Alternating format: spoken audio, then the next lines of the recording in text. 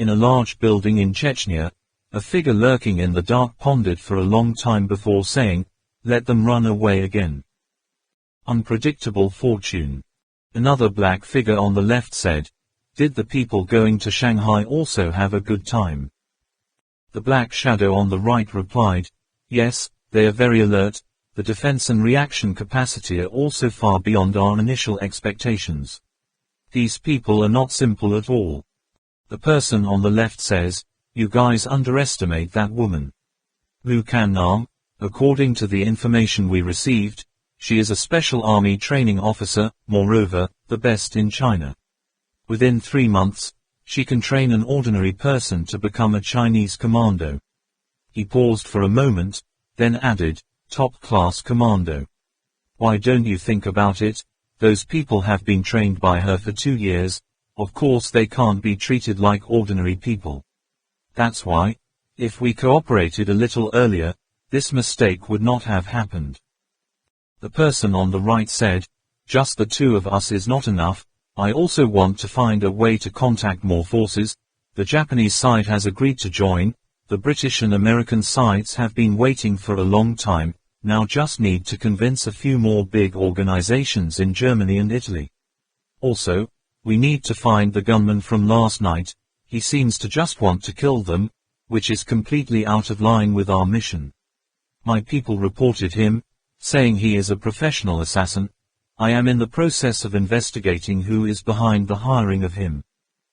The person on the left said, "Okay, if the two bosses in Italy and the US agree to send people to negotiate, maybe we can link up. There's no need to force each other." The town of Tobermory in England. Merkin paced uneasily, muttering incessantly, "So stupid, so stupid." Soars said with a smile, "There's no need to complain. After all, they're exposing themselves, as long as we don't get exposed." Merkin said, "You don't know, my people say, they've got a new lead. There's going to be a very important breakthrough soon. I've put a lot of expectations on them." But at that moment, he said, suddenly a bunch of people like that appeared. I don't understand what they were thinking. How could they leak information? Looks like I overestimated Lu Kannam's ability. Now, all the big clans, dozens of forces like flies smelling dog shit, they're all moving. I think it's possible that the higher-ups in the organization have also received the information. Until then, it will no longer be in our control. On the way, Trak Mok Kwong Ba and Sean told each other the situation after they were busy breaking up. Sean said, after that tropical jungle expedition, he had a mental concussion, and it took a while to get home. At that time, he didn't say goodbye because he could not only take care of Trong Lap and Yueyang, but was saved by a girl. The pride of an English nobleman made him very embarrassed. Later, a few friends invited him to travel around Europe.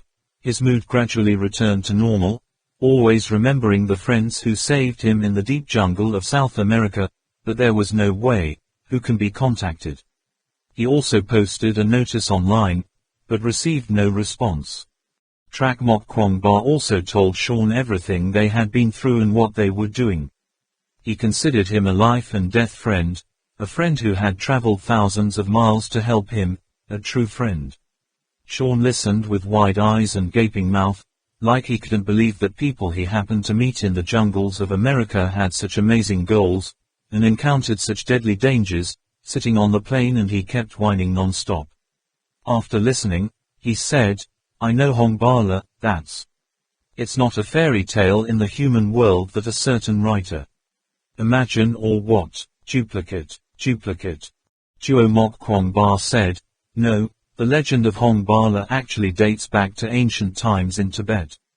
Although it is not known when it began to circulate, many people believe that it exists, and there are countless followers who spend their lives searching for this secret land. That writer I also know, named James Hilton, he traveled to Tibet, heard about this legend, and then rewrote it into a travel novel." Trong Lap raised his hands to hold his head, muttering to himself, "Bakbala, Shamhala, Hongbala, Shangri-La, I didn't expect it to have so many names. What is the Atlantic continent, the center of the world? The earth, the human realm, the holy place of Buddhism, the Japanese religion, having so many identities at the same time, this place is a puzzle. Returning to Lhasa, Trak Mok Kwong Ba saw Professor Fung Tan sitting in an electronically controlled wheelchair. The armrest had a board over it, and a laptop was placed on it. The professor's silver hair was still the same, only a few more wrinkles on his forehead. Although only a few months apart, but in these few months, Trak Mok Kwong Ba has gone from shock to anger, from disappointment to despair, then awakened again, feeling like two lives. Life is completely different. It was this teacher and his afflicted brothers and sisters that pulled him from the dark grey space back to life. Now, seeing the silver-haired old man whom I respect the most, how many words were stored in Trak Mok Kwong Ba's heart was stuck in his chest, just staring blankly at Professor Fung Tan like a father. The professor gently pushed the joystick next to his hand, put the stroller next to Trak Mok Kwong Ba, said, "Back, you seem to have lost a lot of weight. Teacher. Put your things down first, no one is watching, right? This person is, Sean, I already told you, Sean, this is my teacher, Professor Fung Tan. Come on, sit down, don't be shy." After that, Trak Mok Kwong Ba introduced the two to each other. Professor Fung Tan is very happy to have Sean join. Everyone conducts research and discussion. Just like that, Sean has gradually integrated into this group. His aristocratic temperament and well-pronounced English make everyone sympathetic.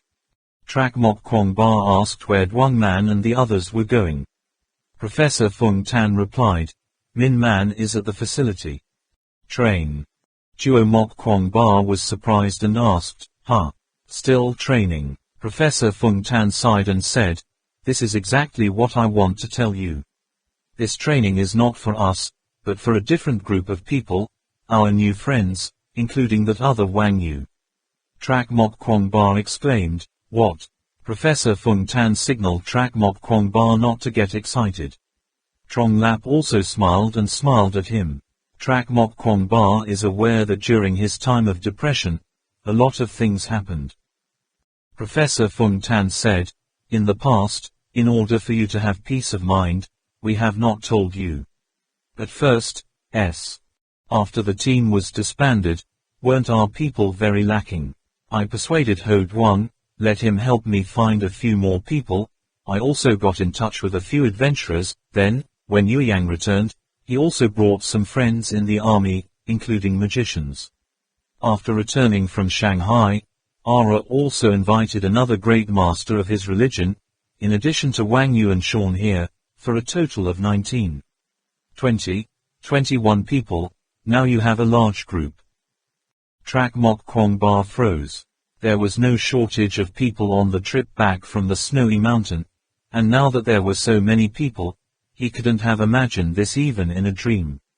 Professor Fung Tan laughed again and said, "Surprise, right? Even I can't believe it." Duo Mok Kwong Ba said, "Are they still training?" Professor Fung Tan nodded and replied, "Well, Lu Kan Nam said that although they have the foundation to be explorers, they still need to train systematically for several months to reach our level when going to America, so she set him up with a very detailed training process from the beginning, and the timing of laying the groundwork is the most important, so we didn't let them go to Shanghai last time either." Trak Mok Kwong Ba suddenly thought of something and quickly asked, "Is it so crowded? Teacher, tell me, do they have anything to do with those?" Professor Fung Tan raised his index finger and said, "It's not wrong, I also think so.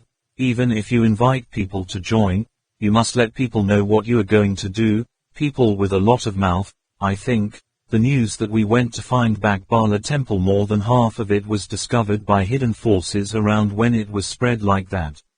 This trip we don't need so many people. Lu Kan Nam will test them very seriously.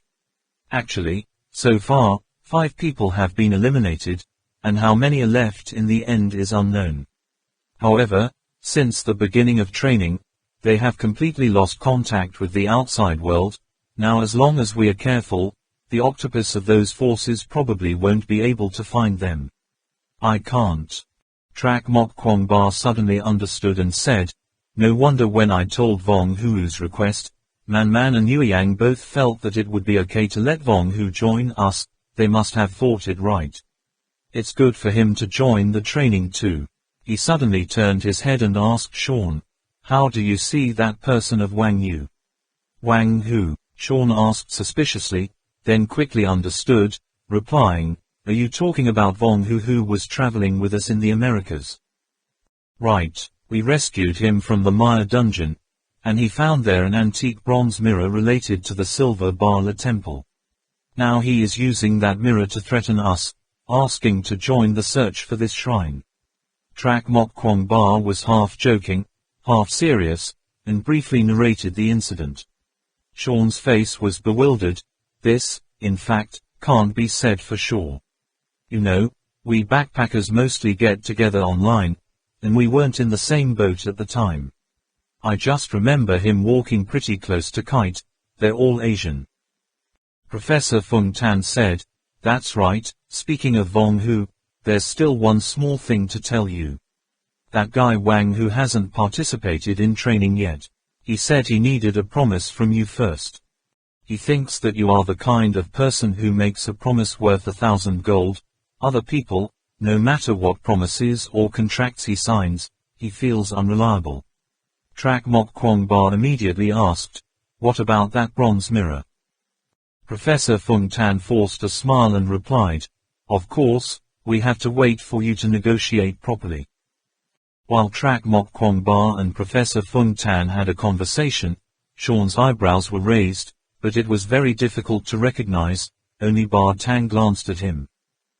Trak Mok Kwong Ba said, I still feel that it is too dangerous to risk letting Vong Hu join. I have a feeling that when he came to me, his expression seemed to be very impatient. I don't know what the purpose was, no more. Is that bronze mirror really that important? Professor Fung Tan turned on the laptop on the shelf in front of the wheelchair and said, look at this, remember. Duo Mok Kwong Ba and others surrounded themselves in an arc, staring at the professor's computer screen. The image on it looks majestic but strangely mystical, exuding a very strong local nuance. Trak Mok Kwong Ba can't be forgotten. This is the drawing on the four walls of Death's Palace in the 5th floor of the Maya Palace. The other three were all just seeing it for the first time, and they all exclaimed in horror at the drawing that exuded a fiery aura. Professor Fung Tan said, look closely, this picture, this picture, this picture too. He moved his finger, repeatedly pointing out several different pictures, all of which did not have specific symbols. There are some drawings with intricate decorative patterns, some of which are drawings on the lid of the coffin, and even those that no one understands are marked with black dots. Professor Fung Tan said, at first, all Maya experts did not notice that there was any difference between these pictures, but when they reached the end of the text inscribed in the tomb, they immediately discovered a problem. In the inscription there is a word that is mentioned many times. Experts have relied on speculative notation, which could perhaps be translated as ray of light. Some experts also hypothesized, saying that the symbolic meaning of the symbol could be separated ray of light. In addition to appearing many times, this word is also associated with the god Nadimuke that the Maya worshipped. Until now, experts have not been able to explain its true meaning. But actually, with the clues we currently hold in our hands, directly translating the combination of symbols, it is probably. Seal the castle is illuminated by light. Trak Mok Kwong Ba asked suspiciously. There is also a possibility that there is another meaning, right? How can you guess that? Professor Fung Tan waved his hand to signal him to stop, and continued, listen to me. There is another reason why this translated passage has become a bottleneck in the translation process of Maya experts. When the experts translated this inscription, on the one hand they compared some sample texts, and looked for similar symbols. On the other hand, they discovered that, while carving this inscription in the tomb, the Mayans also carved around the four walls figures corresponding to it. Comparing these drawings and inscriptions, there are many passages that are difficult to translate that become much easier. However, The part about the god Nadimuke and the ceiling of the castle illuminated by light does not have any corresponding drawings, so it becomes a difficult puzzle to solve in the eyes of Maya experts. The day before he went to Moscow, my expert friend suddenly remembered that, in the pile of documents about the frescoes I sent him, there were a few paintings with only patterns without any real content, economic. At the same time, he thought of another story, that of an English archaeologist studying the green jade mask of the Maya king, Pakal. He thinks that inside this mask there is a lot of information hidden, not just as simple as its appearance, so he is determined to unlock the mask's secret veil. After experimenting with many methods, the archaeologist's attention focused on the special small black dots, which look like markings on the lid of the coffin. At this point, Professor Fung Tan looked at Duo Mok Kwong Ba see if he has any impression. Trak Mok Kwong Ba was shocked. Of course he was impressed. Everything in that palace left a deep impression on him, including, of course, the drawings that looked incomprehensible, but there were very prominent little black spots that made the mark. Professor Fung Tan was very pleased with Trak Mok Kwong Ba's reaction. Isn't it impressive? The images we recorded in the Palace of Death in the Maya Palace have similar similarities. At that time, the other archaeologist had a strange hunch. He took those marked images, divided them into small pieces, and then processed with X-rays, making the pictures taken. An entity that can't see through becomes a transparent image that light can see through, like this. Professor Fung Tan pressed a few buttons on the keyboard, selecting two pictures with unknown content. What, after being processed by a computer, becomes transparent like X-ray film? The professor manipulated and explained. Then, the British archaeologist superimposed the pictures with similar markings. With the professor's manipulation, the two pictures are stacked on top of each other. A strange scene immediately appeared in front of everyone's eyes. Two pictures that could not see the content expressing anything, after being stacked, immediately formed a completely different picture, the shadow of the picture. The first picture is filled in by the pattern of the second picture. The space in the second picture is occupied by the pattern of the first picture. The two pictures are combined perfectly. In this new picture, the king holds in his hand a snake-shaped staff symbolizing royalty, but standing on the bottom step, above is a very strangely dressed person, solemnly giving the king an object round and shiny. The king's servants were all divided to the left and right, with a serious expression. Those who knelt down below probably belonged to the lower class or slaves. This is. Trak Mok Kwong Ba was so surprised that he was speechless. Professor Fung Tan said, not only that, it can also be like this. After that, he rotated the two pictures 15 degrees, the shadow image immediately created a new image. The king took the circle and kissed the toe of the man's shoe with the odd ornament. Turning another 15 degrees, the image turned into the Maya king placing the circle in front of his chest, showing great reverence and solemnity, as if he was solemnly swearing something. The two pictures were superimposed on top of each other. After rotating consecutively, it was unexpected to combine so many images. The wisdom of the Mayans has once again amazed those living in this modern age.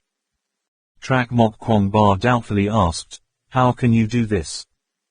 Professor Fung Tan replied, with our current knowledge, it is not thrilling to put two transparent pictures on top of each other to create a new image.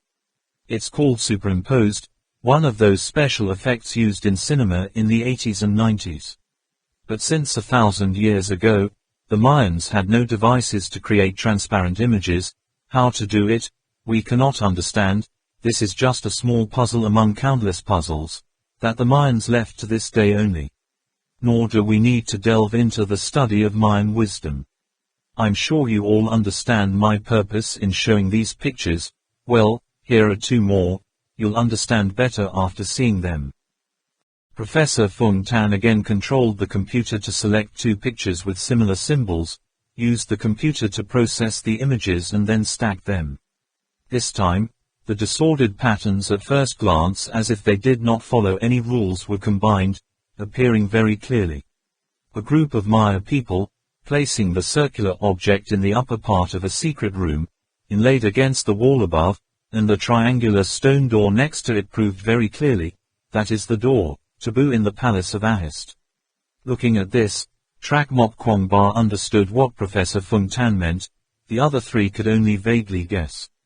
Professor Fung Tan pointed to the picture and said, thanks to the discovery of these hidden images, experts have already translated 90% of the inscriptions in the palace, so based on the information we have gathered so far, it can be affirmed that the bronze mirror in the hand of Vong Hu is the citadel of light shining, that 1,000 years ago the messenger County GE crossed the ocean and brought to America.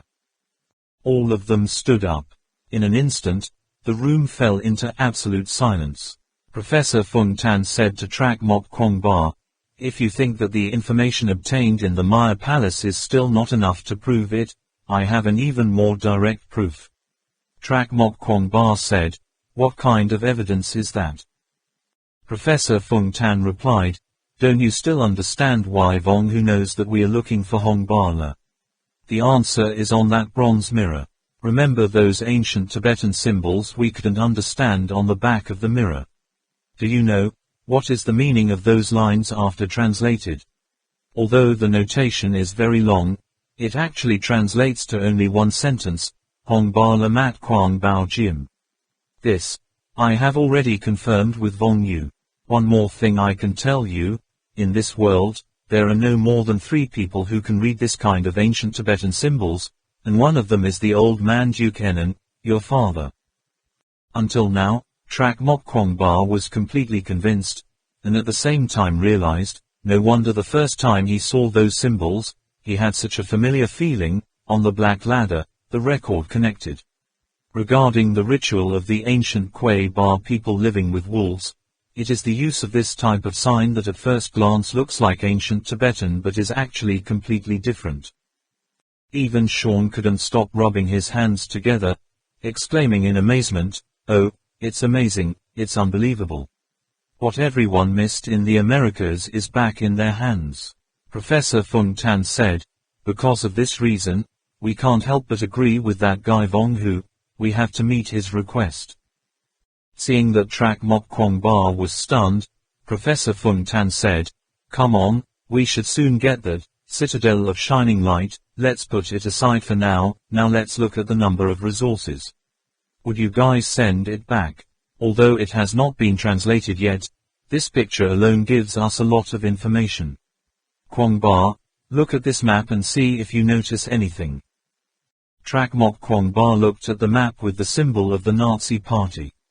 Although he didn't understand the landmarks that were written on it, the painted terrain made him feel like he had seen it somewhere before. After a long time, he hesitated. I think I've seen it somewhere, this is. Professor Fung Tan smiled and said, look at this other map. Then, he immediately controlled the computer to turn on another map placed next to it. Trak Mok Kwong Ba immediately understood, exclaiming, oh, map of Ali. Putting the two maps side by side, the outlines are amazingly similar.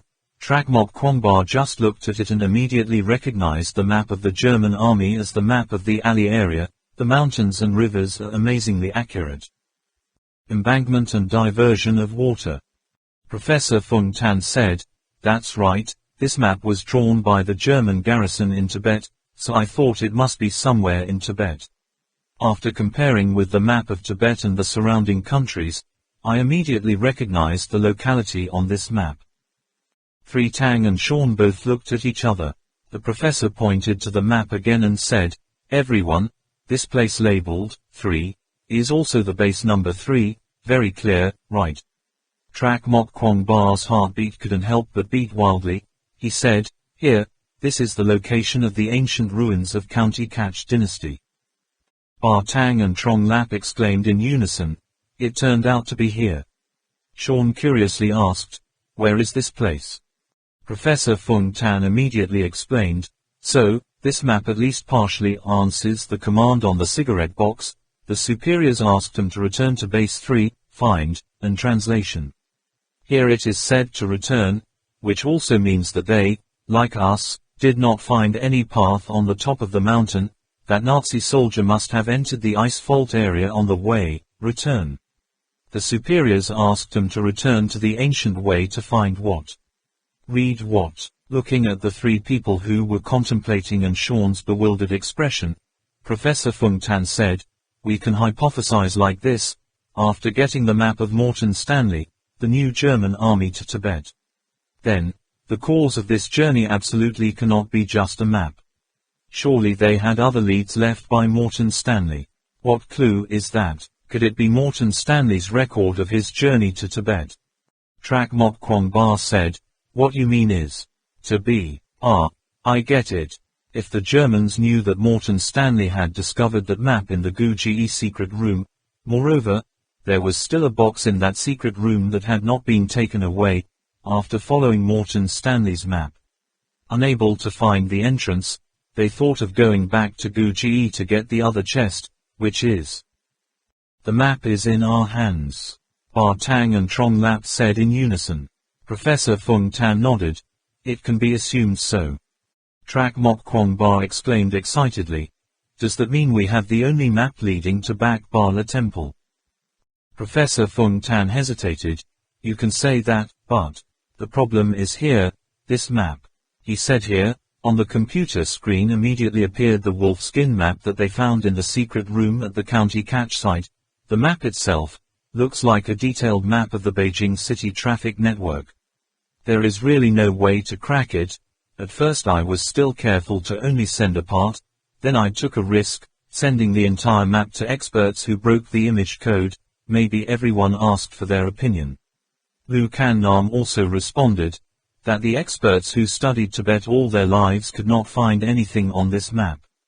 The conclusions of all experts are exactly the same. There is no map showing the direction like that. 10 of them, 8 of them refused to continue to study this map in depth, just looked at it and told me right away, this is clearly a fake map. So our lead here is also broken. Trak Mok Kwong Ba looked closely again. The lines were like spider silk distributed throughout the map. Quite a few lines were colored, besides there were strange symbols. On the whole map, there is no text at all. Those symbols are very symbolic, completely different from the ancient Tibetan language. It can also be said that they are drawings of some abstract animals. Trak Mok Kwong Ba once again sank into the middle of the enchanted area. In the immediate future, just in terms of text signs alone, they have come into contact with 4 or 5 different types, but only understand a little of the ancient Tibetan language, as well as Maya inscriptions, Maya pictographic symbols, and textual symbols. Of the Kwei Ba, also the symbols on the back of the bronze mirror and the ladder referred to the Kwei Ba people living with wolves. As for the countless abstract animal symbols in front of his eyes, all spinning, flying incessantly in his mind. Trak Mok Kwong Ba stared at the computer screen, his face heavy, said, "It also means that, although we have discovered the only map and the citadel is illuminated by light, all of them the clues all stop at these 2 things. If you can't decipher the information contained in them, you can't know anything more. Isn't that right, teacher?" Professor Fung Tan nodded. "You can say so." Trong Lap reminded, "Is it like the Mayan drawings? In fact this map is not what it seems, the real information is still hidden underneath." Ba Tang's hoarse voice said, "But we don't have the original map. Even if it is, we won't have a chance to study it." Professor Fung Tan is calm. On this point, you can rest assured. Since we returned from Shuangkong Island on our own, the experts on Tibet have used all methods to thoroughly examine those 2 wolfskin maps.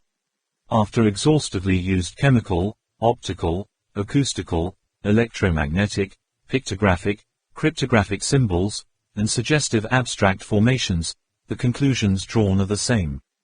These are 2 hand-drawn maps. In addition to using different colors to mark some sections of the road, both maps have not received any special treatment. How we see it, it is like that. Sean also said, "So that means, the key to deciphering this map lies in its content. All the secrets are hidden inside these drawings." Professor Fung Tan nodded approvingly. "That's right." Trak Mok Kwong Ba looked at those lines, and gradually, He felt that the whole map seemed to have turned into a human face looking at him mockingly. Now the most important clue is in hand, but how to solve it becomes a big problem. They are essentially like blind people reading books. Even the basic decoding methods can't come up with them. Professor Fung Tan saw Trak Mok Kwong Ba frowning, immediately comforting. Relax for a bit, there will be a way. Just looking for clues on this map is not enough. In order to decipher the information hidden in it, there are more things to do. First, it is to take full advantage of its ability to gather information regarding Shangri-La and its other known names, which are, after all, surface information that can be found.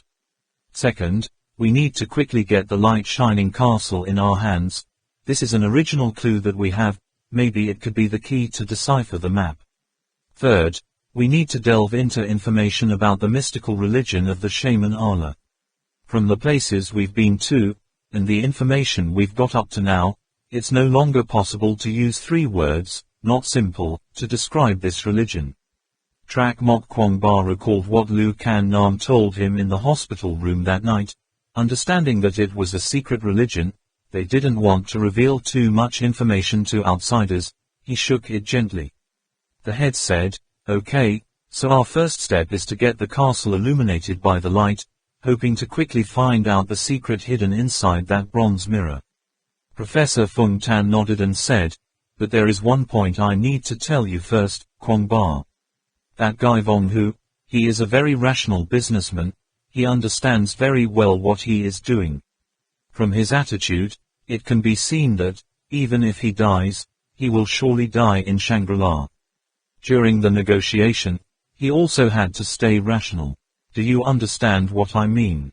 Trak Mok Kwong Ba smiled bitterly and said, "Understood. If he likes to go there to commit suicide, I can't change a person's will." Sean and Trong Lap were not very clear about Vong Hu's business, so they asked for a while to find out. Sean said, "Oh, so that's it. Speaking of which, everyone who has heard of that place wants to go there. But I have an idea like this. Do you know the story of the rower and the mountain of gold? People discovered gold ore in a certain state in America.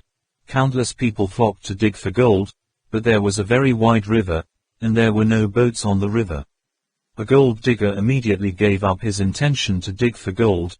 He used all his capital to buy a boat, transport people across the river, collect very expensive money. Regardless of whether the gold diggers got real gold or not, the boatman was still richer than all of them. Our situation right now, it seems to be very similar. It's better to just open a travel agency. Anyway, how many people want to go like that? If you want to go, let's go. We stand to collect the fee. Whether or not they can solve the financial problem, but whether they can find the place or not, whether they come and find what they want is another matter." Sean realized that this was not a bad suggestion at all, but after finishing his words, he suddenly found that everyone else's eyes widened in surprise, and couldn't help but be a little worried. I said it wrong. What? After contemplating for a while, Professor Fung Tan was the first to speak up. "Looks like we need to change our way of thinking."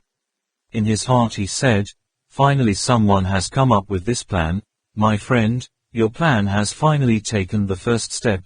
This road, it's really dangerous. Kwong Ba, forgive me, I can't tell you the truth this time." Trak Mok Kwong Ba patted Sean's shoulder and said, "Only you can think of this, Sean." Initially, Trak Mok Kwong Ba and the members of the special training team just wanted to gather in a small group, secretly going to find Bak Bala Temple. Even if they looked for friends to help, they would never think of the option of buying boats for a fee. Also for this reason, when Vong Hu offered financial support in exchange for a leg in the Shangri-La delegation, Trak Mok Kwong Ba refused immediately without thinking. When facing Merkin's group, they also had a non-cooperative attitude. The two sides secretly fought, and in the process of competing for that clue, it seemed that they were the final victor.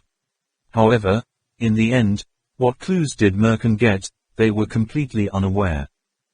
After the news leaked out, the forces from all sides rushed in like a tidal wave. Instinctively, they just wanted to avoid it.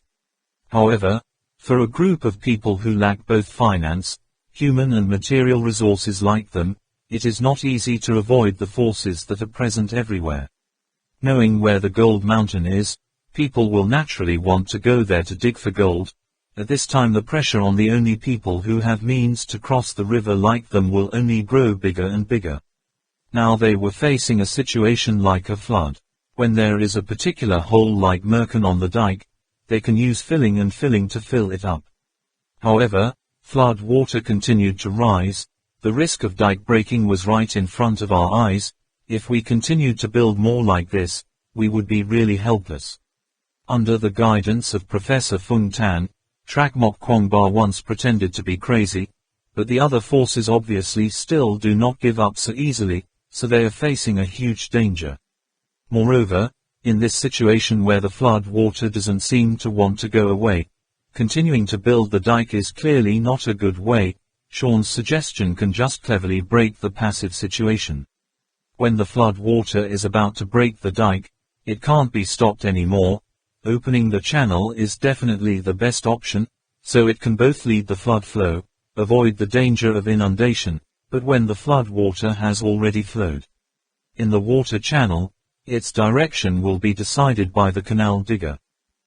Trong Lap disagreed, said, "Can we also let other forces join?"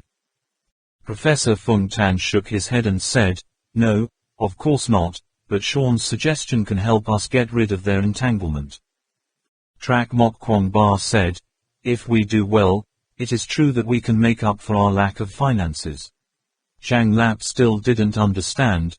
What are people saying anyway? Why do I get confused the more I listen to it? Ba Tang figuratively compares, "Now, those forces are like a bunch of crazy dogs. They stare at us, not because we have angered them, but because in our hands we are hold the bone. If we throw that bone away, Ba Tang said with a cold smile, "At that time, we will see dogs biting each other." Professor Fung Tan smiled and said, "Moreover, when we have the two most important clues, the only accurate map, and the citadel is illuminated by light, then, bring the documents. What's wrong with being recorded in the Maya Palace and Shuangkong Island selling to them on their own?" Sean exclaims, "You guys are so good, this idea is even better than mine." The 5 people negotiated for a while, thinking that this method was indeed very feasible, intending to wait for all to come together and then discuss specific implementation methods. Finally, Professor Fung Tan said, "Okay, everyone has been busy all day, you should rest. Let's just talk about it. Maybe Lu Kan Nam will contact me tomorrow. Kwangba, tomorrow you choose a time to quickly meet the other Vong Hu Han to get the light of the citadel here. I will think about how to contact the optoelectronics experts as well." Trak Mok Kwangba said, "Okay, tomorrow I will go find Vong Hu too." Trong Lap said, "Wait a minute, Professor, where is the package we sent from abroad? I want to take it out for young Master Kwangba to see, so that everyone knows how good the tools we bought are." Professor Fung Tan laughed, and said, "It's all inside, follow me." Trak Mok Kwangba exclaimed, "What? Are they all sent by post?" Trong Lap tilted his head and said, "We buy all electronic components, all of them illegal." We all followed Professor Fung Tan into the house, and saw that there were several packages on the table, all of them not very big on the outside. These are probably the equipment that Trong Lap and the others have chosen to buy based on Duong Do's diary. Trong Lap excitedly rushed over to the table and expertly unpacked. When he took out the items inside, he seemed to have completely transformed into a different person. All kinds of equipment filled a table in front of Trak Mok Kwangba, some recognizable, some unknown how to use. Trong Lap introduced from left to right, suction shoes, one of our most commonly used equipment, dome-shaped shock absorbers, extremely strong elastic support. This does not need much introduction. This is it, the best products, but not American, but French. And this thing, is the original prototype of the hook we use, invented by a college student named Bauer. They call it a helix chain. Trak Mok Kwong Ba looked at that so-called spiral chain, saw that it was as big as a small radio. The steel wire and the reel were both exposed, looking more like the coil on a fishing rod. Father Tang also said, "Is it that big?" Trong Lap shrugged, "No way, currently on the market there is still no new type of hook rope like ours for sale, so you can only buy this type of product from 10 years ago, former climbers. They all wear it on their belts. But don't be afraid, this and the hook have the same principle. As long as we understand its internal structure, we can make a new set of hooks. And here it is, the bat blouse, which needs no introduction, almost identical to the one we used, originally created by an extreme sports enthusiast named Kelly, and a human inventor. Invented by a German named Holden, it is said to have been inspired by flying squirrels." Trak Mok Kwong Ba picked up an item that looked like a rechargeable battery and asked, "What is this?" Trong Lap's eyes lit up, grabbed the rechargeable battery, said, "This thing is very good, let me perform it for everyone to see." Young Master Kwong Ba, he took out his mobile phone. "Professor, your computer must be in a quarantine box." Waiting for Professor Fung Tan to finish putting away the computer, the smile on Trong Lap's lips slowly faded. The guy pretended to be serious and said, "Young Master Kwong Ba, you can try any number is fine." Trak Mok Kwong Ba said, "Then call the teacher's number." Professor Fung Tan's cell phone quickly rang. Trong Lap immediately said, "Pay attention." His right thumb gently pressed on the tail of the rechargeable battery. The battery indicator immediately decreased by 1 step. Professor Fung Tan's phone rang at the same time, and Trak Mok Kwong Ba's head tilted away from the phone that was held to his ear, because the phone was filled with very harsh noises. "What's going on?" Trak Mok Kwong Ba asked. Trong Lap smiled and replied, "This is called an electromagnetic pulse bullet, which interferes with all kinds of electronic devices and causes irreparable damage to some electronic components. In the mandala sacrifice at Hainan Kong Island, we could have won all the way, but we were overwhelmed by those Ben guys inside, we couldn't do it. The point that we are inferior to the opponent is in our weapons are not as advanced as the opponent's. Now that we have this, their camera guns and scopes are no longer working." Trak Mok Kwong Ba looked at the phone with a black screen, still making his own noise, and asked, "How long can it last?" Chang Lap replied, 20 seconds. Trak Mok Kwong Ba exclaimed, "Only 20 seconds. Trong Lap said, "It's okay to be useful at important times, moreover its volume is very small, convenient to carry around, each person can carry 5 to 10 pieces, just need to charge the battery to be able to use it, over and over again, adding this hand crank and solar charger should be enough to deal with the Merkin electronics." Ba Tang was also interested in this type of electromagnetic pulse bullet. He picked up a piece to examine, asked, "Who came up with this thing?" Trong Lap smiled bitterly and replied, "This is a product of war." "Brother Ba Tang, think about it, even the ancients knew how to use magnetic fields to prevent electronic devices from working. People today don't study how to destroy things. The militaries of major countries often make this thing as big as a rocket. The destructive range can be up to several square kilometers. Once used in war, it can render all electronics in a city invalid. Just think, in today's society, if all electronic devices were not usable, what would the scene be like? Its destructive power can be said to be more terrifying than bombs and bullets that directly destroy the whole city. As for this small electromagnetic pulse bullet of ours, it sounds like what intelligence agents use. When stealing confidential information is discovered, it is very effective to use this to disable the cameras installed everywhere." Ba Tang was surprised and asked, "Did you guys get this as well?" Trong Lap shrugged and said, "As long as something is invented, someone will know, but as long as someone knows, it can be bought and sold. Moreover, making it is not difficult. We found this in Iraq, and it didn't cost much." Trak Mok Kwong Ba asked, Is it also according to the instructions in the diary? Zhang Li nodded. That's right. Trak Mok Kwong Ba asked suspiciously. What use is this for an adventurer? Trong Lap smiled and said, I forgot to tell everyone. Wang Go recorded in his diary that he discovered that many ancient peoples had a little understanding of some phenomena of electrical induction, particular word. Although they did not know the inner principle, they had learned to use this induction of electric fields, just like in the door of life, and even in the belly of the giant Buddha. In fact, the effect of Tianzhu is also a kind of electromagnetic induction. Based on those records, I speculated that using this might have the same effect as the heavenly pearl. Okay, that's all for now, Trong Lap said, extending his hand, but don't underestimate these small items. We have to travel around a dozen countries to find the best products. I guess, maybe Ho Duang's team leader still has to go find gravity bullets and life jackets. Those things must be very useful as well. West Tower Mage. The next day, Zhuo Mok Kwong Ba took a plane to Shenzhen alone.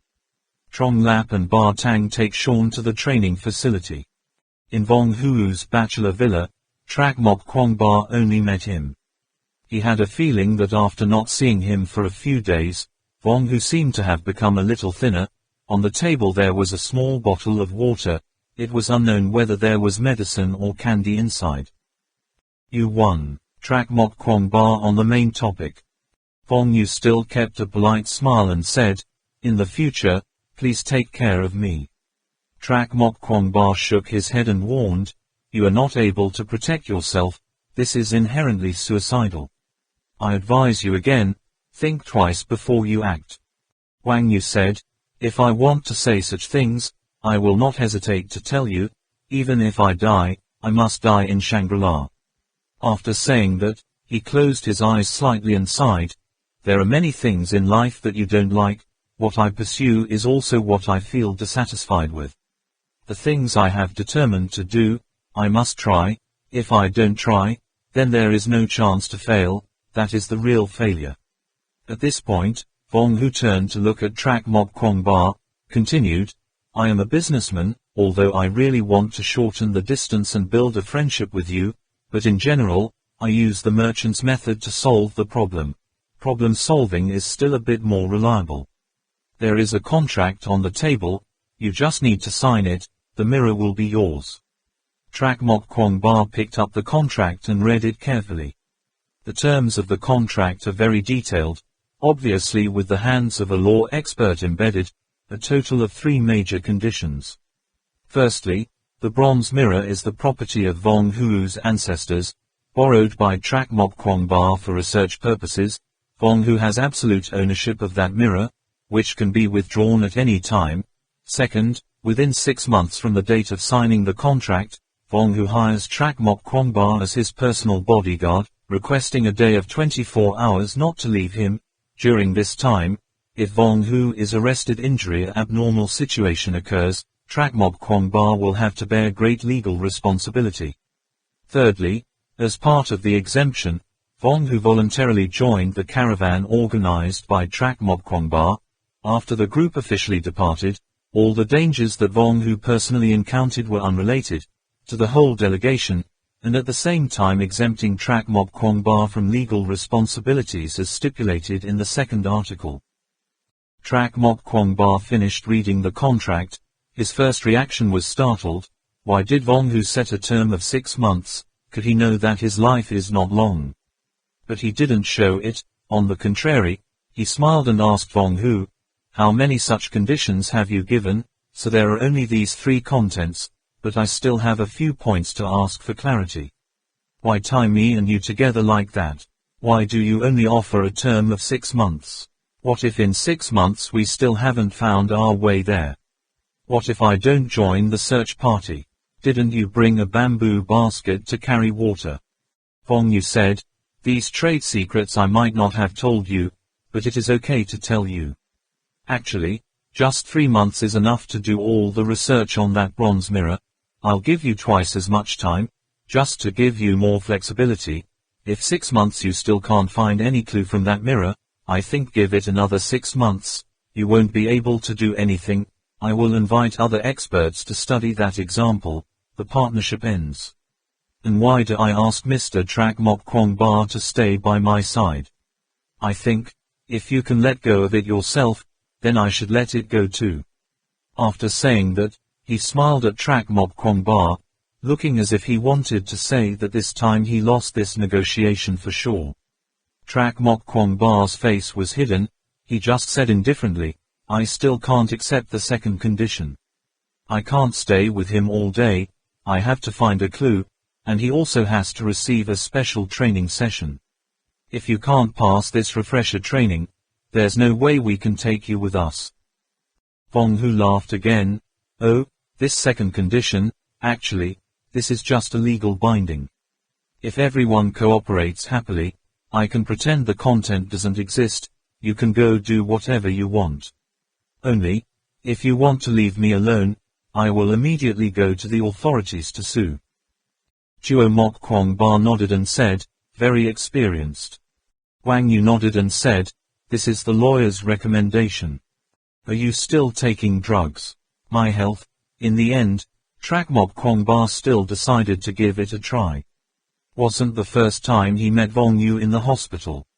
Vong Hu leisurely picked up the medicine bottle and said to Trak Mok Kwong Ba, see clearly, CEO Trak, this is a vitamin, this is to ensure that my physical strength is always abundant, a habit of decades, now.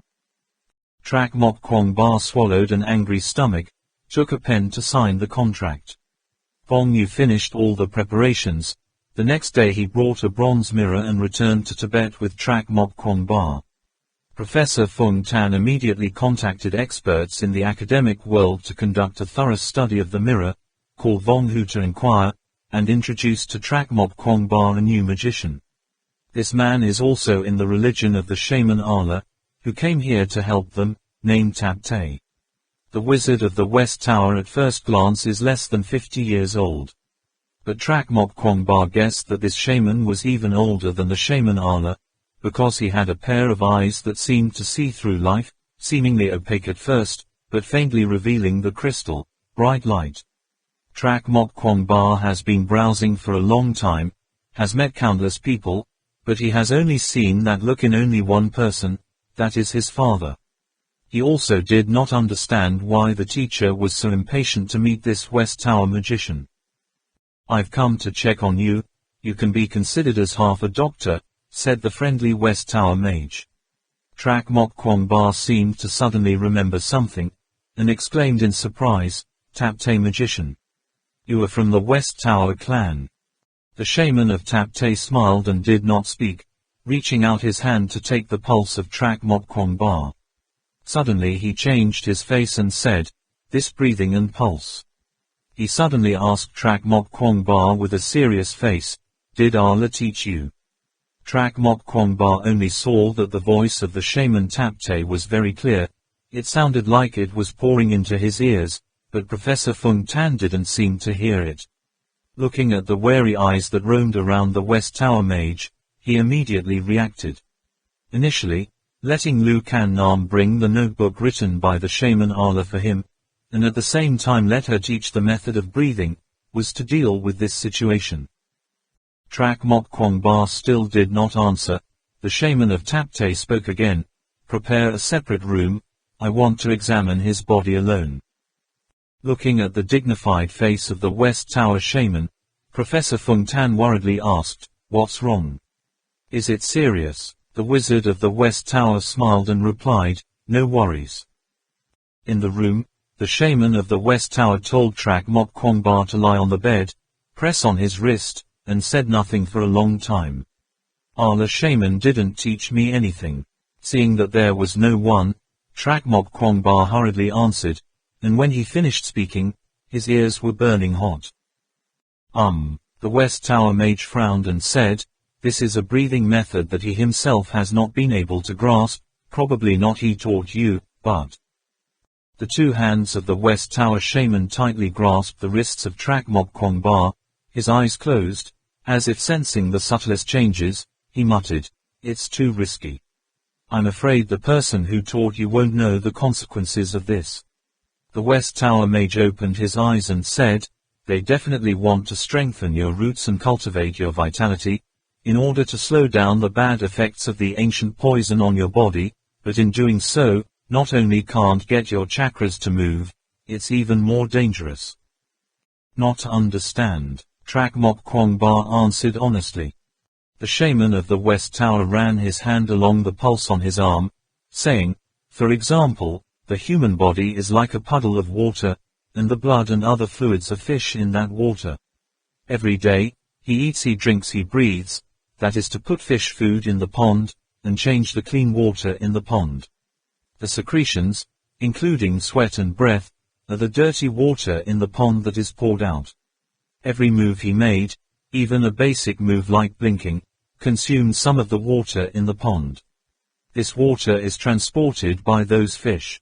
Every day, the amount of food a person can eat is limited, so the water in the lagoon is also limited, the number of fish in it is also limited, so the movements and explosive abilities of humans are also limited.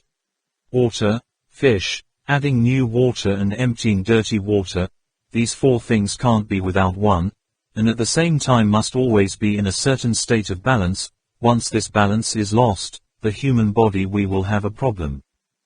The West Tower shaman told Trak Mok Kwong Ba to lie on his back, raise his arms high, then touch his heels again, saying, the energy needed for the body to perform the movements is provided by those fish, but here is a condition: when the water in the pond is not enough for those fish to work, they will not bring water to the body to work anymore. This is the phenomenon of exhaustion, using all that people can still say. As for this method of his breathing, which is almost like opening an extra valve in the water tank, can directly bring water to the muscles, without the need for fish anymore, so he can have strength extremely powerful in a short time, but the water in the pond is limited. If the muscles are used up, the fish in it will still be alive. Oh, I get it. Trak Mok Kwong Ba finally understood a little bit about his body condition when he returned from Moscow.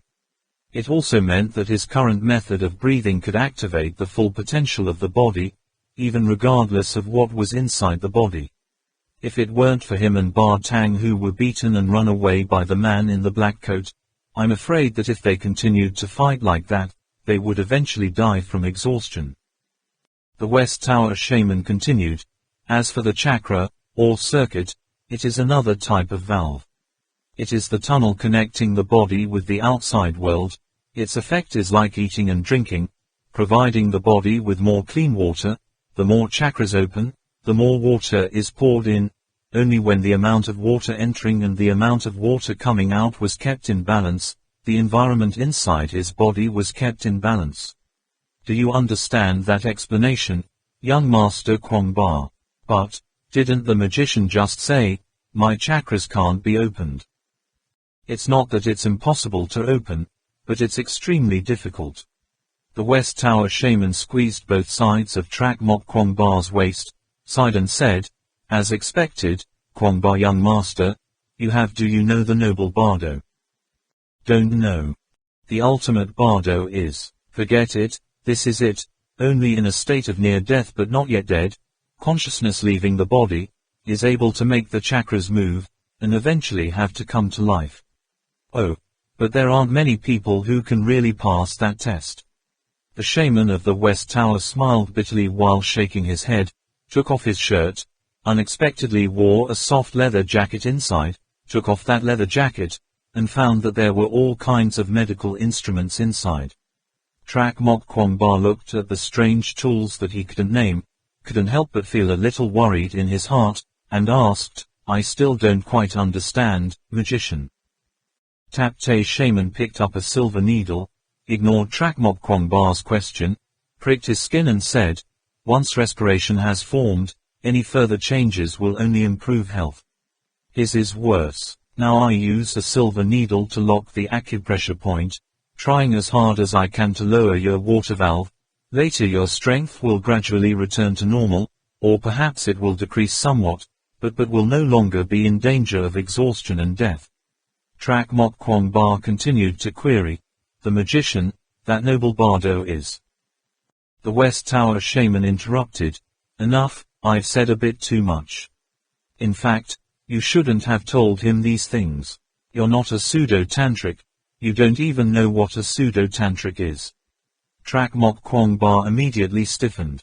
That's right, the shaman Allah once told him, those who do not pass the test of the secret monk will absolutely not be recognized by them. The West Tower mage does not investigate this breathing method. Where did you learn to be so loving? The West Tower mage also doesn't seem to want to dwell on it, saying, however, the poison neck on your body is also a little different from what I thought. It seems that the records in the bibliography also have a mismatch. I don't know if it has been thousands of years, so the nature and status have changed or not. Don't get up, keep lying there. The West Tower shaman once again checked the whole body of Trak Mok Kwong Ba, but this time it was not following the meridians, but more similar to the method of Western medicine. Trak Mok Kwong Ba also followed the words of the shaman of Tapte, asking, Sorcerer, I don't understand, those ancient poisons were used by the ancients more than 1,000 years ago, why, with the level of science and technology of the ancients, today's medicine still can't diagnose. Could it be that the medical technology of our ancient Tibetan people more than 1,000 years ago was more advanced than modern medicine today? The West Tower mage calmly said, in a way, it can be said. Duo Mok Kwong Ba exclaimed in surprise, huh? The shaman of the West Tower took his pulse and said, this is related to the history of the origin and divergence of medicine. The medical community has always believed that the ancestor of Chinese medicine was Kai Ba, who had a dialogue with the emperor in the Emperor Nakin, and the ancestor of Western medicine was a philosopher named Hippocrates. The views of Chinese medicine are metal, water, wood, fire, earth, meridians and heaven and earth, and the views of Western medicine at that time were water, fire, wind, and earth. These two views are very similar, and can even be said to be compatible, and some scholars hypothesize that the ancestor of Chinese medicine Kai Ba and the ancestor of Western medicine Hippocrates are actually the same person. These two names sound pretty similar, don't they? Trak Mok Kwong Ba replied. Didn't expect Chinese and Western medicine to have a history of origin like this. Didn't expect the academic theory of Western medicine to be so similar to Chinese medicine, so why does Western medicine today become completely different? Maybe with Chinese medicine. Just listen to the shaman Tapte continue to say, why in modern medicine, Chinese medicine and Western medicine appear such a big difference. To explain this, it is necessary to start from the philosophical thought of China and the West. Our Asian philosophical thought system takes the concept of humanity as the key, focusing on results, while the Western philosophical system takes logic as the main focus, focusing on reciprocal relationships. At this point, it can be recognized from religious beliefs and myths and legends.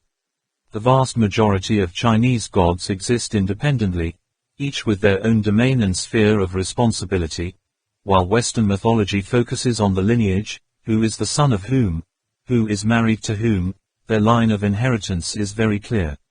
When these different philosophical concepts are applied to medicine, it will create different development directions. The Western Tower shaman told Trak Mok Kwong Ba to turn over, feel the meridians on his spine, and then continued, our Eastern medicine mainly focuses on studying which medicine can cure which disease. Since the time when Shennong tasted herbs, those medicinal remedies were all conclusions based on hundreds of thousands of tests by their predecessors, and there were problems like chemical reactions between those drugs. How it works in the human body, our ancients don't care. Western medicine is different. When they discover a certain medicine can cure a disease, they will use all kinds of methods to find out if that drug will work in the body after that drug enters the body, which brain, how it works, which organs in the body absorb, and so on. Therefore, Western medicine takes anatomy as the basis, and at the same time continues to develop on this basis, attaching importance to the causal relationship, while our Eastern medicine is the continuation of this discipline, research on the 5-element meridians, with more emphasis on substantive and experimental effects. Strictly speaking, Chinese medicine places great importance on experiment and results, while Western medicine places great importance on experiment and the process of transformation leading to that result. Both of these medical views are incomplete, or can be said to go in two extreme directions. Chinese medicine continues to develop like that, will become a medicine that only knows that, but cannot explain why it is like that. Western medicine, on the other hand, is limited in thinking by logical relationships, making it impossible for Western medical scientists to conduct comfortable medical experiments on a large scale. It must be known that a lot of things invented or discovered by the ancients are all about mixing different elements, and then randomly discovered. But modern science uses only one sentence, saying this is an unscientific experimental method, and then completely denies it. Trak Mok Kwong Ba lay face down on the bed, said, "If you say that both Chinese and Western medicine are not perfect, so what is perfect?" The West Tower shaman smiled and said, "That is the new point of view that some medical scientists have proposed in recent years, called the unified Midwestern medicine. Currently, there are many universities in the country that have opened a department of Midwestern general medicine, and there are also Midwestern medical hospitals in the country. This point of view is to use the differences between the two schools of complementary medicine to achieve the goal of improving health and healing for patients. But the ancient Tibetan medicine, which is more advanced than modern medicine, lies in this combination of Midwestern medicine." Trak Mok Kwong Ba froze. "So what does that mean?" Shaman Tab Te explained again. Chinese medicine originally had an anatomy branch. Even in the Emperor Neijing, there was knowledge of anatomy, but later it was influenced by Confucian doctrine and the domination of feudalism. Surgery was judged as extremely immoral and immoral, so it was banned. Western medicine, on the other hand, was restrained by circumstances and the ruling class, and developed even more slowly than Chinese medicine, and it was not until the Renaissance that it made a big step forward. Again, thank you to the ancient Tibetans, or else we don't know how backward Western medicine is. The period before the Renaissance, known as the Dark Millennium in the history of Western medicine stopped at the most primitive stage, not only did not develop, but also showed signs of indentation, back again. Regarding Chinese medicine, because of the finiteness of accumulating experience, only developing to a certain level will stop moving forward, and the family lineage system also causes a lot of experimental results, lost transmission. Therefore, by the end of the Ming dynasty, the development of Chinese medicine could no longer keep up with Western medicine.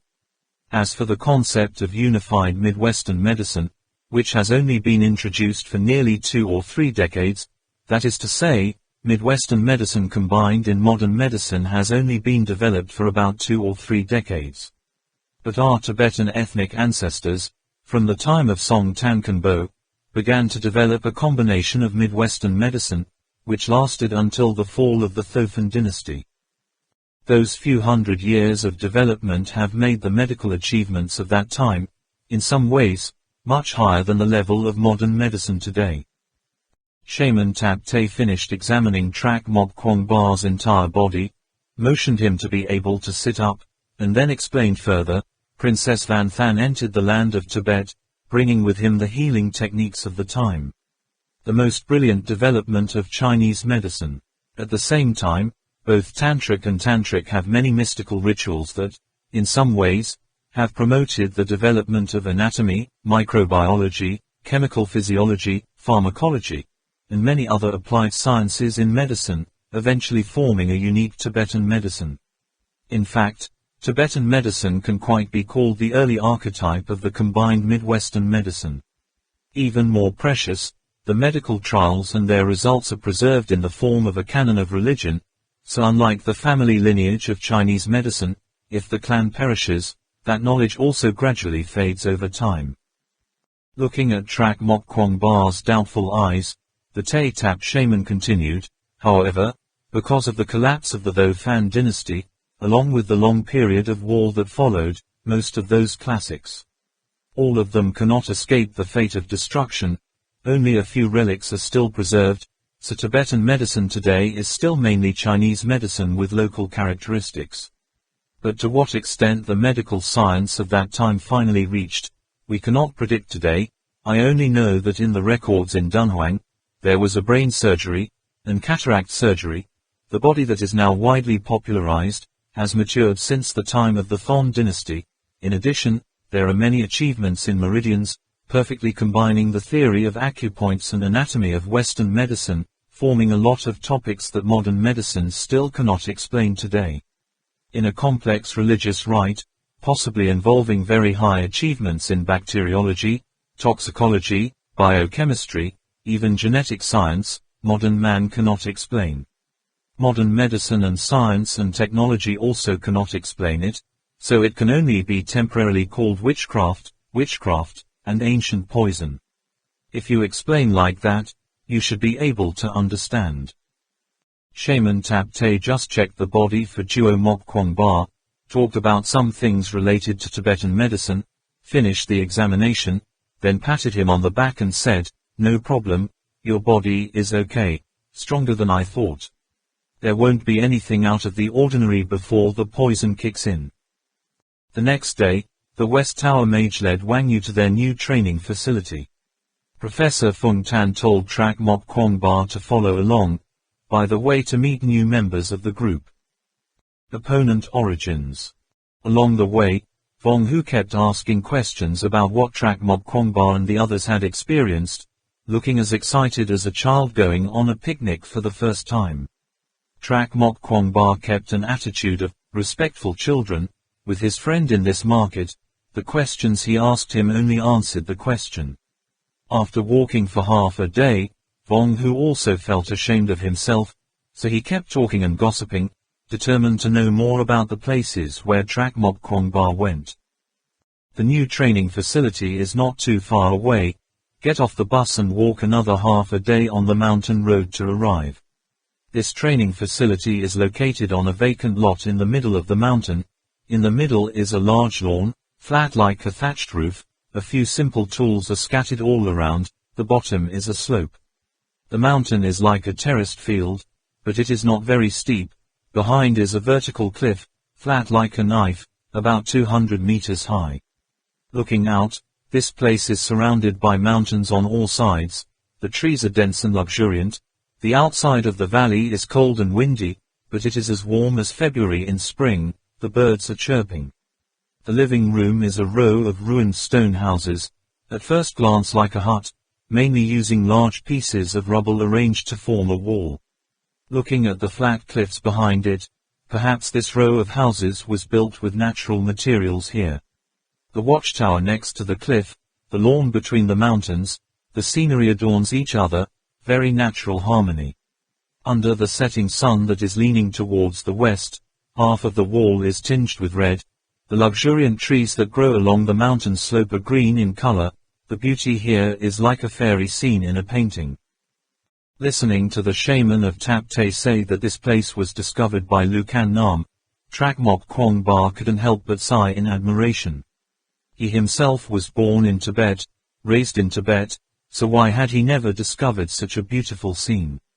Since when did the wilderness areas where human footprints are rare, when did they suddenly become so indescribably beautiful?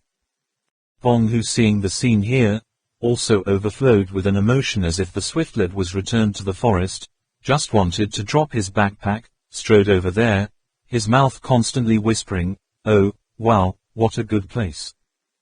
At this moment, behind the three of them, a voice called out, "Give way, please." Seeing only a majestic body behind, shoulder carrying two large buckets of water, walking on the small road leading to the mountain, but as if walking on flat land, Trak Mok Kwong Ba and the shaman Tap Te immediately retreated to one side, leaving room. Vong Hu has a ledge, avoiding the water tank but not avoiding the tall body. The two sides touched each other. Vong Hu immediately staggered, took 3 or 4 steps back to stay steady. The water bearer loudly said, "Are you okay? The mountain road is difficult to walk, be careful." This man's voice sounded like a bronze bell, but it was the original Beijing accent, and after speaking, he continued to move forward. Of the three, only the West Tower shaman has been to this place, but just passing by to give him the address, Professor Feng Tan called to invite him to Lhasa, so all three did not know any of them. A bunch of new people are being trained here, and the tall, muscular man doesn't even recognize them. Trak Mok Kwong Ba looked at that person's back, seeing that he was a little shorter than him, but his large and majestic stature, exuding a sense of solidity and strength. The other man took a few steps before he turned his head, about 30 or 40 years old, thick lips, square face, big eyes and thick eyebrows, a face full of suspicion. What are you doing here? Trak Mok Kwong Ba noticed that this person's upper lip did not have a moustache, his throat did not have a pharynx, his voice was loud and rude, but his tone was very high. If his first impression of Lu Kan Nam could be used to describe the 4 words, Weighing Kwakan Tu, this sister made him immediately think of the 4 words, compassionate female hero. At this time, on the empty land in the distance, someone ran up, and from a distance shouted, Sister Trong, you're back. It turned out to be Yue Yang. Then, when he saw the 3 of them, Trak Mok Kwong Ba immediately joyfully shouted, Young Master Kwong Ba, everyone came so early, ha ha. The guy ran a few steps to the place, pulled the pole on Ms. Trong's shoulder, said, Let me. Ms. Trong, this is the young Master Kwong Ba. Young Master Kwong Ba, this is Ms. Trong, is a lover of adventure activities, a friend of Captain Ho Duong. Everyone talked to each other. Finished, he immediately carried 2 buckets of water and ran towards the stone houses, loudly shouting, Everyone hurry up and see, the young Master Kwong Ba is here. Trak Mok Kwong Ba couldn't help but cry and laugh, listening to Nyak Tuong talk as if asking people to see rare animals in the zoo. He narrowed his eyes, only to see that Zhang's face was both suspicious and smiling, as if to say, it's not quite what I imagined. He was thinking so, when he saw her hold out her hand and say, it's not quite what I imagined. Trong Din Ho is working at The Enna Company. Trak Mok Kwong Ba extended his hand. This The Enna Company he also knows. It's a makeup company. Most of the products that Man uses come from this company. It's hard to imagine this lady with a masculine, adventurous name working in a cosmetics company. However, looking back, this lady Trong Din Ho is also very cleverly dressed, not tattooing her lips, applying lipstick, and making people feel that there is still some natural beauty under that rough face of women. The 2 people just shook hands. Trak Mok Kwong Ba has a feeling that the hand is thick and strong. It can be said that it is different from heaven and earth with man's small hand. Trak Mok Kwong Ba, formerly working at Thien Su Group, is now unemployed.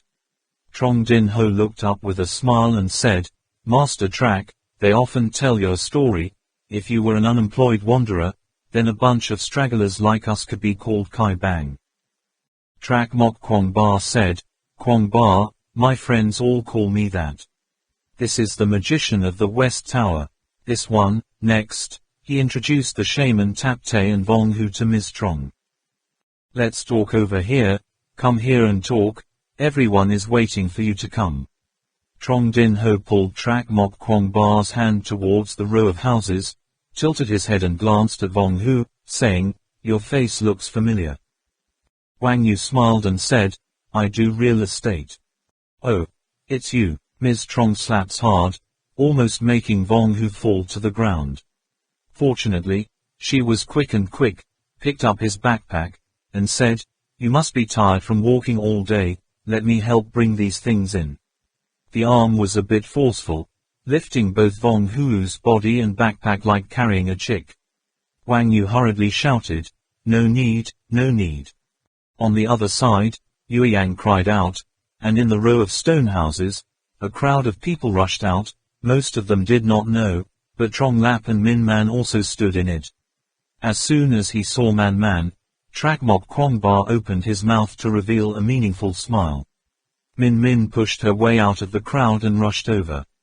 Sister Trong glanced at Trak Mok Kwong Ba, grinning, Your little lover is coming, don't hurry up. Trak Mok Kwong Ba bowed his head and smiled, stepping up to meet him. Min Min immediately dived into his lap. Trak Mok Kwong Ba also happily picked her up and turned her around a few times before stopping. The two of them rubbed their necks together, standing in the wind. A few filial people saw that and immediately roared. Next, Yue Yang and Trong Lap introduced new people to Trak Mok Kwong Ba in turn, more than half of which were found by Captain Ho Duong. Everyone talked happily, only Lu Can Nam's shadow was nowhere to be seen. Trak Mok Kwong Ba knew that she must be in the room to arrange documents, or deliberately did not want to see him. He didn't know why, but he felt like he was missing something in his heart. Chatting a few sentences, Trong Lap immediately came to him, whispered in a low voice, "Young Master Kwong Ba, the teacher asked you to come in and talk." Trak Mok Kwong Ba nodded and looked at Ms. Trong, who was loudly saying something. For some reason, he felt that this Lady Trong had just met, but as if he had known him for a long time, talking about everything from business to dogs, then from dogs to adventure, the feeling of regret for having met. It was so late, it was completely different from the time with Vong Yu. He patted her shoulder and said, "I'm leaving for a moment, Lu Can Nam calls." Trong Din Ho said, "Go, that girl is very dangerous. If she doesn't go to train special forces, go to the market to do business, she has no opponent. Neither you nor I are her match." Trak Mok Kwong Ba walked 2 steps, she said loudly, "Hey, Kwong Ba, I'll help you clean up your room, drink wine tonight." Trak Mok Kwong Ba, one voice, then called Trong Lap, "Let's go." Trong Lap shook his head, "No, the teacher only called you, he didn't call me." After saying that, the guy immediately glanced at Min Min, along with Yue Yang revealing a very cunning smile. Lu Can Nam's room is at the left end of the stone house. Before they got there, the commotion in the right row had subsided, in the strangely quiet corridor, as if something had separated the two worlds. Wherever there is Lu Can Nam, that place is always quiet and strangely cold. Trak Mok Kwong Ba pushed the door of the room. Lu Can Nam was standing alone by the stone window, the sun shining down on his long, iridescent black hair. Half of his face was pink, the other half was a little pale. Trak Mok Kwong Ba stood outside the door, Lu Can Nam stood under the window, 4 eyes staring at each other. After a long time, Lu Can Nam said, "It's here. Meet the people out there. Sit down." "Okay."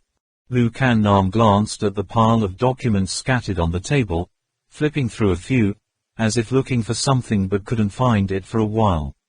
Trak Mok Kwong Ba sat down on the chair farthest from the window, quietly observing her. Lu Can Nam rearranged a few files on the table, raised his head and said, "Yes, yesterday when I heard Ba Tang's story, the 2 brothers in Russia had encountered an extremely powerful opponent, and later he was completely defeated. The body's escape was also caused by resisting him." Trak Mok Kwong Ba nodded and briefly recounted their situation in Russia. He knew that Lu Can Nam had some information from Professors Fung Tan and Ba Tang, so he only told some details and gave some personal opinions. Lu Can Nam doesn't seem to be focused. She did not show much interest in the small details of Trak Mok Kwong Ba's battle, only asking a few questions, but all about his health.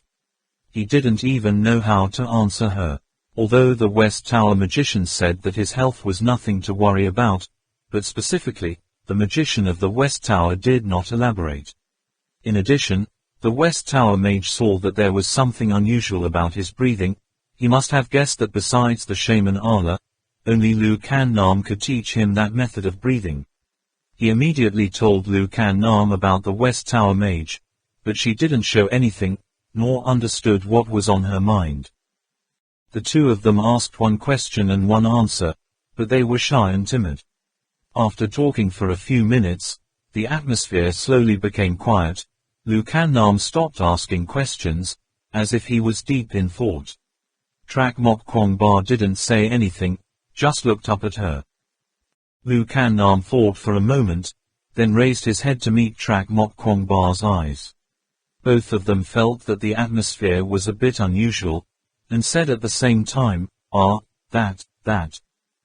Then they both fell silent at the same time, paused for a moment, and said in unison, "You speak first." "You say go." Both of them smiled wryly. Trak Mok Kwong Ba said again, "You say it first." Lu Kan Nam said, "I heard Ba Tang tell about the feeling when facing that guy, now I hear him say it once more, twice verified, can say that this person is a boxing master, however, it can only be said that he is a master for ordinary people, not sure if he is an opponent of the shaman Allah. Compared to a real master, he was nothing, so he didn't have to worry about it. More ominous is his health, which needs to be paid more attention, should not be rushed." I've said it all. Trak Mok Kwong Ba nodded slightly, thinking to himself, that person has not been counted as a real master, so what kind of person is a real master? As he was thinking, he suddenly saw Lu Kan Nam looking at him, extending his hand, as if to say, "I'm done talking, it's your turn." Trak Mok Kwong Ba said, "I heard that she called us back this time, because she received information that some foreign organizations want to harm us." Yes, Lu Kan Nam said, "I am going to talk to you about this. Professor Fung Tan must have said it before. In Colombia, the documents about you guys appear to have been leaked by Merkin. From the moment they entered the jungle, the Colombian guerrillas already knew the documents about the 4 members of the group of elders. I also just received information that they have issued an order to hunt you all over the world, but fortunately this time you have returned safely." Merkin, Duo Mok Kwong Ba doubted, "How do you know it's him?" Lu Kan Nam said, "This is the conclusion from some of the everyday words of his subordinates." Trak Mok Kwong Ba was surprised. How does Lu Kan Nam know what Merkin's men say every day? Lu Kan Nam suddenly stopped and asked, "Who is it?" The wooden door creaked, with a creak, slowly pushed open. Yue Yang widened his eyes, entered very seriously, holding a set of signs in his hand, looked at Lu Kan Nam and said, "Official, this is the city training record of newcomers this week." Trak Mok Kwong Ba saw the dexterity in Yue Yang's eyes, secretly thought that this kid must have been outside the door to eavesdrop before, only to be discovered. He took the documents he had prepared in advance to enter, trying to make it out. He looked serious. It's only a pity that Lu Kan Nam and I didn't have the situation he imagined. Why is it a pity? Could it be that I also want something to happen? Thinking of this, Trak Mok Kwong Ba hurriedly rearranged his thoughts, returned to the previous conversation, and asked, "I don't understand, what did you mean just now? How do you know what Merkin's men say? Could it be that we have someone by his side?" Yue Yang, who had already given the documents, was about to go out, when he heard Trak Mok Kwong Ba say that he had someone planted next to Merkin. He stopped involuntarily. Lu Kan Nam looked at Yue Yang, sighed and said, "Yes, a few years ago, when Merkin was a military advisor of a certain country operating in Southeast Asia, our country was very interested, that's why he sent people to infiltrate his organization. It was later discovered that he only used the position of a military advisor as a guise, but in fact was a specialist in selling illegal documents. But according to the information our staff brought back, even that illegal activity of selling documents seems to be just something for him to cover up, besides that he is planning to do something. However, this person is extremely careful. My people have no way to reach the center of his organization, so we have to follow this lead forever." Trak Mok Kwong Ba said, "Then, all of Merkin's actions are in our hands, right?" Lu Kan Nam shook his head, "No. You underestimate Merkin too much. A person who can become a military advisor to many countries is not so easy to deal with. This person is suspicious, extremely difficult to approach. Although my staff has infiltrated the inside of his organization for many years, but so far, he has not been trusted, and has not been able to contact him at all. The secrets inside, moreover the action is also very much controlled. Therefore, it is very difficult for our people to relay intelligence information. Moreover, the amount of information is also extremely limited. However, we got the map to go to Mo Escape to find the Door of Life and Hainan Kong Island. A lot of it is thanks to this comrade. Yueyang nodded as if he had realized something. Lu Kan Nam's words explained a big doubt that had been entangled in his heart for so long. Trak Mok Kwong Ba said, so the documents about Merkin were also provided by this comrade. Lu Kan Nam shook his head. No, the documents about Merkin that I gave everyone for the first time are the government's surface investigation, and Merkin's personal identity is still an unanswered puzzle. This was also the reason why that comrade hid beside him. In fact, we are not in the same department. It was not until recently that I found out that beside Merkin, that person had lost contact with his superiors. According to initial judgment, I'm afraid his identity has been revealed. Yueyang was startled. What it means to be exposed, someone who has been trained to be an insider like him of course understands very well. Trak Mok Kwong Ba wondered, how is that possible? Hasn't it been dormant for many years? Lu Kan Nam regretfully said, whether his identity has been revealed or not is still unknown. Only since then he has not been truly trusted by Merkin, but according to inside information, that there have been 5 failed attempts to communicate with him above, and the other comrade did not implicitly inform him that he would have to dive for a long time. On this point, Yueyang understands very well that as a spy in the area, his vigilance must be extremely high. Usually when their identity is suspected, even the slightest, they will warn the organization in advance that they need to lie still for a long time, cutting off all contact. Without such a signal, it can only be said that, before being discovered, the spy did not realize that he had been discovered. If the contact fails 3 times in a row, it will be judged that the identity has been revealed. Lu Kan Nam picked up 2 files on the table and said, these are the last documents sent by that comrade. I called you in, just to see this. Here is the list of Merkin's underlings.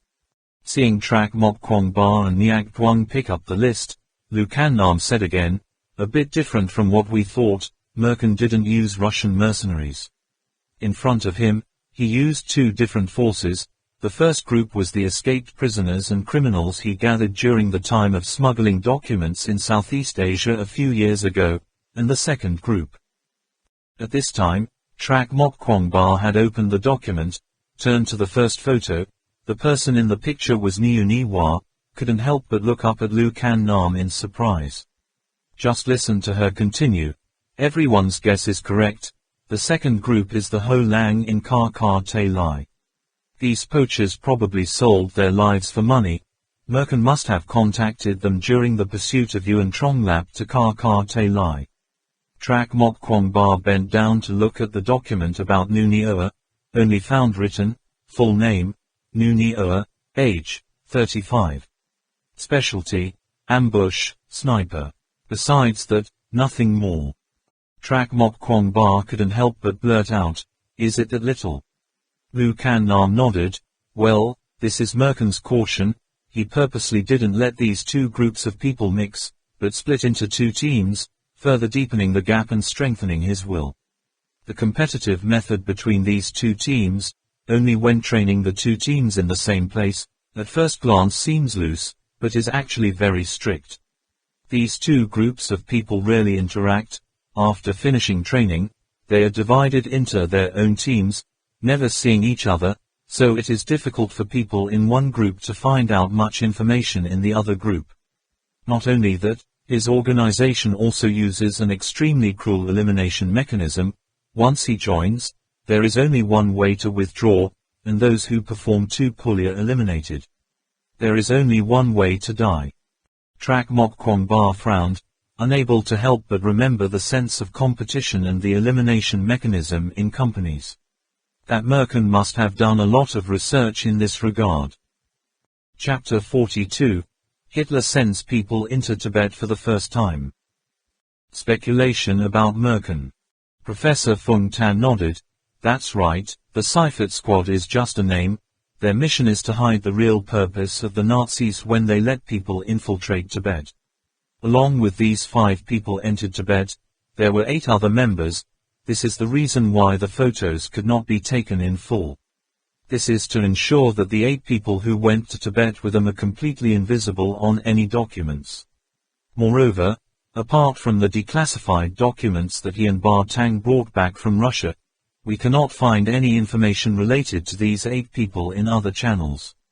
From this point, it can be seen how secretive the Nazi Party is about these 8 people. It can be said that they are 8 people who do not exist in this world at all. The document is here, check it out. Liu Kan-nam's attention focused on Yueyang, only to see Yueyang's left hand constantly stroking the edge of the document, turning page by page, page by page. Suddenly, his eyes stopped on the picture of Dat Kiat, his left hand suddenly clenched, as if he was afraid that someone would snatch the document. Liu Kan-nam's heart fluttered, and he said to himself, as expected of him. Chuo Mok Kwong Ba said, but, he used that rule of iron and blood to control a group of desperate people, not afraid that those subordinates would rebel. Liu Kan-nam temporarily put aside his thoughts about Yueyang and replied, this is the advantage and fear of this merchant, which also means that his subordinates all think that his ability and thinking, they're far from matching the great master merchant. To betray him, unless you have to be stronger than him, or at least have the same ability. I think at first there were certainly people who risked their lives to riot, but so far Merkin has lived a very comfortable life. At this time, Yueyang spoke up, officials, these documents, I can. No, Liu Kan-nam interrupted, this document cannot be disclosed temporarily. You know the rules, when the final list of new members is determined, you can give them information about the opponent. Yueyang pondered and said nothing, but heard Liu Kan-nam say, you can go out now. Ah yes, invite the magician of the West Tower to come and help me. Yueyang left behind the document, turned to go to the door. His heart did not hurt, but on the contrary, overflowed with indescribable joy. A voice resounded from the bottom of my heart, constantly resounding in my mind, getting louder and louder, found him, found him, found him. Dat Kiat, male, 33 years old, Tibetan in Qinghai, specialties, camouflage, breaking traps, anatomy. Every word is clearly imprinted in Yueyang's mind. The handwritten autographs and handwriting are very clear, as if they have been carved into his bones and bones. Waiting for Yueyang to come out, Liu Kan-nam said to Trak Mok Kwong-ba, in this document, it is clearly pointed out that it is necessary to pay attention to a person named Max. This guy has no bravery, but is very trusted by Merkin, often follows him. The spy comrade reminds us, wants to get more information about Merkin, maybe start taking action from this guy. Trak Mok Kwong-ba said, oh, loudly, flipping through the file, but Liu Kan-nam said, there is no document about Max in here, his identity is as secret as Merkin's. Based on other documents for analysis, it can be seen that this guy is a coward who is afraid of things, has nothing better than a person. His best is not only his ability to flatter his boss, but he is the one in the world, be with Merkin the longest. Trak Mok Kwong-ba said, so that's it. But if we're often by Merkin's side, we can't even grasp his movements, so how can we defeat him? Isn't this? He turned a new page of documents. Above there were no photos, only written, Ho Lang, Forte, all wild survival techniques and combat abilities, age, unknown, suspected of being a senior special forces soldier. Liu Kan-nam explained, this is Ho Lang, the leader of the Ho Lang organization in Kar-Kar-Tay-Lai. This person is extremely difficult to approach, very vigilant, so there is no way to take pictures secretly. Why can? Our comrade in the area raised suspicions that he was from a high-ranking special forces soldier, proving one thing, he thought that this man must at least have the ability of a captain in the special forces corps. Trak Mok Kwong-ba said, it's so absurd, has the strength of the special forces troops to poach in Kar-Kar-Tay-Lai, it's impossible. Lu Kannam said, "Of course, this is just the conclusion of the person lying there, based on his personal explanation about the special forces. In fact, this guy Holang may not have such strength. It is also very likely that he is not a soldier of our country, maybe a member of a special foreign corps." Speaking of here, she suddenly stopped, and immediately saw that Trakmok Kwangba was also widening his rude eyes looking at her. The two of them thought at the same time about the words Ba Tang said in the Ice Palace. "His name is Zyme, and he's also a spider. That last time, he didn't go." Trakmok Kwangba thinks more. Unfortunately, a bunch of special forces soldiers are so degraded that they have to live on poaching.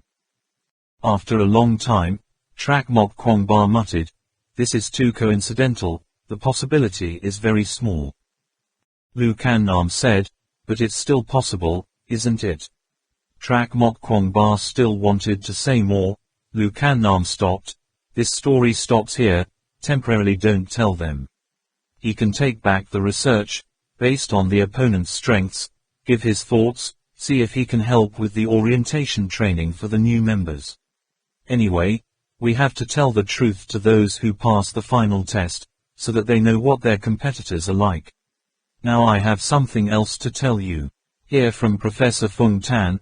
When he was hospitalized in Shanghai, a mysterious person came to him, hoping that he would reveal the clues we had found in the past 2 years. I recently went to Russia and met this person again, and also encountered a lot of unknown forces, right?" Trakmok Kwangba nodded. This was also the information he really wanted to know.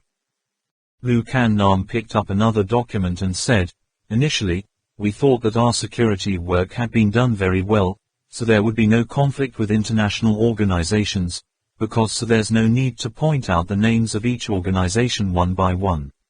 But, this time, I don't know who from the special training group, for some reason, leaked what we were doing, and caught their attention. These are documents about some of the foreign organizations we have collected so far." Trakmok Kwangba took the document and said, "Isn't this time looking for a lot of new members? If you want people to join, you have to tell them something. Perhaps that is why it attracts the attention of foreign organizations. Surely it doesn't have to be revealed for some purpose." Lu Kannam shook his head. "No, I have analyzed very carefully your attitude, and when that fat guy came to you, he seemed very certain of what you have been through. Those foreign organizations aren't oil lamps either. If it's just a sidewalk rumor, they won't even be able to interest them. I can assure you that the leaker must be in our group, must be some member who was born and died with us." Trakmok Kwang's left hand holds a document and pats his right hand. "Speaking of which, that's the name of Merkin's underling that you always thought he was on our team, right? So this time it was Merkin who ordered him to leak the news. Or, he changed owners again, looking for a buyer." He suddenly felt a tightness in his chest, extremely uncomfortable. It seemed that Lu Kannam's words had touched some fatal weak point, but he couldn't think of anything wrong at the moment. Was feeling that Lu Kannam said that, causing him great pain. Lu Kannam said, "This matter can't be said for sure, maybe there are other possibilities." Trakmok Kwangba suddenly raised his voice. That's right, there is another possibility. That is, there is another traitor in our team. He works for another force." My teacher, how many people are there in our group in total?" "You can count it on your fingers. Today you doubt one person, tomorrow you doubt another, so what's the point?" Lu Kannam knew that he had touched the most annoying topic of Trakmok Kwangba, and if he continued to speak, it would certainly be difficult to avoid a heated argument. Seeing that he was furiously flipping through the document, she had to change the conversation. The person who came to you said that their organization is in the top 10 of the organizations looking for Bobala temples all over the world, but according to our statistics, in the whole world, there are only 7 large organizations with real power. These organizations are hidden in Germany, France, the US, Russia, Japan, Italy and Israel, respectively." Trak Mok Kwong Ba knew that Lu Kan Nam had given in to him. The sudden feeling of anger rising in his heart also slowly subsided and disappeared. He calmly glanced through the document, casually asked, "So what organization does Merkin belong to?" Lu Kan Nam said, "Merkin doesn't belong to any organization, he just appeared out of nowhere." Trak Mok Kwong Ba raised his head to look at Lu Kan Nam. This sentence of hers can be explained in two ways. One is that Merkin did not know about Bakbala Temple before. Recently, he suddenly became interested with this place. The second is that Merkin has always pursued the search for the Silver Bala Temple, but Lu Kan Nam's source of information could not be investigated. He retorted, "It can't be, this Merkin can't just use the two words, powerful, but can imagine. He only went around Southeast Asia, but made his superiors highly respected, and even sent an underground special agent next to him. However, when did he become interested in Bakbala Temple? Why did he search for Bakbala Temple, perhaps? Maybe, aren't there any documents?" Lu Kan Nam stretched out her hand and shook her head, showing that she herself did not know. Suddenly, someone outside sounded, "This matter, let me answer it for you, young Master Kwong Ba." The two turned their heads, and it turned out that the West Tower magician was standing in front of the door. Lu Kan Nam stood up and said, "Tap Tay, you've come." The West Tower magician motioned for Lu Kan Nam to sit down. Before he could see what the magician did, the document Trak Mok Kwong Ba was reading suddenly appeared in his hand. The West Tower shaman smiled and said, "This document is a government statistics. The organizations listed here have all come to light, even though they are listed in the top 7 organizations. Just need to, if you look carefully, you can find it all, and some of the small organizations here have been disbanded many years ago. It won't do any good." After he finished speaking, he gently placed the file on Lu Kan Nam's desk, pulled a wooden chair, sat down opposite Trak Mok Kwong Ba, and said, "For organizations looking for Bakbala Temple, we split up, divided into 3 major categories. One is the secret organization of Tibet, the second is the secret outside organization, the third is the organization that follows Morton Stanley. First of all, when it comes to Tibetan organizations, this concept refers to the great clans who know more or less behind the veil of secrecy after the Army of Light suddenly disappeared. Although they did not know the name Bakbala Temple, they knew about the treasures contained in the Temple of the 4 Directions and the invincible victories of the Army of Light. Although they heard the news that the Army of Light disappeared very late, through many different routes, but from the moment they got the information, they began to search for the traces left by the Light Army in places where treasures are likely to be buried.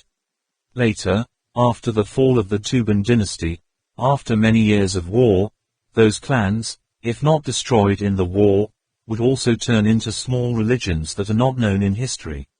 In short, they can be called the pioneers in the search for the Silver Bala Temple. To this day, most of them have become history, no longer existing. But strictly speaking, we, and the gang and Hat Poo Bak you met, belong to this category." Hearing this, Trak Mok Kwong Ba glanced at Lu Kan Nam and found that she was also listening very attentively.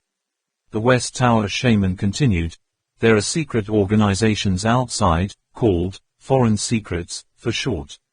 Their appearance is very strange.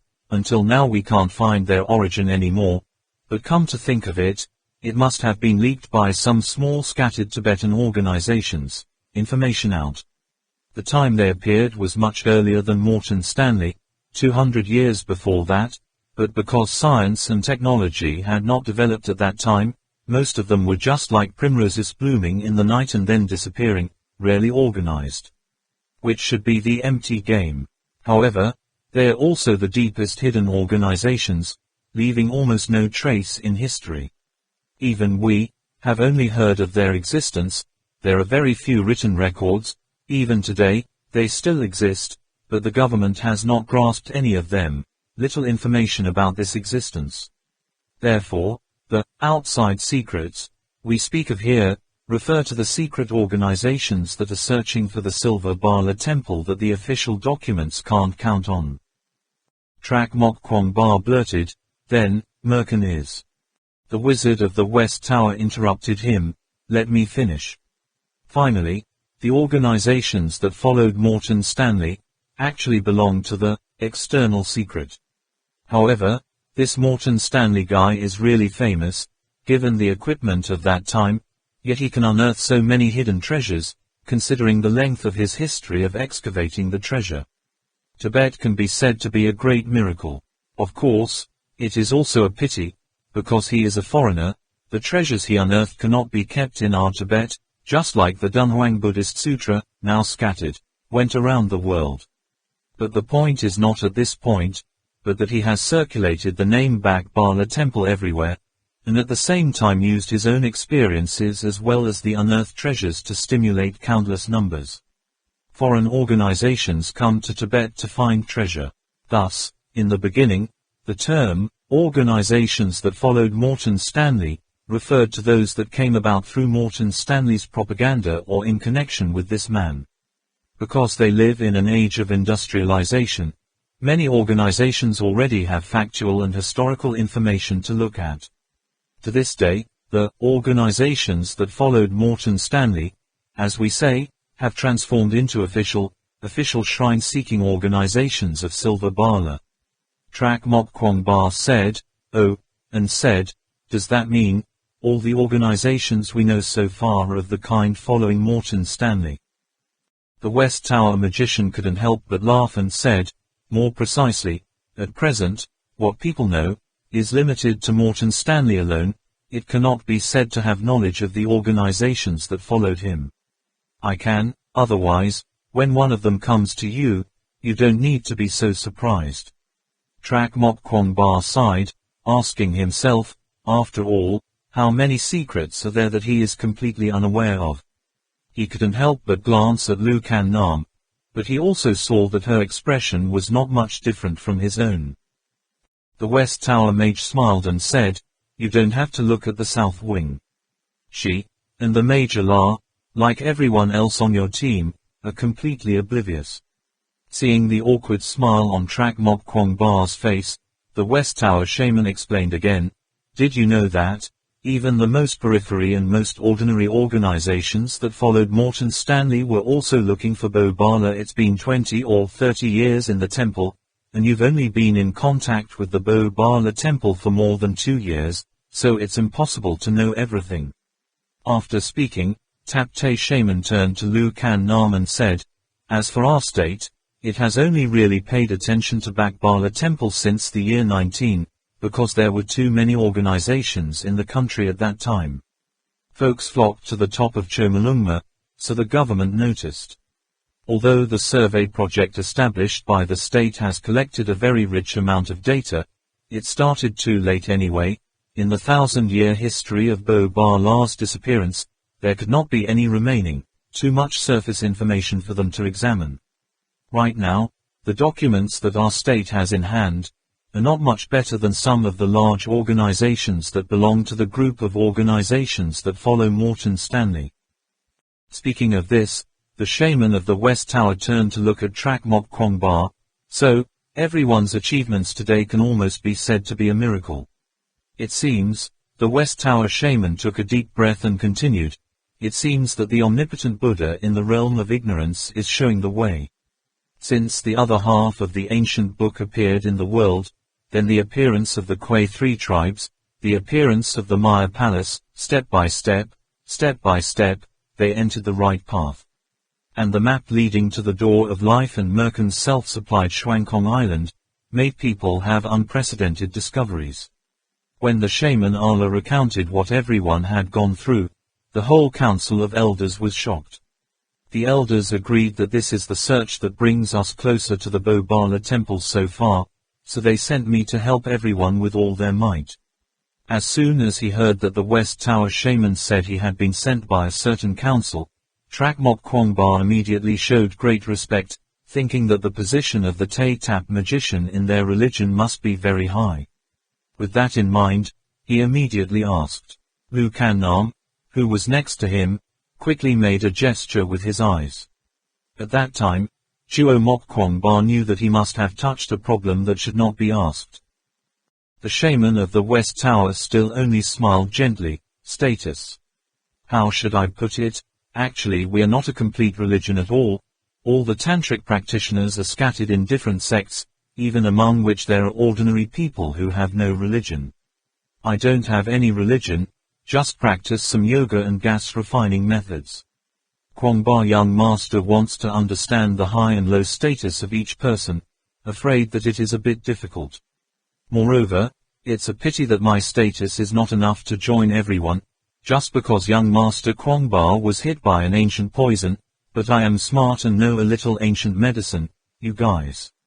The elder just sent me here. If you really want to clarify my position, then think of it as the size of a major Allah. That last sentence, he said while looking at Lu Kan Nam. Lu Kan Nam immediately changed to another topic. West Tower Mage, would you mind telling us more about that merkin?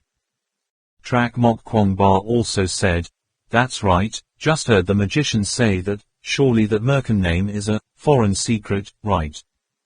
That's right, said the West Tower Mage, this merkin is the epitome of external secrets.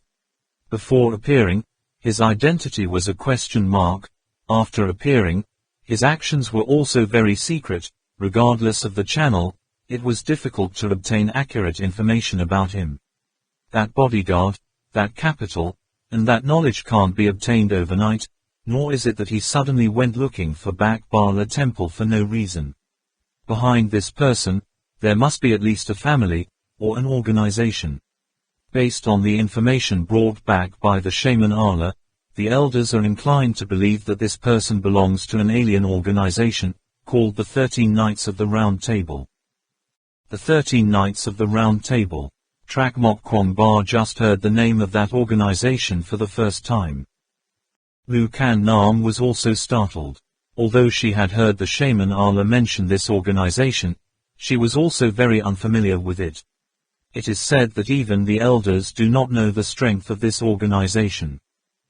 The West Tower Mage nodded. Yes, this organization of the 13 Knights of the Round Table, the specific date of its establishment is unknown, but in short, it must have been established after World War II, and also only began to operate strongly in the last 2 or 3 decades. But they are the most powerful, foreign secret, organization, because since this organization appeared, other secret organizations of this type have all disappeared one by one. According to the elders' speculation, perhaps the 13 Knights of the Round Table had destroyed the competitors and taken the materials in their hands. In this organization, all of them have extremely high professional exploration skills. We have fought several times with them, winning or losing. But the tantric monks who have come into contact with these people say that each of them has a special forte or two. Some are good at hand-to-hand combat, reforming guns and weapons, and disguising themselves. There are people who know all kinds of organs and pitfalls like the palm of their hand, and there are people who possess extremely superior medical skills. Once our forefather found the corpses of his comrades abandoned on the run, and discovered that these people can also perform limb transplant surgery in the wilderness. There is also some people who know the market price of antiques. Each time they steal, take away the most valuable things. Lu Kan Nam, the godly man, muttered, I didn't expect such an organization to exist. Why are we completely unaware of them? The West Tower shaman said, if they were being watched by the state, they wouldn't be called foreign secret. The activities of these people are very secret. The tantric practitioners who have come in contact with said that, although they agree to use English to communicate, but each person's accent is different, so we think that there is a possibility. The members of this organization come from many different countries around the world, not only that, each person has a social status as a cover. As for where they receive training, and how they communicate with each other, those are all unanswered puzzles. However, as far as we know, it seems that borders between countries do not exist at all for these people. Not only did they keep an eye on the Silver Bala Temple, all the places in the world where large tombs were likely to appear had this group of people looming. Each time they appeared, it was a group of 13 people. I surmise, the title 13 Knights of the Round Table must have come from here too. Bala Silver Family. Broken guess. Trak Mok Kwong Ba was stunned for a moment, then immediately understood. The position of the West Tower magician was too low. He also had no way of understanding the whole thing from beginning to end. Most of what he knew was listening to the elders say again, and the unknown, it is only conjecture.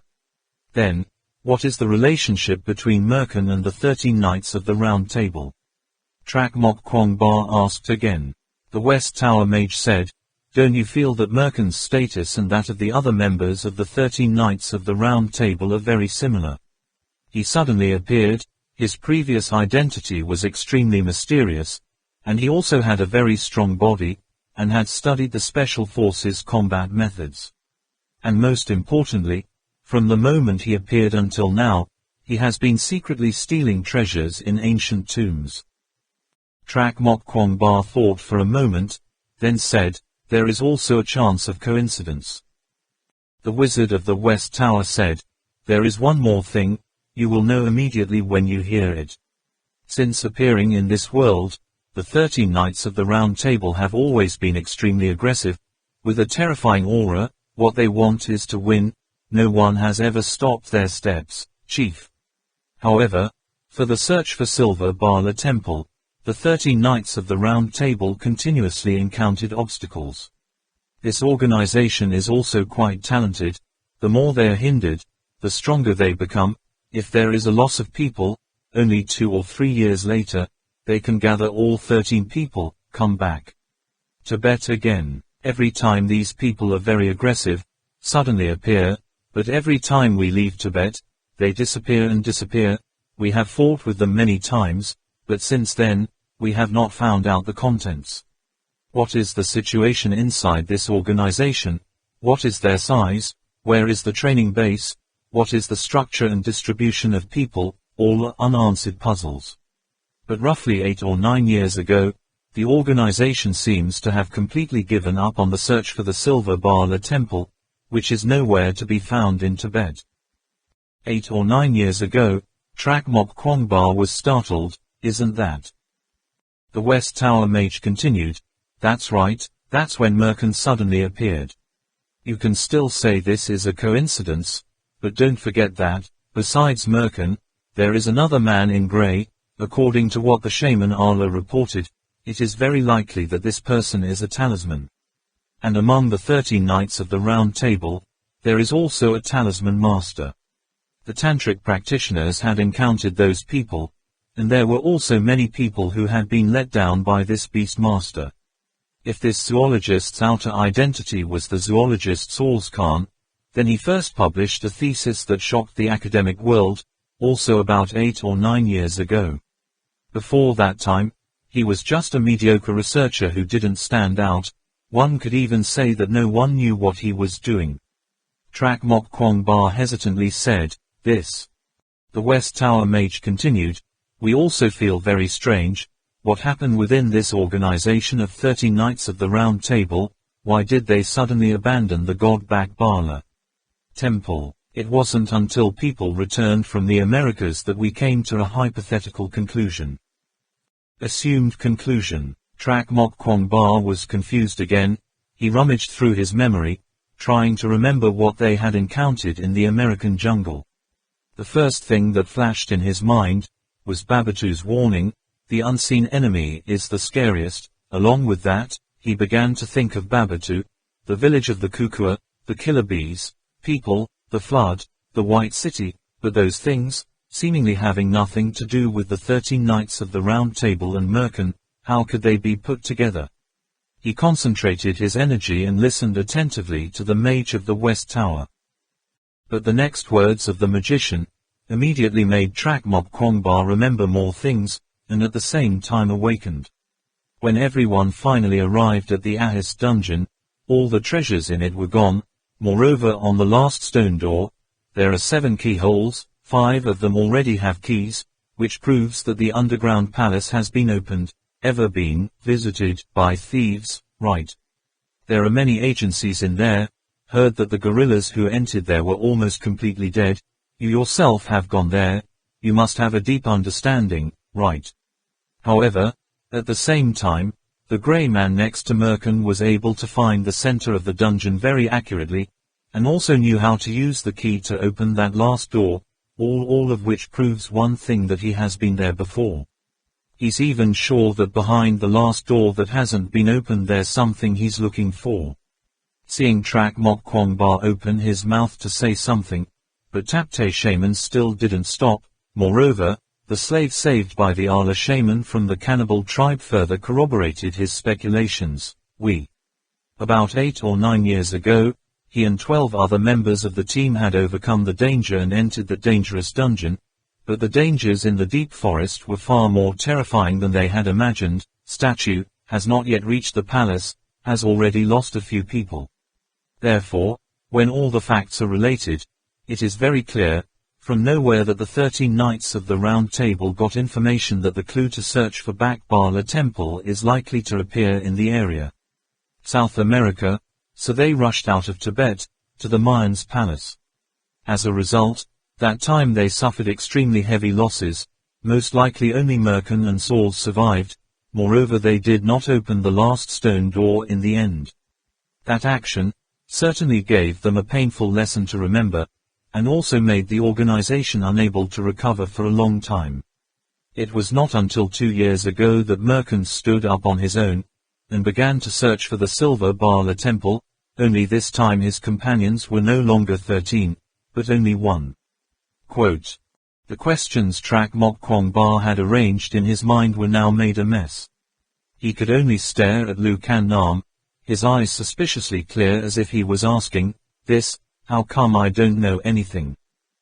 Lu Kan Nam's face showed an apologetic expression, like a smile but not a smile. The West Tower shaman said, "That's the way it is. Is there anything else you want to ask, young Master Kwong Ba?" Duo Mok Kwong Ba shook his head. "If I say so, Merkin is one of the 13 Knights of the Round Table. He must have a lot of documents in his hand about the Temple of Bak Bala. Why did he pay attention to me? In his eyes, I should have been a nameless, petty little guy, so petty that it wasn't worth seeing, right?" Shaman Tapte said, "At first, we can only think that perhaps the Kwai Ba people in Mongha have linked the two people together. Or, when he came into contact with the crazy people in Mongha, Merkin secretly found out. According to the data we have, Merkin is a very suspicious person. He definitely wants to make it clear why he is looking for that crazy person in Mongha, so he follows and investigates him. Moreover, in this search for the Silver Bala Temple, the 13 Knights of the Round Table organization have suffered too much damage. They will definitely not ignore any clues related to the temple." Trak Mok Kwong Ba said, "I still want to ask, why did he find the Kwai Ba people in Mongha?" Thoughts swirled around in his head, but he still couldn't find a clear clue. Although the words of the magician of the West Tower appear to be very understanding and reasonable, there are many details that cannot be ignored. This story sounded like a story at first glance. Moreover, there were many points that made him doubtful. Maybe Merkin was indeed a member of the 13 Knights of the Round Table, but why should he look for him? Ever since he was in Kar Te Lai he had started to track him down, but hadn't he even heard the 3 words, Bak Bala, before? Thinking of this, Trak Mok Kwong Ba secretly laughed bitterly, then sighed again. When he thought he had grasped a lot of documents, he suddenly discovered that those things were only a very small part. It couldn't be any smaller. How many more secrets does the Bak Bala Temple contain? Just when Trak Mok Kwong Ba began to believe that Merkin was one of the 13 Knights of the Round Table, Lu Kan Nam's cell phone suddenly rang. She picked up the phone and said to Trak Mok Kwong Ba and the shaman of Tapte, "Professor is online, told to turn on the computer. He has something he wants to show us." Saying that, she reached out and turned on the computer. Trak Mok Kwong Ba looked out the window and asked, "Is there a wireless network here?" Lu Kan Nam pointed to the next room. We installed a signal amplification system, just within the satellite's coverage. After the webcam system was connected, Professor Fung Tan asked, "Has Kwong Ba come yet?" Seeing Trak Mok Kwong Ba standing to one side, he immediately picked up the document and said, "This is the document you brought back from Russia, everyone, take a look at this." On the computer screen appeared an object that looked like a letter.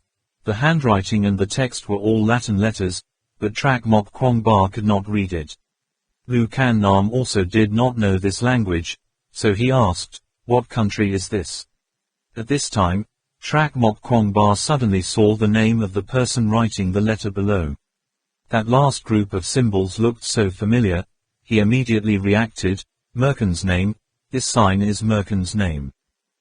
Professor Fung Tan said, "Portuguese, I have already asked someone to translate, here is the translation." This letter was written in the 17th century, by a Portuguese missionary named Marcus Merkin to a Spanish missionary named Palacio Stanley. The computer translation appeared on the computer. The first few paragraphs were all social questions and discussions about religion. From the fourth paragraph onwards, the professor marked with red pen, the content was a man named Merkin from the 17th century. The other asked about Palacio's grandfather's manuscript. In the letter, Merkin said he knew that Palacio's grandfather had been to the Maya, and also read many of their bibliographies, looking forward to seeing the Maya text translated by Palacio's grandfather, and asking if it was in the book. Do the Mayan records mention a place called Bak Bala? Besides the letter, there is a separate annotation by the experts, stating that the phonetic translation can be read as Nubala or Shambhala. The stone room was silent, the air filled with an indescribable strangeness. The three of them stared at the translated letter on the computer screen. For a long time, no one spoke, nothing. Trak Mok Kwong Ba read it over and over 3 times, determined not to miss a single word, then cautiously said, "This Merkin, and that Merkin." Professor Fung Tan smiled and said, "I looked at the content of the letter first, then I noticed this name. It's not just Merkin. You can see clearly, this is Merkin's letter to Stanley. If you haven't noticed, let me remind you, we also have an adventurer named Morton Stanley." Trak Mok Kwong Ba's already wide eyes widened even more. Professor Fung Tan continued, "After discovering this point, I immediately used the computer to search through all the documents that Yuan Ba Tang brought back from Russia with similar combinations of letters. This Merkin name appears elsewhere as well. In another document, the Germans sent a foreign spy named Hector Merkin to hide in Bletchley Park 13, but after successfully infiltrating it lost contact. This document was sent by the secret agents top line to their superiors, reporting that Hector Merkin was most likely a Hayman spy. Not long after that, the Allies cracked the German Enigma cipher. Through a number of different sources, I found out that person named Hector Merkin once worked in the same team with Alan Turing, participated in breaking German codes, but when World War II ended, the Americans again conceal information about this person's identity. The Soviet Union later tried to search for that person named Merkin, but in the end to no avail. However, according to the recollection of a member of the team that broke the code, this Merkin had a very heavy Portuguese accent. As for Stanley, besides Morton Stanley later, no other people were discovered. I don't know if this is a coincidence or not, so I immediately reported it to everyone. Trak Mok Kwong Ba turned his head, looked at Lu Kan Nam and Tap Te, and asked, "Here, what is this?" Lu Kan Nam's face showed no emotion. He said as if he was muttering to himself, "It's probably not a coincidence, although Merkin has had 3 citizenships of America, England and France before, but his original nationality is in Portugal. This is accurate information that has been thoroughly investigated and verified." The West Tower magician's expression was strangely complicated. After a long time, he sighed and said, "So, it turns out that our previous speculations about Merkin were wrong. I didn't expect him to be from the Bo Bala family." Silver family Bala, Trak Mok Kwong Ba, Lu Kan Nam and Professor Fung Tan in the computer at the same time exclaimed. Shaman Tapte said, yes, the Bakbala family. It can be said that the foreign secret organization appeared relatively early. In the ancient documents there was also a little mention. This family appeared around 1700. Because at that time in Tibet there were very few foreigners with blonde hair and blue eyes, so in the old books there are records of this family. Since their appearance in Tibet, these people have claimed that the Silver Bala temple is the property of their family. They come to Tibet to recover the property. This family appeared even earlier than Morton Stanley, but they came up with the three words, Bakbala, which coincides with the way of calling Bakbala temple in the Katdukni Mangan epic. However, according to the records in ancient books, it is correct that the members of this family call themselves Mu. Foreign surnames are usually in the back. Muk or Merkin is probably just a matter of translation. Professor Fung Tan said, is there any other material about this family, magician? The West Tower shaman replied, not much. At first this family appeared quite a lot. Roughly every 20 or 30 years, someone claiming to be a member of this family came to Tibet, but later on they also gradually disappeared. Before Morton Stanley appeared, they were completely gone. But as for this letter, could it be that from that time, this family knew that there was a connection to the Bakbala temple that was brought to America? How do they know? Could it be that their family and Bobala temple really have some kind of relationship? Professor Fung Tan said, it seems that I still have to read some more documents. I'm afraid that the events and people related to this 1,000-year-old shrine are beyond our expectations. After the professor interrupted the signal, Trakmok Kwongba and Lu Kan Nam were still staring at the letter on the computer screen. When they looked at each other, they both felt at the same time a feeling that human life compared to history was indeed too short. After that, Lu Kan Nam and the magician Tap Te wanted to discuss privately. Trakmok Kwongba went out first. He didn't even remember how he got out of that stone room. His mind was full of question marks. The 13 Knights of the Round Table, the Silver Bala family, that never-before-seen information took a while to digest, and the problems that followed behind them also increased. After all, is Merkin a member of the 13 Knights of the Round Table or of the Silver Polish family? 13 Has the Knights of the Round Table really died? Why did the other Bakbala clan claim that the Bakbala temple was their property? Initially, every 23 decades, a foreigner surnamed Mu came to Tibet to search for the Silver Bala temple. That is to say, in each generation of the Merkin family, someone came to Tibet to search, but in the end, they all had to return for free. So where did they go after that? How did they get information about the Silver Bala temple in the Americas? In these matters, Trakmok Kwongba had no clue at all, much less to clarify the relationship between them. There was also the inexplicable feeling of anger towards Lu Kan Nam before the West Tower magician entered that room. Why was he suddenly so angry? Trakmok Kwongba thought while walking. His mind was confused. He intended to go straight out to breathe some fresh air, was at the corner of the door when he bumped into someone. Right at the moment when the two collided, Trakmok Kwongba remembered. The first time the fat guy came to him, he was in Shanghai. How did he know his address? In fact, the person who can think of a capable guy in Shanghai knows that he is looking for the temple of Bobala. I am afraid there is only one. That was his teacher, Professor Fung Tan. Trakmok Kwongba understood why he was suddenly so angry. Lu Kan Nam had implicitly suggested, directly pointed the tip of the spear towards the person he respected the most. Trakmok Kwongba secretly scolded himself. If even the teacher is suspected, what is the meaning of finding the two unicorn? It's better to disband sooner. Those thoughts only flashed in his mind and then immediately disappeared. Trakmok Kwongba quickly stopped thinking about it. Seeing the person who hit him fell on his back to the ground, he quickly helped him up. That person has a square face, probably more than 30, but his face is a bit old, holding a book. As soon as he sees Trakmok Kwongba, immediately smiles a bright smile, Yueyang style. Oh, young Master Kwongba, are you going out for a walk? Trak Mok Kwong Ba was smiling and said, I suddenly froze. He remembers very well, just a moment ago Yuyang introduced this guy to him, but now he can't remember what his name is.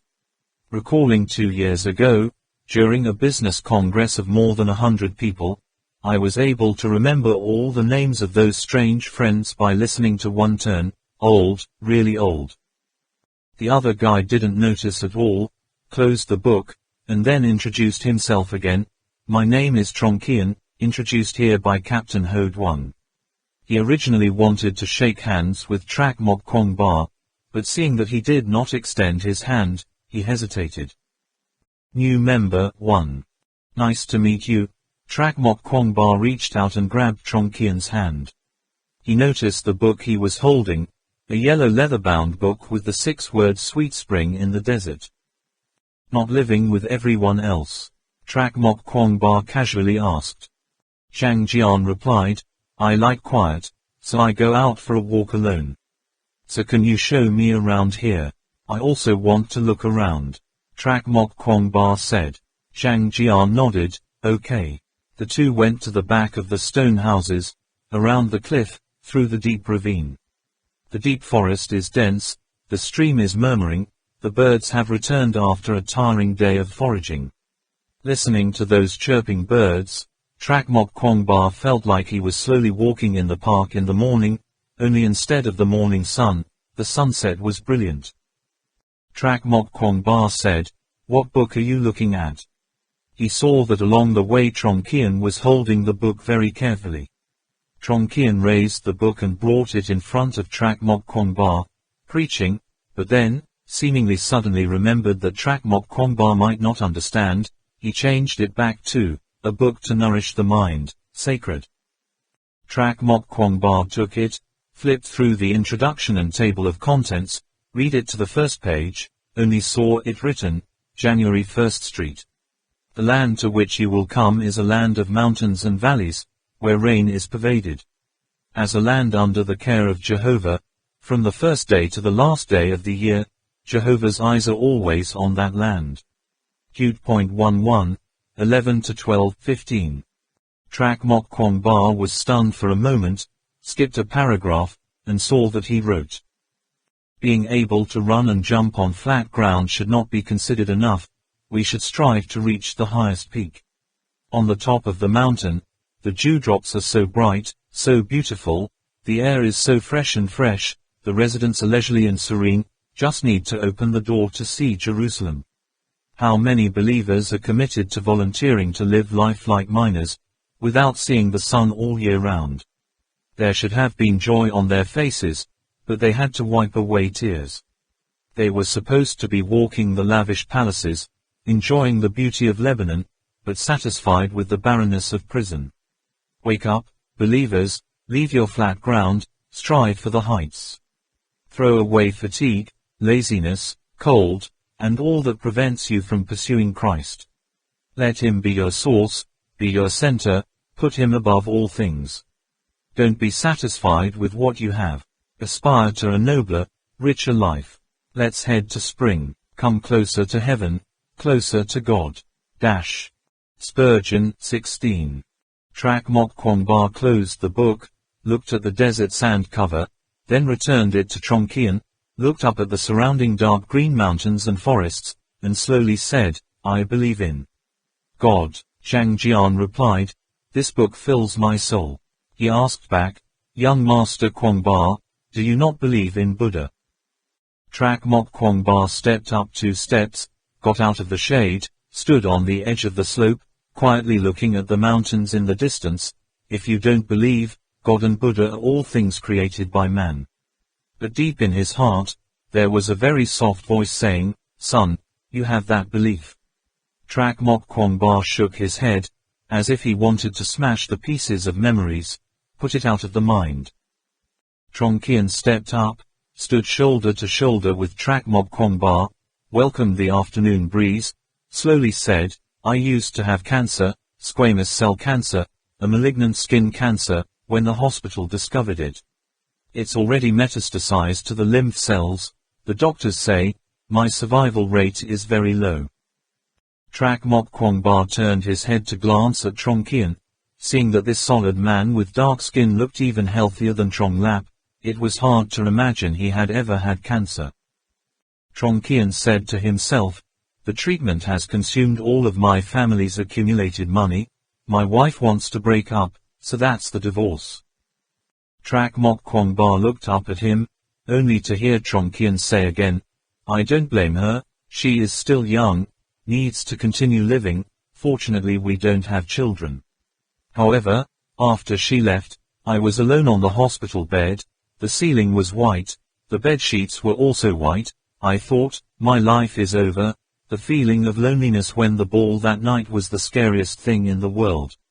At that moment, brothers and sisters in the church came to my aid. They prayed for me, told me that God would not abandon any unfortunate person. Believe in God, pray in Him, and He will plant in your heart the seed of Tao, saving your soul. Trak Mok Kwong Ba secretly startled himself. He had just come out of that fearsome quiet loneliness. Zhang Jian's words made him think back to the small hotel where he was cornered. If at that time someone reached out to him and helped him, would he be like Trong Kien?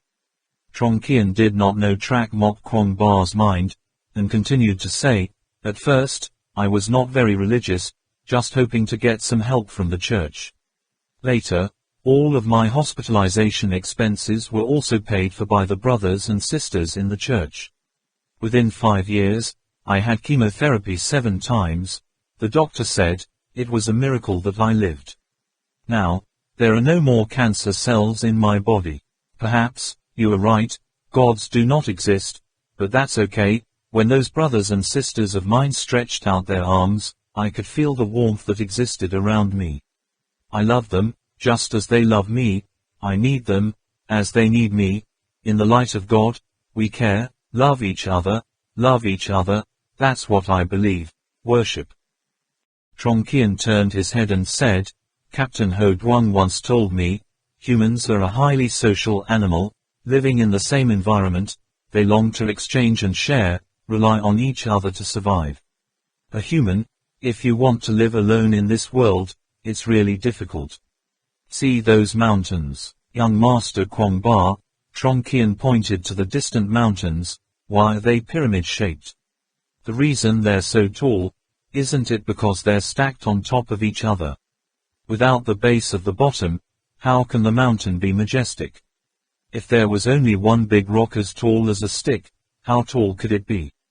100 meters, 200 meters. How can you soar thousands of meters, poke up to the blue clouds? Humans are the same. Steel and cement in cities make us strange, but in our hearts we still yearn to be trusted by others, needed by others, like a big family, live together in harmony. Our church is such a great family. There, at least he didn't feel lonely. When my mind is troubled, I will take out the Old Testament and see how many defilements will gradually disappear. When faced with difficult choices, I also looked for answers in the Bible. In it, you can find solutions to all problems. Trak Mok Kwong Ba couldn't help but laugh. It seems that the classics of all religions are like that. As if any answer could be found in it, all problems were solvable. If it is really possible to solve all problems, just one religion, one scripture is enough. Why are there so many sects born, and still fighting with each other? Trong Kien raised his eyebrows and said, humans are like that. In times of danger, hope for salvation. In normal life, expect miracles to appear. Humans need to have faith. This last sentence suddenly coincided with Trak Mok Kwong Ba's memory, the sound resounding from the depths of his heart. Son, humans need to have faith. Hey, Zhang Jian. In the distance, someone called the general up. Trak Mok Kwong Ba looked in the direction of the call and saw 2 figures approaching them from the other side of the mountain slope. Are you looking at the scenery? A man asked loudly. Trong Kien also answered loudly, you too, are you done with your patrol? When the other 2 approached, Trak Mok Kwong Ba could see clearly. One of them was much older, in his 50s, his head was a bit bald, his forehead was marked with 3 wide and deep wrinkles, and he wore glasses. Round black plastic frames make the appearance look older, walking very carefully and cautiously, and the other looks younger than Chongqian. His hair is messy, his steps are wide. At first glance, he looks like a worker who has just come down from a construction site, wearing a large SLR series digital camera on his chest, while walking. Both hands still clutching the camera, as if ready to be able to shoot at any moment. Wow, Dingming, what kind of butterfly is that?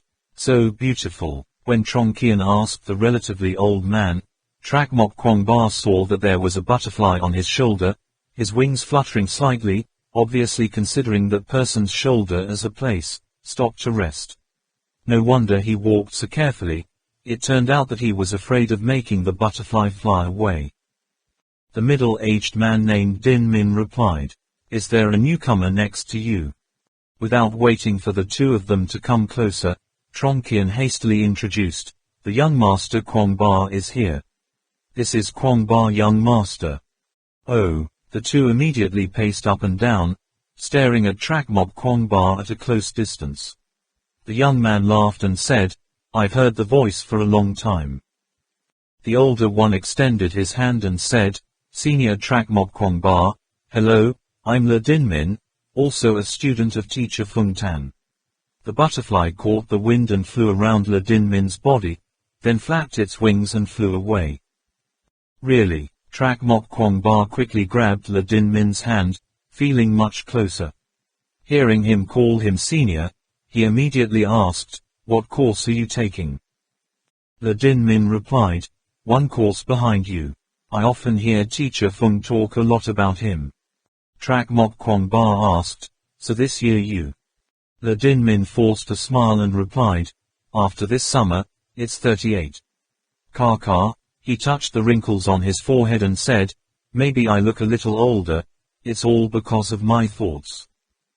Trak Mok Kwangba said, "So you also majored in canine animals?" Le Dinmin shook his head, "No, I specialize in studying amphibian animals."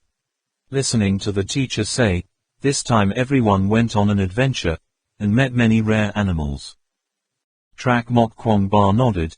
The primeval forest, there are certainly many species that have yet to be discovered.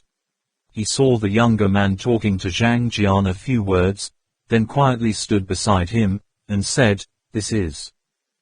Chongqian was about to introduce himself. That person stole his words and introduced himself. "I am in the same unit as Chongqian." Both were introduced by Captain Ho Duang. "My name is Man Haoran. There was a poet in the Tang dynasty. He had the same last name as me." Chongqian stood next to him and joked, "Just kidding, there's a guy with the same last name as that person." Trak Mok Kwangba said, "What unit do you two work in?" Zhang Jian said, "I work for the Tibetan Geological Company, and he is not actually from our unit. He is an alpine photographer, working as a freelancer, and Ingin Dung and others. Before, we all worked under Captain Ho Duang." Man Haoran smiled and said, "A little easy to say as a photographer. Actually just an idle guy who has nothing to do with things. I go to any bustling place, anything related to Tibet's snowy mountains. I like them all." After that, he turned on the pictures he had just taken for the others to see. Le Dinmin said, "Let's go back, it's probably time for a vegetarian meal." Chongqian looked at Trak Mok Kwangba, smiled and said, "No vegetarian today." The three burst into laughter. Looking at their happy faces, Trak Mok Kwangba was also excited. The four laughed and talked back to the stone houses. It turns out that Man Hao Nian is also close to Chongqian's age, but on the outside, he looks younger than Yueyang. "It's just a matter of maintenance," he said enthusiastically. "The man, who spends all day drying in the wind, needs to take care of the most is this face." When she got there, Ms. Trong had arranged a table full of food. New members keep going in and out, busy and restless. Normally, the eating and drinking of these people was strictly controlled by Lu Kannam. Today, taking the opportunity of Trak Mok Kwangba to come, Yueyang and Trong Lap instigated everyone to break the precepts, secretly set up a way, say like a nail that surely the teacher will not scold, and the reason why is so, then. Ha ha ha, everyone laughed and understood. Seeing Trak Mok Kwong Ba return, everyone enthusiastically greeted him, making him feel as if he had returned to the previous business reception. Man approached and gently reprimanded Trak Mok Kwong Ba. Why did he talk for so long? Trak Mok Kwong Ba smiled wryly and said that he had just gone out for a walk, thinking about a few things. The two people only talked for 2 or 3 sentences before being dragged to the dining table by Ms. Trong. To put it in her own words, the couple's young birds do not have enough time for him and his wife to concubine. There is no need to be anxious to do anything. I heard that her Kwong Ba is very strong, very suitable for being a coolie. Trak Mok Kwong Ba blushed, frantically waved his hands and said, Dare, how can I compare with Ms. Trong? Ms. Trong said again, well, what is it that Ms. Trong, call it old and dead. Just call me Din Ho, I'm a few months older than you, calling me Ho Ni is not very good. Then, she called out again, where is Tiu Nwet, Yue Yang, you go and call a few more people, bring the box here. Chew dat, you idiot, what are you doing, go help them quickly. Min, go to the kitchen to see if there's enough food.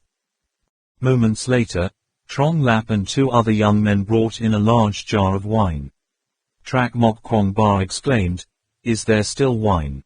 Ms. Trong said, yes, the teacher thinks very carefully, knowing that almost all of us here are wineworms, so we personally prepared medicinal wine, every day after training, we have it, all alcohol. This wine doesn't taste bad, you'll have to drink a little more later, don't be afraid to get drunk. Trak Mok Kwong Ba involuntarily recalled that when they were training, Lu Kan Nam forced him to take Chinese medicine, bitterly unbearable. It seems that this is really watching people take medicine. Ms. Trong turned to arrange to send people to move things to put more tables in the room. Trak Mok Kwong Ba smiled and praised, Sister Trong really knows how to arrange. Trong Din Ho said, these lazy people, much more difficult to manage than company employees, still have to follow Kan Nam and use some irony tricks to make them subdued. Ah, that's right, I heard that Lu Kan Nam likes you, is that true? Trak Mok Kwong Ba. The dinner that night was very sumptuous. It can be said that it was far beyond the normal standards set by Lu Kan Nam, but as expected, she only criticized a sentence or 2, not getting angry. Ms. Trong pointed to Trak Mok Kwong Ba. Everyone understood. Her eyes were extremely meaningful, while the 2 troublemakers, Yue Yang and Trong Lap, pretended not to look, see. The whole room was full of people, a total of 3 tables.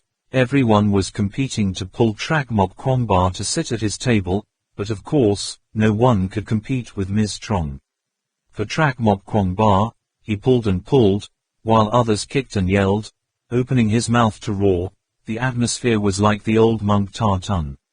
Someone hiding behind shouted, robbing the groom. The whole crowd burst into laughter. In fact, only Ms. Trong is a woman at this table. The rest are full of bearded men with a strong body, but no one has the feeling that she is not suitable to sit here. It must be said that it is too appropriate to be true. Trong's alcohol tolerance makes Trak Mok Kwong Ba remember himself in his peak period. After 3 weeks of drinking, Ba Tang and a bearded man with a very aggressive face played rock paper scissors and drank alcohol. The sound of back and forth became louder and louder. Ms. Trong introduced Trak Mok Kwong Ba, that fierce-looking man named Ngin Dung, a very experienced mountaineer. He was also a friend of Captain Ho Duan. The other 2 tables were also drinking very enthusiastically. Fong Yu and Sean have also been able to get along with other people. Every time they talked to a high point, they burst into laughter. The whole room was filled with such a noisy atmosphere. In the middle of the party, Yue Yang went to another table and led 2 young men to congratulate Trak Mok Kwong Ba. Just looking at the precise footsteps, he knew immediately that these 2 guys were from the military. Sure enough, Yue Yang introduced, both of them were comrades who joined the army with him. The thin man's name was Triu Trang Shine. Yang always called him Thin Siu, jokingly said that since he was young, Thin Siu had had the qualities of Lang Lai Bak Jia Trong Tuan in Tui Hu, so his teammates all called him Ni Jia. After he was discharged from the army, he went to Germany to develop for half a year, and when he returned, he was called away by Yang. The other person's name is Lai Hong, simple appearance, quiet. Trong Lap also brought some discharged soldiers, because many people had too many mouths, so Trak Mok Kwong Ba couldn't hear what they were saying. Man Man and Lu Can Nam shared a table. There were also a few other women sitting at that table. Trak Mok Kwong Ba asked briefly, knowing a girl named Lam Tiu Quyen, and a girl named Fung Fung or something. After a while, everyone started chatting freely. Trak Mok Kwong Ba and Ms. Trong naturally talked about all kinds of stories about the South and the North, back and forth, and finally talked about Man Man. Ms. Trong told Trak Mok Kwong Ba, feeling that some of Man Man's cosmetics used to have faded, more than half of it was due to being left for too long. Surely Trak Mok Kwong Ba has never chosen cosmetics, give it to everyone. Trak Mok Kwong Ba said, how could he know about these women and girls? Ms. Trong immediately patted her chest and said, in the future, if you want any cosmetics, just ask Man Man to say a word, ensuring that there will be the latest and best quality products. Talking about wandering for a while, Trak Mok Kwong Ba told Ms. Trong that everything is good, only the name doesn't sound very good. Yang immediately retorted, what is wrong with Ms. Trong's name? Trak Mok Kwong Ba said it was a man's name. The people at the table became more and more curious and continued to argue. Until Trak Mok Kwong Ba said the three words, Trong Din Ho, they all laughed again. Trong Lap said, young Master Kwong Ba, you have a problem with your ears. Trong's sister's name is Trong Din Fu, the word communal in the sentence, common house Jade Lap, the word Fu in, Fu Dung, but you sounds like a man, it's really just you. Yang said again, this name Trong Din Ho doesn't sound bad, it sounds very majestic, it feels like a guard of the front. After talking for a while, Trak Mok Kwong Ba suddenly remembered a problem, was about to ask Yang, but discovered that the guy was no longer sitting there, turned to the other two tables and was nowhere to be found, so he asked Ms. Trong. She replied, the kid is afraid of drinking, and has run away to pee. Come on, empty your glass. Trak Mok Kwong Ba raised his glass to clap, glanced at Wang Man, saw her staring at him, and forced a smile to apologize. But he didn't realize that Lu Can Nam was no longer sitting at the same table as Min Min.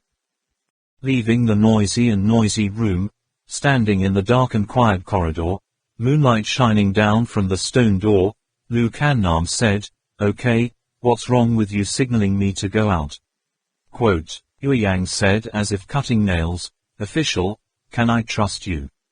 In the darkness, his eyes shone brightly, like stars in the dark night sky.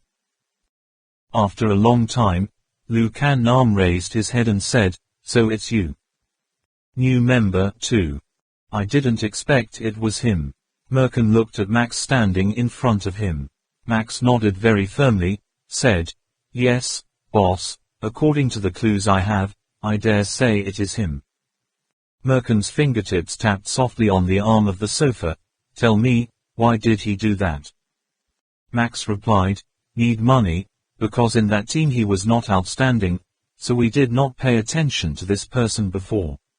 After thoroughly investigating, I discovered a fact that even his comrades did not know.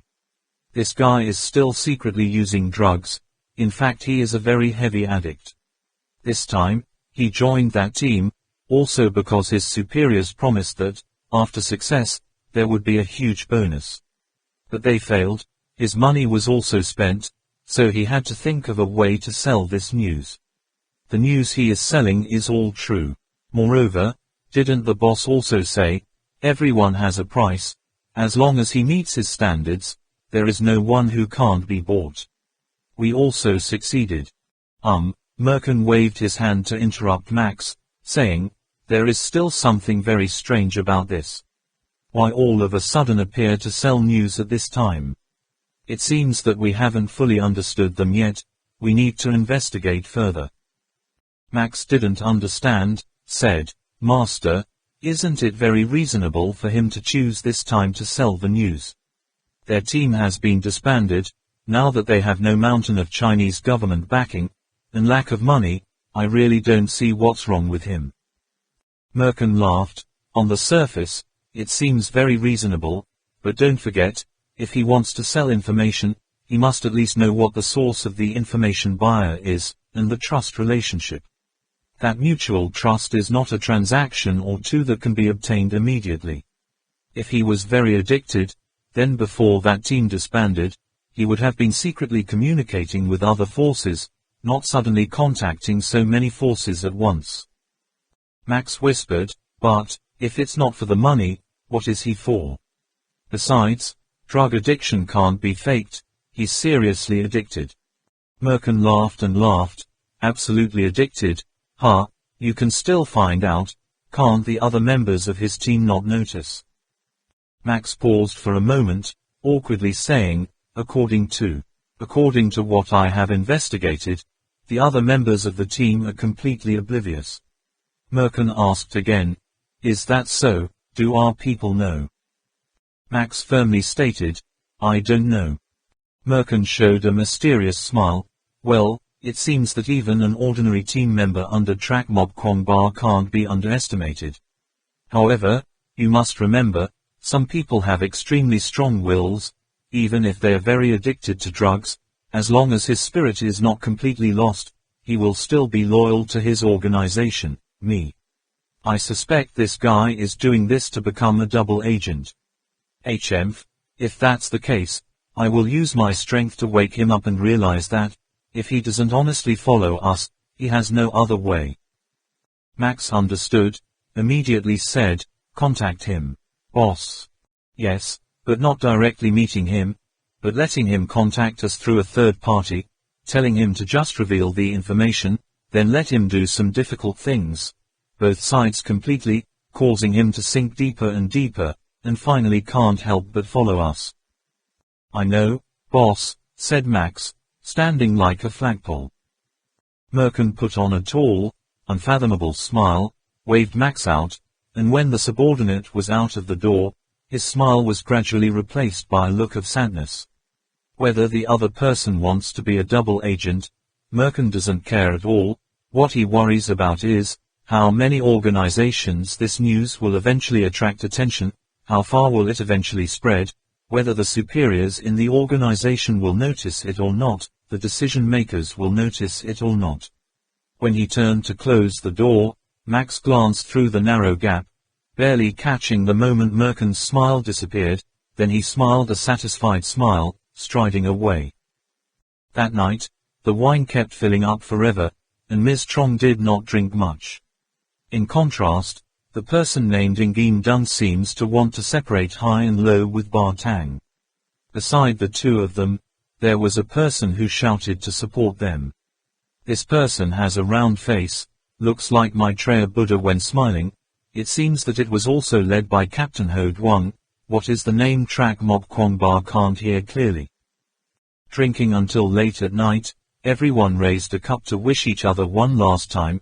Then Track Mob Kwong Ba returned to the room prepared for him, lying down to sleep, while in a coma, suddenly heard someone say, "Son, you have that creed." In the dark, Track Mob Kwong Ba replied, "No, my fate is decided by me, not by God."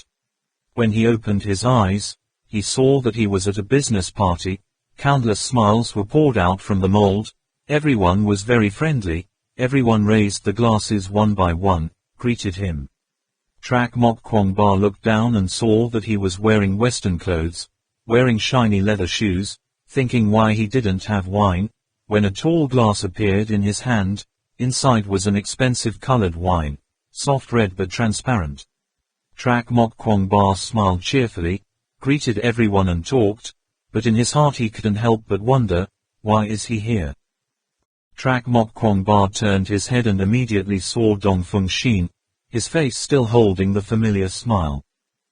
Seeing Dong Feng Xin standing close behind him, In which direction did Trak Mok Kwong Ba put his glass? He immediately stepped up to shake hands with that person. If Trak Mok Kwong Ba walked in the crowd, he quickly left, followed him immediately. The person next to him was difficult to notice. Trak Mok Kwong Ba turned his head and said, "Fung Shin, stand up a bit, don't stay behind me like that, people will misunderstand you as my secretary." Dong Fung Shin adjusted the frames of his glasses and said softly, "No need, they will recognize you." He always kept that humble appearance, but suddenly his gentle smile turned into a fierce madness, around which appeared two tall mutts, one on the left, the other around. The right side lifted Trak Mok Kwong Ba, making him unable to move. Trak Mok Kwong Ba shouted, "Fung Shin, what are you doing? Release me." Dong Fung Shin pushed the frame of his glasses up to the bridge of his nose, laughing like crazy. "Sorry, Kwong Ba, all of this is mine." Trak Mok Kwong Ba struggled, but could not move. After a few tries, he suddenly thought to himself, "How can this sudden bone break make me unable to move? Is this a dream?" Thinking of that, he immediately opened his eyes, startled awake. The first breath of air he inhaled reached his lungs with a faint familiar scent, and where his hand touched it was as smooth as thick fat. Trak Mok Kwong Ba slightly lowered his head, and immediately saw Man clutching his waist like a snake, his knees on his chest, his hair covering his face. Trak Mok Kwong Ba tried to calm her breathing, avoiding startling her to wake up. The dream just now reminded him of a lot of things, and he couldn't help but feel a little angry and uncomfortable, and at the same time felt a little uneasy. Trak Mok Kwong Ba turned his head to look out the window. Outside the Nan River overflowed, the stars were sparkling, the colors of the night were intense. The next morning, Trak Mok Kwong Ba got up very early, stretched a few times to stretch the tendons and bones, feeling the whole body was relaxed and comfortable, so he went out to prepare for morning exercise. Some people outside have started jogging, and others haven't gotten out of bed yet. A young man ran up to him and asked, "Young Master Kwong Ba, so early?" Trak Mok Kwong Ba realized that this person was Yueyang's comrade, named Triu Trang Shine, because when he introduced him to him, Yueyang said, as soon as he heard it, he knew that he was born in Triu Trang. Triu Trang Shine was wearing a headset, and when he talked, he took it off. Trak Mok Kwong Ba ran parallel to Trang Shine, asking, "Do you still listen to music when jogging? Who's singing?" Triu Trang Shine replied, "Beyond, young Master Kwong Ba must have never heard of it." "Beyond? A foreigner?" Triu Trang Shine laughed and said, "Young Master Kwong Ba has certainly never heard of it. They are a Hong Kong rock and roll band. Beyond means, beyond. It's a great song, listen to it." Saying that, Triu Trang Shine immediately took out both headphones and music player in his pocket, gave it to Trak Mok Kwong Ba, then inserted the earphone tip into his ear. A metallic sound hit the eardrum. The voice was hoarse, high-pitched voice. The lyrics are in Cantonese, but he can't understand, but Trak Mok Kwong Ba can recognize that the singer seems to be walking through the waves, dust and dust from afar. That hoarse voice evokes a feeling of broken strawberries. The high-pitched cocoa full of excitement echoes in the wilderness. Trak Mok Kwong Ba was not originally very interested in this music, but after going through many events, he dimly felt that the composer was trying very hard to recount a hardship. Each song is like a small sprout trying to rise in adversity. As for the performer, it is as if he has given his whole life to sing, neither melodious, lyrical nor eloquent, just using his singing voice to express hope. The children, ordinary people who are pursuing the dreams, please don't stop, no matter what difficulties you encounter, don't give up. Every song, every verse, is the scream of the performer, must try. Must try. Running to the rhythm of this music, one feels like every step is placed on certain points, and at the same time in a ready position to set the next step. Along with that powerful music, Trak Mok Kwong Ba and Triu Trang Shine ran and chatted. Only through Zhao Zhuangsheng did he know, so when he arrived yesterday, just in time for everyone to complete a training period, Rest for 2 days, some people are likely to be eliminated, so in the evening, Lukan Nam did not prevent people from having a disruptive party, both a celebration for the arrival of Trak Mok Kwong Ba and at the same time a farewell party for some of the eliminated people. Trak Mok Kwong Ba was thinking to himself, so it is, Triu Trang Shine turned to say, but if it wasn't for the occasion of the young Master Kwong Ba's arrival, they wouldn't be able to eat and drink like that, considering in the end, it was still thanks to the warmth of the young Master Kwong Ba. Trak Mok Kwong Ba heard that he could only cry and laugh. It was a day off, so the early morning joggers were also divided into groups of 2 or 3, each running his own way. Trak Mok Kwong Ba and Triu Trang Shine ran relatively fast, soon caught up with the tall man who had a drinking match with Ba Tang and Ngim Dung yesterday. Even the middle-aged man who was next to them last night, shouting support for them, also ran with them. Trak Mok Kwong Ba saw Ngim Dung in high spirits, looked around but did not see Ba Tang's shadow, only saw Ms. Trong and a few other young people coming out of the stone house. He went up to say hello to Ngim Dung and the others, then slowed down and ran parallel to them. Listening to Ngim Dung's introduction, the round-faced middle-aged man running next to him was named Chu Ngim. He looked like he was obese on the outside, but his climbing and exploration experience was absolutely no less than Ngim Dung's. The two of them have followed Captain Hu Yang many times to conduct surveys on Chomolungma Mountain. On the other side, Ms. Trong led a few young men to run to join the association.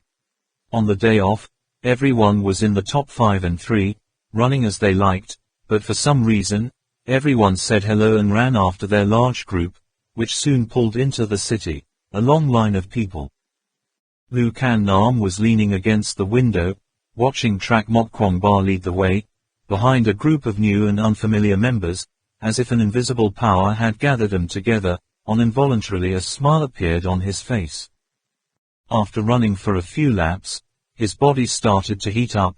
Trak Mok Kwong Ba heard the members running after him panting heavily, so he slowed down, then slowly stopped.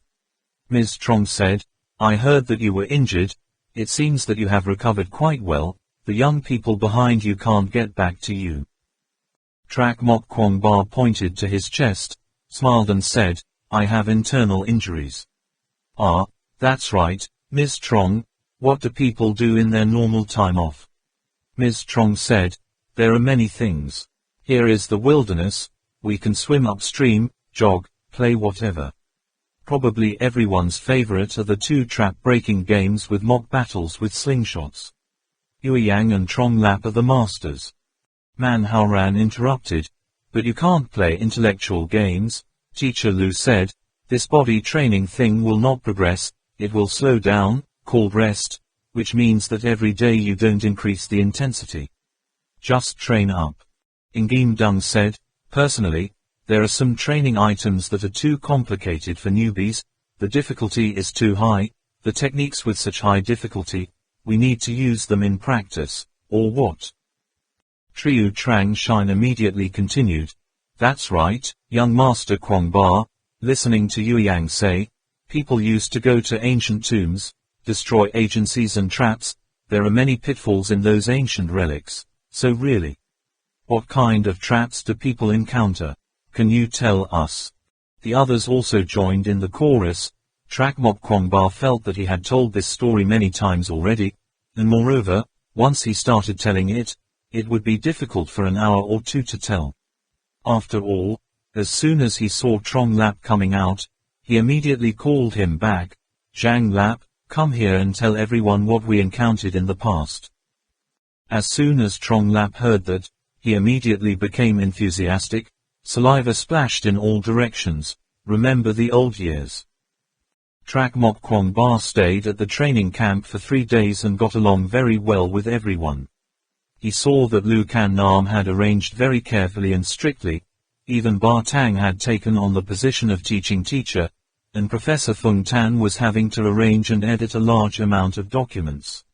He was also anxious to see those documents, so he took Min Min and returned to Lhasa to lend a hand to the professor.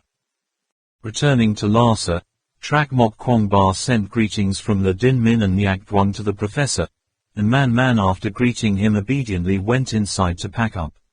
Professor Fung Tan asked Trak Mok Kwong Ba, "What's wrong?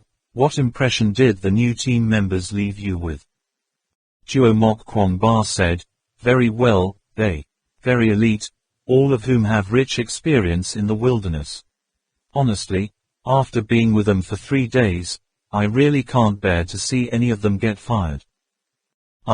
Said Professor Fung Tan, "Didn't you suspect that some of them had leaked information to other organizations that were also looking for the Bo Ba La temple?" Trak Mok Kwong Ba sighed, "If that's true, then I have nothing more to say, because I really can't understand, revealing information about us to the outside, what benefit are they in the end?" "Yes, it's a lot." Professor Fung Tan only said half a sentence. Seeing that Trak Mok Kwong Ba's face was not very good, he smiled. "Okay, temporarily stop talking about this topic, follow me, show you the new discoveries in the documents brought back from Russia."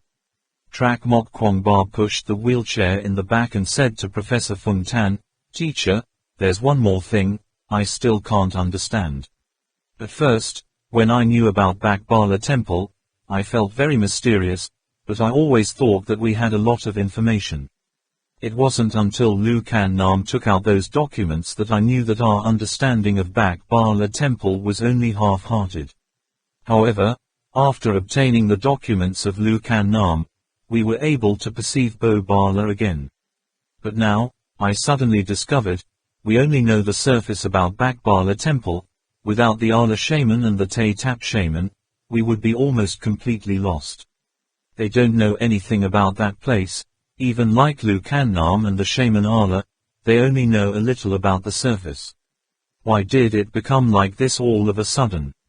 Professor Fung Tan smiled and said, "Like this, Kwong Ba, it seems that your perception of our current position is still a bit misleading. I've always emphasized to you, we're just an experimental team, more amateur than the most amateurish organizations. At the beginning, the information about Bak Bala Temple that we can grasp will not be much, we can only gradually follow the clues, going from the outside to the inside, step by step. Step 1. That's right, Bak Bala Temple has disappeared in history for 1,000 years. If someone started collecting documents related to that place from thousands of years ago, then the documents that we have in our hands compared to a man, certainly a grain of sand compared to the desert, incomparable.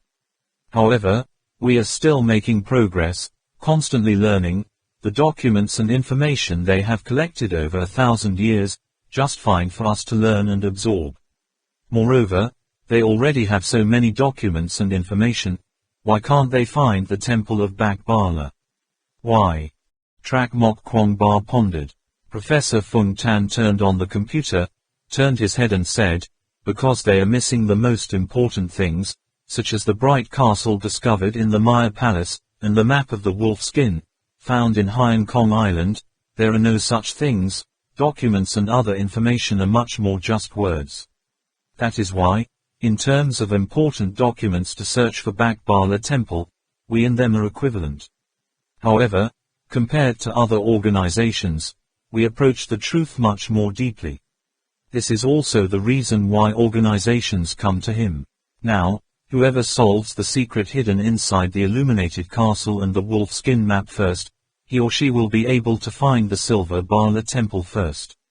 As for other documents, they can provide us with side information about Bak Bala Temple, but to find that place, they don't have much value." The computer was turned on. Professor Fung Tan just clicked the mouse and said, "So this time you come back here, I will leave all the work of editing documents to you and Man Man in charge, and I will focus on contacting experts in many fields, hoping to make a breakthrough in solving the secret of the illuminated castle and the wolf skin map. You watch this." On the screen appeared a black and white photo, a picture of a rectangular box, very old-fashioned. Below there was a line of text, apparently a caption where the photo was taken. Trak Mok Kwong Ba said, "What is this?" Professor Fung Tan didn't explain, just said to him, "Looking at this box outside, does it remind you of anything?"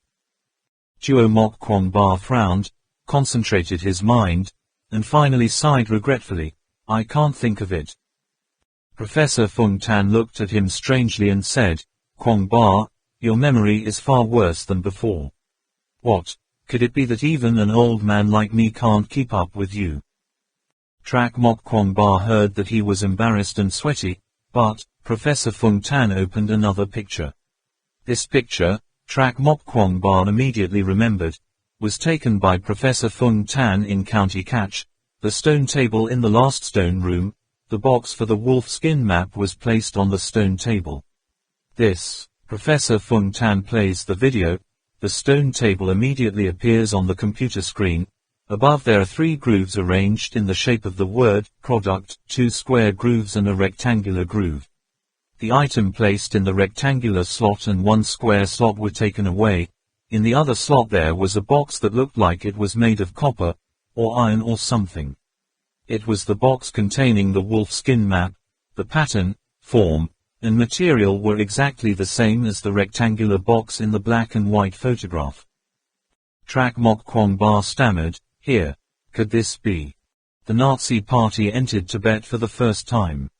Professor Fung Tan said, it's not wrong, I think this is one of the 2 boxes that Morton Stanley took from the old County Catch secret room, later wandered in many places and finally fell into the hands of the Germans. The footnotes are in German. I asked the German expert, that triangle is the sign of Himmler's magic castle, indicating that Himmler studied it in his magic castle. Also, in the documents you brought back there is nothing about this photo revealed. Trak Mok Kwong Ba said, you mean, our documents are incomplete. So is it necessary to contact the other Alexander? It's late, Professor Fung Tan said calmly, he's dead. What? Trak Mok Kwong Ba was startled. Professor Fung Tan said, you should have thought about it. Alexandrovich's transaction with you has been monitored. It is certainly difficult for him to escape, just don't know what he has confessed. However, revealing it doesn't have much of an impact. Maybe even the slightly larger organizations have already figured out all this information a long time ago. Unfortunately, if we want to add information on this aspect, we don't know what to do. We will study these documents together, in which there is a lot of information about the Temple of Bakbala that the Nazi Party got hold of during World War II, they called it Shambhala. There is also a lot of information that is not related to the Silver Bala Temple, but is also very interesting, such as the content about the other hectamerkan, which has nothing to do with Shambhala at all. Trak Mok Kwong Ba nodded. Professor Fung Tan paused for a moment and then continued, there is one more problem. I don't know if you have noticed it or not. He replayed the video, only to hear the professor in the video say, there's a door here, use plastic explosives, don't put so many explosives. Professor Fung Tan pointed to the screen and said, see, when we entered the stone room, this door was sealed. If it was Stanley who took the things in here, at that time County GE was still a barren land without a shadow of people, he could completely leisurely and calmly carry away the treasure. Why still have to carefully close the door? What else do you do? Trak Mok Kwong Ba thought for a moment, then replied, maybe you have seen a curse or warning, such as if you open this door, will the soul be cursed or something. Professor Fung Tan nodded approvingly. That's right, I think so too. Okay, this is for more information later we will continue to study. Look at this too. Here are the pictures I printed out. Professor Fung Tan held up a thick black and white photo album. Trak Mok Kwong Ba took it, only seeing that most of the photos have a background of snowy mountains or vast grasslands. Most of the characters in the picture are ethnic Tibetans. There are also some photos taken in temples, monastery temple. Looking at those scenes and temples, Trak Mok Kwong Ba could instantly recognize that these photos were taken in Tibet. He flipped through the pictures, one by one, and said, this is.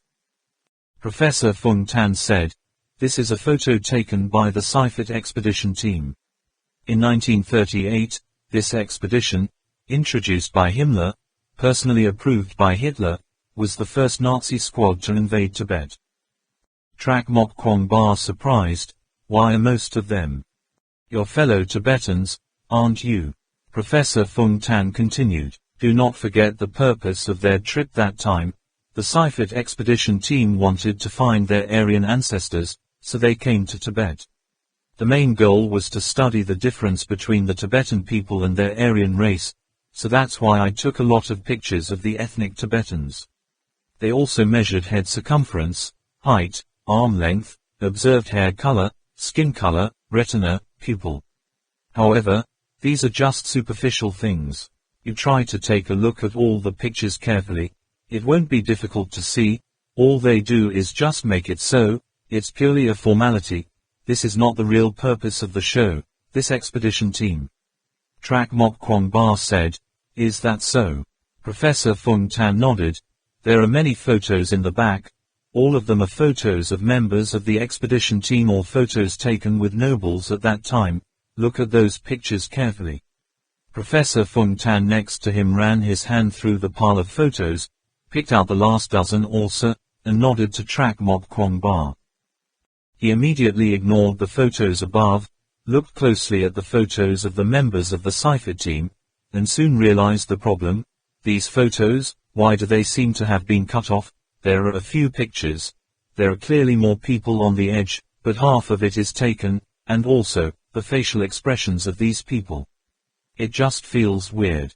Professor Fung Tan said, it's not wrong, it's not their facial expressions that are strange, but their eyesight. Have you noticed, when they take pictures, it's completely different from us in normal times, almost never looking at them, towards the photographer, but looking somewhere else. All the photos are the same.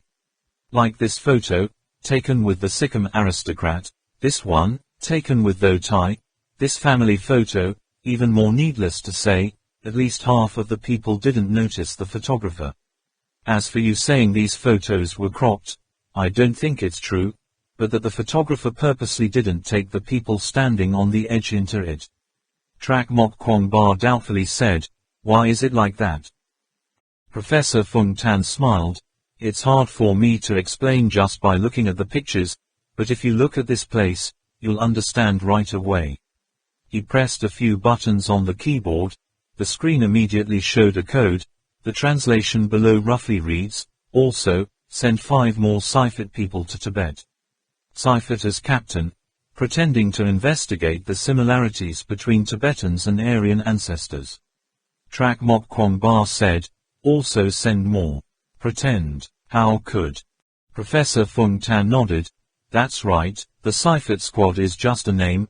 Their mission is to hide the real purpose of the Nazis when they let people infiltrate Tibet.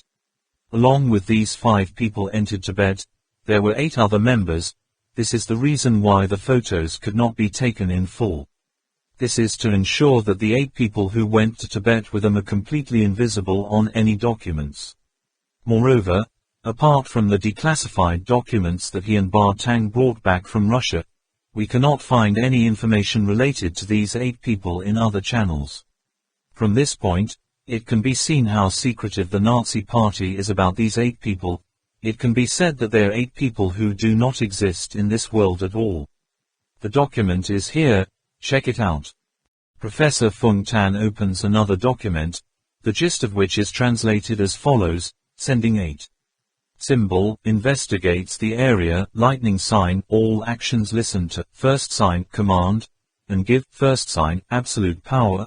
In the sign, lightning, first sign, has the same authority as head of state, on the back is Hitler's signature. But those 8 symbols remained the same, and the translator could not translate them into 8 names. Trak Mok Kwong Ba exclaimed, does the document signed by Hitler himself only use symbols to represent his status? Can't find these 8 people. Professor Fung Tan said, I have consulted semiotic experts. This is the Nordic runic language, also a kind of mysterious ancient force that Himmler worships, but despite translating signs we don't even know their real names, because each person's name is abbreviated with the first 2 letters, such as this first symbol. Trak Mok Kwong Ba looked at Professor Fung Tan's finger. That symbol looked like a word, me, but the horizontal line in the middle added two more turning points, one up and one down. Professor Fung Tan continued, "This is a symbol representing the two letters H and M." H and M. Trak Mok Kwong Ba suddenly exclaimed, "Hector Merkin." Professor Fung Tan said, "This can only be said to be possible. We don't have any other evidence, we can't confirm it." Trak Mok Kwong Ba said, "So, what about that lightning bolt? That lightning represents Tibet, doesn't it?" Professor Fung Tan shook his head. "Lightning is the letter S in runic." Trak Mok Kwong Ba wondered, "S? Not Tibet?" Professor Fung Tan smiled and said, "Don't forget, there is a place that starts with the letter S." Trak Mok Kwong Ba suddenly remembered, Shangri-La, Shambhala. That said, Sean's speculation is correct. The official World War II documents that we have gathered are completely contrary to the truth. The Nazis were just looking for Shambhala to enter Tibet. Investigating the anthropological problem in Tibet was just an excuse. All of this, it's possible that this person named Hector Merkin was planning. Who is this guy? Professor Fung Tan said, "In fact, there are still many unanswered puzzles about World War II. For example, this time the Nazis entered Tibet. For example, there were many scholars who raised questions, for example, about Seifet's identity. Seifet is called a botanist. Many scholars have pointed out that a botanist is a word for people with a profound understanding of many different natural sciences. Such people count. There are only a few people in history, such as Da Vinci, Darwin, Newton. They are well versed in medicine, physics, chemistry, astronomy, geography, zoology, and at the same time are the conduit for the scientific and technological currents of their time. But that year Seifert was only 26 years old. What qualifications did he have to become a botanist? Some scholars speculated that the physicist was someone else, who was really in charge of the expedition team, and Seifert was just an alias. Also, the majors of these five people with public identities are also very problematic. Let's not talk about Seifert for the time being, but let's try to see the other four's majors. Closer is a zoologist. Calvin studies geophysics, and is also very adept in geology and meteorology. Berger, on the documents, this person is an anthropologist. In this field I have investigated very carefully. In fact, the predecessor of this anthropologist was only an anatomist. In fact, Berger was a high-quality student at the University of Heidelberg, who later experimented on humans in concentration camps. Also this Edmund Gustav. It is said that this person is an equipment manager, but according to the documents we currently have, he was once in the training camp of the Special Forces unit of the Waffen Force SS, also the Red Scorpion team for a very long time. Professor Fung Tan laughed and said, "Zobotologist, geologist, doctor, Special Forces soldier, in addition to a botanist. Think about it, if you only study the human race, will there be any? Is it necessary to send such a group? Let's just say, what is a team like that better suited for?" Trak Mok Kwong Ba said, "Like us, this is a typical expedition team, able to go in and out of wild places without human footprints."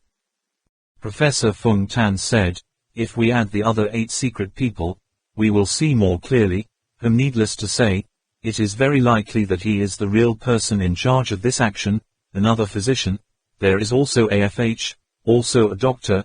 GK is an expert in mechanical engineering, AL, archaeologist, FF, historian. In addition, there are 3 members of the Red Scorpion team. If they were to act together, then, where would such a group of people go? What would they do?" When Duo Mok Kwong Ba heard that his palms were wet with sweat, he said in a low voice, "They want to find a place that is likely to exist in history, and at the same time, there may be many agencies and traps." Professor Fung Tan continued to hover, saying, "This list of supplies is part of the machinery they brought into Tibet." Trak Mok Kwong Ba read carefully, seeing a very detailed list of clothes, shoes and socks, tents, backpacks, water containers, kitchen utensils, cutlery, climbing tools. It only takes a few pages, especially the weapons section, The weapons listed here are enough for each member of the armed team to reach their teeth, even redundant. Moreover, based on the negative film material, it can be seen that this is just an incomplete list. Behind the scenes there are many more things that have not been listed.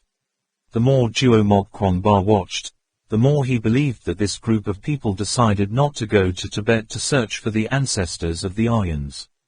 He asked surprised, "Even if you go to find Shangri-La, you don't need that much, do you?" Professor Fung Tan sighed, "Yes, if you don't understand about that historical period, it's hard to explain. Part of the supplies are here to prepare their allies." Ally. England, that's surprising, isn't it? In fact, before World War II broke out, the relationship between the two countries was very good. After World War I, Germany was able to rise so quickly, thanks to the support of the two Great Britain and America. The claws of the Third Reich slowly extended and sharpened at the same time, but in the whole process Britain remained tacitly patient, conceded, until finally unable to. Only concessions can be made. Seifet's expedition team passed through the very British-controlled area into Tibet, because they were then acting cooperatively.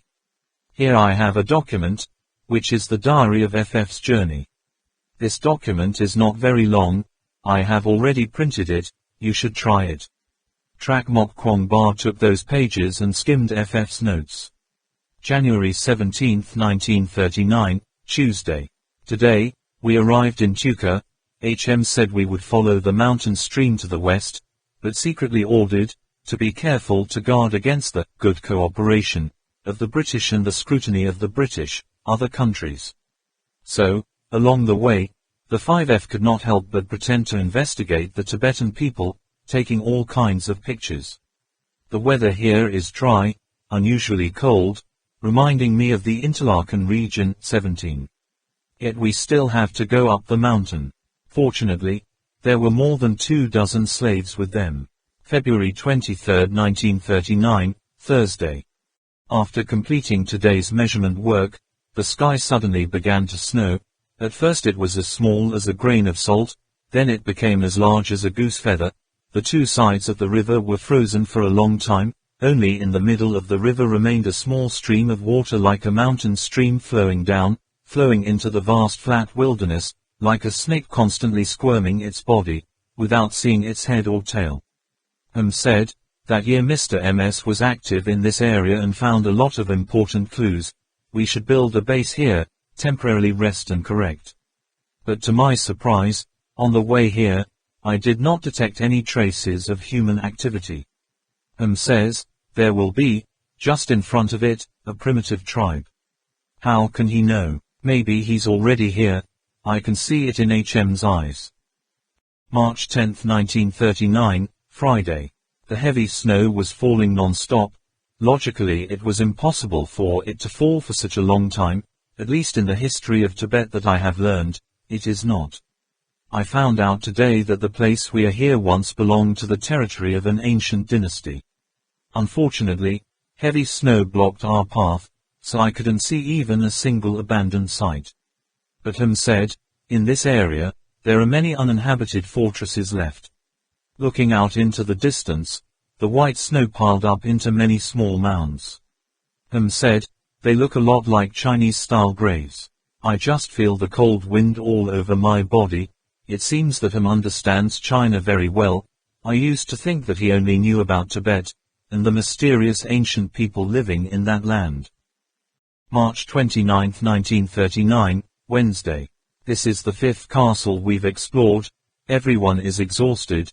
2 slaves have died, plus last night's runaways. We're left with only half of the slaves. Kurt asked us if we needed to send in another batch of slaves. If so, he had to bring some of them back to India. Refused. They all have their own intentions.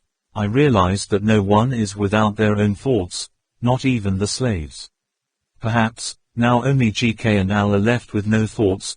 They have almost gone crazy with the newly excavated ruins, almost like they can't eat or sleep. The scene of the 4 slaves' tragic deaths the day before, I still remember vividly, but the GK said it was a great achievement of organology. It's hard to believe that the ancients from hundreds of years ago could have technical like that. Said, that is the mystical science and technology of the East. The period of mature development was perhaps 1,000 and odd years ago. The ancient Tibetans have inherited that science and technology perfectly.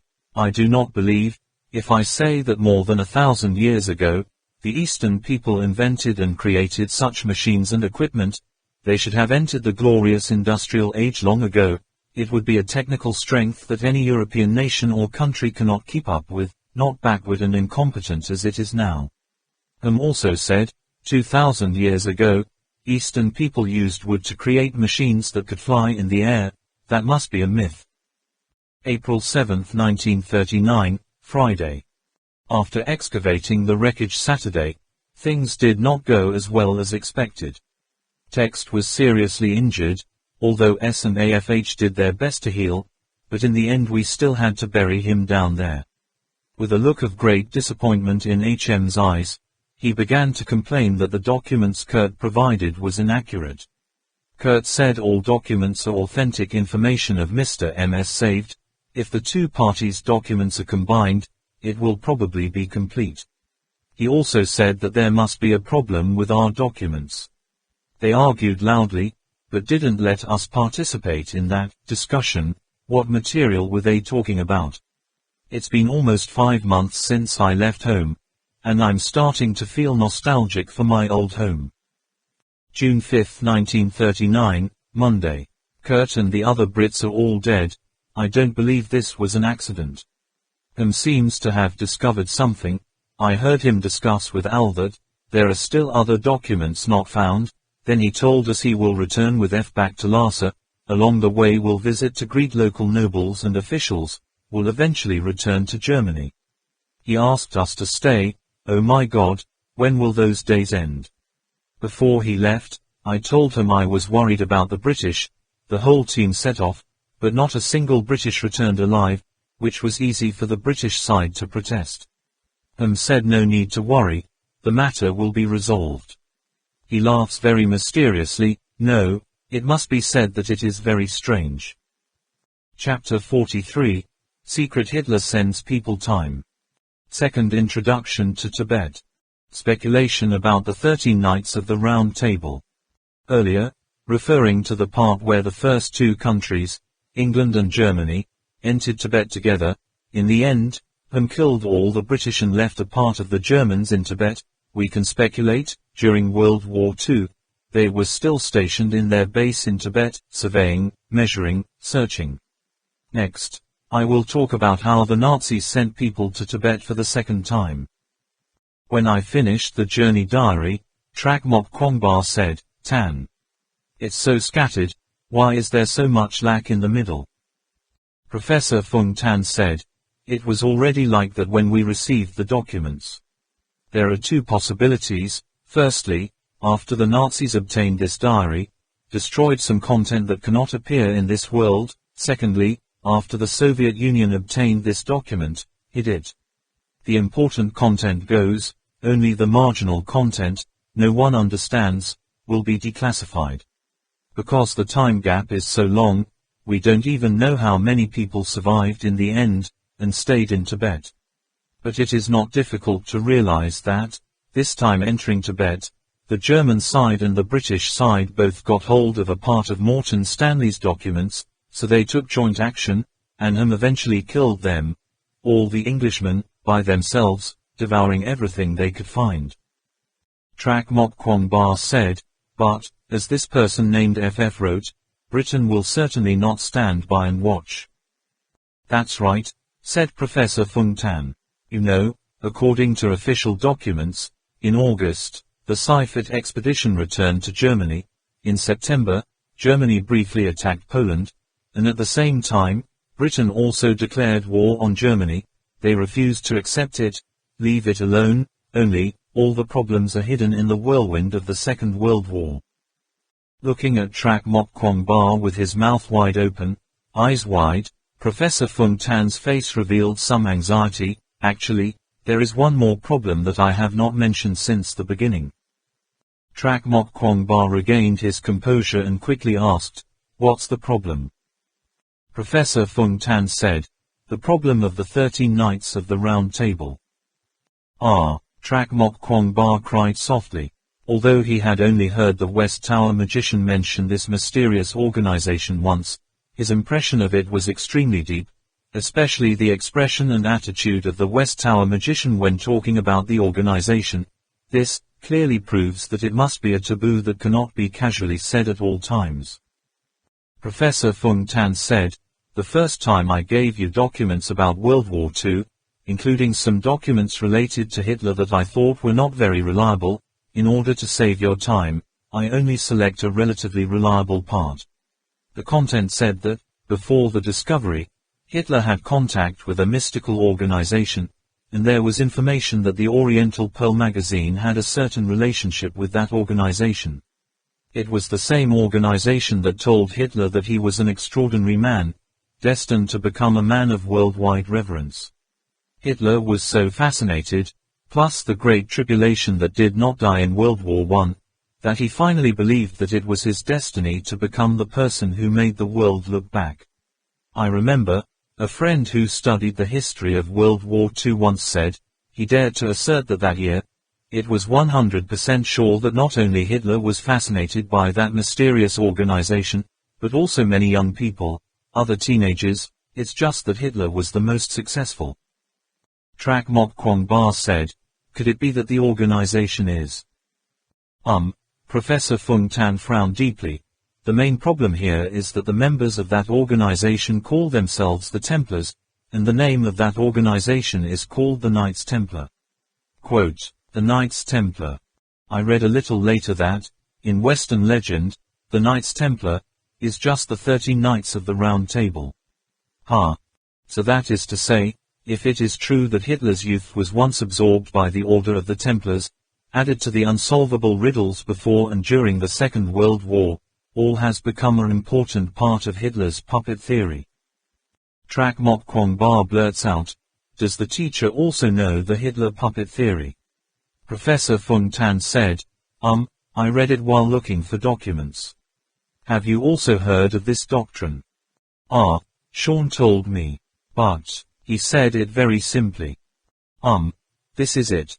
In fact, because the unsolved puzzles in World War II were too many, the US and Russia kept the war-related documents very strictly confidential, so in order to revert the true face of history, the new historians put forward a series of daring theories, which aimed to explain the events of World War II even more completely. The Hitler puppet theory is just one of them. According to this theory, Hitler was just a member of the mysterious organization, he was only the figure brought forward.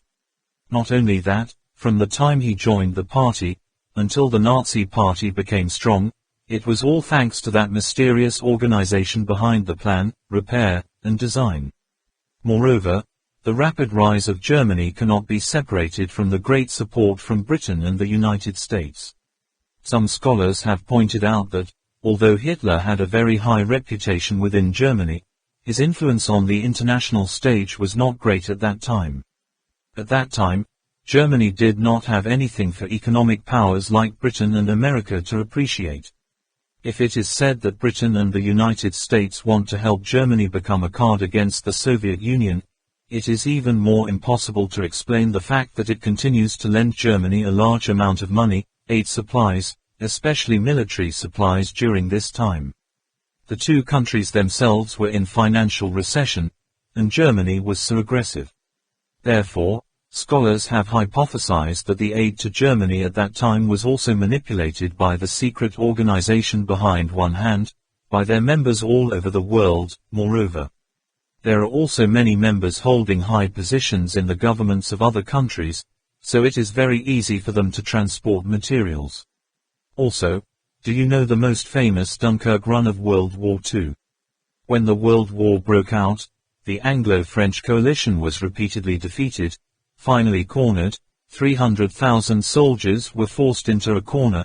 As long as the Germans closed the encirclement, they would have absolutely no life path. But at that moment, Hitler personally ordered, the Germans stopped pursuing for 24 hours.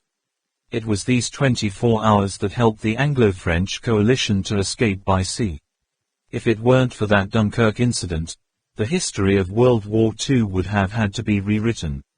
But why Hitler gave such an order, all historians studying World War II could not find the cause, and high-ranking officials in the Nazi Party at that time were also extremely puzzled by this order. If interpreted according to the Hitler puppet doctrine, then the leader of the other organization ordered Hitler, asking him to delay the pursuit for 24 hours. As for Hitler, of course he didn't dare disobey.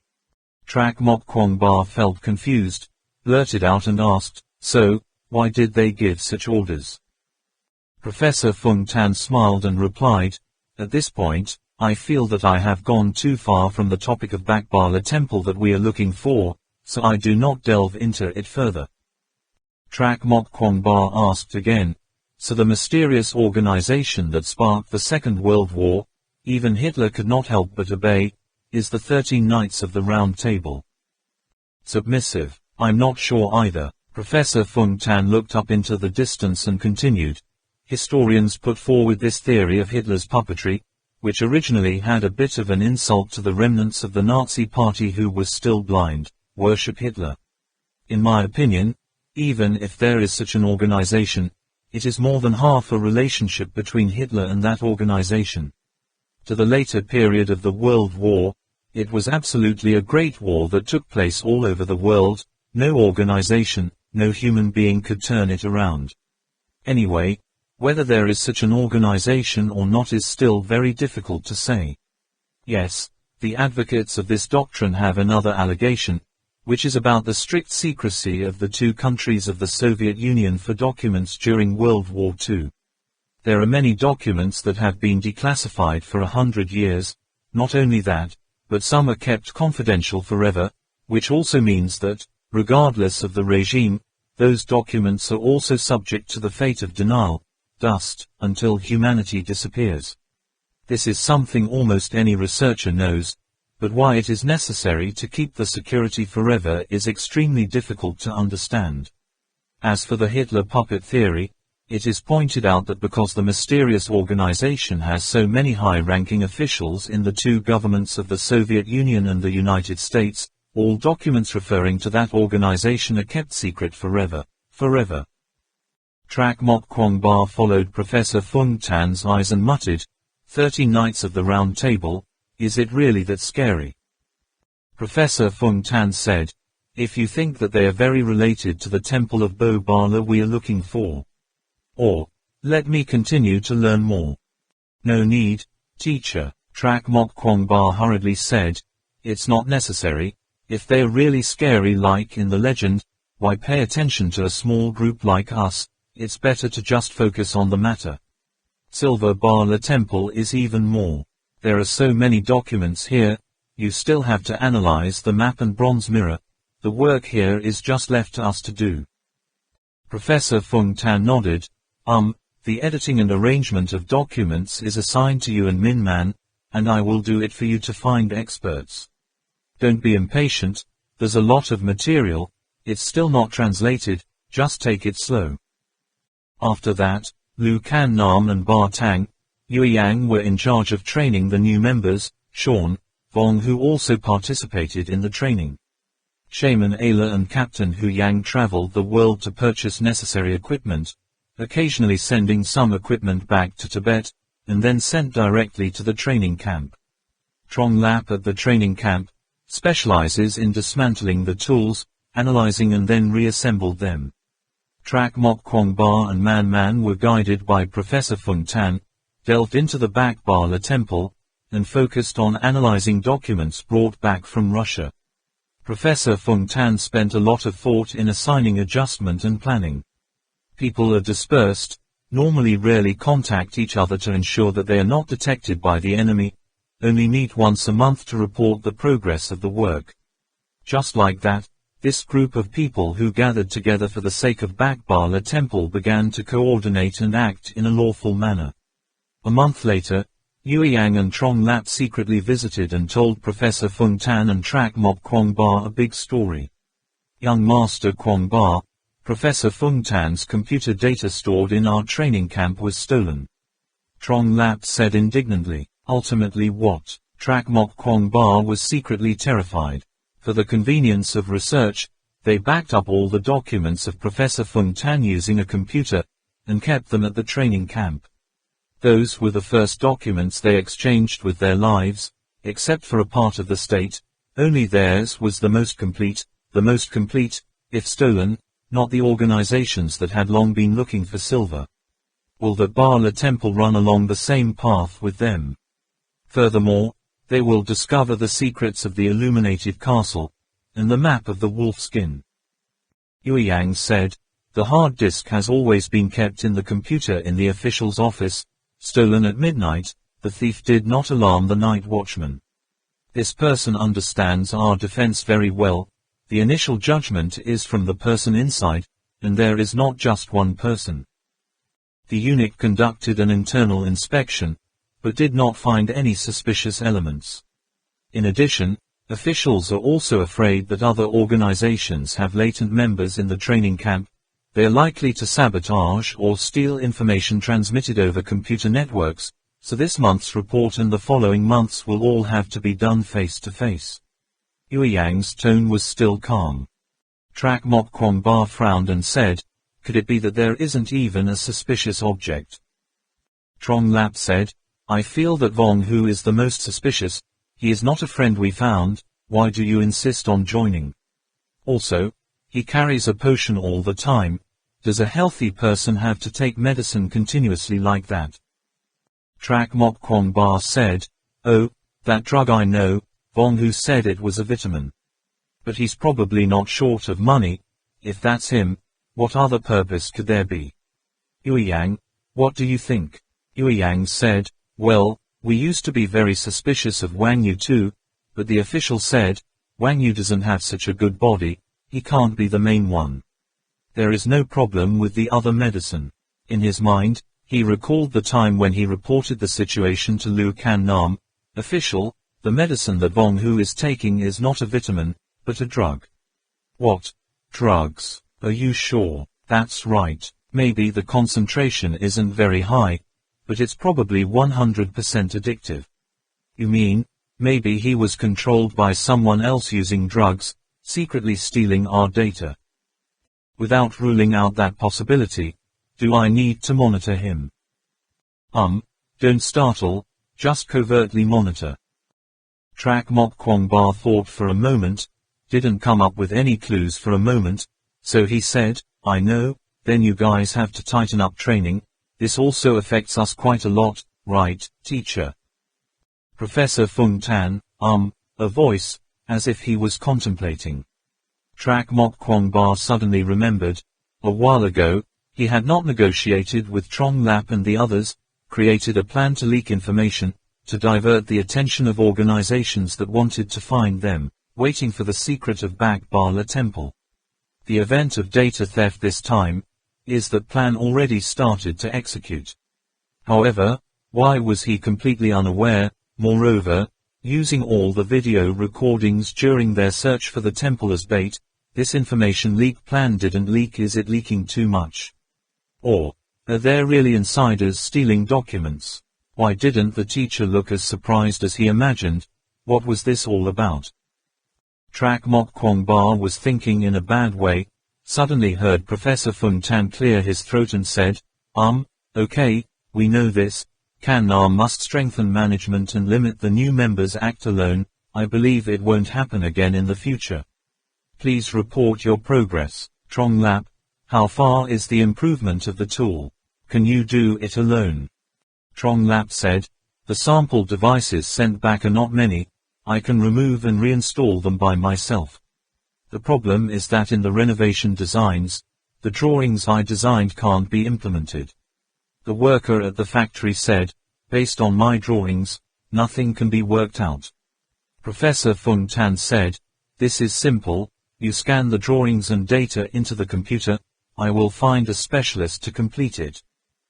Chang Lap nodded, then there is no problem, I will show it to the teacher first, she also has a deep understanding of mechanical design. Next, Yue Yang reported the situation of rookies, saying in one go, the average age of these people is 35, in their middle age, experienced in wilderness exploration, very fond of sports. In competitive sports, each person himself has a certain basis of physical strength. Most importantly, the psychological qualities of these people are relatively stable. They have already passed the extended training phase first, and this will be the ultimate training. Since it is not convenient for us to reveal our whereabouts right now, only a few snowy mountains in Tibet can be selected for field training. In the immediate future, we have a preliminary plan, including climbing cliffs, high-speed skiing on snowy mountains.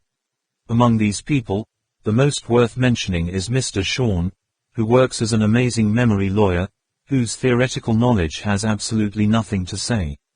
In fact, since he was in the jungles of America, his theoretical knowledge has surpassed ours. Now it's mainly about conducting skill training.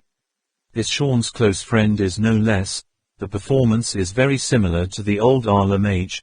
Regardless of the training category, it only needs to be done once to be successful. If they can successfully complete the extreme training, it's just waiting for Tronglap's new equipment to teach them how to use it. Professor Fung Tan said, "So how long will it take to make sure they can follow us?"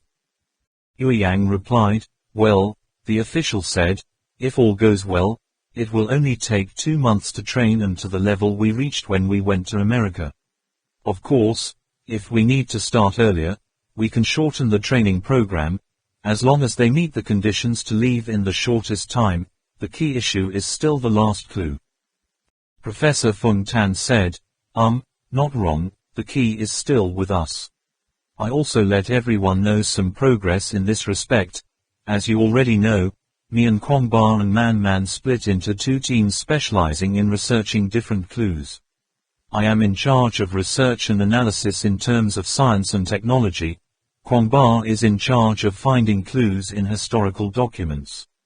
Initially, the map was brought back to study by the shaman Arla, and the bronze mirror was also brought back by Lu Kan Nam for their religion, but so far there have been no results, now sent back to me, hoping to be able to use modern machines to get some breakthrough. We will do our best. Even if we can't restore the city to the light, I still have a bunch of friends crawling out to study the other map. If they find any clues, let's go. Still hope. On the side of Kwangba, he also made many important breakthroughs when studying historical documents. Kwangba, you tell everyone. Merkin and Stanley. Mok Kwangba said, I'll get to the point first. I think we found some information about Merkin and his family in the historical documents. The Merkin we are dealing with now, along with the Morton Stanley we know so well, there is some connection between the ancestors of these 2 people. Tronglap and Yueyang were both startled and surprised. Track Mok Kwangba continued, "Of course, we do not have real historical evidence, but can only rely on speculation to draw conclusions. First of all, people need to know these names. First, is Diego de Landa, a Spanish missionary who followed the expedition into Maya, who did a great thing unprecedented in the history of Maya civilization. It can be said that half of the Mayan cultural heritage left behind was destroyed in the hands of this cleric named Diego de Landa. When the Spaniards set foot in the Americas, the Maya civilization was dead. The Mayans they met were all wearing animal skins, there was no writing, the society was still in its primitive form, the intellect was even lower than the primitive people, so the Spaniards did not waste any effort, conquered the Americas. But then, those primitive people led them to see the Maya rock formations, the magnificent architecture as if built by aliens, and the exquisitely crafted gold jewelry, making the crowd Spaniards were all red-eyed with lust. Even more important, these primitive people took out a lot of text written on the bark, which was probably Maya. Although they have forgotten the meaning of the text, they also know that this is left by their ancestors, so they keep it as treasure. All these records were read by Landa alone, so modern Mayan historians mostly assume that Landa understood Maya. Unfortunately, for some unknown reason, he burned all the collected Maya documents. It is this behavior of his that has made it difficult for later generations to study Maya history, and also makes Maya history a puzzle that has not been solved yet. Trak Mok Kwong Ba paused for a moment to catch his breath, continued, and why should he completely destroy these traces of Mayan civilization, and at the same time almost frantically hunt, torture, and kill him? Who submitted those Mayan documents, or who knows where other Mayan remains are kept? Historians have offered two possible explanations.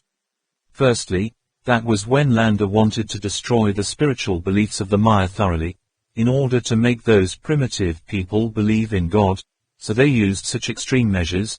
In addition, there is another explanation that, from the vestiges of Maya civilization in hand, Landa has actually discovered something that he thinks cannot exist in this world, so Landa has claimed that the Mayan documents were all lies of the devil, and called those who read them, saw through these documents as heretics, and said that if they did not burn them to death, they would become spokespeople for the devil.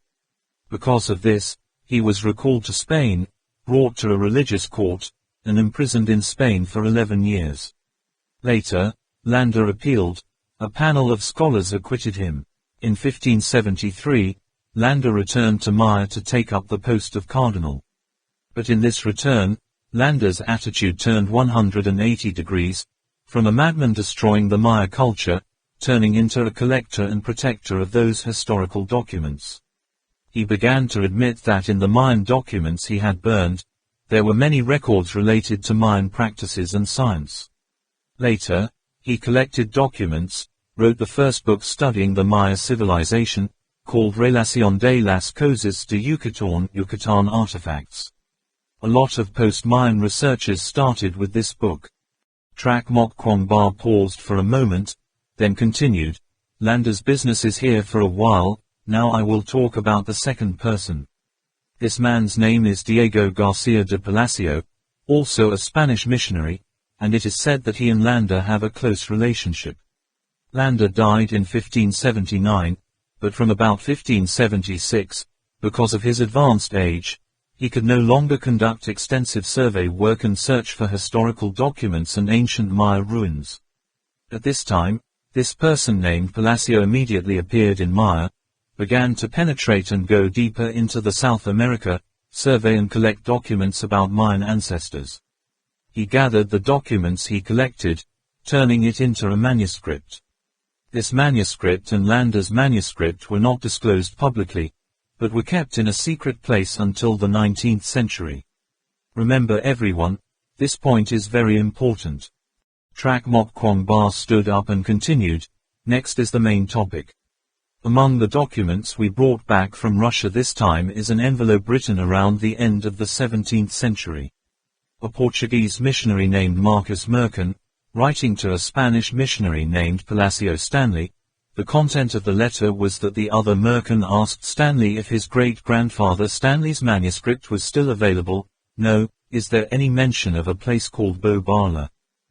Ha! Yue Yang and Zhang Li exclaimed in surprise. Trak Mok Kwong Ba said, after searching many sources and comparing carefully, we discovered that the great-grandfather of Palacio Stanley is Diego Garcia de Palacio. What's more coincidental is, Marcus Mercan and Palacio Stanley, who both coincide with the last names of Mercan and Morton Stanley. But these documents of ours were obtained by the Soviet Union from the Germans after World War II. Perhaps the Germans through various channels gathered material about Morton Stanley. This is most likely a family letter kept by Morton Stanley. What's even more coincidental is that Marcus Mercan and the guy named Ben Mercan we're dealing with right now are both Portuguese. One more point, Palacio's manuscript was not publicly available until 1840, but Maya researchers at that time pointed out that this manuscript was missing pages. As for Morton Stanley, judging based on previous documents, that he was influenced by Stevens, so he investigated the Maya first, then suddenly turned to Tibet, most likely a false assumption. Chances are, he had such a plan from the beginning. Perhaps he has discovered some secrets in the family letters, which we have only seen one letter, the other correspondences mention it is not clear. In addition, The fact that Morton Stanley said that he heard the name Bakbala Temple from the lost epic poem Ali Vong is also a fabrication, because besides him, there is no other scholar. Never heard of that epic. Yue Yang said, I wonder why Marcus Merkin can directly call out the name Bo Bala. Moreover, isn't that handwritten manuscript already hidden? How did he know about it? Trak Mok Kwong Ba said, in this regard, it is impossible not to mention the history of Portugal. Portugal was originally part of the Kingdom of Castilla, which was also the forerunner of Spain. In 1140, Portugal broke away from the domination of the Kingdom of Castilla, declared its independence, and in 1143 was recognized by the Roman Pope. Since then, Portugal has experienced many dynasties, the most powerful being the Avis dynasty. From 1415 to 1580, the Portuguese ushered in the age of maritime rights, becoming world leaders in marine engineering and world exploration. But when the Avis dynasty fell, the King of Spain used his influence to force Portugal to submit to Spain again. It also means that, during Palacio's time, Portugal was a vassal state of Spain. We can even hypothesize that the ancestors of Marcus Merkin and Palacio may have worked together in the church, so he knows their secrets.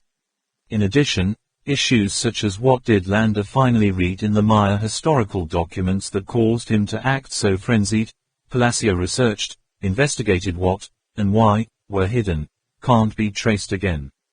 Trong Lap said, then Marcus Merkin and Palacio Stanley could be the ancestors of Ben Merkin and Morton Stanley. Trak Mok Kwong Ba said, not only that, but more importantly, we know from where they discovered the existence of Bo Bala Temple. Yue Yang said, I see, from the ancient way of the Kim Shu wandering abroad, we learned information that there may have been a messenger to the Americas, and brought the secret of Bo Bala Temple, because so I went to America to find out. And the Merkins are just the opposite, they learned the secret of the Silver Bala Temple from the Mayans, so they came to Tibet to explore. Trak Mok Kwong Ba nodded, yes, this is an important piece of information that we got from speculation. In addition to the document Kan Nam showed you last time, we have grasped the forte of the group. The men went after that Merkin. Now, it can be said that we and him are at the same height. If we meet again in the future, surely we will not be cornered again.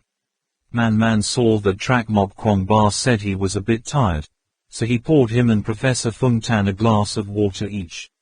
Trong Lap reached out his hand to beg, and was immediately beaten by her, saying, go and pour yourself, then smiled and said, besides, we also discovered a few other things, let me tell everyone, listen. Min Man rubbed his hands, smiled sweetly, said, I want to talk about the relationship between the Nazi Party and Bo Bala Temple during World War II. First of all, I have to mention the names first.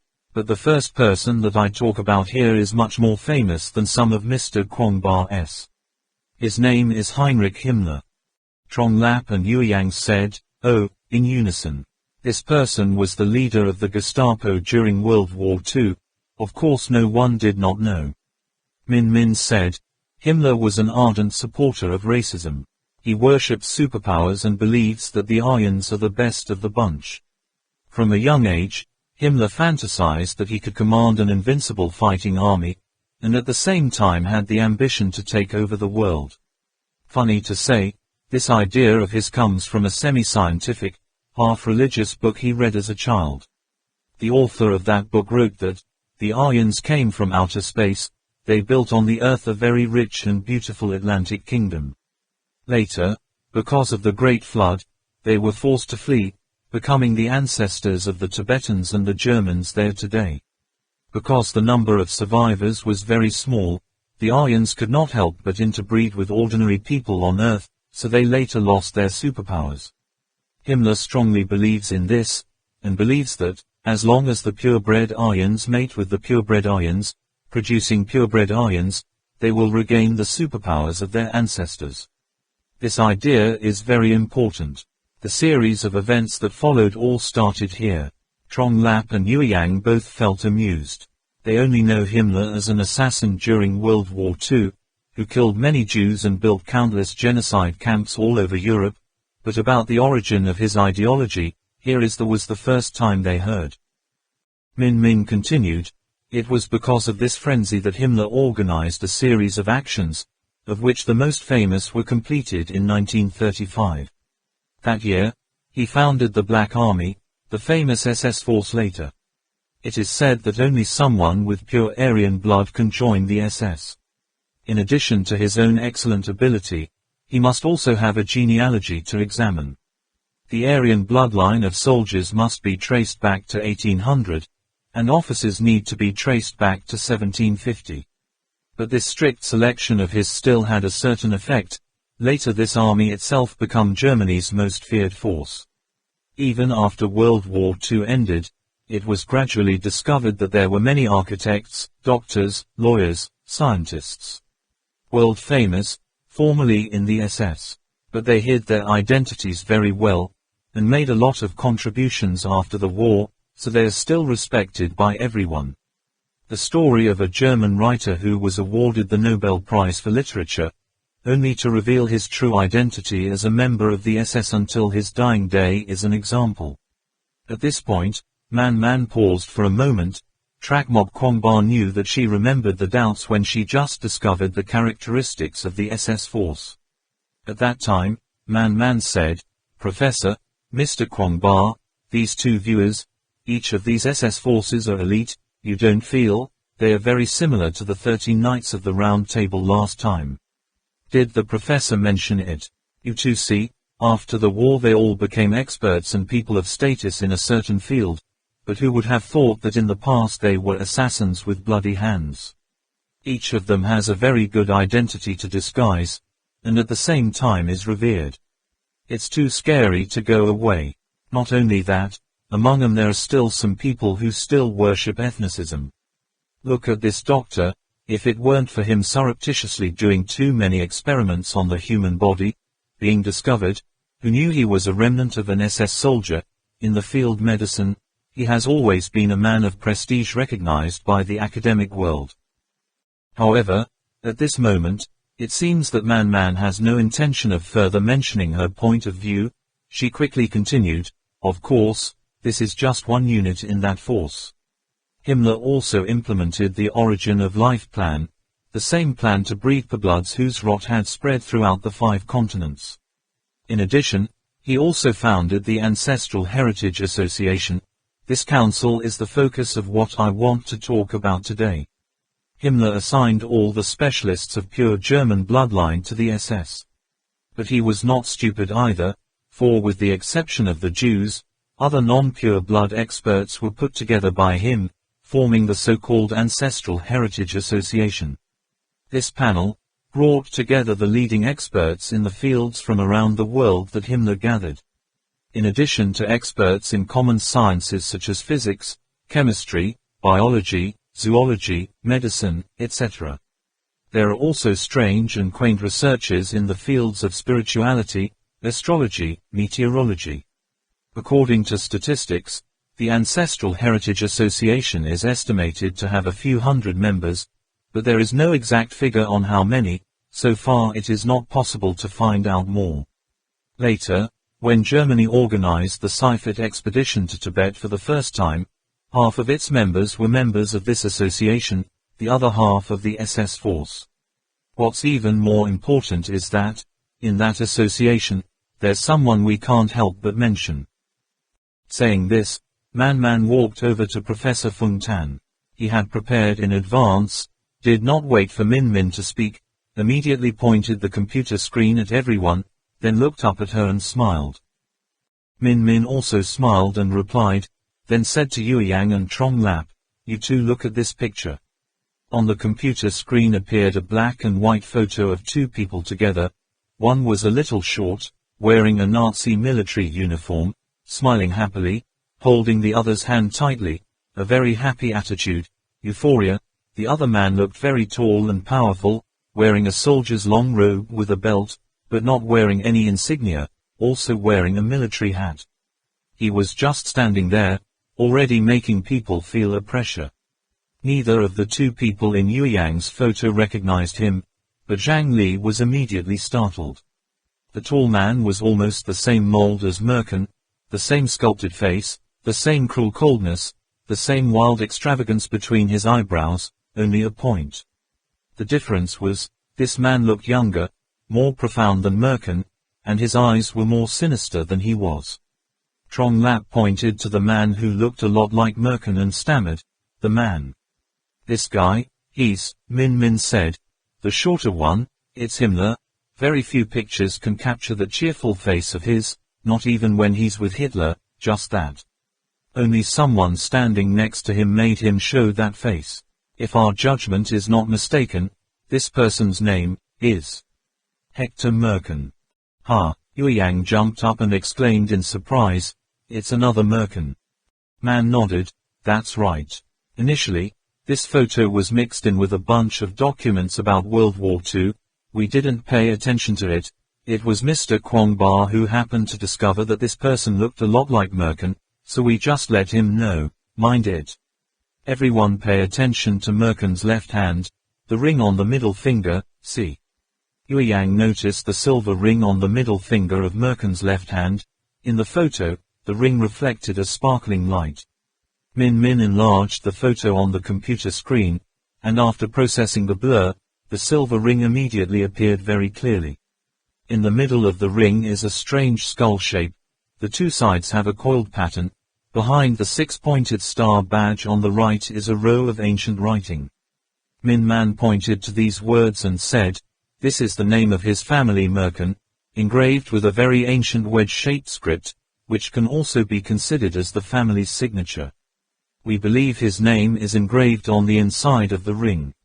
Later, when making skull rings for the German army, Himmler once said, he got an inspiration from a friend. I think that Himmler's hunch more than half came from this person. This photo is not dated, but we only have documents on the computer, so there is no way to judge. We can only rely on Himmler's clothes to make a rough guess. Perhaps this photo was taken around 1935. People pay attention to the background. Behind these two is the headquarters of the Ancestral Heritage Association at that time. After 1935 it changed to a different address. Yue Yang was surprised and said, "If there is only the Merkin family's signature, how do you know that his full name is Hector Merkin?" "There is another document that mentions this, but we cannot completely equate the two, so this is just speculation," Min Min said. Min Min turns to Yue Yang and Zhang Li about the possibility that Hector Merkin is a double agent infiltrating Bletchley Park. After hearing about Hector Merkin, Trong Lap was surprised and said, "Looking at this photo, Hector Merkin has already been invited to the Ancestral Heritage Association. How can I enter Bletchley Park again?" Trak Mok Kwong Ba said, "We can only speculate on this matter. It is unknown what identity Hector Merkin used to join Himmler's Ancestral Heritage Association at the time, but from this photo as can be seen, he was warmly welcomed by Himmler. We hypothesize that he took advantage of the chaotic situation of war and Himmler's passion for superpowers, to present a plan to find the descendants of the purebred Aryans in Tibet, so there was Germany's first survey trip to Tibet in 1938. By the time he entered Bletchley Park, it was probably his mission to sabotage or deflect the Allied work of breaking the Enigma cipher. But at that time, on the battlefield, the German army was in a weak position. If Hector Merkin had seen that the Germans could not recover the war, he could completely take advantage of this opportunity to turn around and help the Bronze Army decipher the German cipher. Thus he has made for himself a way of retreat. In addition, from 1938 to 1945, the German army twice entered Tibet to study, and then the Tibetan Lama appeared mysteriously in Germany. Whether these events are ultimately directly related to Hector Merkin or not, is all still an unanswered puzzle. Furthermore, based on the documents we have at our disposal, this man named Hector Merkin is most likely to have participated in the first Tibet trip.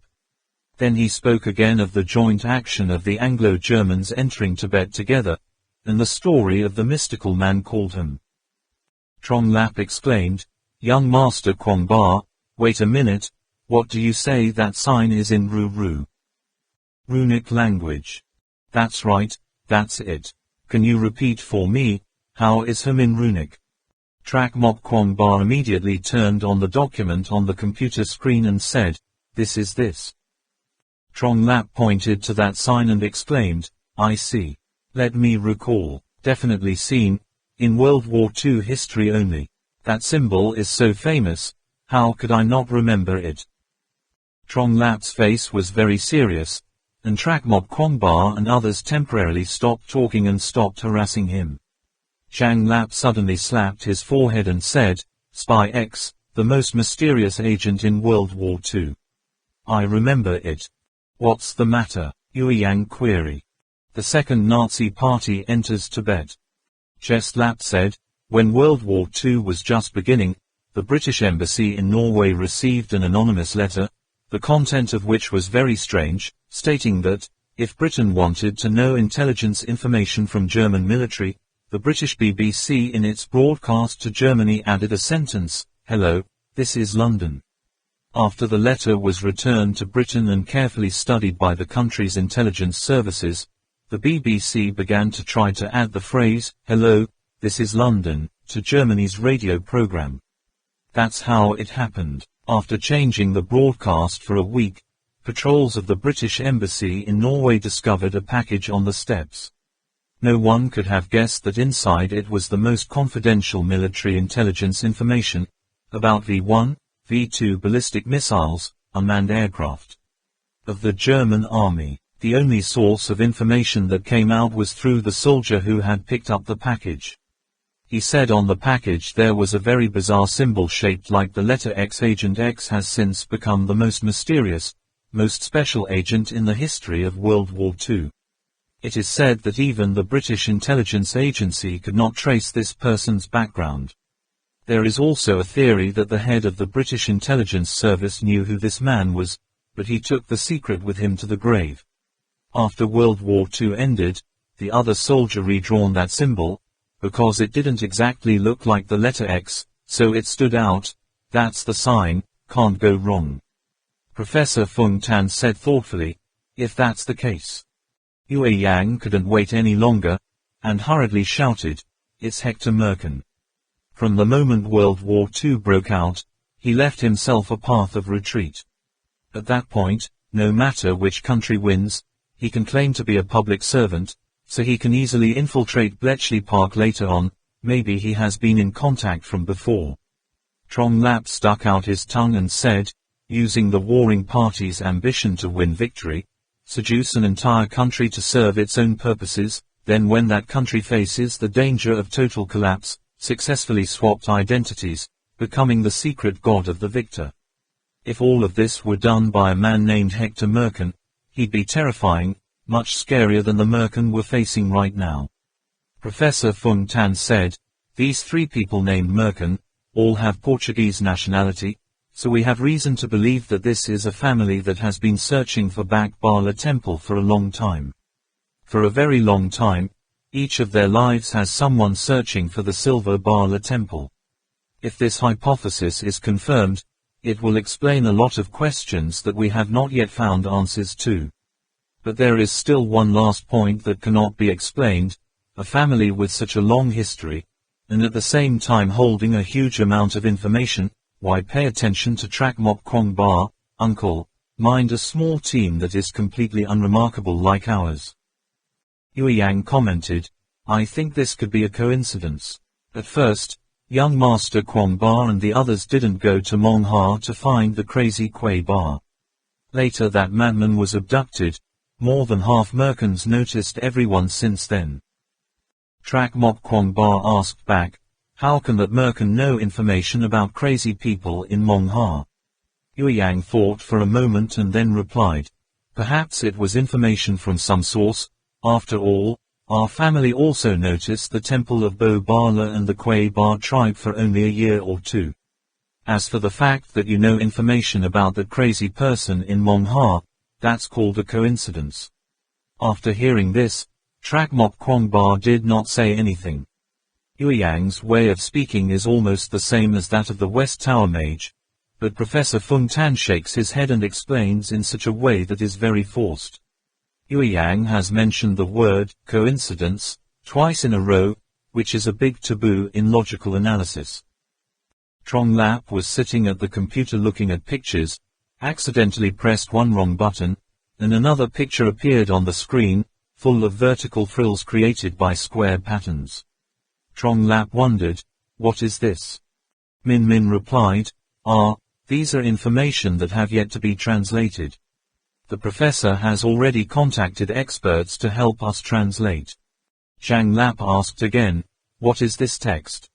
"Persian language." Professor Feng Tan opened another picture, the same text that looked like a decorative pattern on the wall of the temple. He said, "This is the official Mongolian script, created by the great Tibetan master Pursuer, but because it did not match the Mongolian writing habits of that time, moreover the Yuan dynasty existed, soon perished, so the circulation period of this type of writing is very short. Therefore, basically only the official documents of the Yuan court use this type of script. There are not many people who can read it." Trong Lap said, "What does this have to do with the temple of Bak Bala?" Yang said, "If it was collected here, it must have something to do with the Bo Bala temple." Trong Lap, raised his voice, did not ask any more, but Yang asked again, "So, what about the temple of Bak Bala? Did young Master Kwong Ba discover anything new?" Trak Mok Kwong Ba said, I was also going to tell you guys. The documents brought back this time, almost all related to the period of World War II. The Germans collected intelligence from other countries about Tibet, in addition to some information about experiments on the human body in Tibet, genocide camps. The actual information related to Bak Bala Temple or Shambhala is actually very little, about 1/3 of the documents, in which there are many documents that overlap with what Lu Kannam gave us before, some letters, some autographs from Morton Stanley. We've all gone through them. Our greatest gain was to accidentally discover the relationship between the Merkin family and the Silver Bala Temple. Of course, there are still some things that have not been analyzed yet, such as these Persian documents, which account for about 1/5, perhaps they also have something to do with the Temple of Bo Bala. However, whether this number of documents can provide us with a clue to find the Bak Bala Temple is still a mystery. Well, around this time, Min and I will continue to search for information about the shrine in historical documents. We are editing the arrangement and chronicling the Bak Bala Temple, which is already in the finishing stage, and will soon distribute a copy to each new member, so everyone knows we need to find it, look for something. Now I can only tell you the attitude of the countries of the world towards the Bo Bala Temple during World War II, also to say, the attitude towards Tibet is fine, interested in hearing it. Zhang Li and Yang nodded. Trak Mok Kwong Ba changed his voice and excitedly said, "A while ago, I mentioned the part where the two countries, Germany, joined together to enter Tibet. In the end killed all the British and left a set of soldiers. As for the part of the Germans in Tibet, we can speculate that, during World War II, they were still stationed in their bases in Tibet, surveying, measuring, searching. Next, I will talk about how the Nazis sent people to Tibet for the second time. In 1941, Germany encountered an unprecedented defeat, losing about 500,000 seasoned soldiers, 1,300 tanks, and 2,500 guns in the Battle of Moscow. During the Stalingrad campaign, about 1 million German troops had to endure the cold and starving winter. When the attack first started, no one could have predicted this situation would happen. Hitler was furious, and even his staff could not think of any means, but could only hope for a miracle. High-ranking Nazi party officials eager to turn the tide on the battlefield thought of various ways. Some sought the help of astrology, some performed witchcraft. Himmler also actively planned a plan for the bright future of the Third Reich. The first thing he thought of was the central axis of the earth, of our Tibet. That was why Himmler asked to see Hitler, secretly conferred for 6 hours, and submitted to the dictator a report more than 2,000 pages thick, and it was said that there was also a map marking the speculated location, by Shambhala. Hitler replied that this plan must be carried out immediately. Himmler began to prepare for his second Tibet expedition. He sifted through his ancestral heritage society of all kinds of mutants, sending them to Tibet through various routes, hoping to use their peculiar powers to discover the entrance to Shambhala, but those people were mostly street scammers, unable to provide any useful information, so this plan was dragged on for a while. By 1943, the situation on the battlefield changed very seriously. A part of the officers in the country also began to feel aversion to war. Hitler immediately ordered that Shambhala must be found and replaced, changed the axis of the center of the earth, changed the destiny of the Third Reich. In the face of the Führer's anger, Himmler hastily formed a suicide team, intending to have them climb to survey the unconquered snowy mountains of Tibet. This time the German army mobilized all the experienced mountaineers of the country, led by a man named Halle who had won the alpine climbing competition.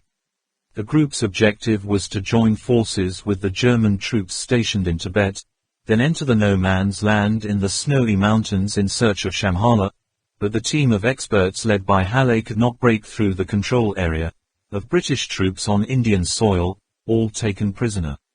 The British Army obtained a large amount of documents, although they could not break the code and translate it into English, but the British government also immediately knew the purpose of this German group. British intelligence agency MI6 has come up with a response plan, giving Halle an opportunity to defect, then secretly follow, hoping to be able to find through this person to detect the German group stationed in Tibet, from there aimed at Shambhala. In order not to suspect the Halle, they also intentionally strengthened the management, making the previous escapes of the Germans failed, and then intentionally made a loophole, making the Halle think that it was difficult for them, just got out.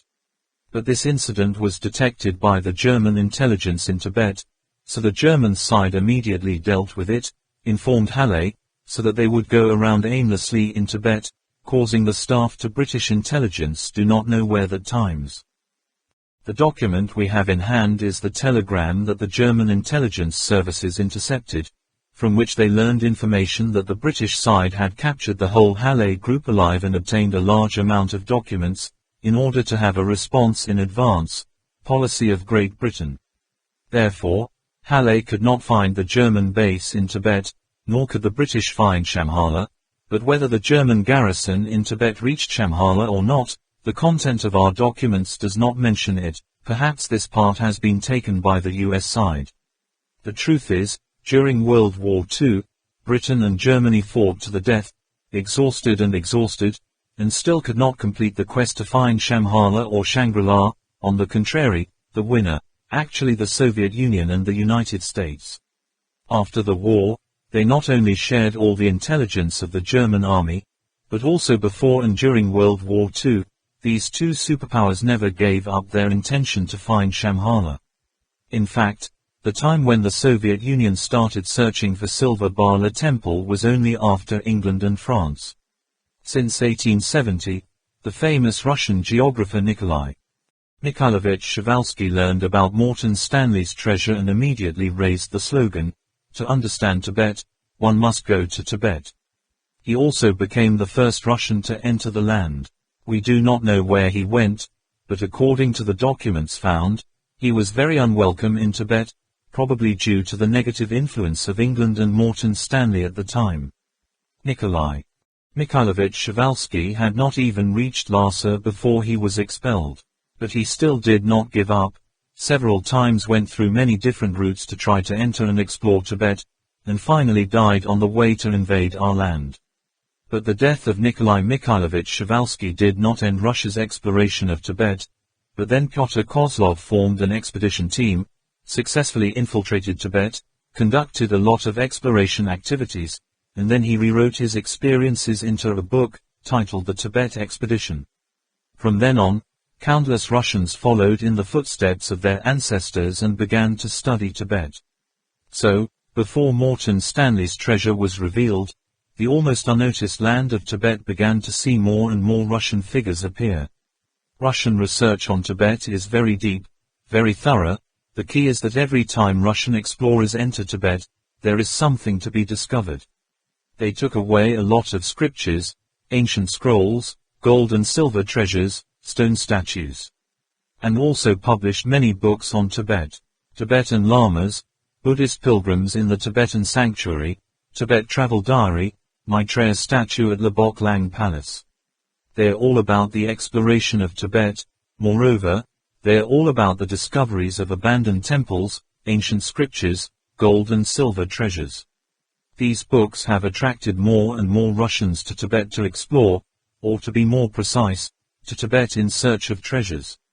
Of course, they all have a common goal in common, looking for Silver Bala Temple. By the time of the Soviet Union, the Russians had established an institution specializing in Tibetan studies. The full name is Indo-Tibetan Studies Department of the Leningrad branch of the Institute of Oriental Studies of the Academy of Sciences. Soviet Union. On the surface, the agency specializes in the study of the Tibetan-speaking region on both sides of the Himalayas, including religious regimes, love affairs, monastic architecture, clerical life, sectarian divisions, in Tibet, but in fact their main research direction is the gaps in Tibetan history, Morton Stanley's journey into Tibet, the possibility of a lost or prehistoric civilization in the world, uninhabited areas of the Himalayas. After 1922, the Soviet Union repeatedly sent spies into Tibet, on the one hand bribed local nobles, gave arms to donate temples, on the other hand, used the name of surveying, searching everywhere to search for traces of Silver Bala Temple.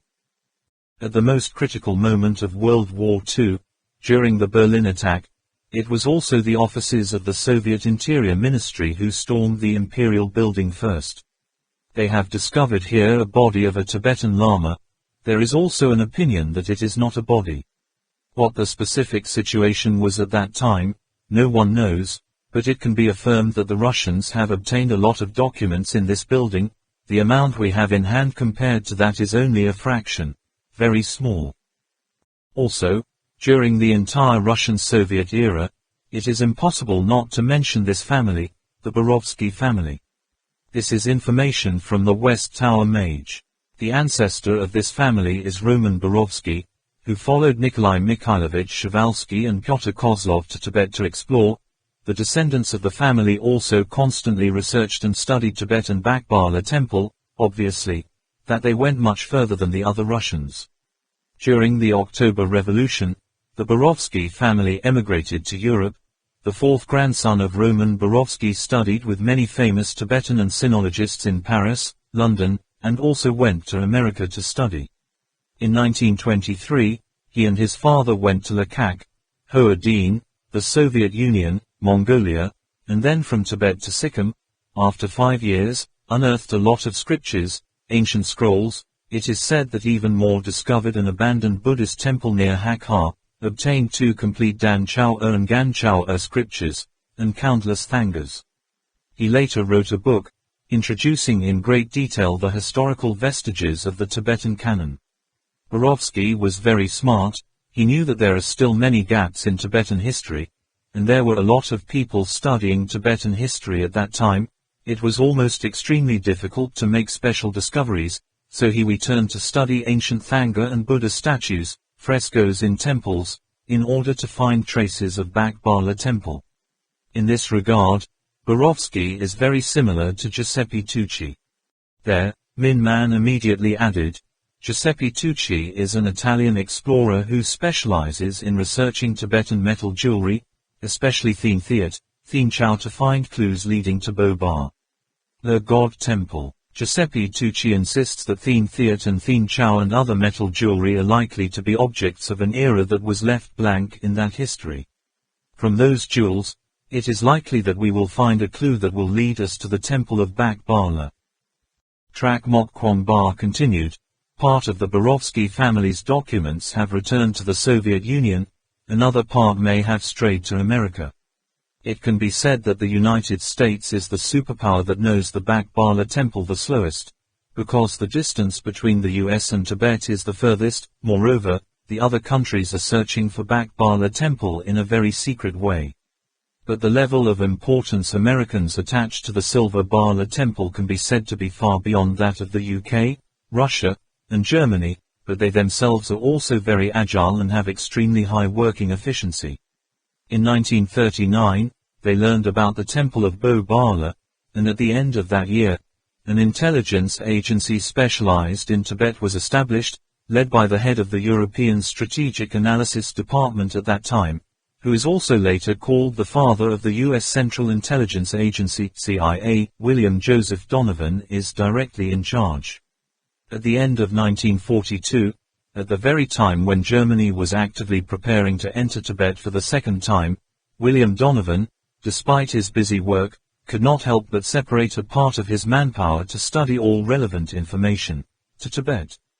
The Americans were more cunning than the British. They did not have direct contact with the Halays, and also knew that Britain was dominant in the Indian area. The U.S. intelligence agency took advantage of the opportunity that the nationalist Chinese government was trying to build a Sino-Indian road through Tibet to facilitate the transportation of strategic supplies, sending an elite group of commandos to infiltrate the West. Tibet, conducting secret contacts with Tibetan nobles as well as many other local forces, in order to discover Shangri-La one step ahead of the Germans. In addition to the big countries mentioned above, France, Italy, Japan and many other countries also rushed to Tibet. During World War II, all sent spies here. Foreigners dressed in all kinds of clothes, spoke with different accents, walked around on the streets. Lhasa at that time was really like a big cosmopolitan city. But none of the Tibetans know what the throngs of foreigners are actually looking for. 3 big doubts. After a moment of contemplation, Yueyang spoke up, "Young Master Kwangba, I have a question. If I say, those expeditions were all about money as the goal, so I can still explain it without risking my life to find the Temple of Bala. But an entire country, especially great powers like Britain, the United States, Germany, the Soviet Union, etc. Why are you so interested in Bala Temple? I'm afraid it's not just about treasures and artifacts, right?" Tuo Mok Kwangba nodded and said, "I understand what you mean. The behavior of these countries is indeed very confusing, but that is the historical fact. We all know that Tibet has always been China's territory, and has always existed quietly on the Tibetan plateau for generations. Before Morton Stanley came to Tibet, hardly a foreigner set foot in this land, but since he spread the word about the Silver Bala Temple, seemingly overnight, West Tibet has become the focus of the world's attention. Those countries, no matter how far away from Tibet, no matter how strong their strength, how large their territory, almost all want to put Tibet in their own pocket." Professor Fung Tan continued to track Mok Kwangba. "Actually, according to our interpretation, the expedition is a small group, found a treasure, is enough for dozens of people to eat and dress warmly. Life, people can risk their lives for that.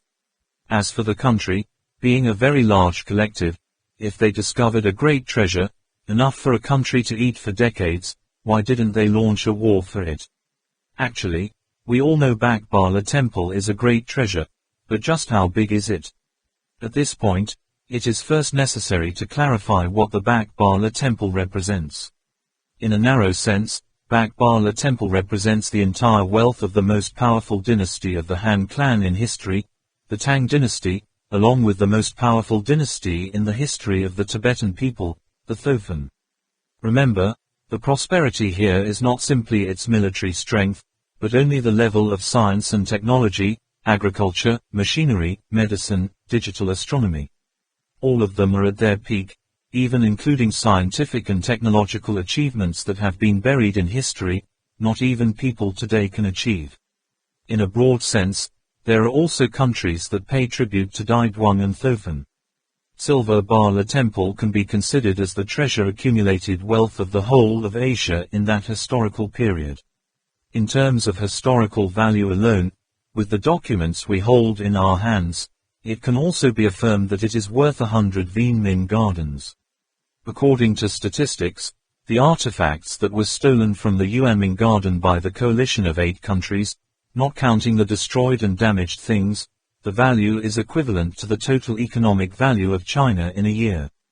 Already, with that, everyone should be able to guess how big of a treasure is the Silver Bala Temple in the end. Professor Feng Tan's conclusion made Trong Lap and Yueyang both dumbfounded, just mentally calculating in their heads what the concept of 100 times the Garden of Vien Min is. Professor Feng Tan turned to Trak Mok Kwong Ba. Kwong Ba, I have a little suggestion for you. Tuo Mok Kwong Ba nodded, yes. The professor immediately said, a few days ago, Min Man showed me the Chronicle of Bo Bala, the temple that the two of you edited and arranged. Personally, I feel that the documents that he searched, inductively summed up, were all more detailed than the previous documents we gathered. Actually, how should I put it, he still just revolves around the category of historical documents to look for clues about Bak Bala Temple, still not getting out of the vicious circle of his predecessors. The documents that he has today, I'm afraid no matter how thorough they can't be better than the experts who have studied them for decades. To discover new clues, one must learn from Borovsky or Tucci, one must find a path that others have not taken. Trak Mok Kwong Ba frowned and asked, Teacher, can you elaborate a little more? I still don't quite understand. Professor Feng Tan smiled and replied, you need to learn from Morton Stanley, start from the myth that has been handed down to this day. There is still no historical record to confirm its authenticity, such as the ancient Nyingma book written very well. Many of his family's Buddhist mythologies, in addition to the legend of Shangri-La, circulated widely in Tibet. Those legends are nonetheless the only evidence of the existence of the treasure that we still hear today. Trak Mok Kwong Ba hesitantly asked, does it work? Professor Feng Tan said, in order to have a breakthrough discovery based on the foundation of the Forerunner, it is necessary to find a breakthrough point. I can give you a way. We have no way of getting the documents that foreign powers are holding in our hands anyway, such as correspondence between Morton Stanley and his friends, diaries, autobiographies, etc., so have to detour a little further. First, is through historical legends related to Shangri-La. Second, investigate what the Germans were looking for in Tibet. Maybe this clue could also give us some information. Third, the Maya documents cannot be disregarded. Fourth, delve into Kongbo village. If you find it difficult, you can wait for the Ala shaman to return before contacting them. Trak Mok Kwong Ba nodded, thoughtfully thinking. What the teacher said is also very reasonable.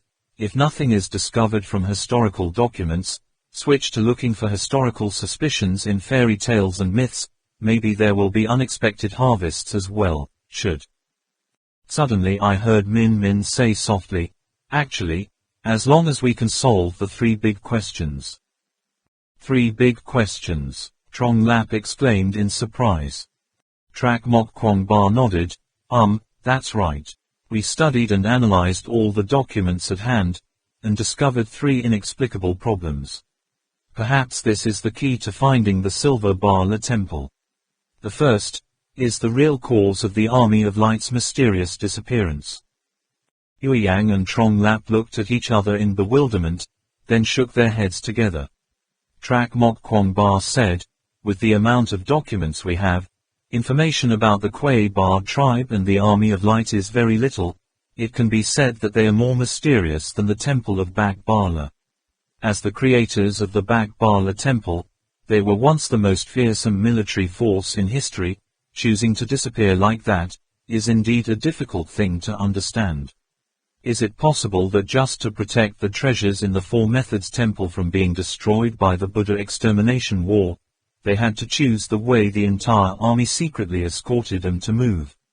Such an explanation is indeed a bit too forced, but how the countless bones in Hainan Kong Island ended up being, more than 1,000 years ago, so much so that the most powerful army had to choose its position.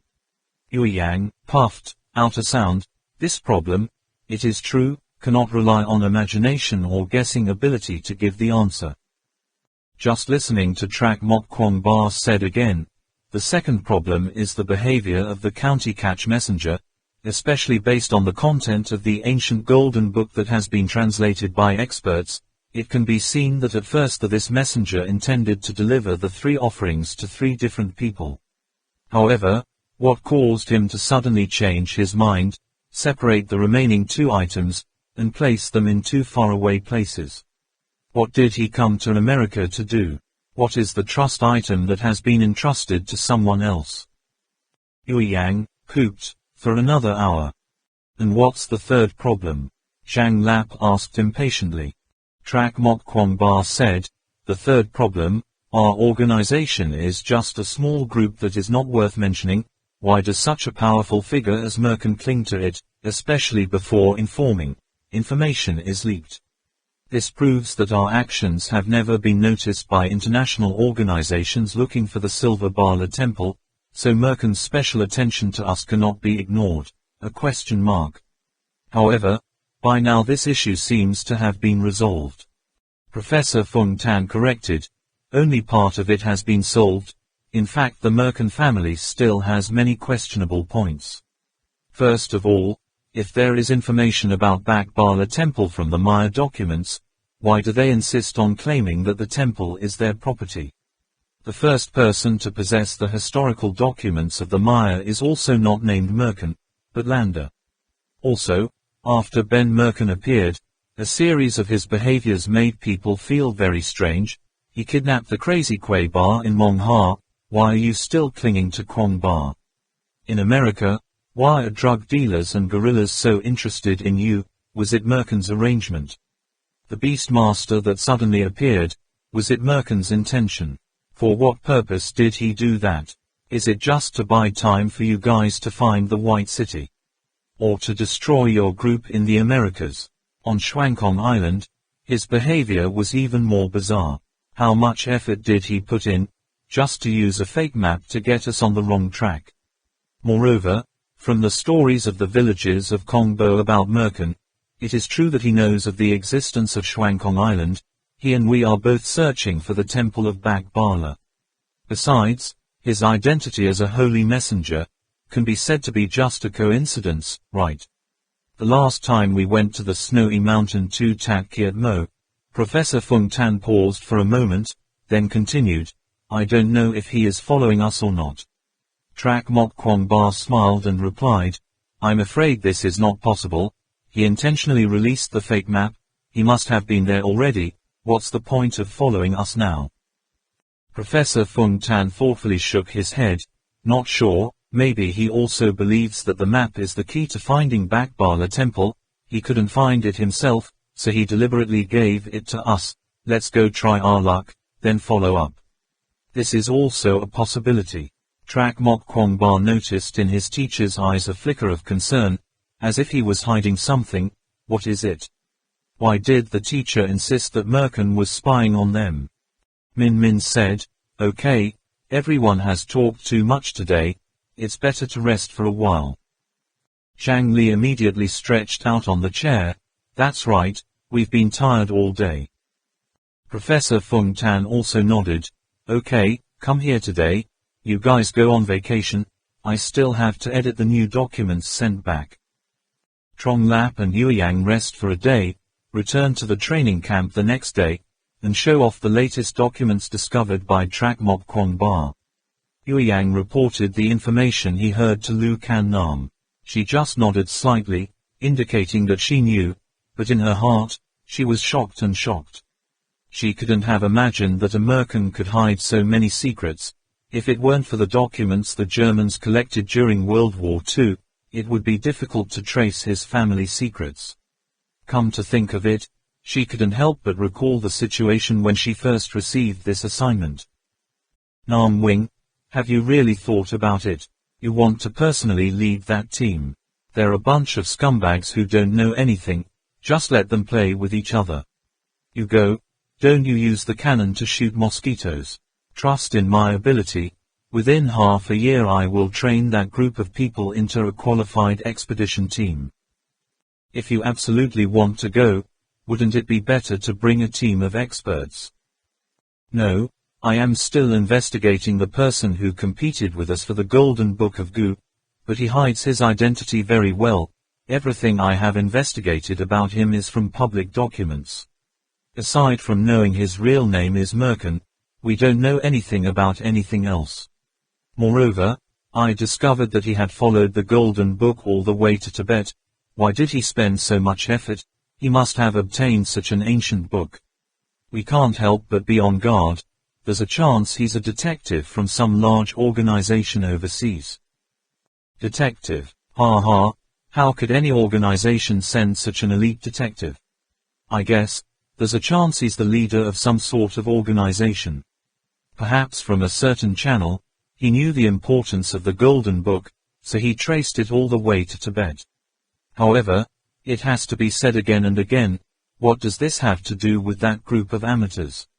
According to the information I received from Tibet, Merkin and the other group of people I want to lead had a collision, and in a few days, specific information will be sent back. However, Merkin followed the organizer of this team all the way to Te Lai. He abandoned the track of the metal letter and chased after this person. He must have discovered something. Maybe the organizer of this amateur group is holding something secret that even we don't know. It was a coincidence, they just reported it and asked for our help. So I go for the best then. Personally, I don't think anyone else can lead such a group of amateurs against Merkin other than me. Is it really just that? Is there no other reason? That's right. Hope you can help me a little. I will definitely find out the secret behind this Merkin. Okay. Thanks, I owe you one. A week later, the town of Tobermory, England. Merkin rested heavily on a red velvet sofa with gold inlaid with European royal style. A black leopard curled up on his lap like a lazy kitten. The wall behind him hung a giant oil painting, the crystal chandelier casting dazzling rays of light in the magnificent living room. Max stepped on the soft Persian carpet, cautiously approaching his master. He had the feeling that his boss at this moment was like a majestic monarch, any ferocious and terrifying wild beast, in front of him, only obediently submits to the country. Max still remembers very well, the first time he entered this palace-like building, the first time he saw that huge oil painting, it felt like entering the Pope's Basilica. He couldn't help himself, knelt down to worship. Master, that hard disk is already on its way. Merkin stroked the Black Panther's ear, saying, no one suspects. Max said, no, that person and the other organizations work very well together. We have created 3 times of chaos in the whole process. Now those organizations are very confident that the other because of lack of money should recklessly steal the hard drive. Because of that hard disk, several small organizations have been destroyed. In my opinion, soon, the group that dares to risk their lives to fight for information about the Bakbala temple with the owner will be in a mess.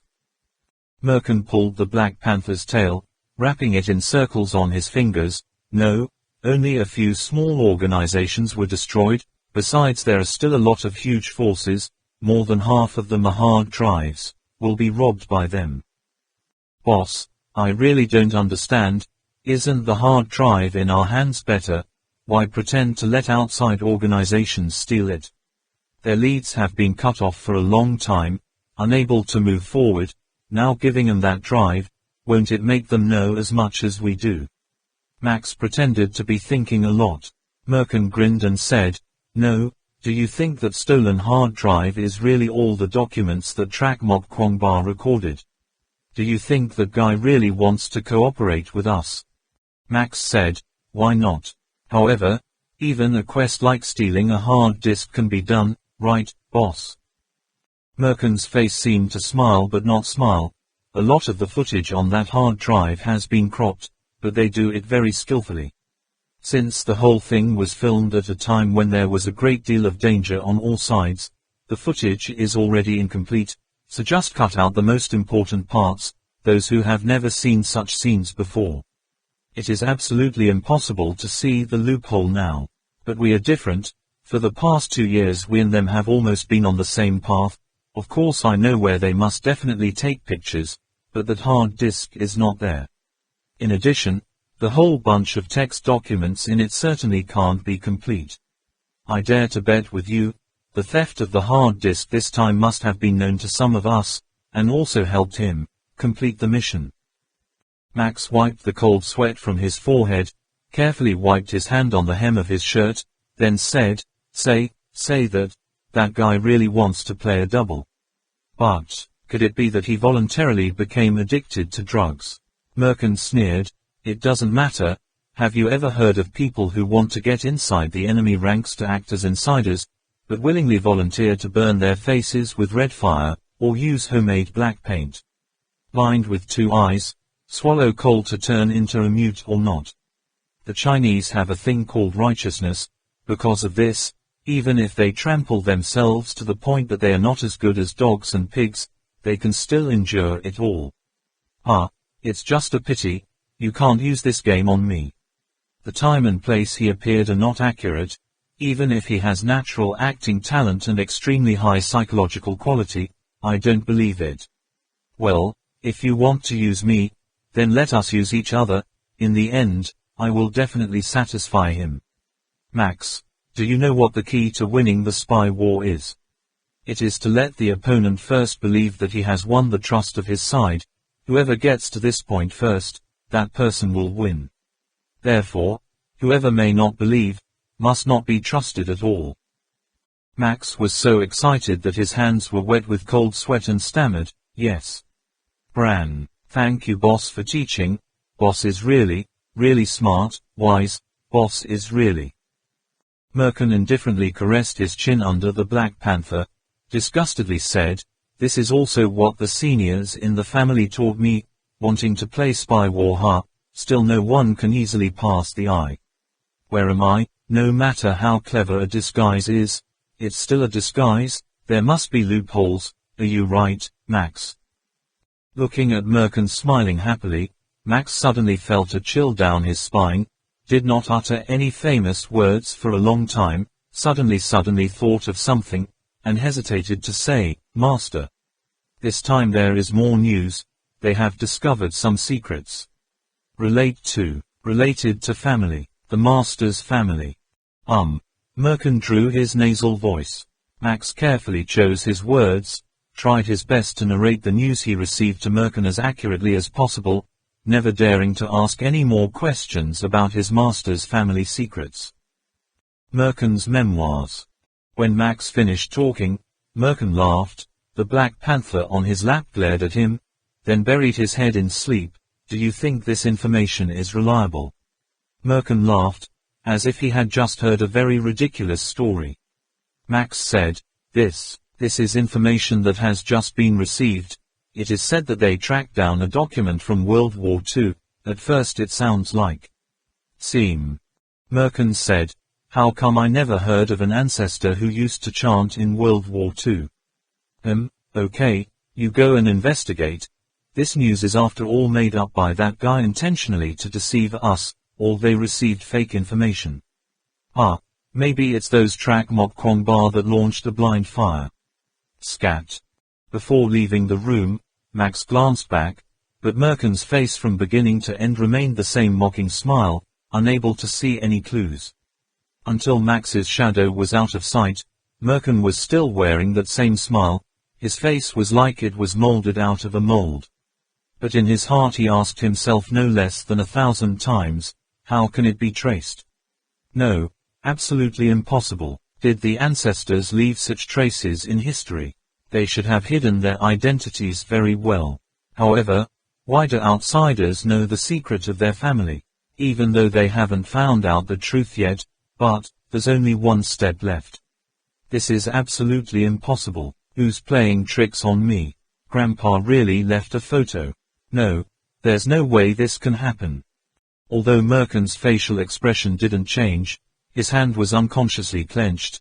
The Black Panther suddenly hurt, startled awake, his throat growled with menacing sounds, glared at Merkin, sharp fangs, claws that were drawn deep in the flesh, snapped open. Merkin looked down at the black leopard with cold eyes, snorted softly, released his hand, his gaze slowly turned to the far distance beyond the window, exposing the entire throat to the tiger's claws. Animal. The black leopard suddenly jumped, retracted its neck, slithered off the sofa, stood in the distance looking at its owner with uneasiness.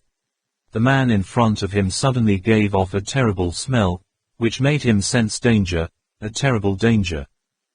"Fuck off," Merkin coldly ordered. The Black Panther seemed to understand the tone, quickly lowered its head and tail, and stormed out of the living room. Merkin stood up and stared out the window. On the green grass, a giant chestnut tree like a large umbrella spread its canopy. He slowly walked to the window, bent down to look down. Under that tree there was an old-fashioned stone table and 4 chairs. Ice is also made of stone. Such a stone table is very rare in European-style manners like this. It looks like a circle but not round.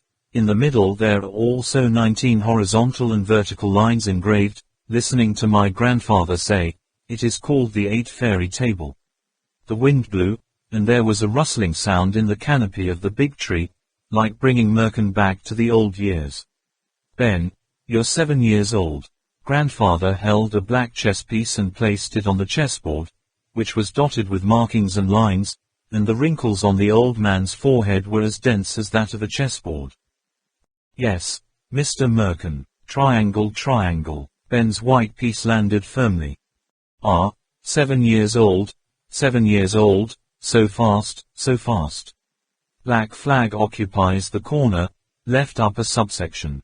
Grandpa's smile looked gentle, but in Ben's heart, the tall, silent shadow was the symbol of strength.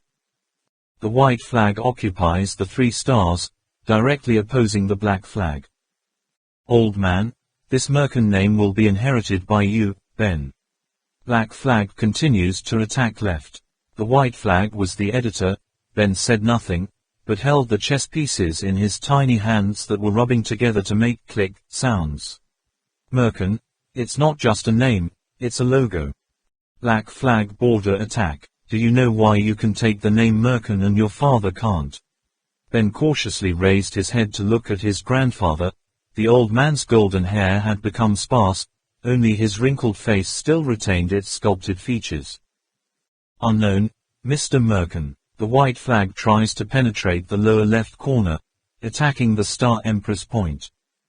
"Celestial origin. Lost already. Or is it intentional?" Ben looked at Grandpa in surprise. The old man didn't seem to notice, just calmly continued, "Well, genetics is a very strange and complicated thing. There are times when parents will pass on the bad genes to the next generation, but their future generations can eliminate those bad genes, passing on only the best genes of their ancestors." Ben thought for a moment, left the queen. It was better to leave her way back, not to let Grandpa corner himself to death. The black flag on the left side, the old man continued, "Ben, did you know, a man can release 100 million sperm at a time, except for those that die too soon, those that are malformed, there are also 60-70 million children, and a woman only has 1 egg at a time. That egg can only accept 1 sperm. After the first sperm is accepted by the egg, the door of survival will close, only the other sperm and the egg combine, will turn into a living organism, new network. Therefore, every life in this world is unique. Before being born, all have undergone an extremely cruel elimination, either to be the strongest, or to be the luckiest. Ben, I also competed for the chance to come into this world with 100 million people just like me. I feel, what kind of person am I? Strongest. The white flag is no longer afraid, aggressively attacking the lower left corner of the black flag. At this time, the old man calmly responded to a country. The lower left corner was surrounded by 3 white chess pieces in a steep position. Ben involuntarily laughed. Grandpa shook his head and said, "The way of black and white can produce all things." This game of chess, perhaps the most imaginative and most competitive art ever invented by mankind, 1 black and 1 white represents yes and no. You will understand later, those who know the magical secrets of yes and no have invented machines that can change the future of the world. The white flag bravely attacked, deployed to slaughter the black flag in the corner of the chessboard. The black flag still seemed to retreat continuously, but always escaped the encirclement at the most dangerous moment. Can't run, Ben thought to himself. Sometimes the old man would smile too, but most of the time he just shook his head. But Ben didn't notice. All his spirit was focused on the battle on the chessboard, wanting to eat all the black pieces in the corner of the board. This is a rare opportunity. There have been times when Grandpa was almost cornered to death. To be able to defeat the most powerful person in the family, even in just one game, for Ben is already a great honor. Ben, you are brave and strong. I like it very much. Don't remember the moves and formulas in chess books, but rely only on intuitive feelings to analyze events on the chessboard, which is also very good. But an aggressive attack, it doesn't work. I can't just leave my rear like that. Know that, at times, enemies will appear in places you can't see. Nail. A cry rang out. The black flag was put down. At that time, Ben had just brought himself out of the chaotic situation of dispute in the corner. Looking back at the whole thing, he suddenly realized. The position of the White Army has been divided. The white pieces were pressed to death, unable to find a new land, which means that there are no more white pieces on the chessboard, although there are still a few places where they can struggle, but the area is also very small, let alone and was constantly attacked by his grandfather. That kid Ben couldn't resist. Ben was so confused that he burst into tears, and so angry that he just wanted to throw away all the black and white flags on the other table. The old man did not urge Ben to move on to the next move, just sat on one side to observe, and then calmly said, "There are times when you think you are the strongest, but you are not really strong. The most fearsome enemy always suddenly appears in situations you completely do not recognize. Every time you put down a piece, you need to think about your retreat first. In fact, winning or losing is just an ending. I hope you can understand the process of it, the process, which is oftentimes more important than the end, much more interesting than the end." Grandpa's stick tapped Ben on the shoulder. "Why let me play this game?" "That's because I hope you can learn to take advantage of all the things that can be used, and at the same time, be aware of all the loopholes that others can take advantage of. Calculation is infinite, but just learning how to calculate faster and more accurately than others, that's enough." Incorrect. Just possessing absolute strength will achieve absolute victory. Grandpa is old, his hair is about to fall out, and he still has to walk with a cane. He had already lost the invincible power of the old days, so he thought of the way back. If it were the man on the oil painting, he definitely wouldn't have done that. Young Ben affirms in his heart. Merkin's gaze left the large chestnut tree outside the French window and returned to the giant oil painting that hung in the center of the living room. In the picture is the back of a tall, handsome man, who at first glance looks a lot like Ben. The person in the painting is wearing a military-style robe, viewed from an angle, revealing half of his face is clearly angular, the corners of his eyes still exude a chilling cold air. An ordinary person, just getting close to that big picture, is like having a strangled throat, unable to breathe. For Ben, the man in that picture is a symbol of wisdom and strength, and an image that Ben has always followed and aspires to achieve. Merkin thoughtfully walked to the front of the painting, standing at a close distance looking up. The people in the painting exuded an indescribable majesty. Max can't know these things. What about the people in the organization? No, Grandpa has it all set up. I can't be detected. What about the people in the political world? Well, they don't even know. Grandpa, what did you miscalculate? Didn't he say, what he did during World War II was absolutely unknown to anyone? How do they know that? The man in the picture was still cold and indifferent. Only an old voice came from Merkin's deep memory. Daughter, you are 7 years old, now I will tell you a secret. This secret, Grandpa also knew at the age of 7. Do you know Merkin's background? Quote, under the direction of Professor Fung Tan, upon returning to Trak Mok Kwong Ba and Man immediately began to look up other documents. Time went by. When they finished arranging and editing the documents, it was already a matter of half a month later. Trak Mok Kwong Ba, who didn't believe in ghost stories, now has to stick his head in countless mythical stories, unable to finish telling them. In his words, it was like a great occult master, but facing countless different versions, almost similar content of mythical stories. Both Trak Mok Kwong Ba and Man have exhausted their hearts but still can't find any clues.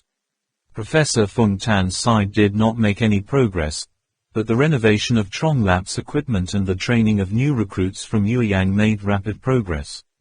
That day, Trak Mok Kwong Ba was reading 8 times Uncle's road map, suddenly attracted by a strange sound, which sounded like it was far away, but it seemed very close, feeling a bit jarring.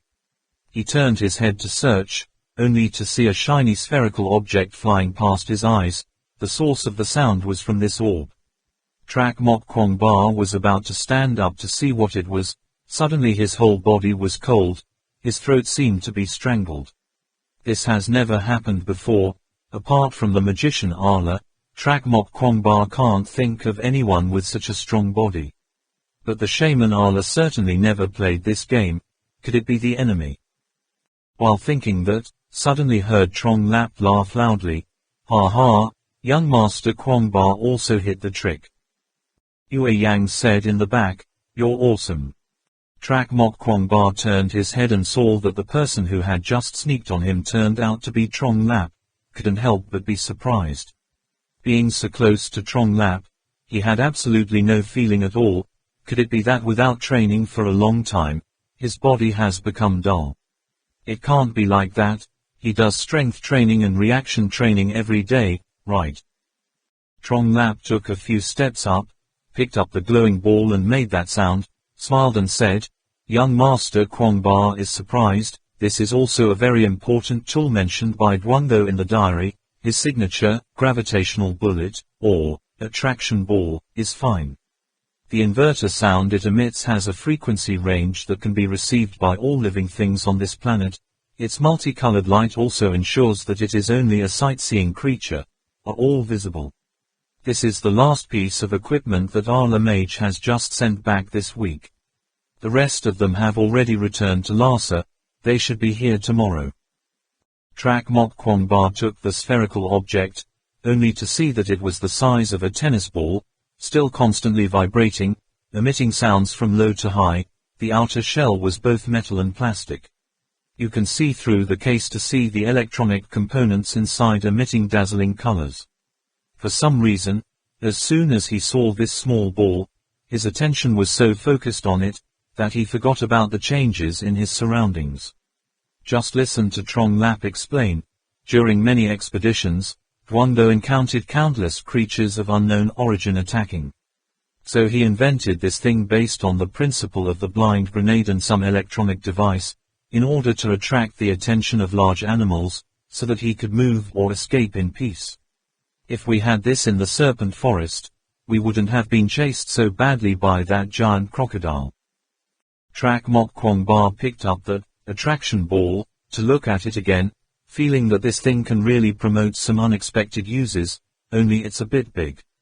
He turned to Trong Lap and Yue Yang and asked, wow, what are you both here for? Yue Yang replied, Professor Fung Tan called everyone to gather. Waiting for a while, both the teacher and Mr. Ba Tang came. It seems that this time Vong who also participated. There must be something to decide here. I think it's probably related to the bronze mirror Wang Yu picked up in the Maya Palace. Tang Min took out 2 cups of water and said, hey, drink some water. Trong Lap took it, took a big gulp, and said, oh, I haven't seen you in a few days, but Min Man is much more delicate. Tang Min showed a bright smile, you rotten. Trak Mok Kwong Ba played with the ball in his hand, tossing it up and down. His eyes were involuntarily sucked in by it. Tang Min let out a yeah sound, obviously paying attention to this ball that was both glowing and making a sound. Trak Mok Kwong Ba immediately threw it to her, then told Yue Yang, it's really good, are all of them equipped with this?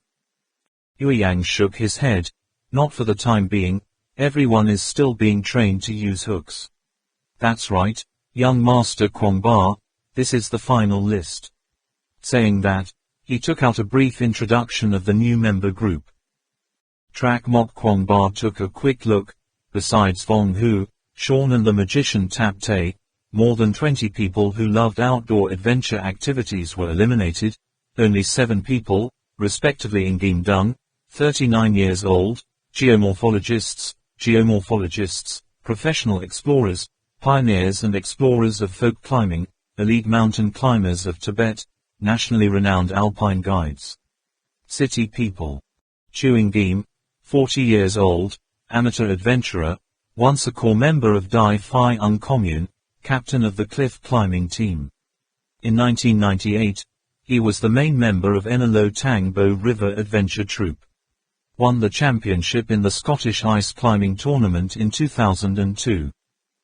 Man Hao Ran, 34 years old, member of China Association of Mountaineers, professional mountain guide, young photographer. Worked in Tibet for 16 years. Cantonese people. Le Din Min, 38 years old, zoologist specializing in amphibian. Amateur adventurer, who participated in the training of ice climbing techniques at the China Mountaineering Association. In 2004 placed third in the jungle competition, passed the exam for the intermediate first aid certificate. In 2003 alone climbed to the top of Nok Chau in the Kunlun Range. Zhang Jian, 35 years old, civil servant of the Tibetan Geological Team. Triu Trang Shine, 27 years old, second lieutenant in the Army of Military Region 325, Than Hai Province, an excellent student of Lu Can Nam. Li Hong, 27 years old, secondary police inspector, lecturer at Qinghai Police Academy, student of Lu Can Nam. In this list, there are no female members. Track Mok Kwong Ba suspiciously asked, "Why can't I see Ms. Trong?" Yue Yang said, "Originally, Ms. Trong also passed the exam, but her company has urgent business. It is really impossible to take care of work in both places. Ms. Trong is very sorry, said that she will definitely do it in the future, went to Tibet again." Track Mok Kwong Ba also sighed regretfully, nodded, and put the list away. He saw that Trong Lap was still very excitedly explaining to Min Man about the effect and principle of the attraction ball. His mind seemed to have been completely absorbed by that small object like a tennis ball. Track Mok Kwong Ba said, "Trong Lap seems to be very excited." Yue Yang said, "From the moment he saw Duang Do's diary, he was like a martial artist who met the secret of martial arts. Every day he was so excited that he wanted to go crazy." Seeing Trong Lap's radiance, Track Mok Kwong Ba's heart suddenly flashed a glimmer of insecurity, but for whatever reason he had such vague anxiety, he couldn't say it. Just listen to Yue Yang loudly. "Okay, look at your smug look, and quickly take out any treasures for everyone to see." Trong Lap put down a cup of water, facing Track Mok Kwong Ba, his fingers swinging back and forth. "Hey, don't hide from everyone. There's another super protective device. Shaman Ala and Captain Ho Duong just sent it back to Australia last week." Trong Lap pointed to the clothes he was wearing and asked, "Young Master Kwong Ba, do you see anything special about me dressed like this?" Track Mok Kwong Ba looked at Trong Lap from head to toe, saw that he was wearing a short windbreaker, covering the whole inside, couldn't see anything special, so he said, "Look outside. Nothing out of the ordinary." Trong Lap asked again, "If we say, using a crochet hook and a bat shirt, we can land straight from a height of 20 meters, but what if it is more than 20 meters, such as 100 meters? Young Master Kwong Ba, are you sure you can safely touch the ground?" Track Mok Kwong Ba shook his head and said, "It's too tall, the bat shirt can't last that long, if it's the Ala shaman." Zhang Lap said, "With this set of equipment, if the position to touch the ground is good, let alone 100 meters, 200 meters, or 300 meters, it doesn't matter." Track Mok Kwong Ba was interested and asked, "Oh, a kind of umbrella?" Trong Lap shook his head, "If the distance is too short, even if you can't open it in time, this equipment can be opened immediately, and then looked around, said, "It's too narrow here. You have to go outside. Can only perform." I said the principle of its operation first. "Young Master Kwong Ba, try touching this shirt, see if there is anything special." Trak Mok Kwong Ba and Nyak Buang picked up a corner of the shirt, touched it, and felt very strong and thick. "The collar is nothing special. At the edge of the sleeve there is a round object like an iron ring." Trak Mok Kwong Ba asked, "What is this?" Yue Yang asked, "Is it a compressed air tank?" "Assemble." Zhang Li pointed to Yue Yang, nodded and smiled, "Smart." He lifted up a lap of his shirt and said, "This was originally a marine first aid kit, improved by Duongdo, and has become a first aid kit when falling from a height. This shirt of mine looks ordinary at first glance, but it's 8 mm thick. Between the two layers are reinforced honeycomb-shaped thin films. This sleeve is a compressed air tank. The valve opens and closes using a connection. The structure is almost like a hook. There is a circle to hook on the middle finger. Just raise your hand, the valve door will automatically open. The whole pumping process can be completed in 5 seconds. After the air is inflated, the shirt will form 2 airbags. The outer layer is a large sphere, the inner layer is a smaller sphere. The whole body of the person wearing the shirt is wrapped in this small sphere. If there is a grass slope underneath, he can completely withstand the impact of falling from a height of 300 meters. If there is a stream of water or mud below, it doesn't matter if you fall from a height of 1,000 meters. Trong Lap licked his lips, then continued, "I have a bit of a bold thought, which is to combine this with a bat shirt, adjust it a bit, will not affect our ability to fly in the air." Yue Yang said, "Put the air compressor in your shirt. Isn't it too troublesome? But it can only be used once, if it is improved to be able to fold it over and over again like an umbrella." Trong Lap said, "You mean, fold it up and put it in your backpack?" "That's okay." "Whatever." Lu Kan Nam's voice sounded outside the door. Ecclesiastes. Ecclesiastes. Trong Lap and Yue Yang didn't understand if they were used to it or what. As soon as they heard Lu Kan Nam's voice, they immediately straightened up reflexively. Lu Kan Nam and Ba Tang, Sean, and Vong who entered in turn, the room immediately became a bit cramped. Everyone chatted for a while, then Professor Feng Tan appeared on the computer screen. "Everyone, please be quiet for a while." The room became silent, only to hear Professor Feng Tan say, "This time, I summoned everyone here because there is a very important matter. I cannot make a decision myself, so I want to hurt you a little bit with everyone." On the screen appeared another image. An old man in white shirt, wearing glasses appeared. Behind was a pile of experimental bottles. Professor Feng Tan introduced, "This is Dr. Uncle Truyan Hung, an old friend of mine, who specializes in basic chemistry research." Dr. Uncle Truyan Hung greeted us all, then heard Professor Feng Tan continue to say, "In my place, the research situation on that map has not made any progress. Since there has been no breakthrough, we are focusing on the bronze mirror. After receiving the mirror, I immediately contacted several experts, conducted sound, light, and electrical analysis, and got some results.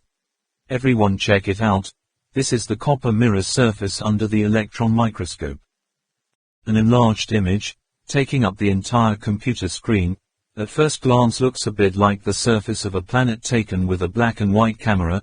In some places it looks like a circular volcano on the moon, in other places it appears, show the mountain circuit split."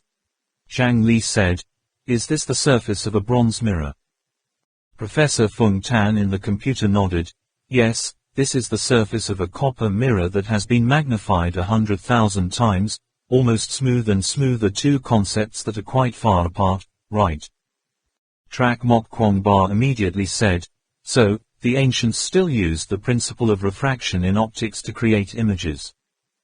Professor Feng Tan said, "That's right. If there is any secret hidden in this bronze mirror, it can only be searched in 2 ways.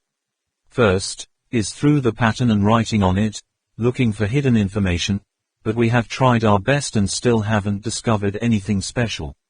The text also only has those few words. It seems that the possibility of having a real hidden meaning is not much. We're not as professional as the religious experts anyway, they won't even notice.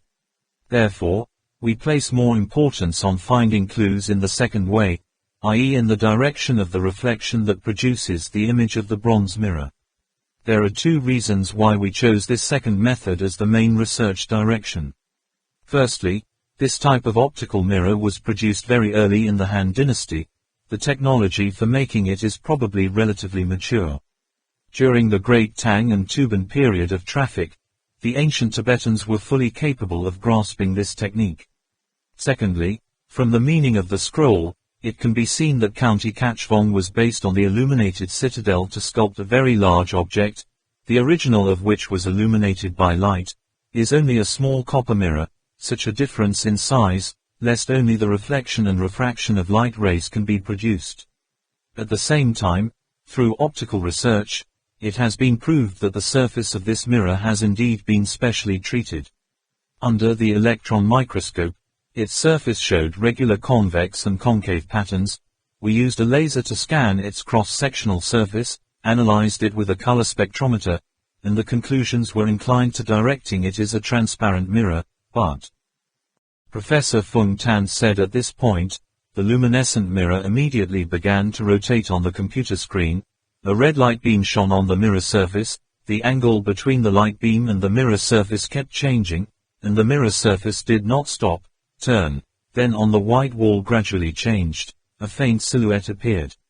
The angle of light changes, along with the rotation of the mirror, the image on the wall gradually becomes a little clearer, but no matter how you look at it, it is still just a blurry shadow, and then when the angle of light and rotation of the face the mirror changed, the shadow that was growing clear was slowly disappearing. They were all staring at each other, exclaiming, "Oh," in a loud voice. The image on the computer is reversed again, stopping where the shadow is most clear. Professor Fung Tan said, "We have tried all angles, irradiated with visible and invisible beams. This is the clearest image we have so far. When using ordinary light to shine on this mirror, it is almost impossible for the naked eye to see the faint silhouette. This is also the reason why when people first get a bronze mirror, people don't find anything out of the ordinary." Everyone's heads were gathered in one place, only missing something to get into the computer screen, but looking at the clearest picture, still couldn't see anything, like water flowing on the wall, light when the lights came on, there was a feeling of glare. Professor Fung Tan adjusted the image closer and further away, so that everyone could see it a little better. From afar it looks like a traditional Chinese ink painting brushstroke, but up close it doesn't work at all, nothing like it.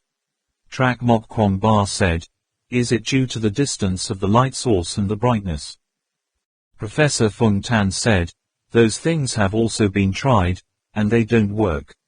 Of course, we're currently studying the intricate patterns on the back of the mirror to see if we can detect anything more."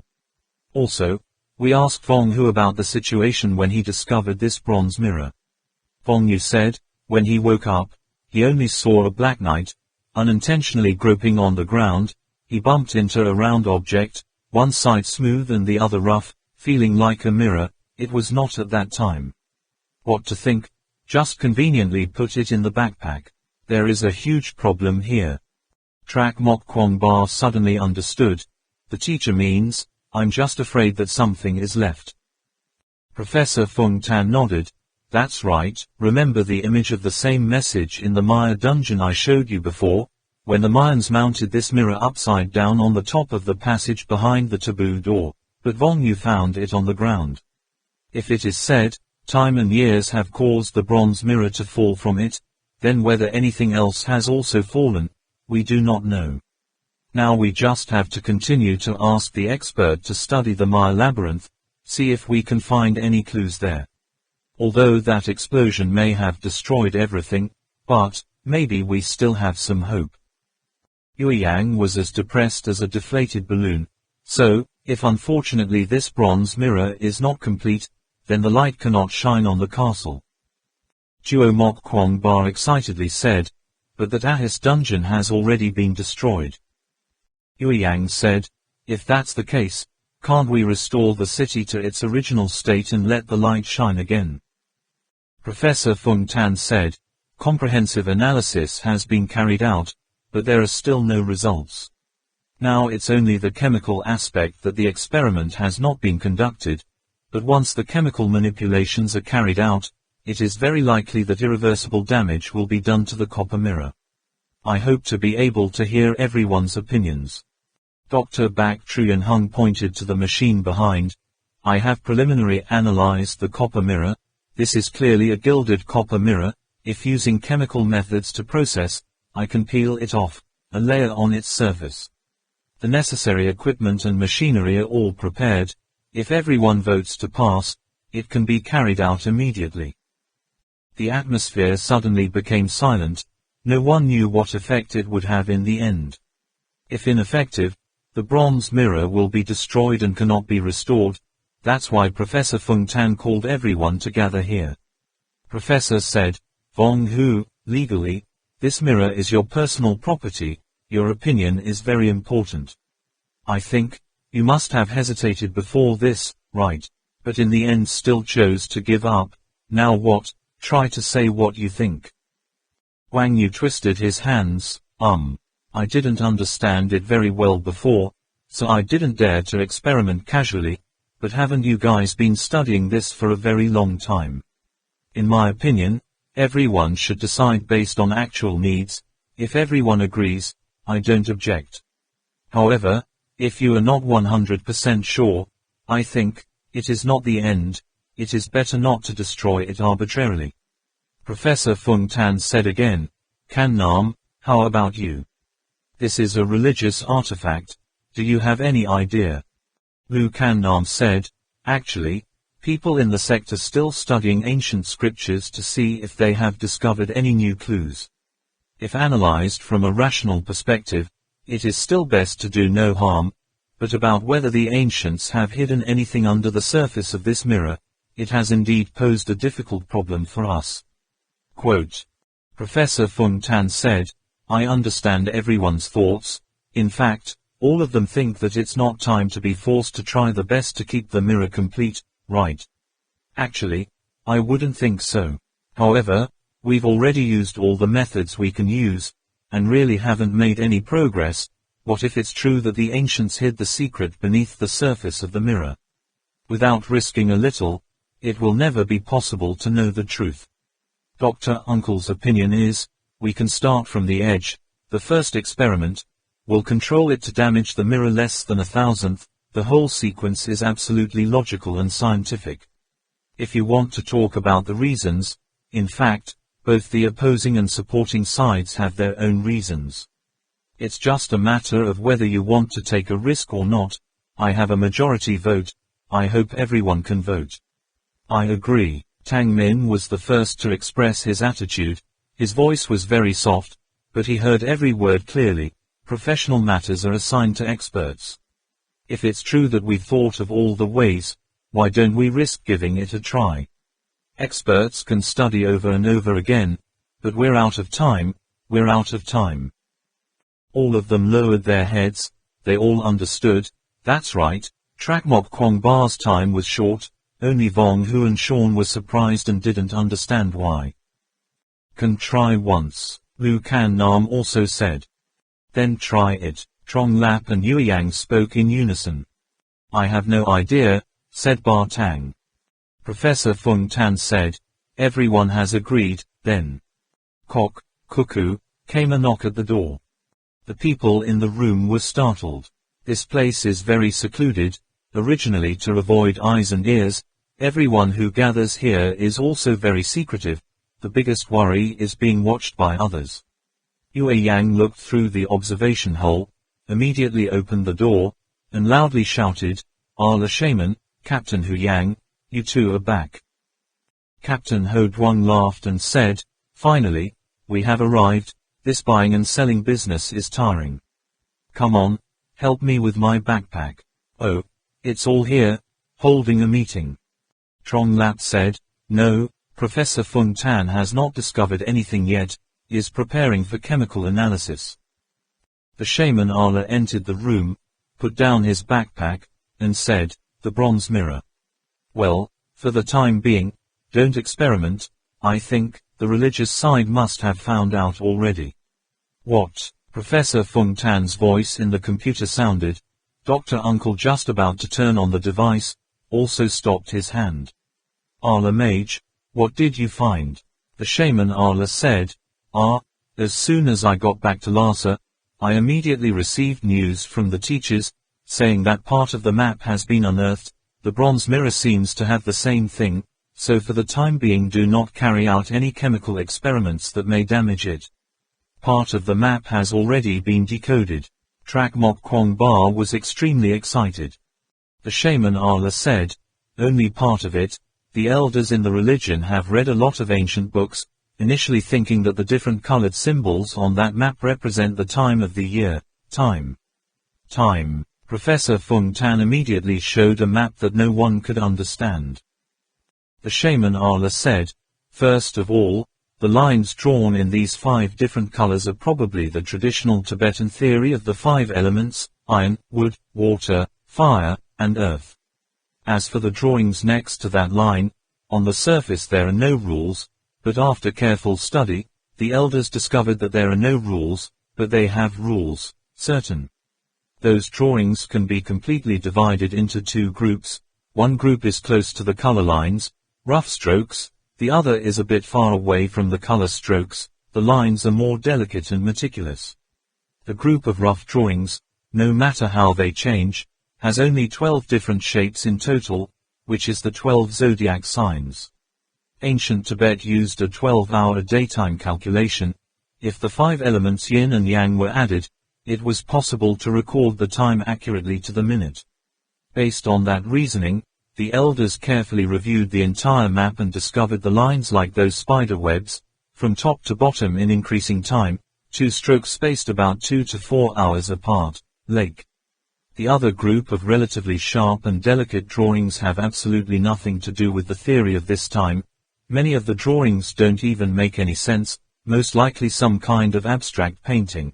The elders are still doing research.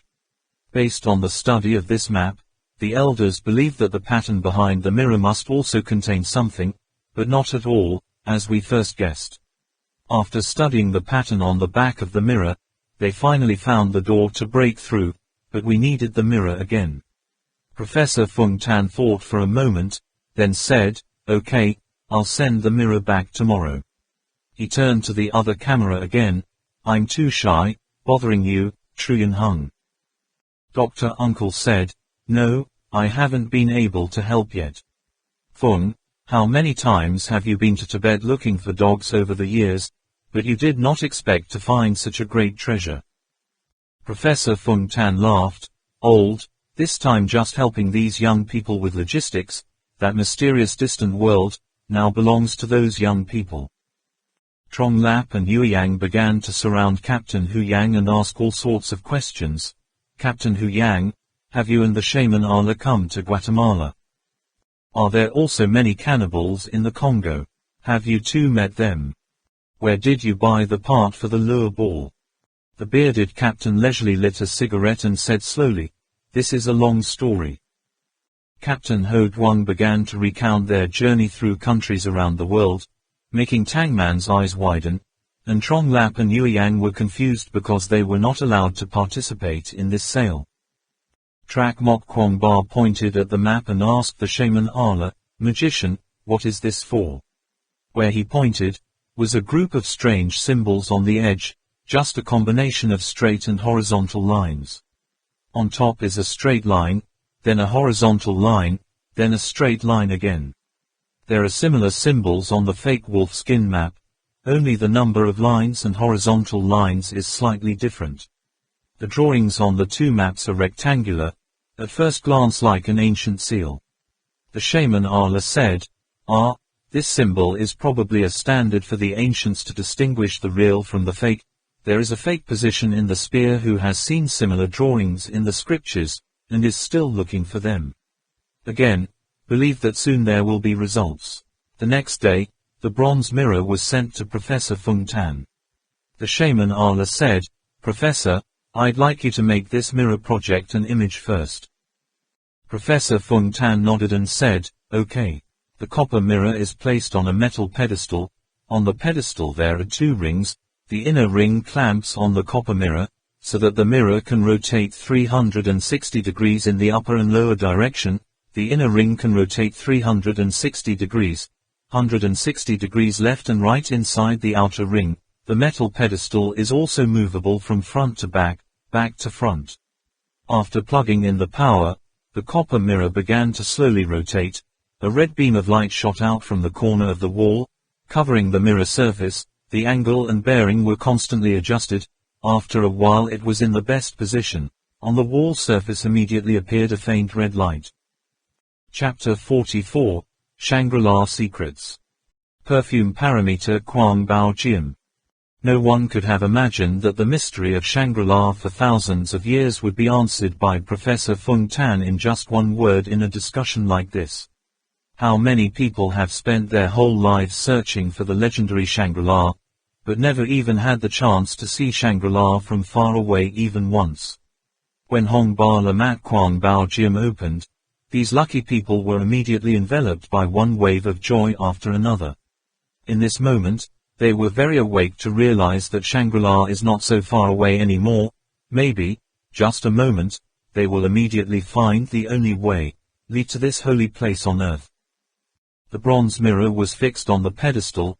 The shaman Allah bent down on one knee, looked at the back of the mirror, observed the patterns, and explained, "At first, we thought that the animal figure was in this innermost circle, as some good animals of the Buddha family such as thin snake, elephant, peacock, see experience 19. If so, then it doesn't say anything.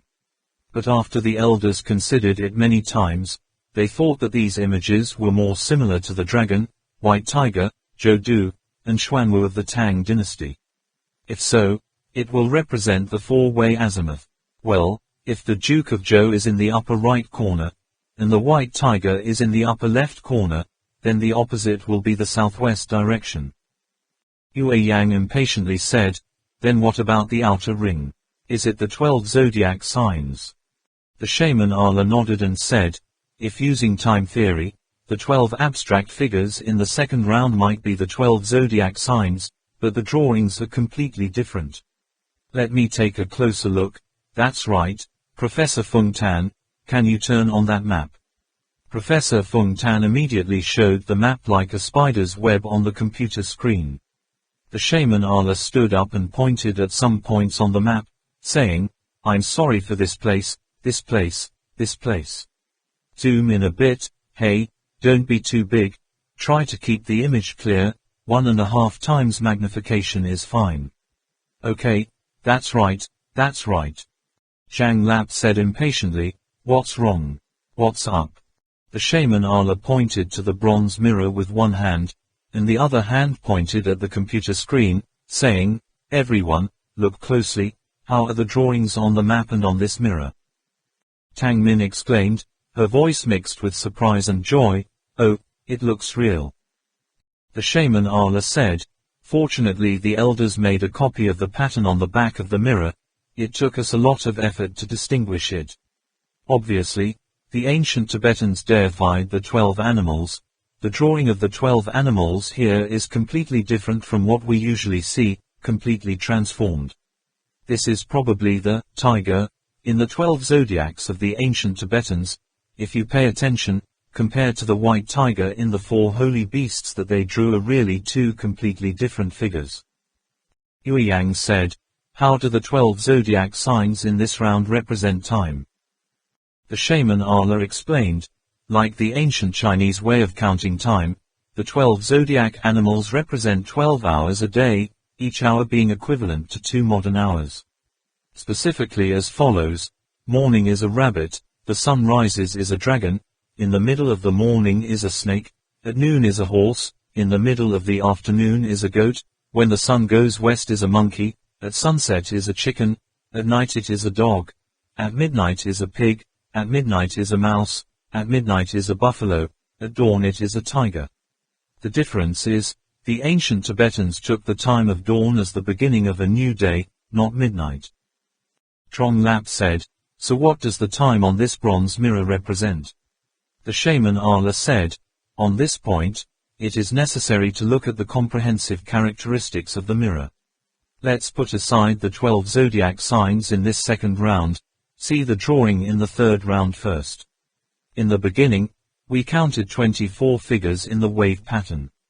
These 24 figures make it very difficult for us, and in religion there is indeed very little to do with this number. At first, we assumed that it was the 24th patriarch, but these images are very cruel, with evil eyes, and there are both animals and people, obviously not consistent with that speculation. However, after the elders carefully examined the script, they discovered some hidden places. Everyone, look closely, where the dragon's claws are directed towards the waves, there is a sharp tip like a horn. Below the beak of the Chu Duok, there is a shadowy back looming, where the tail of the white tiger secretly conceals a claw. Above Hien Vu there is nothing, but if you look closely and follow its eyes, you will see two flowers splashing, but not colliding with each other. With the remaining 24 images, it is not difficult to explain that there is one more here, just hidden, indicating that the human eye cannot see it. If understood in this way, the third round of this mirror is not only 24 figures, but 28. What do people think of? Yue Yang mumbled, 28, 28. 28 represent what? Trak Mok Kwong Ba was startled and blurted out, 28th 2. 28th 10. Listening to Trak Mok Kwong Ba speak, Yue Yang also recalled, saying, I'm a bit impressed. It seems to be the 28 and 83 devils in Buddhism, isn't it? The shaman Ala nodded. It's not wrong. Initially, the concept of the 2 decades and 822 was transmitted from Indian Buddhism. In ancient times, it was used to observe celestial objects, divided into 4 statues, each with 7 statues, stella. In modern terms, each star is a constellation. The earliest records suggest that the 12 and the 822 are constellations that demarcate the movement of the sun and the moon, and at the same time divide the boundaries of the sky. Ma Dang Jia the Upper Book, the Great Book of 41, Tu Jia Kin. All are mentioned, using the 12822 to record the date, or infer the properties of the stars, or in combination with the date and time of the person's birth, which speculates that the sand is vicious and lucky. In Buddhism, the 28 Taitu not only represents the 28 constellations, but also used to represent samsara, so it is also called the 28 demons. Later, the 28th 82 was used by the Taoists in Trung Nguyen, and then rearranged it into the 28th 8-souled junta, so it can signify a lot of meanings. In addition, in the mandala sacrificial rite, it also has a small place. The shaman Ala touched the 28 constellations in the ocean waves on the back of the bronze mirror and said, "Of course, when we first counted 28 different patterns, we didn't dare guess that is the 28th eightfold path, because in the Buddhist sutras, there are also the 28 patriarchs, the 28 heavens, the 28ths. Moreover, each name has a different meaning. Finally, after evaluating many times, it was determined that 28 diagrams represent the 28 trigrams. However, the knowledge of the astronomical and chronological laws related to the 28 and 82222 is really too much, too complicated, so I can only tell people simply that, in the southwest, is Devil Star, belongs to the subdivision of Southern Chu Tuok. The 7 stars under the jurisdiction of Southern Chu Tuok are Kan, Kwai, Liu, Tin, Trong, Duke, and Chan. In the scriptures, this devil star is called an Tiuda. On the day of the sun, it will spread disease, causing people to dream and have intercourse with a woman or man, leading to mental exhaustion. This plague spreads among people in a house at the same time, leaving the whole family with it, and in less than 3 years, all of them will be drained of their blood and die. Trong Lap was surprised and said, "Oh, so people often say that the spirit of death is just to refer to it." The shaman Ala smiled calmly and said, "In short, A row along this southwest direction is the buffalo in the 12 zodiac signs and the devil constellation in the 28th zodiac.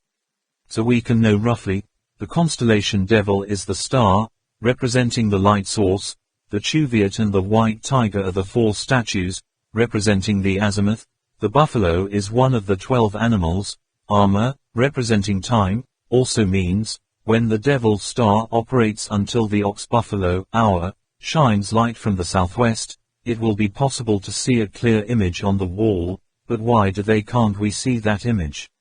I think the answer is probably outside the 3rd round. Wait a minute, the shaman Allah hasn't finished speaking yet, Yueyang squealed, his eyebrows furrowed. The guy patted his forehead and said, I've heard this somewhere before, let me recall, I must have heard it somewhere. Zhang Lap next to him said, it's strange, why do I think I've heard it before? Influenced by the mysterious look of Yueyang and Zhang Li, everyone in the room suddenly had a similar feeling, as if they had heard this sentence somewhere before, silently searching in the diary. Damn, where did you hear that? Yueyang muttered, demon, Taurus, devil, ox, Taurus demon witch. He and Trong Lap exclaimed in unison. Magic Great Rose. Trak Mok Kwong Ba also immediately understood, followed by a sentence, it was more than a year ago at the door of life. More than 5 years of hard work almost made him forget all those verses. Bodhisattva Manjushri, hold the copper water in front of your chest to open the infinite light. Professor Fung Tan quickly searched the computer data for that video, and all eyes were immediately returned to the secret room. The underground chamber at the door of life. Professor Fung Tan was taking a photo of the fish mouth representing Mount Meru, while the shaman Allah next to him carefully explained, actually, the text carved on the wall, must be a method to render the image. The devil here is not a demon in the traditional sense, but one of the 28 tribes. Taurus is time, which means that at Tauro, time, the devil star will be in the center above the door of life. The Great Red Lotus is very clearly the light that will be refracted through this ruby. The Great Red Lotus is also the holy relic in the deepest part of the 8 Great Frozen Hell. These things are not important. Manjushri Bodhisattva, that's right. Everyone look at the floor. There are places where the shape is not regular, but there is a lotus leaf shape. Professor Fung Tan, Shaman Allah, Trak Mok Kwong Ba, Duong Man, Trong Lap, and Yueyang were all stunned, staring blankly at the computer screen, as if they had returned to that cave. Ellipsis. Apart from the 4 words, unbelievable, in their mind there was only a blank white space. How can this be? How is it possible? Zhang Lap muttered 2 or 3 times. Yueyang also chimed in, yes, one in America, one at the door of life, 10,000 8,000 miles apart, what's going on? I can't believe it. Is this a coincidence? Surely not, Tang Min exclaimed. Almighty Mother Hetula, in his divine light, we will go from victory to victory. Allah Shaman folded his hands and prayed silently. Trak Mok Kwong Ba also couldn't understand. What's the matter in the end? Why is that? Why put the same thing in 2 places where it is almost impossible to see each other forever? What was that messenger from more than 1,000 years ago thinking? At this time, the only person still keeping his sanity was Professor Fung Tan, who pulled the hem of Trak Mok Kwong Ba's shirt and loudly said, Kwong Ba, where is that stone? Where have you put it? That pink gem. Lu Kan Nam also said, at that time, after I gave it to the state agency for research, I took it back and returned it to you. Trak Mok Kwong Ba was startled awake, quickly said, in the cipher cabinet for our documents, I'll go get it right away. Trak Mok Kwong Ba took out from the insurance cabinet a red gem the size of a button. All eyes were drawn to it, like that red stone, like a drop of blood emitting bright rays of light.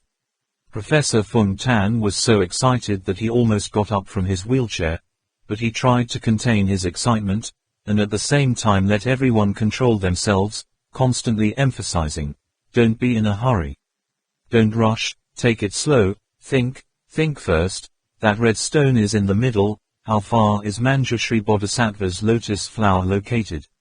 Trong Lap, you stand up, facing southwest, right and right, for everyone to see. That Bodhisattva's statue is probably as tall as a person. Yes, let me bring the bronze mirror to a position as high as your chest. Okay. Next will be this pink gem. Need another table. Yueyang, Kwong Ba, put the other table over here. Hurry, hurry, be careful, be careful. Ellipsis quote. Under the very calm command of Professor Fung Tan, the room was immediately deformed. The red gem was placed in the middle of the table, using a chopstick tip to prop it up. The bronze mirror was also repositioned. Professor Fung Tan held a remote control to turn the light beam on and off, his thumb fidgeting on the button as if in his hand was the controller to explode the bomb. Trong Lap said, "No wonder we can only see the faint shadow but can't see the image clearly. It's because we only use the normal beam. The light after being refracted by this pink gem will turn into a scattered beam. When shining on the mirror it should have a different effect. It seems to be a miracle." Professor Fung Tan said, "Not only that, it is very likely that the ancients used the technique of duplicate photos. Remember the photo taken in Maya. It is possible that part of the image is engraved on a gem, another part is engraved on a bronze mirror. Only taking one of these two objects, it is impossible to get a complete image forever, only if two images are superimposed, images on top of each other to get a complete mirror image." Yueyang stammered, "Yes. Is that possible? People, how did the ancients get that technique?" Trak Mok Kwong Ba said, "There is a possibility that, since the Tang dynasty, the technique of making transparent mirrors has reached the pinnacle level. When we looked up historical records, we read a passage that said, when Princess Wencheng entered Tibet, so that she would not feel lonely in other countries, Tang Zhongzong ordered skilled craftsmen in the imperial city to sharpen a mirror, copper brought to Tibet. When the princess is homesick, this mirror can be used to shine light on the wall, on which the image of a loved one will appear. There is also a theory that, when the mirror changes direction, different images will appear on the wall. That miraculous technique is known as magic glass by the Tibetans. This light-emitting mirror technique seems to have been handed down to the Song dynasty, but it gradually disappeared." The shaman Ala said, "Stop discussing such trifles. Professor Fung Tan, please turn on the light." Professor Fung Tan solemnly pressed the button on the remote control. A beam of red light shone on the pink gem. As the position of the light source kept changing, gradually, there was another red beam shot out by the refracting gem. From the vertical to the horizontal, the light diffused from near to far, like a halo of a flashlight, just as well as the size of a copper mirror. Professor Fung Tan pressed another button, let the mirror begin to move up to receive that red halo, and then adjusted the azimuth and distance accordingly. Everyone waited, holding their breath, staring at the white wall opposite the mirror, on which only a round halo of light appeared on the wall. A blur begins to appear, gradually becoming more prominent. Professor Fung Tan tried to suppress his excitement, holding the controller in his hand to slow down the movement and rotation of the bronze mirror. Finally, the mysterious painting slowly spread out before everyone's expectant eyes, like a slow stream of water seeping down from the top of the wall, like a new sun rising up the line. The world of shadows on the wall rose up. Everything was like a dream, making everyone present there fascinated. That place is surrounded by mountains, countless towering mountains spread like lotus petals. In the middle of the flower is a towering cliff, from there reaching out across 3 vases, not in the form of stairs but ignored. Badger pinned to the cliffs like sawtooth, waterfalls, clouds surrounded on all sides, countless palaces, pavilions, and floors of hidden buildings. In that vaguely fanciful scene, there are also cranes and falcons flying. It's really like a heavenly paradise, only the background color is still a red and pink halo. At first glance it looks very much like a schoolwork, abstract painting. The whole crowd looked at them in shock. Professor Fung Tan also forgot to fix the bronze mirror. Until the mirror turned to another angle, the image gradually became blurred. Everyone was startled, conscious. Yang frantically shouted, "Professor, it's over, it's over." Professor Feng Tan, startled, quickly adjusted the mirror back. The shaman Allah suddenly said, "Not true, this light is not right. The stars emit natural light, through the refracted red gems it becomes red light, but here we directly use the light, red light, so the image is still not accurate, have to change the light source." Professor Feng Tan immediately adjusted the spectrum, using natural light to shine. This time, the image they saw was reversed, gradually forming from bottom to top, like a magic trick. A scene that made people even more unable to believe their eyes happened again. An entire area outside the earth was colorful, countless floors of golden pavilions suspended in the air, slowly spreading out, appeared in front of the lucky crowd.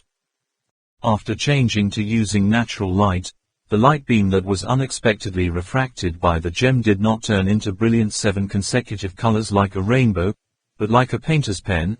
The distribution is very funny, blending into the blue sky with white clouds, immense snowy mountains, green pine trees with red flowers, flying birds and animals running. That pink streak just cleverly forms a glimmering sun in the eastern sky. This is finally. How can you do that? Trong Lap stood closest to the wall, stretched out his hand to touch it. On the back of his hand immediately appeared a palace-like architecture, white walls with yellow tops, bright red pillars, beams all colorful. Look at it, even the carvings on the door bars. On the back of the beast mounted on the roof, a bird was perched, and the glittering light flashed through like a dream. Trong Lap held his breath for a long time, as if he was only afraid that he would let out a breath, which would make the small bird not as big as the needle head scared and fly away. Wait until the painting is spread out, only seeing the majestic snow mountains, lush green trees, bright clouds, misty ravines, seeing the majestic fairy mountains, close mountains, and jade mountains from afar. The atmosphere is proud, the tower is leaning against the mountains, hidden like a heavenly palace in a holy garden, spacious and generous, with abundant meteorology. Up close, the more you can see the brilliant lapis lazuli, the deer running and jumping. In front of that work of art more sophisticated than creation, any visualization is meaningless. The eyes are drawn to the light, the mood is also fluctuating with the scene. In the outermost circle of the scene, there are still some ancient Tibetan code symbols enlarged several times, revealing as if carved on the wall. Perfume bar la secret light protector. For a moment, time and space seemed to stand still, even breathing stopped. The whole group of people stared blankly at the image on the wall. The beautiful scenery on it captivated their souls. The fairy scene in the legend, spent thousands of years buried in history, finally appeared before the eyes of people. The secret behind the mirror image 1. At that moment, the people searching for Bak Bala Temple finally caught a glimpse of Bo Ba La's location. The Silver Bala Temple, which was still only supposed to exist, instantly became clear and very close. Trong Lap and Yang were all dumbfounded, unable to utter a single word, completely conquered by the reflected image on the wall, while the shaman Allah did not know how many times he had sincerely prayed to the Buddha. The more excited she was, the more tears fell, pulling the hem of Trak Mob Kwong Ba's shirt and jumping up and down, overjoyed. Found it, we finally found it. Trak Mob Kwong Ba's strong hand was placed on Duong Man's shoulder, just as excited as she was. That's right, finally found it. Step into the hope, raise the dragon's head and spread its wings, back out, face up, the trees are tall and the mountains are playing with clouds. Professor Feng Tan nodded from time to time, as if enjoying a delicious tea. From time to time I shake my head, only seeing the vastness of heaven and earth, nothing thrilling. Suddenly seeing such a picture, I can't believe what I'm seeing with my own eyes. Most unfortunately, myself. He couldn't get to such a place. After a long time, Trong Lap hit Yang's hand hard. Yang screamed in pain. Trong Lap said, "Isn't it a dream? Does Shangri-La really exist? Is there really such a place?" Yang raised his hand that was bruised by Zhang Li and rubbed it under his chin, sighing and exclaiming, "It's a miracle, this is a miracle, let alone 1,000 years ago, even 1,000 years later, it's just a miracle. I can only use the word, miracle, to describe it. The initial feeling of surprise and joy slowly subsided. Professor Fung Tan said, "Okay, my friends, we haven't found that place yet, we can only see the image of Bo Bala now, temple only. The moment of excitement has passed, it is necessary to use reason to observe, it is necessary to find the path we are going to take. Yue Yang, there's a cupboard inside, put at the head of the bed, that red cabinet, have you seen it? Including a video camera, started working. I had to continue to adjust the position of the bronze mirror a little more to get the clearest image. He took a video camera to record the whole process of change, then we'll use the computer to process it again, okay." Yue Yang went to get the camera.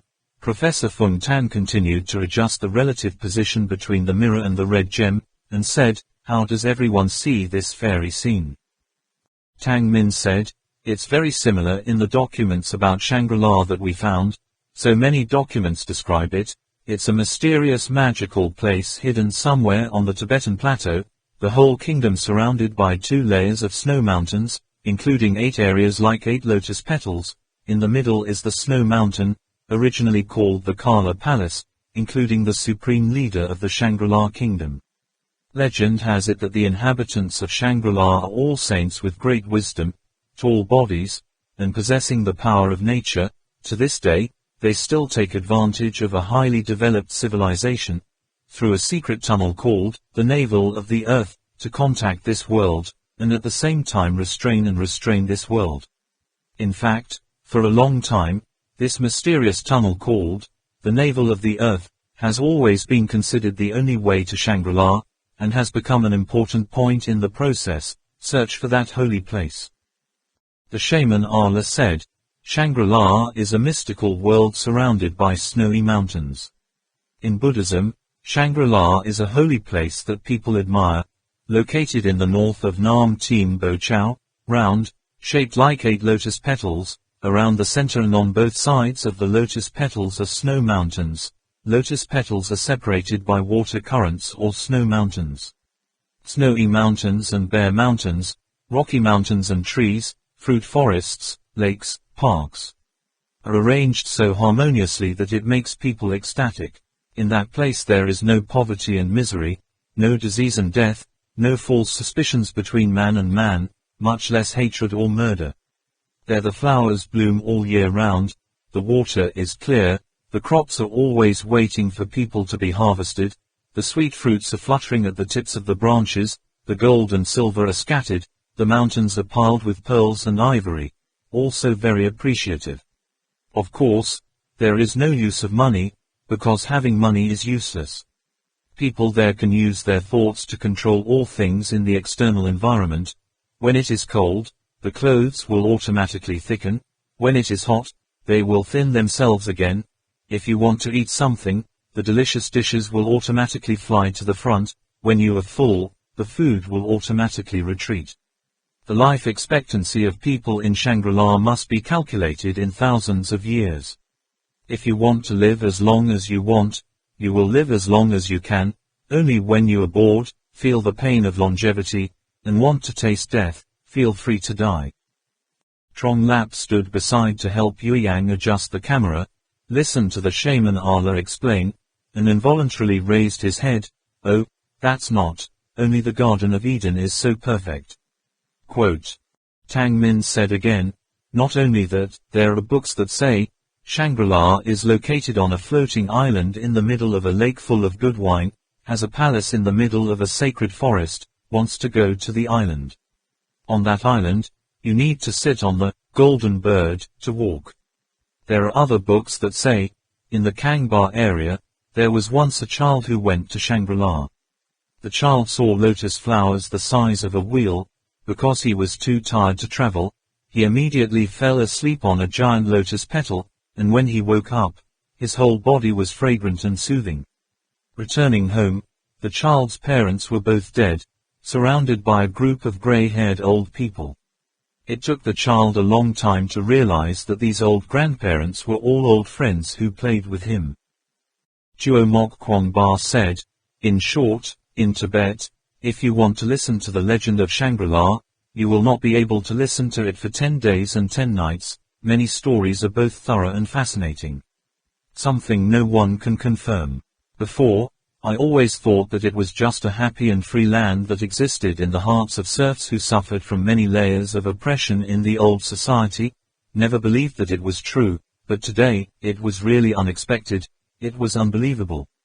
There is such a place in this world." Professor Fung Tan said, "Yes, in fact, regardless of the version of the legend, the shape of Shangri-La is amazingly similar, with the shape of an 8-petaled lotus. From this point, it can be seen that this place is also not entirely the imagination and fabrication of the ancients, there must be a certain model. Everyone, look at this painting and the legendary Shangri-La kingdom in that legend, those snowy mountains are all curving around, does it look like a white petal?" Trong Lap said, "But why have 8 wings?" Professor Fung Tan explained, "The craftsmen in the past wanted the image of Bak Bala to appear, so they handled the overall topography of this Shangri-La very well. We can only see 4 snow mountains, but this is in the opposite direction of Bak Bala temple, and the other invisible direction is behind, maybe there are 4 more snow mountains. Look, because of the refraction through the ruby, the background color is also a light pink, but did you notice, there are faint streaks at the top, that's the arc gap, between those 2 mountains that we can't see, it's truly exquisite." Yue Yang said, "Then how many palace-like structures here are all temples of Bak Bala?" Trak Mok Kwong Ba shook his head, "No, Bak Bala temple is probably just one of the palaces here, inside there are many other buildings, Shangri-La's palace for example, at least. That's what the legends say." Yue Yang asked again, "Then, which building is the Bo Bala temple?" Tang Min said, "Probably the tallest building." Trong Lap protested, "No, it must be the most magnificent building there." Tang Min argued, "No, it's the highest court." Incorrect. The shaman Ala said, "There's nothing to argue about, the palaces that people see here, are not the Bak Bala temple." Trong Lap and Tang Min turned their heads and said, "Oh," in unison. Professor Fung Tan nodded, "Not wrong, I agree with the view of the shaman Ala, in the palaces we see here, there is no Bak Bala temple. The first is the architectural style, there is no building that has a similar style to Hainan Kong Island and the Door of Life, all these structures, if not delicate and meticulous, are primitive and simple, built in the same period. Also, try to look at these structures that appear outside, have people noticed or not? Nothing is complete, if it is not hidden by mountain rocks, it is hidden behind the forest. Although we say we see, but in fact, it is only part of the overall architecture.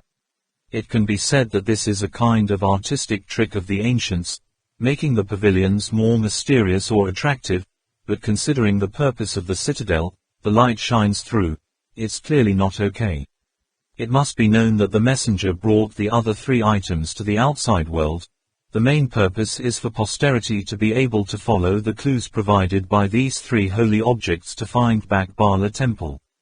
So, even if we don't let the giant temple of Bo Bala be exposed to our eyes, there must be at least a clear sign, so that people can notice the place. And in this whole city illuminated by light, the only sign is this." Professor Fung Tan moved his wheelchair to the foot of the wall, stretched out his body with all his might, and pointed his arm at a point on the wall. Everyone looked at Professor Fung Tan's finger pointing. As expected, in the entire painting reflected on the wall by a bronze mirror, the red light gathered into a very eye-catching red spot there, like a viewfinder. Infrared is directed towards the wall. It was a spot at the edge of the 3rd floor platform, a red dot exposed in the middle of the jungle. Yue Yang couldn't help but blurt out and asked, "But what's there?"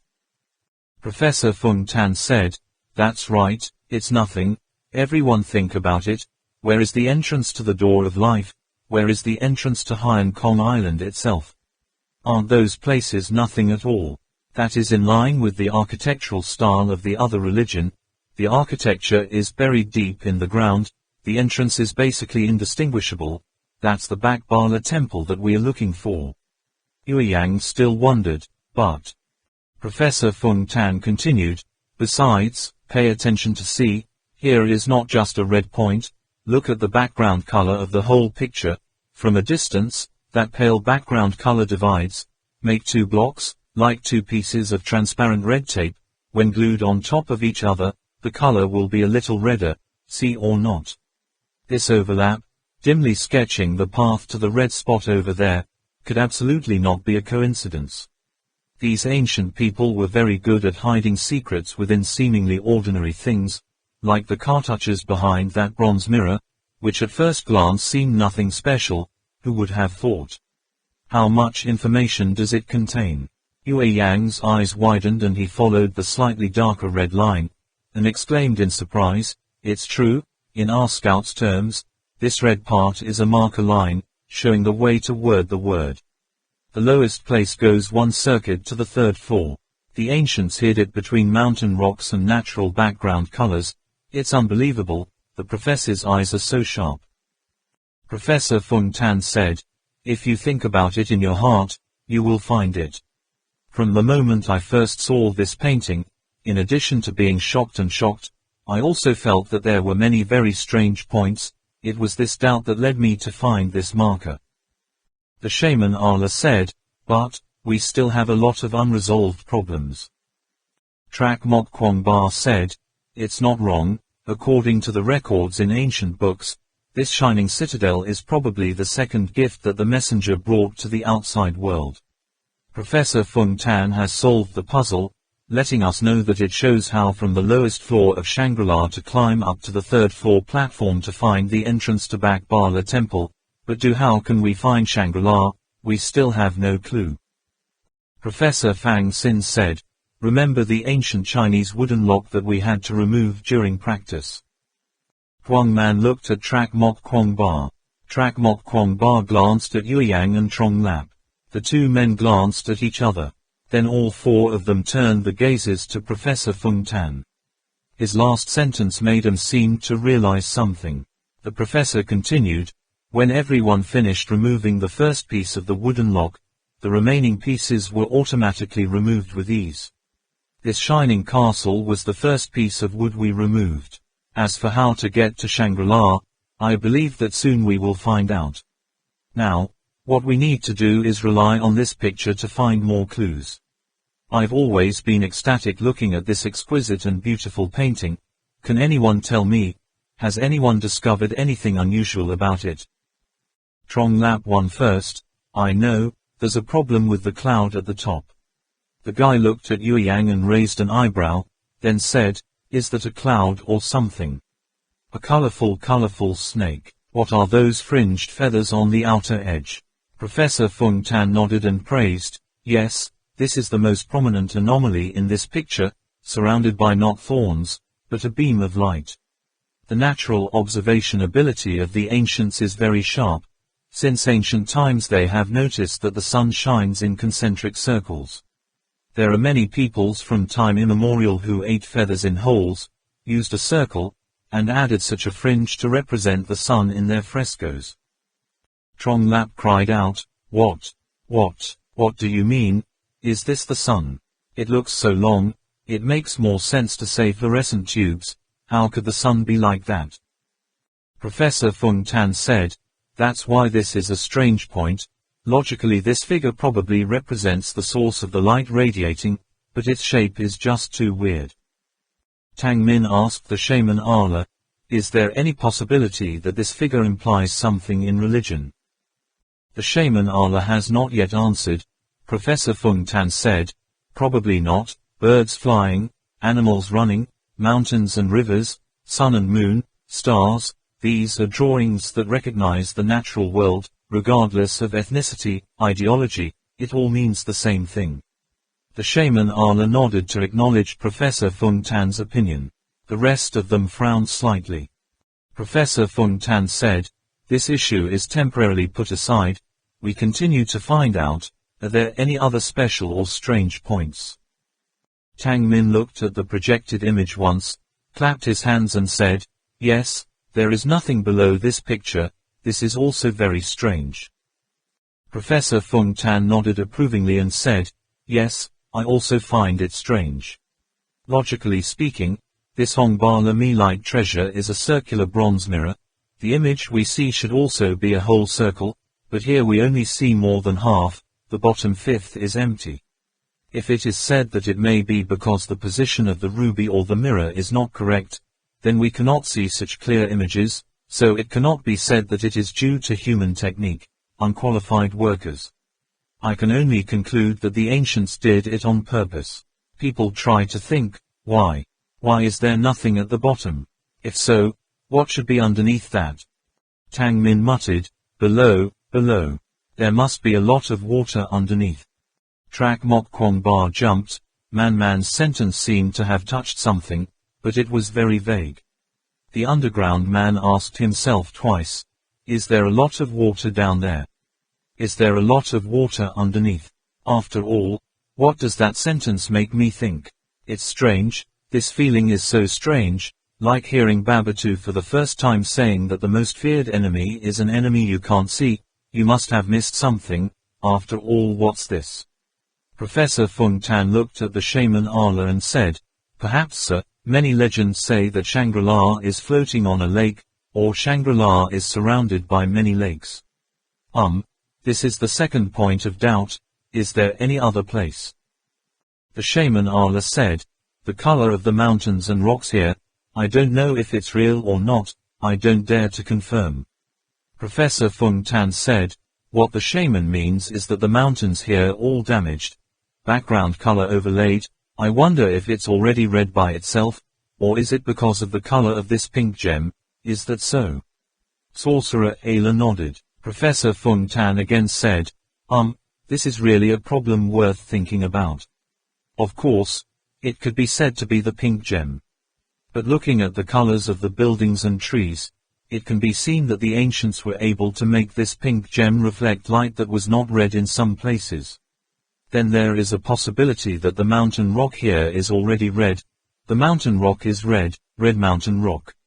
When Professor Fung Tan repeated this sentence a second time, his eyes met the eyes of the magician Ala. The two at the same time noticed shock and surprise in each other's eyes. Stone, mountain, fire. Professor Fung Tan pressed his voice to utter each word, and the shaman Ala nodded continuously. Oh Dad! Professor Fung Tan slammed the wheelchair's wall, almost dropped the remote control, excitedly pointed at the photo reflected by the copper mirror on the wall. There is a place that is most obvious, but also hard to believe. Most of all, and yet we are all completely oblivious to it. The other 3 floors of the platform are also the subject structure of this painting Hongbala Mat Quan Bao Jian. How could those 3 floors be formed? If it weren't for the volcanic rock with the highest density, the greatest bearing capacity, it would be impossible for the platform to reach out from the cliff that far, nor would the fracture or overlapping of the mountain veins conform such a structure. This structure can only form when a volcano erupts. At first, this place on the cliff may have only raised a little, but when the molten lava passed, it was blocked by the ridge, and stopped there, pressing again and again, over and over, again and again to form the square-shaped structure we see today. Such a large area, such a long stretch of the cliff, this vase could not be formed in 1 or 2 eruptions, but many times, many times. Then the true face of Shangri-La that we are looking for, is an active volcano surrounded by snowy mountains. No one could have imagined that the mystery of Shangri-La for thousands of years would be answered by Professor Fung Tan in just 1 word in a discussion like this. How many people have spent their whole lives searching for the legendary Shangri-La, but never even had the chance to see Shangri-La from far away even once. When Hongbala Mat Quan Bao Jian opened, these lucky people were immediately enveloped by one wave of joy after another. In this moment, they were very awake to realize that Shangri-La is not so far away anymore. Maybe, just a moment, they will immediately find the only way, lead to this holy place on earth. The secret behind the reflection too, the shaman Ala again clasped his hands and chanted a spell. Yang held the camera in his hand and unconsciously pointed the lens at Professor Feng Tan. Trong Lap spread his arms wide, looked up at the professor, smiled and shook his head, not knowing what to say. At the same time a bunch of words danced in his mind: great, prophetic, timeless. Man rushed up, knelt down and hugged the professor tightly. You are so good, Professor, and kissed Professor Feng Tan's forehead a few times. Trak Mok Kwong Ba looked at Professor Feng Tan intently. The professor looked at him with encouraging eyes. Trak Mok Kwong Ba nodded slightly. Professor Feng Tan also nodded slightly. Then both of them shared a smile, understanding smile. Okay Min Man, Professor Feng Tan patted Tang Min's shoulder. You've made me breathless. Waiting for Tang Min to step back a bit, Professor Feng Tan continued. This is not something I can think of alone, but the result of everyone's joint efforts. Everyone, please control the excitement. Let us continue to discover more mysteries hidden behind this painting, see if it can bring us any more unexpected joy. Only then did everyone focus their attention on the reflection on the wall. This time, everyone was watching very carefully, looking closely at every detail to see what other secret hidden treasures in this mysterious secret light, but unfortunately, it seems that nothing special can be found, further apart. The whole room fell into silence for a long time. Suddenly heard Professor Feng Tan say, "It seems that the secret has been discovered. It is better to wait for the recorded images to be transferred to the computer, after processing. Once it's done, we'll take a look again to see if there's anything new. Yang, where is the recording? Hey, Yang, I'm calling you. Why didn't you say anything today? That's not like you. Where's your observational powers?" Yang translated the camera in front of his eyes, smiled and said, "Because those are all relatively obvious and prominent places, I think people will definitely recognize them. I want to find hidden differences like the professor and the shaman Alico." Trong Lap laughed. "Not honest at all. If you can't find it, say you can't find it." The corner of Yang's mouth lifted slightly, revealing his special confident and sunny smile, saying, "I found it." "Oh, tell everyone." Professor Feng Tan and the others raised their ears together. Yang didn't say anything, just stared at the miraculous painting for a long time. The others also watched his eyes attentively. For a moment the whole room was silent, only listening to the music. Trong Lap's muttering, "This kid, why are there so many tricks?" Finally, Yang also raised one hand and pointed at the center of the painting. "The tree here is very big." Enlarged. Trong Lap couldn't help but burst out laughing and asked Yang, "Here. Is this your discovery? Ha ha. I thought you saw something else, ha ha." "Hold on." Professor Feng Tan pressed his face close to the wall, carefully lifted the frame of his glasses, and then looked again at where Yang pointed. "Oh." The shaman Ala also showed a doubtful expression. Trong Lap couldn't smile anymore. The guy also put his face close. "The tree is the tree. The palace is the palace. The tree is very tall. This everyone knows. Do you see anything special anymore?" Professor Feng Tan solemnly said, "Yuktuang is correct. This is not a simple matter. It is impossible to recognize this point just by looking at it. Where?" Trong Lap widened his eyes, thinking to himself, "Why is everyone aware of it, but I can't see anything?" However, as soon as he turned his head, he immediately saw Min Man's bewildered expression. Finally, unable to hold back, the guy opened his mouth to ask, "What's the matter, Professor?" Professor Feng Tan observed for a long time, then finally said, "If so, then this is very valuable information.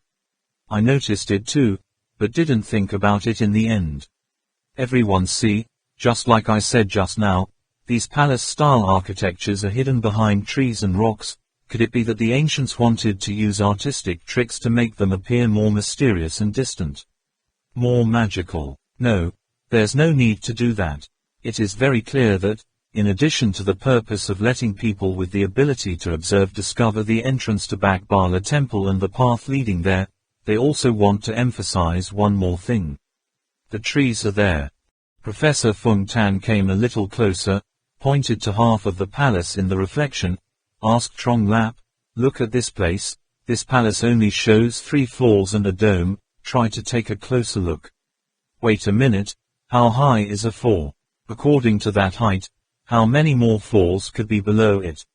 How about this building, which has been covered up above, only exposed below, counting from the ground up there are a total of 7 floors, this 7 exposed floors compared to the trunk next to it, can you see? Not as tall as the third. Now that you continue to compare the height of some other palaces and the surrounding trees, you will understand why Yueyang says the trees here are very tall." Trong Lap said, "Well, then the trees here are really tall, 3721, 2306, at least 60 meters high." Professor Feng Tan shook his head. Not only that, a 3-meter 3-floor is the standard of a modern house. In ancient times, usually the height of each floor is not less than 5 meters. Zhang Lap muttered, 7 years and 35, isn't it? That's right. If the ancients wanted to tell us the true appearance of Shangri-La through this ratio, then, the average height of the trees there. More than 100 meters. Professor Feng Tan said seriously. 100 meters. Zhang Lian immediately remembered the cold, murky mangrove forest. His whole body involuntarily got goosebumps, and for some reason, a chill came down his spine. Professor Feng Tan said, "A tree 100 meters tall is not scary. The most frightening is in the forest with an average height of 100 meters or more, there will be many different dangers. It should be known that, according to the natural living habits of wild animals, the larger the forest, the taller the tree, the more large bodybuilding wildlife will be harbored. On this point, those who have encountered the king crocodile and giant anaconda in the mangrove forest in the Americas such as Trak Mok Kwong Ba and Trong Lap have deeply felt." Tang Min said, "But in legend, there are no wild animals in Shangri-La, right?" Professor Feng Tan laughed and said, "Of course, who does not expect Shangri-La to be like the legend, but we all know that Shangri-La cannot be exactly as described in the legend. There is a sentence, the vast green forest, rusty birds, whatever birds are available. What's more, in a great forest like this, it's impossible not to have wild animals. Not only that, isn't it clearly stated in this painting?" Professor Feng Tan pointed to the wall. There was a bird that looked very similar to the legendary crane flying in the middle of the sky, although only as small as a sesame seed, but based on the scale of this picture, it seems that not a little bird anymore. Trong Lap said, "If you calculate it like that, the bird seems to be a bit big, doesn't it?" Tang Min comforted herself, saying, "Not sure, it's just our subjective thinking that it's a bird. It's also possible that it's a cloud, or something that looks like a deer. Hey, look, this place is all red. It's most likely a rock. In short, the animals that appear in this picture are very few. Maybe there are really no wild animals, nothing wild." Yueyang said, "Hope is just as Min Min said, only. Please remember your brother, and also Ba Tang." As soon as he heard about Duang Do, Duang Man didn't say anything anymore. Trak Mok Kwong Ba pulled her back, hugged her, and gently stroked her back. Zhang Lap was about to burst out laughing, but he couldn't help but be stunned. Ever since he picked up Tang Shou's diary, he almost devoured it day and night. The more he looked at it, the more terrified he became, the more he fell in love with Tang Shou. Such a person, after coming to this place, immediately becomes crazy. What else is hidden in that mysterious place? As for Ba Tang, a cold man, he and Yueyang, whenever they were with Ba Tang, were like rabbits walking with wolves, restless in their hearts. With that strong body, that bloodthirsty personality, if they really met on the battlefield, even 10 Zhang Lap would not be able to kill one Ba Tang.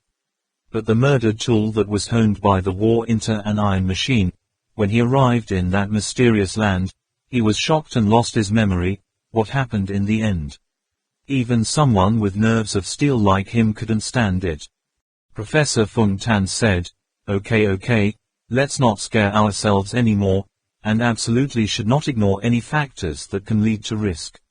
In short, as long as we do a good job of preparing to deal with all possible possibilities, nothing can make it difficult for us. For now, let's continue to observe what else the ancients have to say to us. Quang Ba, Quang Ba. Yes, Trak Mok Quang Ba was a little startled and panicked. Professor Fung Tan said, "What's wrong? From the moment you saw Hong Ba La Mi Quang Bao Jiam, you were like Tutu entering the Cow Army barracks, no idea." Trak Mok Quang Ba said, I'm still thinking, I seem to have felt something just now, but I can't remember, especially when I heard Min Min say that the bottom of this picture should have a lot of water. I felt like I've grasped something, but I still don't know what I want to grasp, so I'm still searching through my memory, but, what everyone discussed I heard. With this picture of secret light, the ancients used their wisdom to present before us the most authentic Shangri-La. But what I want to know more is, how do we get there?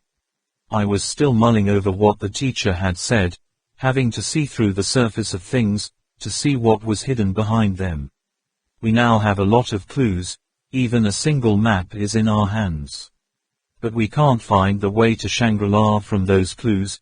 After all, what is hidden in those clues? Is there something we have negligently overlooked? I have a feeling, I'm about to grasp that thing. When looking at this painting, that feeling is even stronger. Just a little more, really.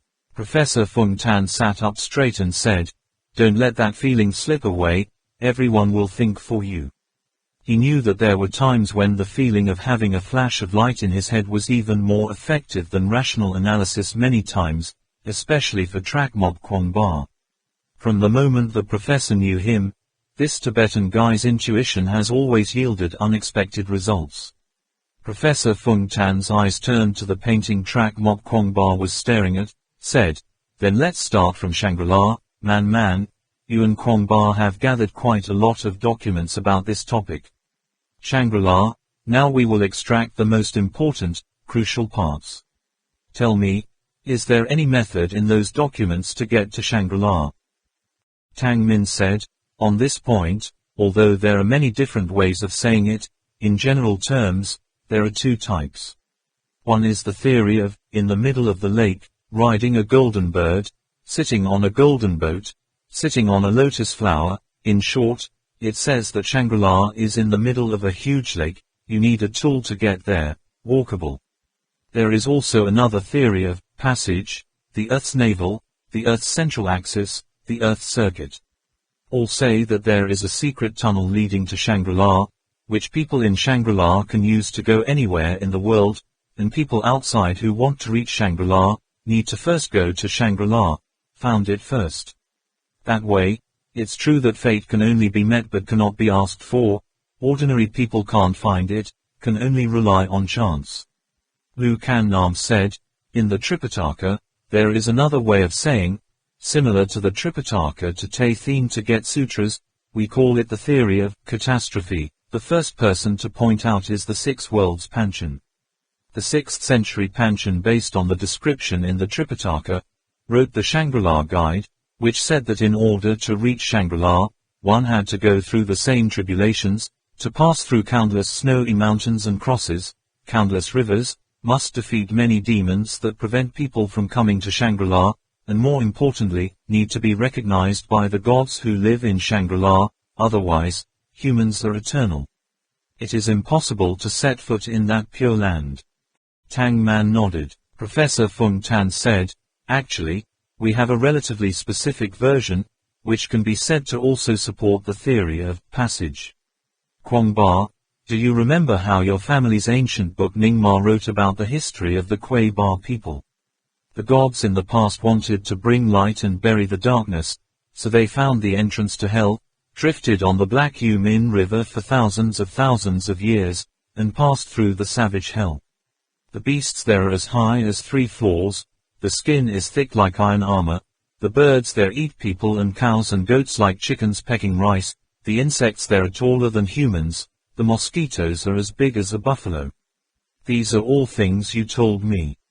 Trak Mok Quang Ba listened attentively, countless information overlapping in his mind, Although he did not say a word, his pupils began to dilate, drifting on the black Yumin River, like ink for thousands of years. This sentence turned into a very clear image in his mind, each boat with strange shapes, rows of neat oars reaching out from the hull, one by one, each row. The car entered the endless darkness of the night. Where did he see that image? Why did it suddenly appear in his mind like that? Professor Feng Tan did not know what he was thinking, but he knew that Trak Mok Kwong Ba's line of thought could not be interrupted. He then made a signal with his eyes, and the whole room immediately fell silent. Trak Mok Kwong Ba looked at the reflection on the wall, saw it as if it had turned into a cuboid. He could walk through the wall, feel the splashing water, hear the bird song, and the wild animals. At the same time, everything he experienced after seeing that picture of the death unicorn was now slowly being filtered through his brain, like small streams converging, merging into his memories. At the foot of Shangri-La, a small stream turns into a big river. The flow is rolling, reaching forever into the endless darkness. In the memory of Trak Mok Kwong Ba, that water flowed through Kar Te Lai. Captain Ho Duong shook off his beard covered with ice shards, and timidly said to him and Trong Lap, "It's underground currents, to put it bluntly, groundwater. Glaciers melt through this method to bring water to the tributaries, then gather into lakes on the plateau. There are also many rivers formed here. It's not like we can figure out how deep the bottom is after all. That water flows again to the jungle of America. Countless tributaries meet, crisscrossing." Professor Feng Tan walked in the garden and said to him, "You must know that the intelligence of the Mayans far exceeded the expectations of scientists, so their exploitation of huge white rocks, giants in the Andes, taking advantage of the currents to send them deep into the woods thousands of miles away, and at the same time build strongholds and castles. The river flows again to the underground Great Gorge at County Catch, where everyone is walking very cautiously along the small path along the dark cliff." Lu Kan Nam said, "That's right, this is a great gorge completely buried deep underground. According to what we can observe now, its scale is just as big as the Enelo Tangbo River." Quote, "Someone's projector lamp fell into the abyss." Professor Feng Tan was horrified. In a completely dark space, this spotlight can be seen from a distance of more than 1,000 meters. Degrees. The depth of this crack, unexpectedly, really met the devil. The shaman Ala also said, "Can it really be connected to the golden stream?" Ba Tang said coldly, "Even if it's a golden stream, it's okay to go one more time." In the upside-down tower on Hainan Kong Island, the emotional shaman Ala exclaimed, "Among all types of natural energy, wind and water are the two earliest used by the ancients, and are the driving force, perpetual circulation. If I'm not mistaken, at the bottom of this huge rift, there is still a big river flowing, but the distance is so far away that we can't hear that water." Right, come to think of it, that drawing of countless ships entering the darkness, he had seen in the stone room in Shuangkong Island. But still not enough. Then the stream flows back to the cold snowy mountains. The frozen ground is covered with snow and cracked. The bottom is as black as ink. I don't understand how deep it is. Moan. Tang Min worriedly asked, "What's underneath?" Yueyang shrugged and said, "Who knows, maybe it's just an ice crevice. Anyone who falls down there will probably have a hard time climbing back up." Underground flow. Trong Lap pretended to be very experienced in explaining. Everything that happened was rewinded in Trak Mok Kwong Ba's mind. He knew, there was definitely something hidden in it. Shangri-La, the navel of the earth, the axis of the globe, floating on Yu Min Ha, he just lacks something that makes him suddenly come to his senses. All these clues surround the thing and spread out. It's a very important thing, but, what is it anyway? Trak Mok Kwong Ba closed his eyes. "Calm down. Definitely calm down." He said to himself, "To find Shangri-La, all the clues are to find Shangri-La. We already have a shining castle, what else is missing?" Map, that's right, map. A map like a spider's web immediately appeared in Trak Mok Kwong Ba's mind, and Captain Ho Duong's comment sounded at the same time. Ancient maps are not as detailed as today, often just reflecting mountain circuits, rivers, roads, where residents gather, although the proportions cannot be absolute, but at least make people see and understand immediately. What is this thing of yours?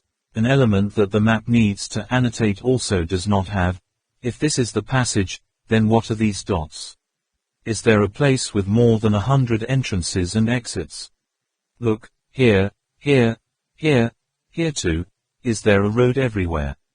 Finally, where does it go? Can you get through anywhere? Then what's the map of the mother country?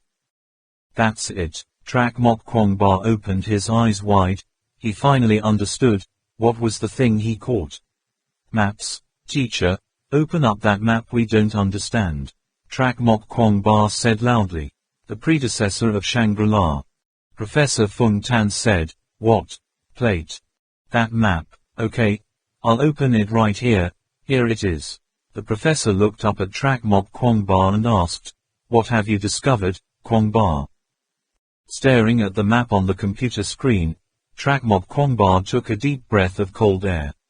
This thought, he knew, at first seemed wild and amusing, but it contained a terrifying truth. His heart was pounding wildly. If this were true, then it would be the most unbelievable thing the people of the secret religion had done, since they came into contact with the temple of Bo Bala. It's time. However, all the clues point to this truth, whether it's legends, or their own experiences. Trak Mok Kwong Ba pointed at the computer, struggling to say each word. Teacher, tell me, what is the possibility that this map is? Map of the distribution of groundwater systems in the Tibetan Plateau. Although Professor Fung Tan had prepared psychologically, he was still so shocked that he dropped the remote control on the ground, and everyone else's eyes widened. The underground water system in the Tibetan Plateau. No one dares to believe their ears anymore. Anyone who hears it for the first time has the same feeling. Not only is it a myth, but it must be said that it is a mess. This is the highest plateau in the world. The average height above sea level is 4,300 meters, an area of 2,500,000 square kilometers, almost occupying a fifth of China's territory. Not only that, what is the concept of groundwater? It's deep underground that can't see the sun. It's true that only heaven knows how the flow is. Is there a fault layer or not? Is there any place? Leak or not? Who can grasp the direction in the dark underground? Wanting to draw a map of the distribution of groundwater in the Tibetan Plateau, isn't that too far-fetched? However, it must be said again and again, if this spider web-like map really represents some natural phenomenon, then there is only the four-way underground water system, spreading out in many new directions, is the most suitable. At the same time, the Tibetan Plateau is also really rich in groundwater resources, from Kar Talai, to Mo Thong, to County Catch, to Snow Mountain. There is groundwater everywhere, who knows, connected with each other or not. If it wasn't for Trak Mok Kwong Ba, who suddenly became enlightened in an instant, even if they racked their brains to think for another 100 years, I'm afraid they wouldn't be able to relate to it. No matter how high the wisdom rating of the ancients was, it was impossible to reach that level. Trak Mok Kwong Ba worriedly asked, how? Teacher, what do you think? Is there a possibility of that? Professor Fung Tan took off his glasses, rubbed the bridge of his nose for a while, then said, wait a minute, then asked me, Kwong Ba, I need to rearrange my thinking a bit. Do you know what I just said? It's like 2 years ago when you showed me that photo of the unicorn, still as direct, still as shocking. Trong Lap looked at Trak Mok Kwong Ba with suspicion mixed with surprise. Young Master Kwong Ba, how did you come up with that? Trak Mok Kwong Ba shrugged. I don't know. When Man mentioned water, suddenly a very strong feeling rose up in me. I thought it must be water related. Then I put together all of our journeys for the past 2 years, discovering that no matter where we go, we are inseparable from water. To be more precise, it's an underground river. In addition, All the documents about Shangri-La, about how to get to Shangri-La that we can find, mention water, water and passage, connecting them together. I immediately thought of the water system, implicit. However, I kept thinking, what could this underground water system finally remind me of? I kept thinking over and over, having the feeling that this underground water system would surely tell me something. What? After that, I connected it with Shangri-La again. To get to Shangri-La, does it need to go through the underground water system? Then, don't we have the only map showing the way to Shangri-La? But that map is as tangled as a spider's web, and the groundwater system is just fine for this feature. In fact, this thought only flashed for a moment. I myself did not understand what it was. Yue Yang couldn't believe it and exclaimed, "Luckily you can think of it, young Master Kwong Ba. You must know that, even with today's science and technology, people can't even probe a single point. How to complete the underground water system in the Tibetan plateau somewhere. Ancient people from 1,000 years ago, how is it possible to do that? I just can't imagine it." Trak Mok Kwong Ba said, "Actually, I should have thought about it before.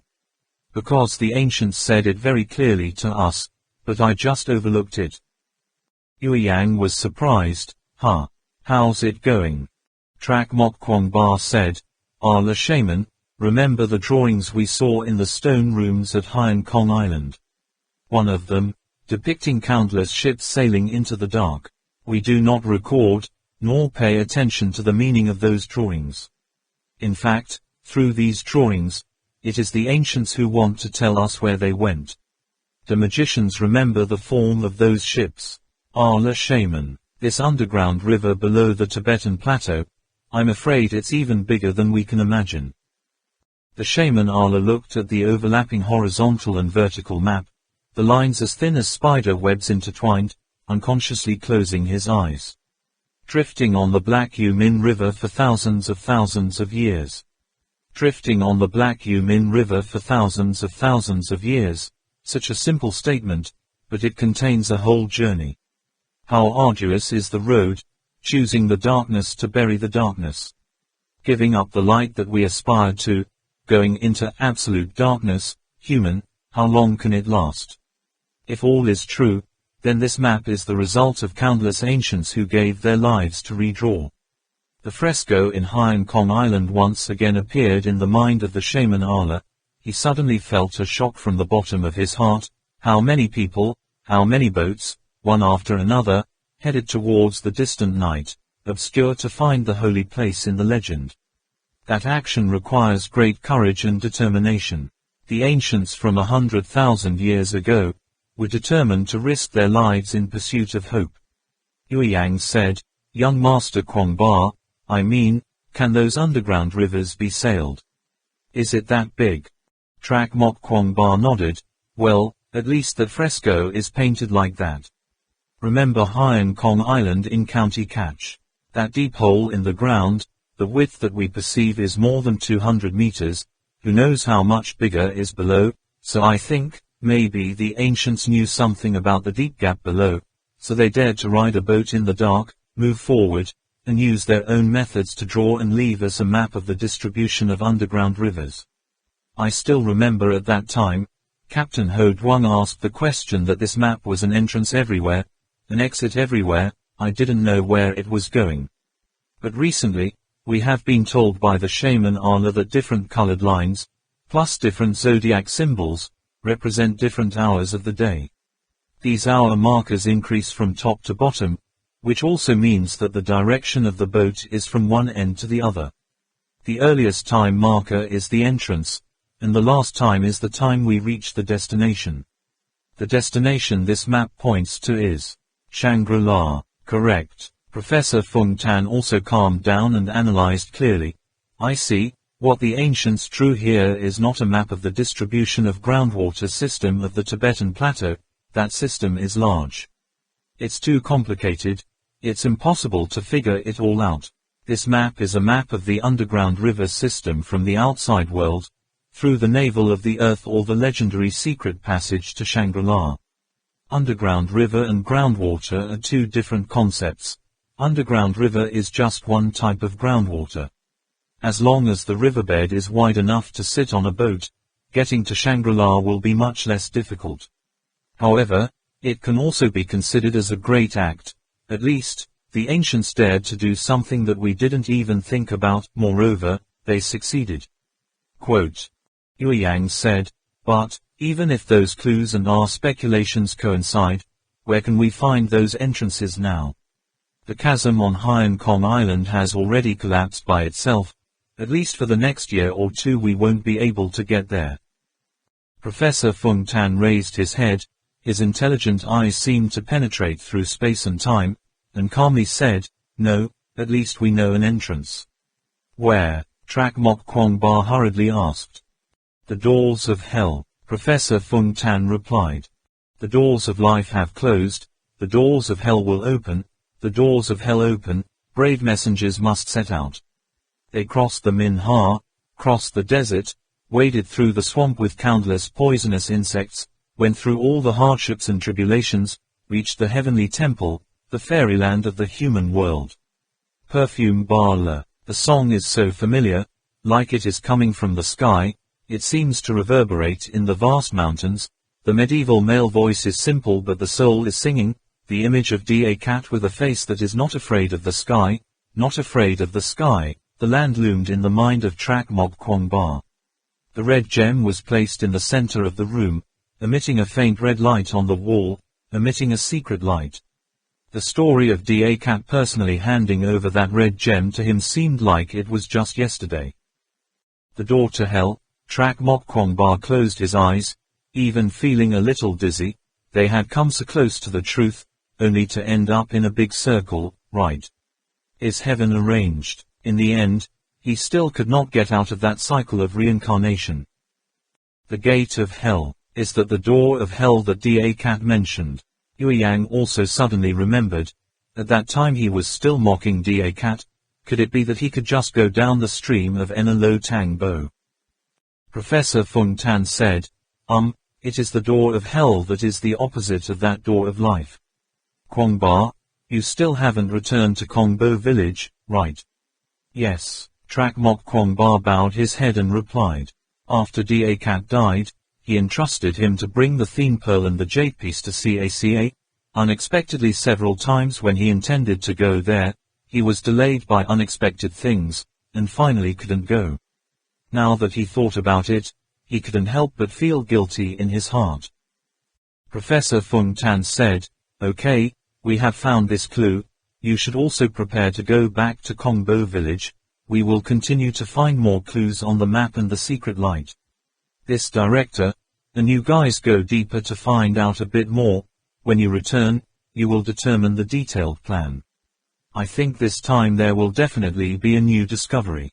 Trak Mok Kwong Ba stepped in front of Professor Fung Tan's wheelchair, knelt down like a medieval European knight, and looked up at him intently. Definitely. Time is limited. The four of us, Trak Mok Kwong Ba, prepare some tools to act in the water such as inflatable boats, diving gear. And then back to Kong Bo village.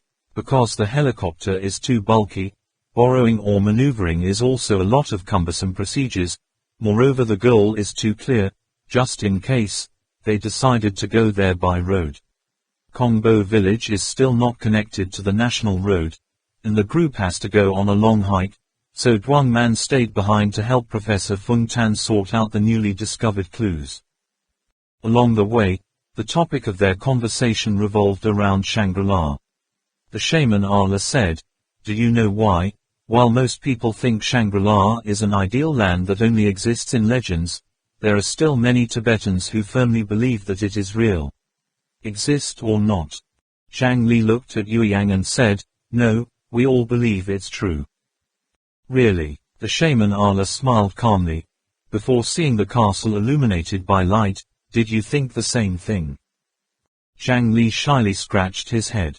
Trak Mok Kwong Ba said, yes, in the past, I always thought that it was just a fictional land, ideal in legends, in essence no different from the Garden of Eden of Christianity, Taichung virtual scene, of Taoism, or world bliss of Buddhism. Now, I hope I was wrong. The shaman Ala said, young Master Kwangba, everyone has searched and learned a lot of documents about Shangri-La. Do you know where Shangri-La originated? Trak Mok Kwangba replied, according to what I have researched and verified, the first bibliography that mentions Shangri-La is the Dai Thien Luan Kin, the legends of Shangri-La later, all from the scriptures. This letter came out. Zhang Lap was surprised and said, Da Tian Luan is shocked. I think I've heard this name somewhere before.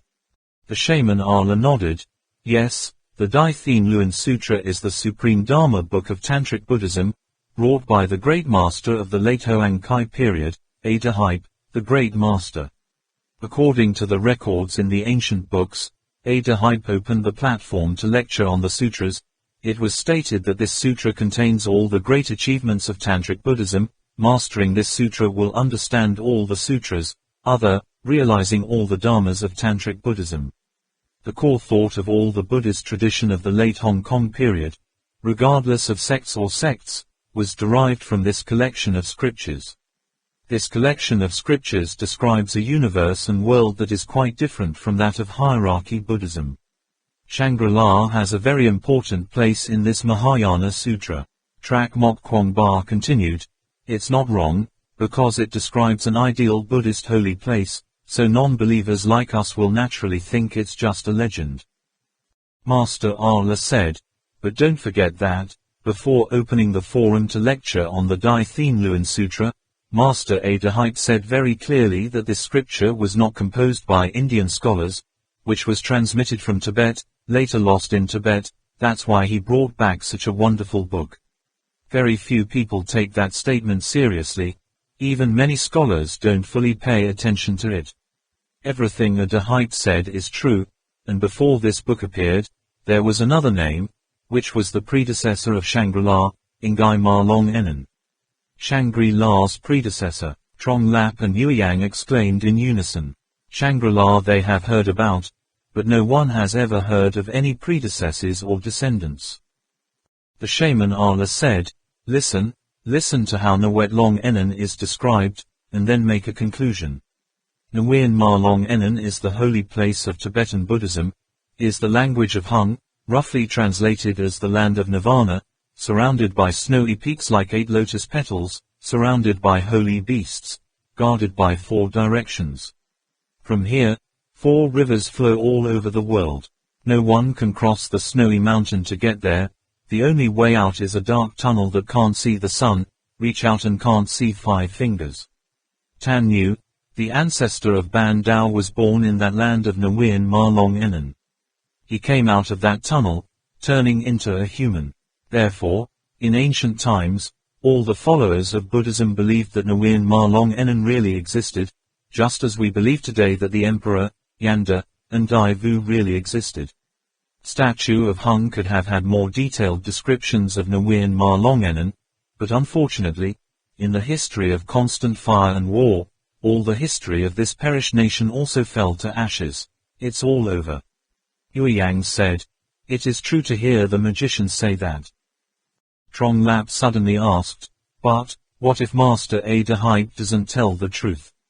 The shaman Ala said, well, there is no doubt about this point, because the Dai Thien Luan Sutra itself has already said it very clearly. These scriptures are the favorite points that the king of Shangri-La recorded after meeting and discussing the great world with the Buddhist patriarch Shakyamuni. It is said that this book of scriptures has a total of 12,000 recitations, each teaching a story, capturing all things in the world. The great is like the great path of birth and death of heaven and earth, the small is to the growth of the world, insects, ants, sprouting plants. Nothing is not there, only a pity. When Ada Hype was transmitted to Master Ada Hype, there were only 1,200 chants left. Only 1,200 of these chants cover all the profound meanings of Tantric Buddhism, harmonizing heaven and earth, and being consistent with ancient times. The later Buddhist masters, most of them only studied this scripture. It is hard to imagine that such a wisdom book could have been written by any person, or by a group of people.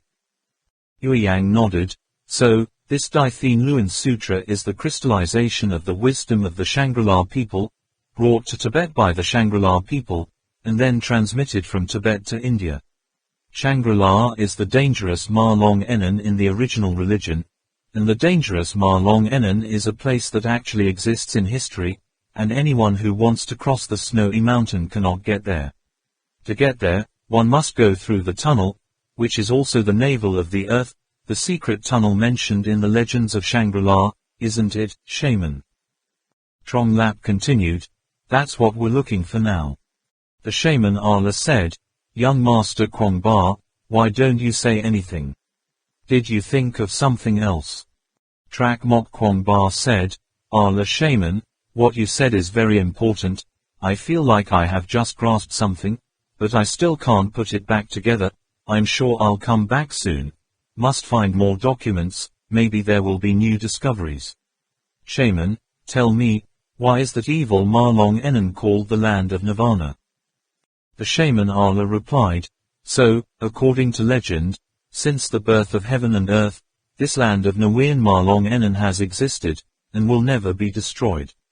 Every 1,028 years, it will regenerate in the fire once, washing away everything in it. On that day, along with the rebirth of the Holy Land, all the most devout followers of Buddhism will go to the land of ultimate bliss, attain true fruition, immortality and immortality, hence the name of the land of Nirvana. Trak Mok Kwong Ba said, I have more and more faith that everything we come into contact with will lead us to a true Shangri-La, a forgotten land in some hidden corner of the world. History.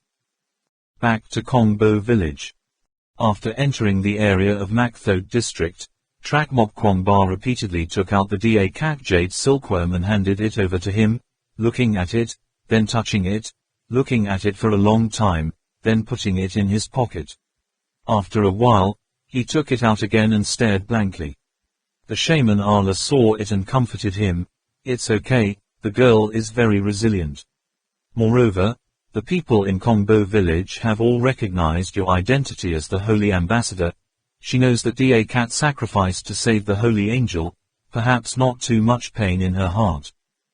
Trak Mok Kwong Ba said, however, because of that, I find it even harder to deny this responsibility. Zhang Lap patted him on the shoulder. Yueyang, who was wearing a large backpack, also looked over with concern and cheering eyes. Trak Mok Kwong Ba nodded, put away the jade silkworm, and continued to move forward. The mountains are green, the sky is bright, away from the hustle and bustle and worldly dreams, the few of them are about to reach the ends of the earth, the village of Kongbo has loomed in the distance. It's just, what Trak Mok Kwong Ba doesn't want to see the most is the pink cloud that is still waiting at the village gate, still red like a drop of blood falling from the sun shining overhead, seeping into the blue mountains and blue water, like a painting from a long time ago. Coming closer, Trak Mok Kwong Ba's footsteps were getting heavier and heavier. Before his eyes seemed to have appeared that small figure standing in front of the village gate. A young girl wearing a Falu coat, her head wearing a red scarf like fire. The sheep have returned to the village, but she still looks to the east with attachment, as if waiting for someone. However, the person she was waiting for will never return. The sight of the red shirt, the point between the white sheep appearing on the blue sky, made Trak Mok Kwong Ba's heart ache. When they reached the village gate, they only saw the beautiful young girl Caca, still standing there fearfully, seemingly thinner. The lap of Falo's shirt was as red as a cloud at the end of the horizon, but the headscarf was removed, letting her long hair flow down like a stream of clouds.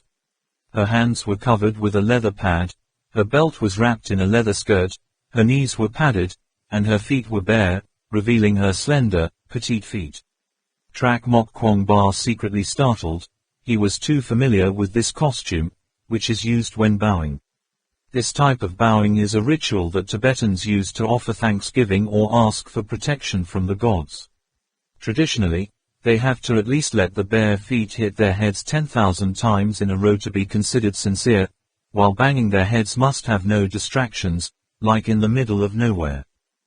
I only saw Gege clasped his hands together in front of his chest, eyes closed, slowly raised his hands above the top of his head, then slowly lowered them again, touching his forehead, touching his lips, then in front of his chest, 3 roads leading to Seoul, then slowly knelt down with his whole body, until his forehead touched the ground, used all his body strength to kiss that sacred holy land. From a distance, she saw a slightly raised mark in the middle of her forehead, closer to discovering it was a callus.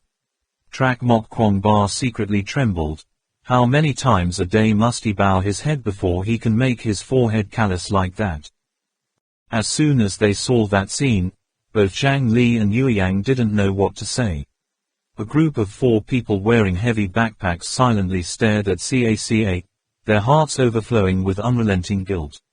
They just stared blankly as the young girl raised her weak, small hand above her head, patted each other, then slowly lowered it, touched her forehead, lips, chest, and then slowly knelt down and crawled out, arms outstretched, forehead touching the ground, then stood up again, muttering a prayer, once, then again.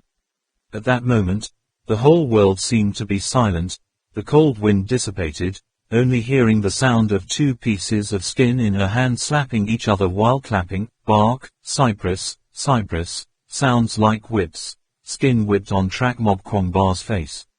When Gege stood up, she looked at her like a dignified saintess, exuding an unusually noble and pure look. How many nostalgia in her heart, have all turned into the sound of baby, cypress, cypress, resounding all over the world. There were several times, when seeing Gege stand up, Trong Lap and Yue Yang wanted to turn around and leave. This matter should have been left to the young master Kwong Ba to deal with. The calm and resolute look on that weak but pretty face made people really can't bear to look at it anymore. They dare not imagine, if Caca knew that Da Cat had. I don't know what she will do. I don't know if it was because of the footsteps of the 4 people, or because they blocked the light, or because of some feeling. Gege suddenly opened his eyes. When those bright eyes opened, no one dared to look directly at her. A great holy messenger. Gege shyly stopped bowing his head and hid his hands behind his back, but his black eyes fluttered impatiently to see how many people were behind him. Trak Mok Kwong Ba originally intended to show a gentle smile, but the corner of his mouth only moved a little, and then he couldn't make any sound, let alone laugh. The others were also standing solemnly to one side. Rather, Ge seems to have guessed some parts. She said nothing. The tip of her nose seemed to be red. Where is Da Cat? It must have taken her a lot of strength to utter those 4 words. Not waiting for Trak Mok Kwong Ba to reply, Caca suddenly remembered something. Sorry, please wait for a moment, sir, I only have a few more bows to be enough. Saying that, she closed her eyes again, raised her hands high, and mumbled, Namo Tam Manma Da Nam, a bowl la tajia dasa bar nanam, dachi ta, khkhkhkhk ku 2222t, fisherman. At the corner of his eye, tears glittered like crystal, falling to the ground in the rhythm of bowing. Take this body, revive the land of ultimate bliss. After chanting, Gege stood up. 2 lines of tears were still not dry.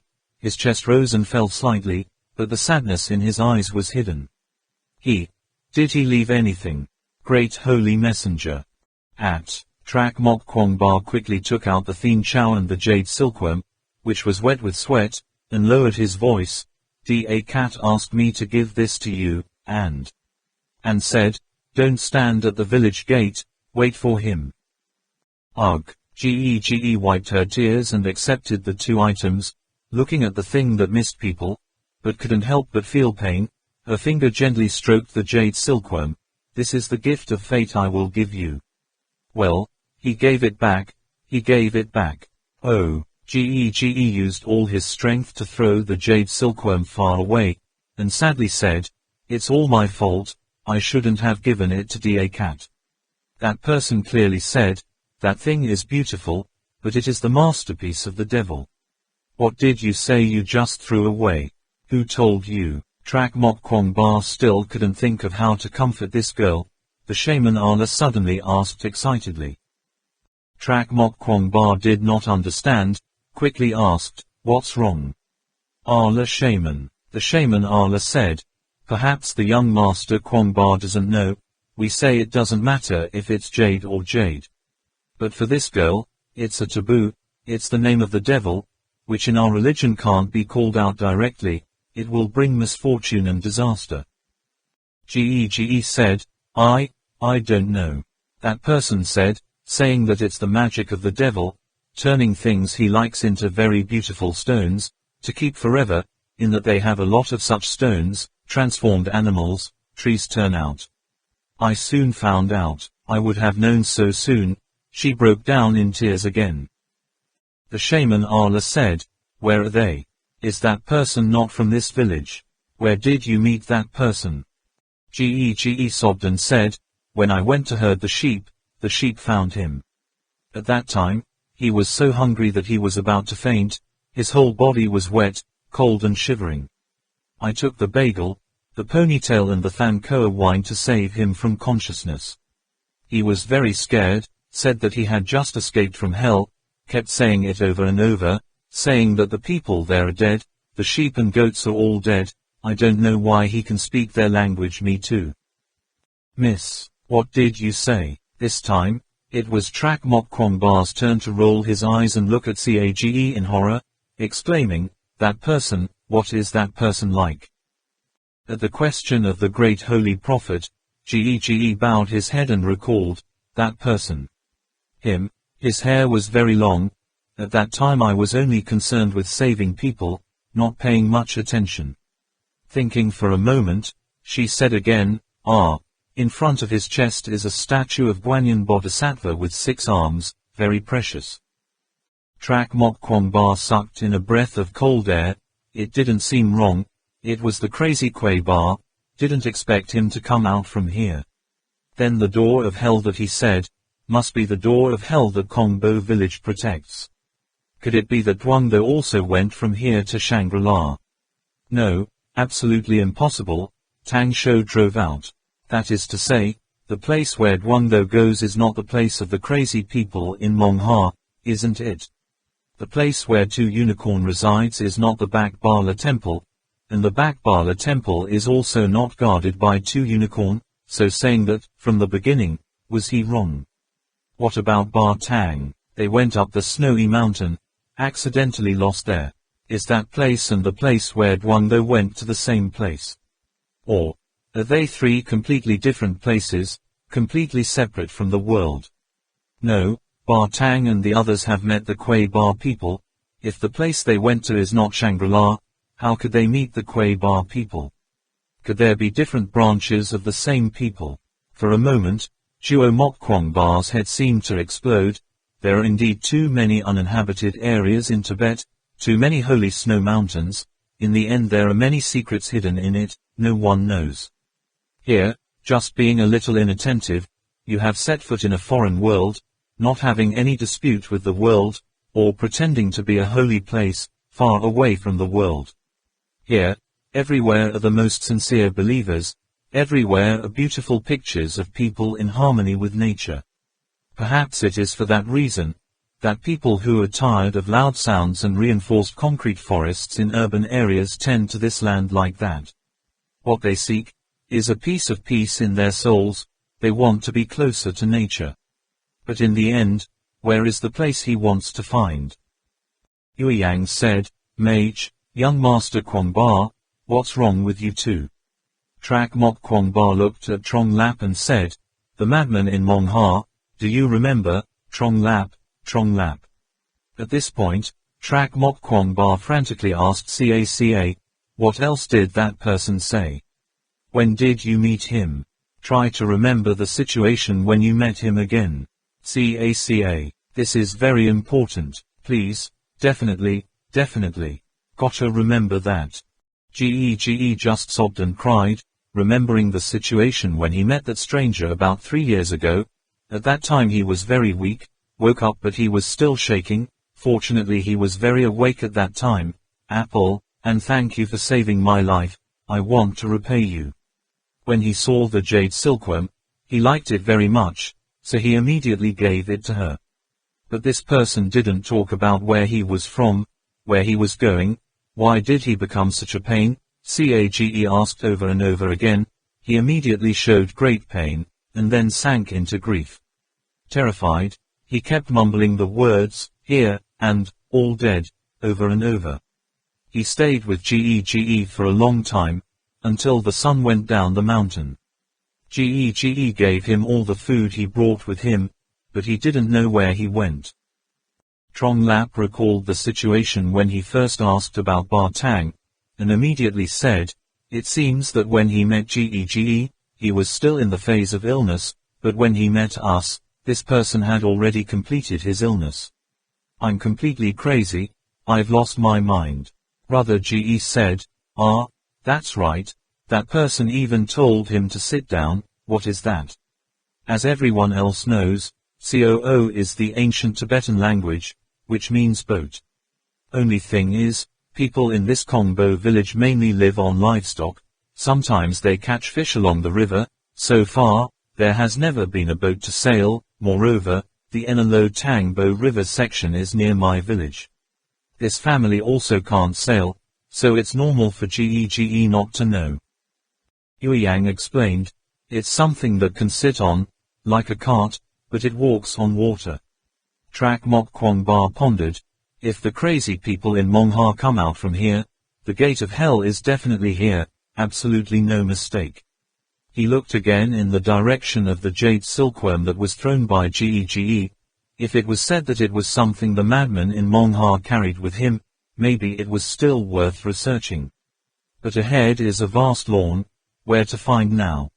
Yueyang saw Trak Mok Kwong Ba's thoughts and said, let me find that jade silkworm again.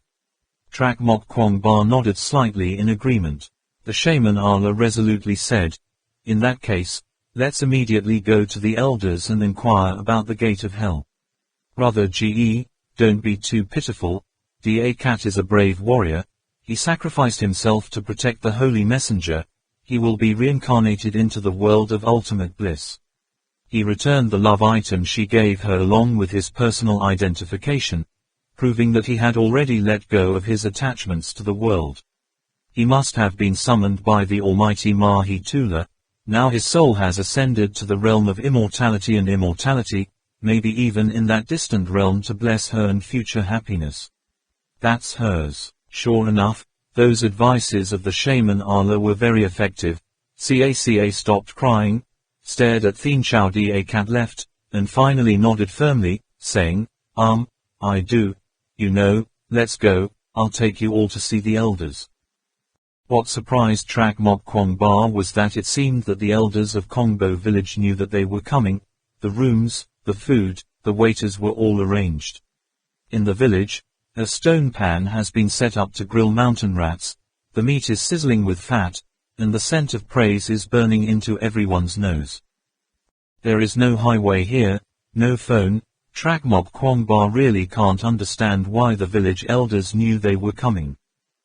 Elder Dan Ba said, regarding the door to hell, according to our oldest records, this village was built to protect that door. The door of life was only later built according to the will of an angel, because after countless years, the true meaning of the original protection and construction has been completely forgotten. As for our mission, it's just to protect this land, waiting for another holy prophet to come. Over the past 1,000 years, according to village records, a total of 36 holy messengers have come here one after another, but only 10 have actually reached the door of life, and survived from there. Only 2 people. It was him, and the messenger came before him only a few days. And the one who asked us about the doors of hell was only you. Elder Ge Lai is the one who holds the village records. He will do his best to tell you all about hell's doors. Trong Lap couldn't sit still anymore.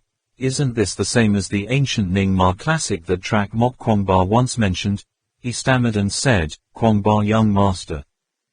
Trak Mok Kwong Ba signaled Trong Lap not to interrupt.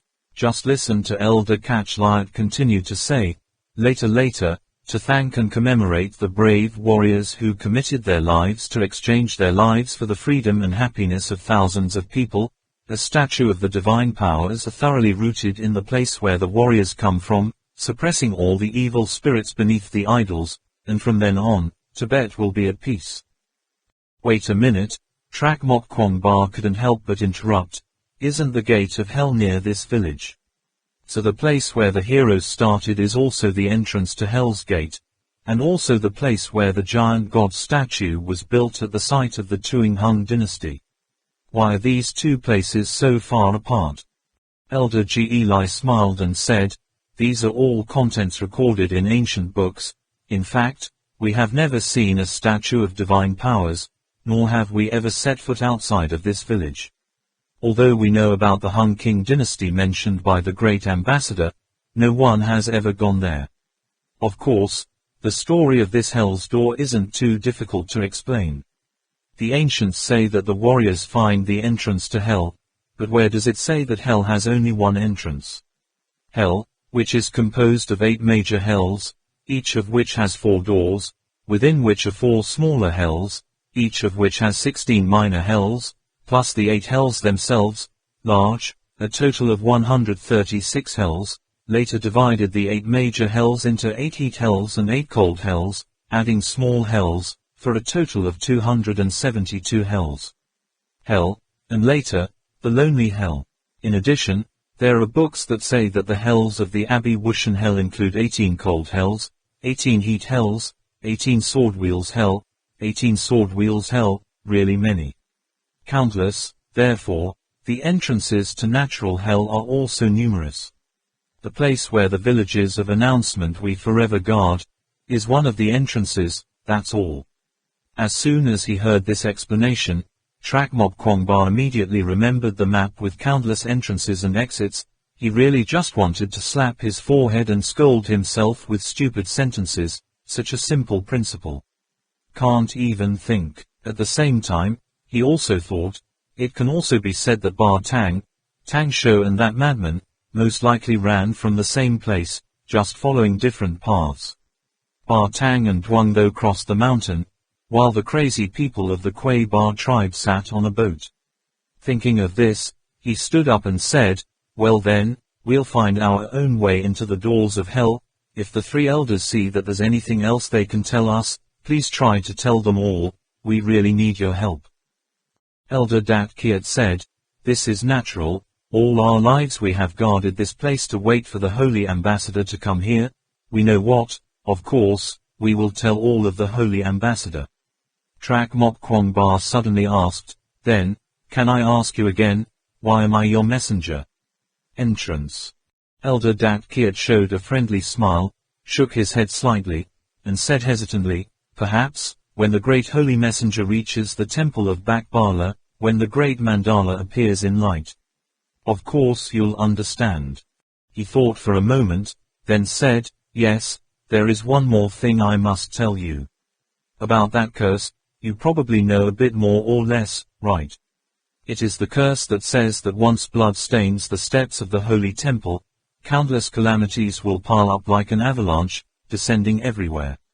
All cities will be turned into a desolate place without a shadow of a person, like the Seilang that dwells beneath the altar, the poisonous snakes basking in the sun on the steps, the spider webs covering the doorframes, the dead flowers blooming all over the earth, immensity. Duo Mok Kwong Ba nodded, I already know. Elder Dat Kiat then said, according to the records in the village, that curse, only fear is much more terrifying than we can explain. Hope that the holy messenger must be very careful. Trak Mok Kwong Ba nodded and said, I know, then we will leave tomorrow. He thought to himself, it must be something like a poison egg, I've already tasted it. Elder G. Eli said, Na Shen, send the holy envoy to his room. Na Tham immediately received the order to go ahead. Yueyang found the jade silkworm. After getting the consent of Gege, they kept it, rested for a night in Kongbo village, then set off to hell that the people here guarded. The group only had 5 people, but Na Tham prepared 10 mules. At first, Trak Mok Kwong Ba's group didn't understand why, only half the way to know his intentions. The mountain road here is bumpy and winding, Going up and down, the distance is equivalent to the road to the door of life, but the route is extremely difficult and arduous. If there are no mules to pack less luggage, I'm afraid at that time. When they reach the doors of hell, they will be exhausted and exhausted. Along the way, the scenery was breathtakingly beautiful, but all four of them had no heart to enjoy. The silence of the mountains and forests calmed their souls. The nostalgia for Dak and the feeling of guilt for Caca also gradually subsided amidst the immense natural scenery, and at the same time, the eagerness to go to back the temple of Bala, wanting to clearly study the gate of hell, also followed the gentle breeze that slowly subsided. Walking on a small road halfway up the mountain, only hearing the sound of horses' hooves and shoe heels stepping on fallen leaves, crackling, Trak Mok Kwangba can clearly feel. The inhaled air through the nose flows to the lungs, then follow the meridians throughout the whole body. Each pore opens, greedily enjoying the oxygen provided by nature. Yue Yang and Trong Lap did not make noise as usual. The whole group walked quietly, step by step closer to the door of hell, back to the waterfall like a giant silver silk. The sound of the waterfall rumbled like thunder. As if it was just yesterday, Dak stood there, his hands on his hips, wide-eyed, and said, "I'm going to Tuing Hung with everyone. I'm the best hunter in Kongbo village, I won't get everyone involved. Moreover, it can help people a lot more." That arrogant tone of his still seemed to be resounding in the middle of the vast mountains. Trak Mok Kwangba stepped up 2 steps. Here is where Dak and Ba Tang fought martial arts that day. Now, the trees are greener, the grass is greener, only the elite hunter is gone. Trak Mok Kwangba walked to the edge of the platform. This place reaching out from the cliff, surrounded by mountains, under the overflowing waterfall, is like the scene in Hongbala Mat Kwang Bao Jiam, really like a Shangri-La shrunk down 100,000 times. Trak Mok Kwangba suddenly remembered that when he was looking for documents about Shangri-La, he once read the words of a fake position that wrote, "Shangri-La is in everyone's heart, no need to try to find it, it's always quietly standing behind me. When I unintentionally look back, I might see it." The water below the platform is estimated to be about 200 meters. The mountain behind must be 1,000 meters high. The other 5-tier waterfall, from top to bottom, you must be several hundred meters high.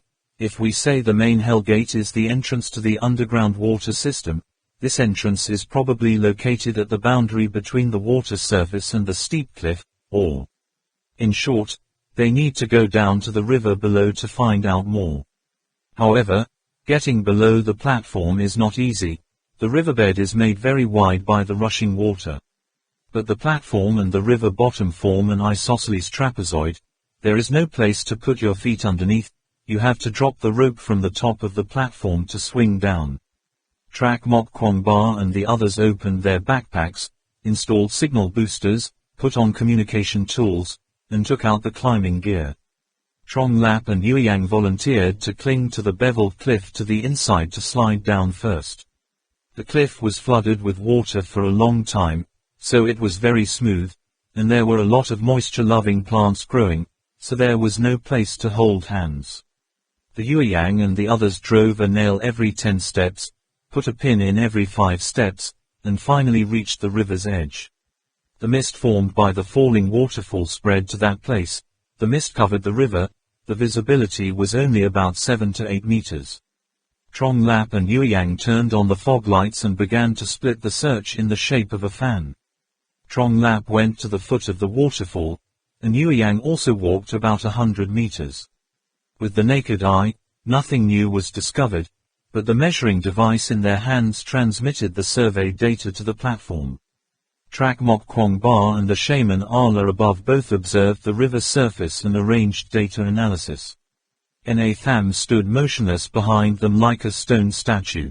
Because there is a precedent for Dak, this time, Trak Mok Kwangba and the others half unintentionally and intentionally kept a certain distance from Na Tham. When they talked, they also used Mandarin that he did not understand. They don't want to let Na Tham get too involved in the action this time, only to become the second Dak. After a while, Yue Yang's voice came from the receiver. Young Master Kwangba, we haven't found anything down here. I'm afraid we have to go to the other side of the ravine. Track Mok Kwangba looked at the electronic data transmitted on the screen, and replied, I know, you guys continue to probe. Have the ropes been pulled? If there's still space, keep reaching out to the other side and see.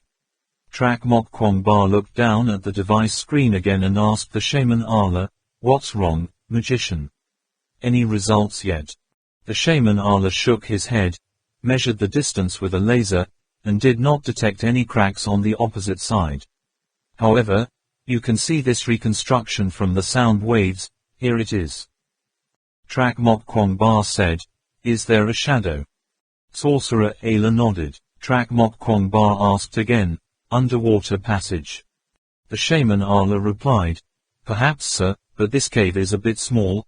Looking at the scale, only one person can pass. Moreover, it is very difficult to get in and then come out. It is impossible to turn inside.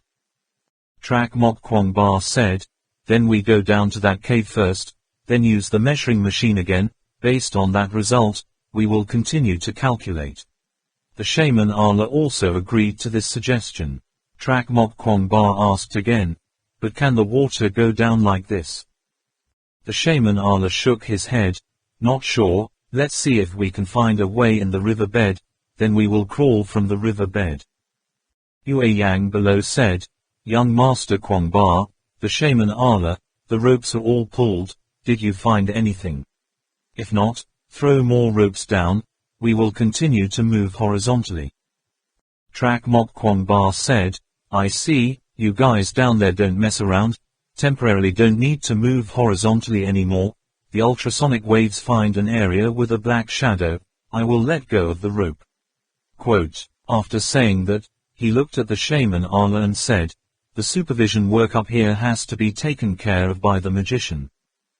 The shaman Allah said, be careful, the river here is about 100 meters wide.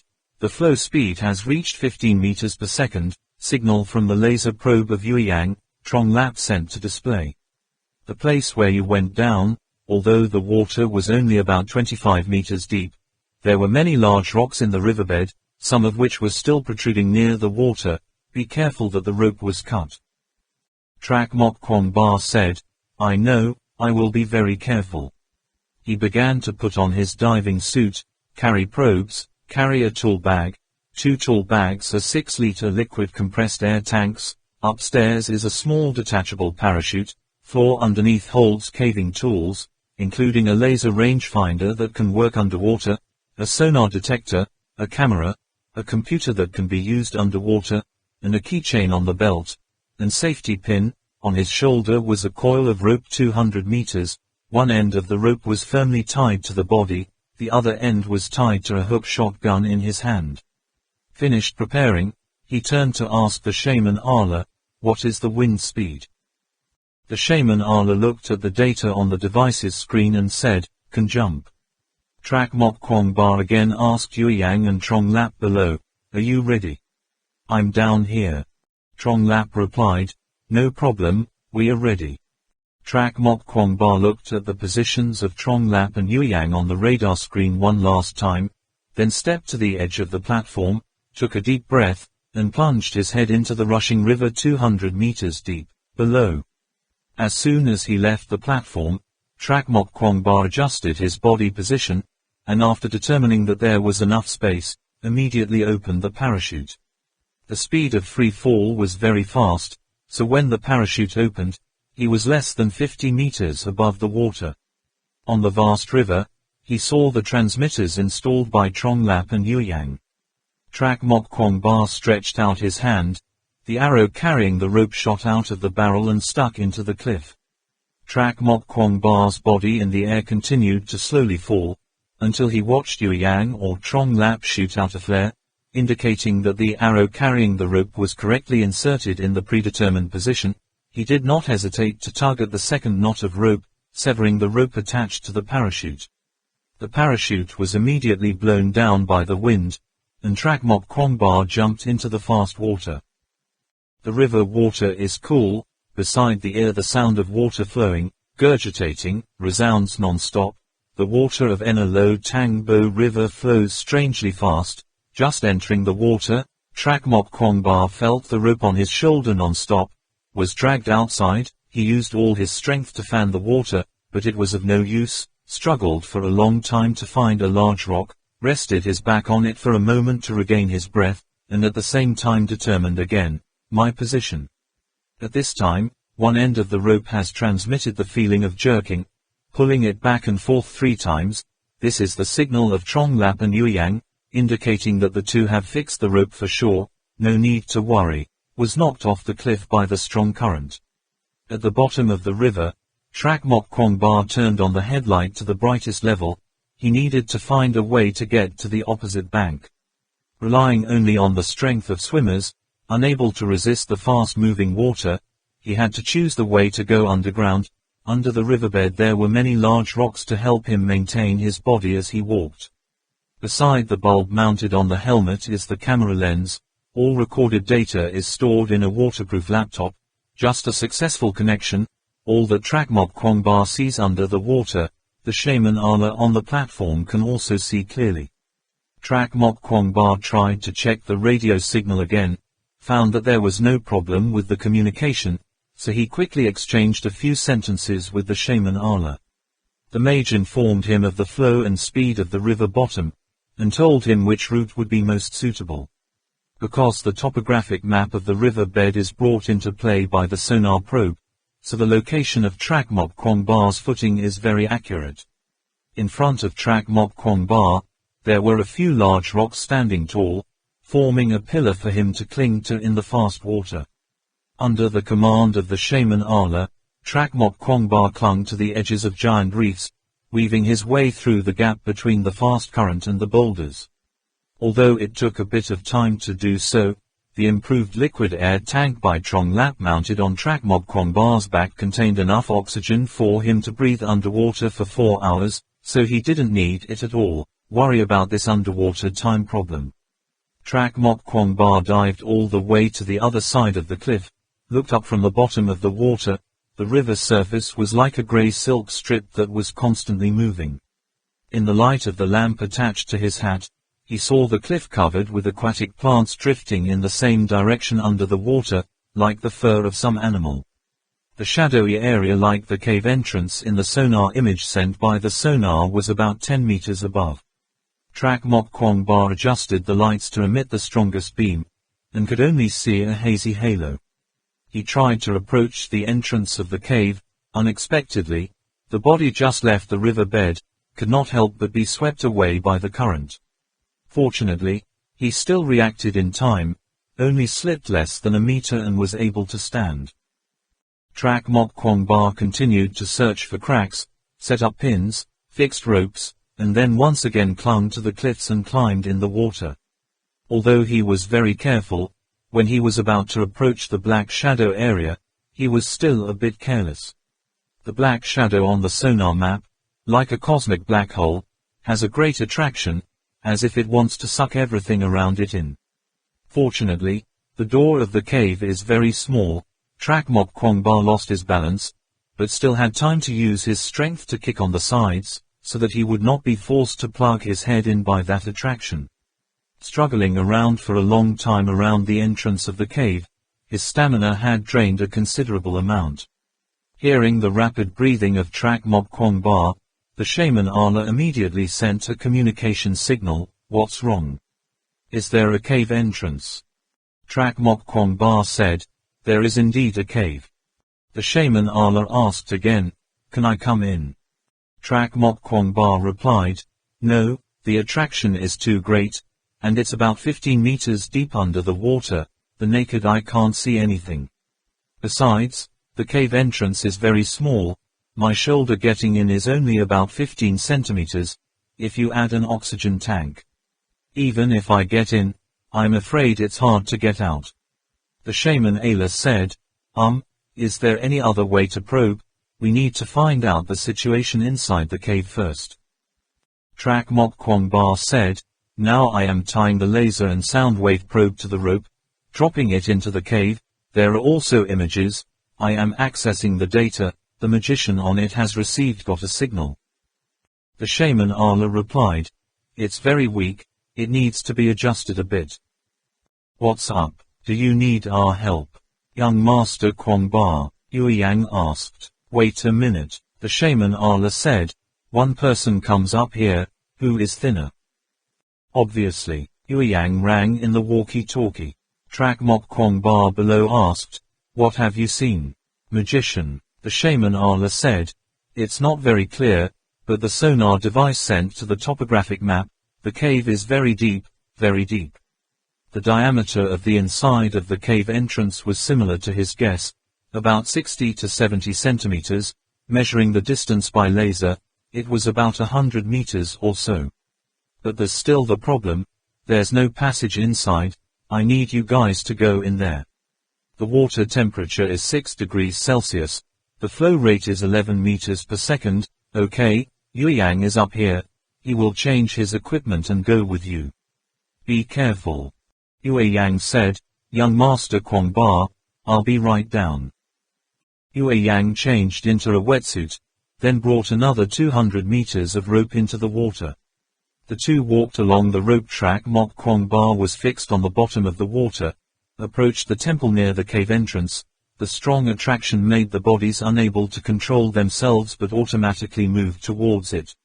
Yue Yang said, this cave is diamond-shaped, it's a bit narrow, I think I can get in. Trak Mok Kwong Ba said, be very careful, I will fix the rope to make sure, if there is anything abnormal, immediately pull the rope, I will pull you out. Yue Yang raised his hand to make the, okay, sign. Trak Mok Kwong Ba patted Yue Yang's hat once. He tied the rope tightly, holding two specialized oars in both hands, carefully rowing to support his body, slipping into the darkness to the inside. Trak Mok Kwong Ba kept watch outside the cave, holding the fixed rope tightly, slowly releasing it little by little. After Yue Yang entered the cave, Trak Mok Kwong Ba saw the light above his head, and the indicator light at his heel gradually disappeared into the dark. Then communication was also very difficult, soon could no longer communicate verbally with Yue Yang. But when tugging on the rope, Yue Yang kept asking for more length of the rope. Unexpectedly, releasing all the coils in one circuit, Yue Yang inside pulled the wire to signal that he wanted to return. Trak Mok Kwong Ba pulled Yue Yang outside, only to hear the guy shake his head and say, no, the inside is deeper than the distance we can probe. The whole cave is tilted downwards, but the angle is very good, small, I don't know how deep it is. In addition, there is a turn inside, we need a fluorescent tube to mark the road. I'll put the data up there, Mage Ayla, see how the computer analyzes it. The shaman Allah replied, still processing, you two should rest for a while. Trong Lap said, I've also been up here, did you see anything in there? Yue Yang replied, there are a lot of crushed stones inside, it seems to be blocked by human strength. Trak Mok Kwong Ba muttered, the door to life is closed. The doors of hell will open. Are you still there? The voice of the shaman Allah trembled slightly. Trong Lap also seemed to see something, softly, let out a voice. Still, Trak Mok Kwong Ba and Yue Yang both leaned close to the cliff. The shaman Allah said, although the data Yue Yang sent back is not very clear, the basic terrain is already there, the computer has processed and redrawn it, there is still a tunnel about 200 meters long, the whole channel is slightly inclined downwards, the slope is less than 1 degree. Yue Yang exclaimed in surprise, no, there are still 200 meters left. Trong Lap said, that's right, moreover, the image made of sound waves also shows that the passage is straight, as if there are traces of a man's chisel. The shaman Allah said, analysis based on the images sent back, it can be seen that this passage was previously sealed, when sealing people used some special technique, like a game of building a wooden tower, just remove the wood block on the bottom floor, the wooden blocks on the upper floors automatically collapse. Or maybe they took advantage of the shock force of the flow itself. In short, we do not know what method the ancients used, nor can we guess, but the end result was the formation of the tunnel we are seeing here. The problem is, after 200 meters of this underwater passage, still not reaching the end, the image of the sound waves sent back shows that the volume of the channel has grown significantly. Which also means, then there's even bigger space. However, since we can only broadcast sound waves in caves, we can only probe a very small range. Trak Mok Kwong Ba continued, it also means that, behind the passage, it is very likely that the underground river can be sailed. The shaman Arla said, it's just a possibility, but the laser rangefinder hasn't sent a signal yet, so we still don't know how deep down there is. Duo Mok Kwong Ba hurriedly said, then Yueyang and I will go and see. Chapter 45, Yu Min Ha, the most mysterious river of Tibet. First time polling. From the time humans were formed in the embryo, life has been surrounded by water. All living things have a divinity to depend on and rely on water. This is probably also an inheritance. Well, this is not what I want to say. I mean, just now I've been thinking, verses like, the old gods wanted to bring light and bury the darkness, so they found the entrance to hell, drifting on the Black Yu Min River, as deep as ink for thousands of years. I'm afraid it doesn't refer to the fact that 1,000 years ago that secret religion entered the temple of Bak Bala, but the shaman Arla said, we only have one last rope left, the distance is not enough, the water is flowing like this, you can't get in and out, if it's not at the end of this channel, underground river system, you too will suffocate from lack of oxygen.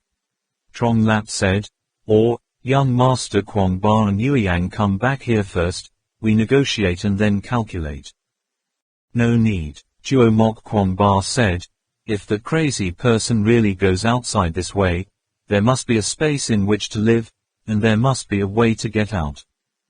Yueyang also commented, we can draw another piece of rope fixed on the cliff, the two of us carry a rope with a length of thousands of meters, this distance will not make it difficult for us. What's up, mage? What if there are other creatures? The shaman Arla asked. Yueyang replied, no matter what other creature there is, if its body is strong enough to pose a threat to us, it won't be able to get into this cave, but if it's smaller, with the same flow rate as here, it can hardly swim against the current. The shaman Arla hesitated, this. Trong Lap said, it's a bit dangerous. I've heard of cave diving, but it's just diving in caves with calm water or slow currents. As for diving in a cave with strong currents, it seems that no one dares to risk their lives. Visibility in the underwater caves may be 5 meters, unfortunately, if you don't grasp the rope, you don't know where it will be washed away. How did you get out? Yueyang said, don't worry, I have experienced it myself. After turning the third turn, the current is no longer as strong as outside the cave entrance, and we will be fixed. If you fasten the rope to the rock, I can guarantee it's safe. Young Master Kwong Ba, what do you think? Trak Mok Kwong Ba recalled the situation when they were in the hell of fire and water in the Maya dungeon. However, the situation was a bit different. At that time they were not fully equipped, but this time they had much more experience than before. Finally, he nodded and said, at least 3 people are needed, 1 to watch at the entrance of the cave, 2 people to go inside, nothing can support each other. Yueyang immediately said, Zhang Li, remove the rope from the cliff. Young Master Kwong Ba and I are here waiting for you. While waiting, Trak Mok Kwong Ba asked, Nuke Duang, you've been inside, tell me in detail what the situation is. Yueyang replied, well, the flow rate is about 8 meters per second. The front seems to be a natural crack, the rear part feels like it has been cultivated by human hands, inside there is a lot of rubble, the side wall is very flat, not sharp and jagged, caves are eroded by water. Trak Mok Kwong Ba said, but when approaching the other end of the channel, you have to pay close attention. If the space suddenly expands, there may be a sharp stone protruding at the bottom of the cave. Yueyang replied, we cling to the rope to get in, but those gaps are very convenient to place stone wedges, fix one every 10 meters, Even if there is a sharp point of stone, we can avoid it. Trak Mok Kwong Ba nodded. Be careful. That's right. If someone really came from the underground river, tell me, could that person come out from this cave? Yue Yang said, I think it can. This tunnel was built by humans, built like a ladder, although it is said that the water flows very fast, but clinging to those steps is still able to crawl out. The only thing is, the boat can't be taken out. If you told that madman to come here by boat from Shangri-La, then the boat would have to be left inside. Trak Mok Kwong Ba said, no. I'm still a bit skeptical that he can get out. The first 200 meters you're completely submerged, right? What if the entire 500-meter-long canal was submerged in water? Tell me, how many meters can you crawl in such fast water every minute? Yue Yang said, this point I haven't thought of. Trak Mok Kwong Ba said, that's it, in this torrential water, with your and my physical energy, being able to crawl 20 meters every minute is already the limit. Moreover, this process is extremely costly. Oxygen. Such vigorous exercise without enough oxygen, unable to breathe, basically unable to crawl out. I think, if someone comes out from there must be another way. The two of them discussed back and forth until Trong Lap untied the rope and climbed down. The rope was long enough. The three did not stop even for a minute, straight to the mouth of the mysterious cave. Yue Yang had gone deep inside once, so he was the first to get in. About 5 meters behind was Trak Mok Kwong Ba. This person takes the distance that can see the light source emitted from the other person as the standard distance, and uses 2 small lights attached to the heel of the shoe to signal, indicating forward or backward. Trong Lap kept watch at the entrance of the cave, in case of unforeseen events, and manipulated and adjusted the equipment. Entering the cave, the feeling of the surrounding current pressing on the body is much clearer. Trak Mok Kwong Ba feels like a fish, slowly walking in a long corridor under the water in a very special way. 5 meters outside was darkness, all hidden behind a veil of mysterious darkness. There weren't any traces of animals or plants around him, but thinking about it, the groundwater was flowing so fast here, and plants and animals couldn't live. Trong Lap, who watches outside the cave, also knows that diving in an underground cave with such fast-flowing water is like driving a car at a speed of hundreds of kilometers per hour in the middle of heavy traffic. Very small error. He was afraid of distracting the spirits of the 2 people in the cave, so he did not dare to talk to them. In the darkness was eerily quiet, making them feel as if they were slipping into nothingness. This passage is oval in shape, the 2 ends are small, the middle part is slightly enlarged. Whether looking up or looking down, the light is accidentally swallowed by the darkness. Trak Mok Kwong Ba suddenly felt like he was actually swimming into the underworld. There the darkness spread endlessly, covering the sky above, swallowing the deep earth below, and he floated in the air, like a tiny speck of dust in the vast darkness. The cliff next to him also startled him from time to time, sometimes with a pillar of light shining through. At a glance, he saw a huge crack, deep black inside. There is also a place where the cliff juts up into the shape of a monster's face, with a nose and eyes, appearing suddenly at a close distance. It is difficult for anyone to see it without being startled.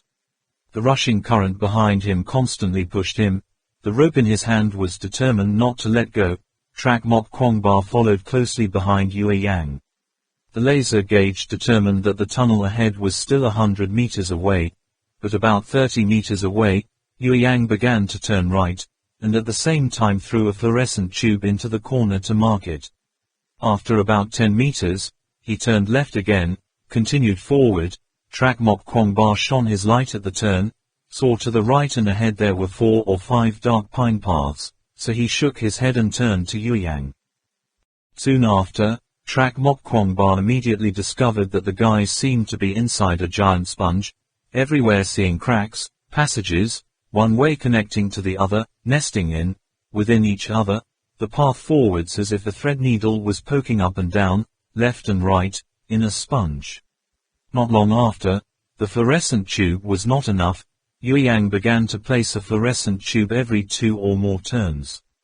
After entering the third crack on the left, then sliding down into the second cave entrance, rounding a round stone pillar, leaning over to swim up to the crack on the top of his head, Trak Mok Kwong Ba could not help but raised his voice, asked, "The road is so complicated, without a computer, how do you remember that?"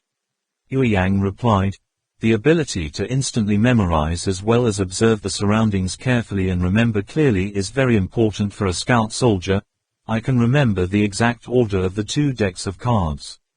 That's a mess. In fact, there are many ways to connect here. It's just that we have to choose the ones that are relatively easy to go through. It's almost time for a human handmade part. The flow there seems to be a bit faster. Stick to it, young Master Kwong Ba." Around the turn, Trak Mok Kwong Ba noticed the raised edges. To be more precise, these are probably like giant rocks arranged in a circular passage like people building a chimney, but the edges are all turned inward.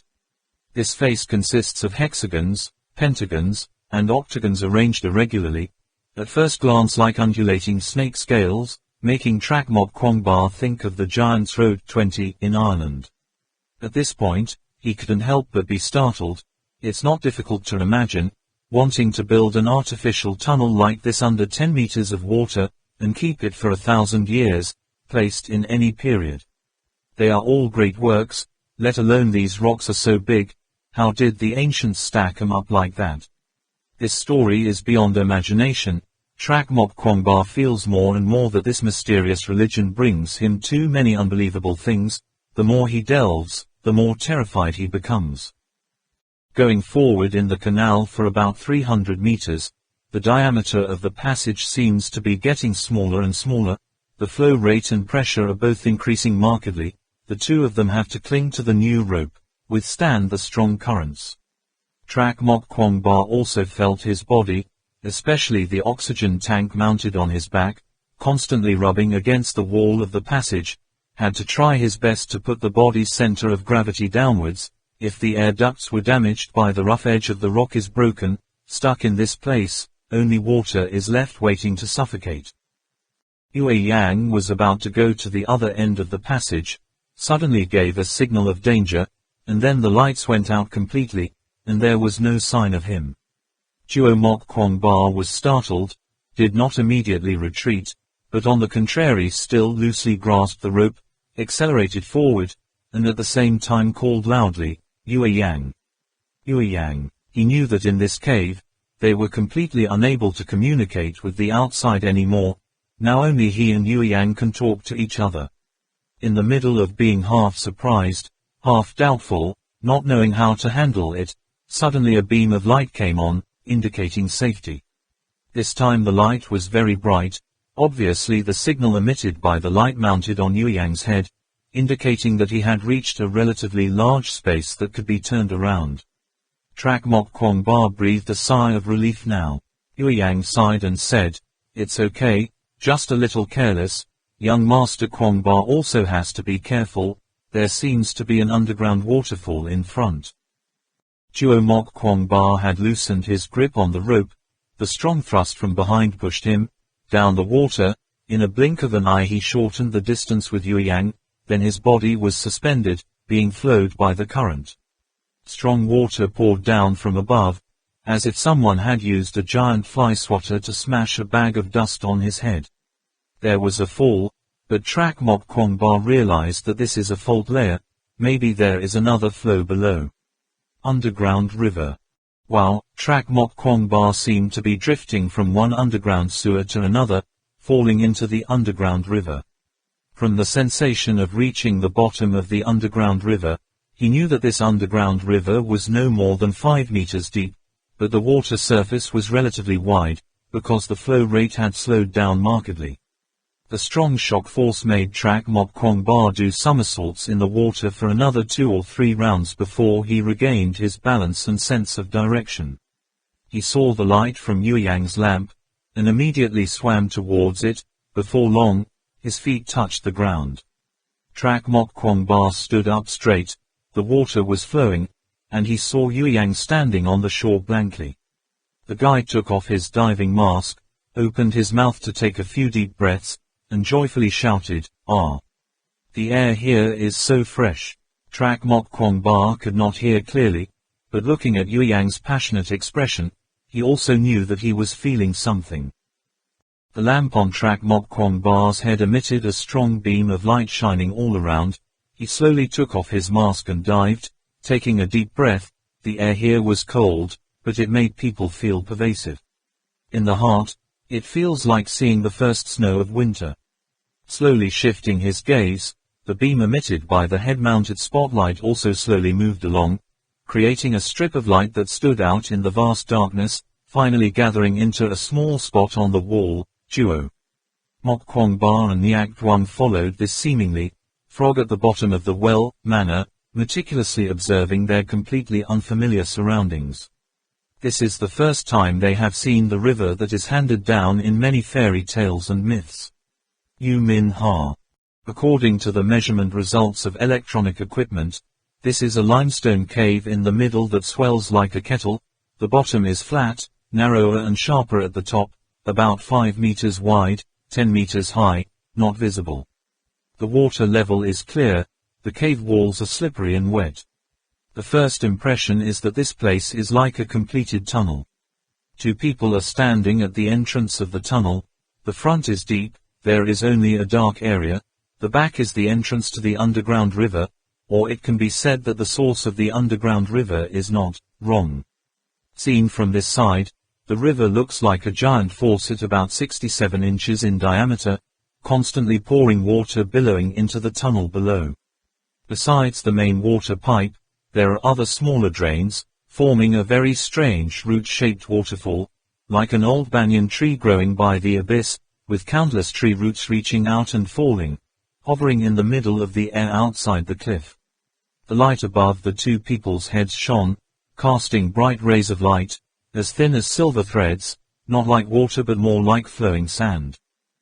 For hundreds of thousands of years, the rushing water has poured down the front of the tap to form a large trench. Then, the water gradually narrowed, bobbing up and down, flowing into the deep darkness. Looking down at the water that their lights could not penetrate, only saw the surface of the water like a floating silk strip. The waves rolled and rolled, as if frozen into a transparent black glass. The black river and the surrounding black lava became one, infinitely deep. Everything is like a strange dream, an underground world, a miracle created in the deep darkness, a trace of the great nature.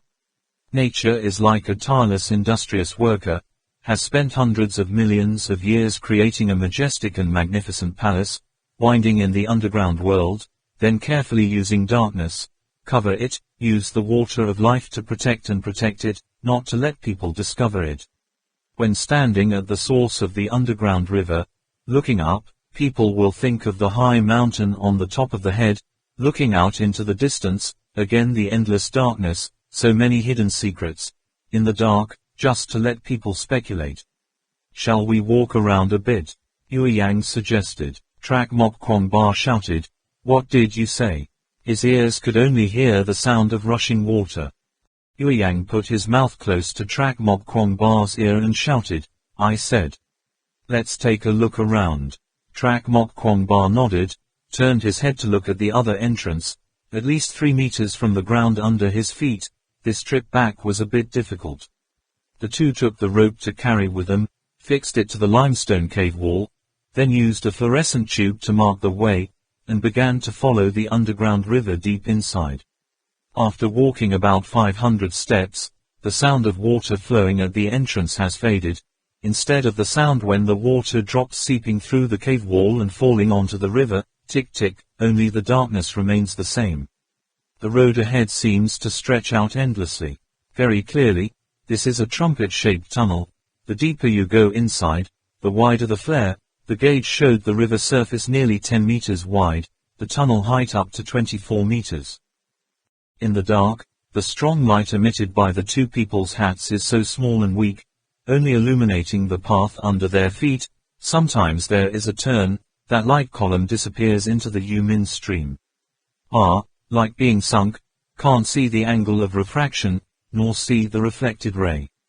Yang suddenly felt a cold shiver rising up, even colder than when he was in the water. He took a deep breath and said, "It's unbelievable, isn't it, young Master Kwong-ba?"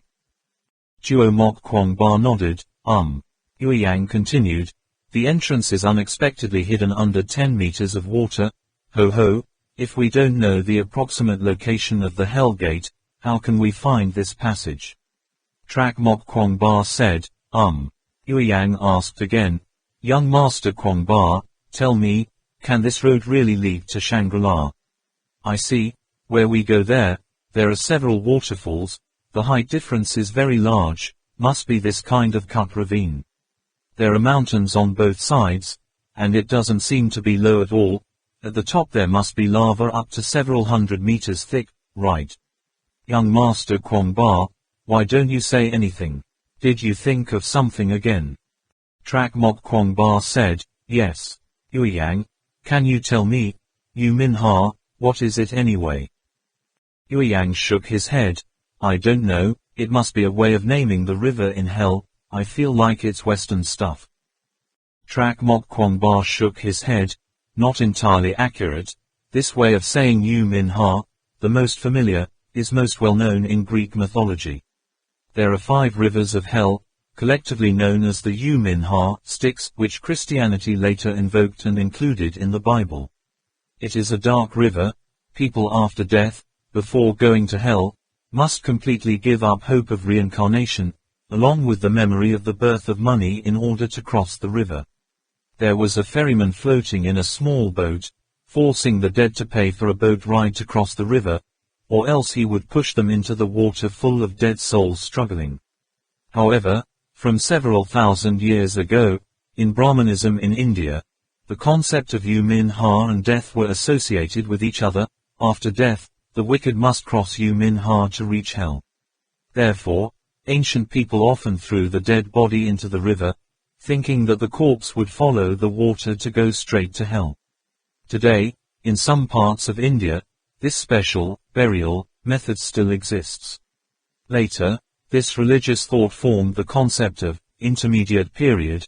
In Buddhism, after people die, before entering the cycle of reincarnation, there will be a period called intermediate period.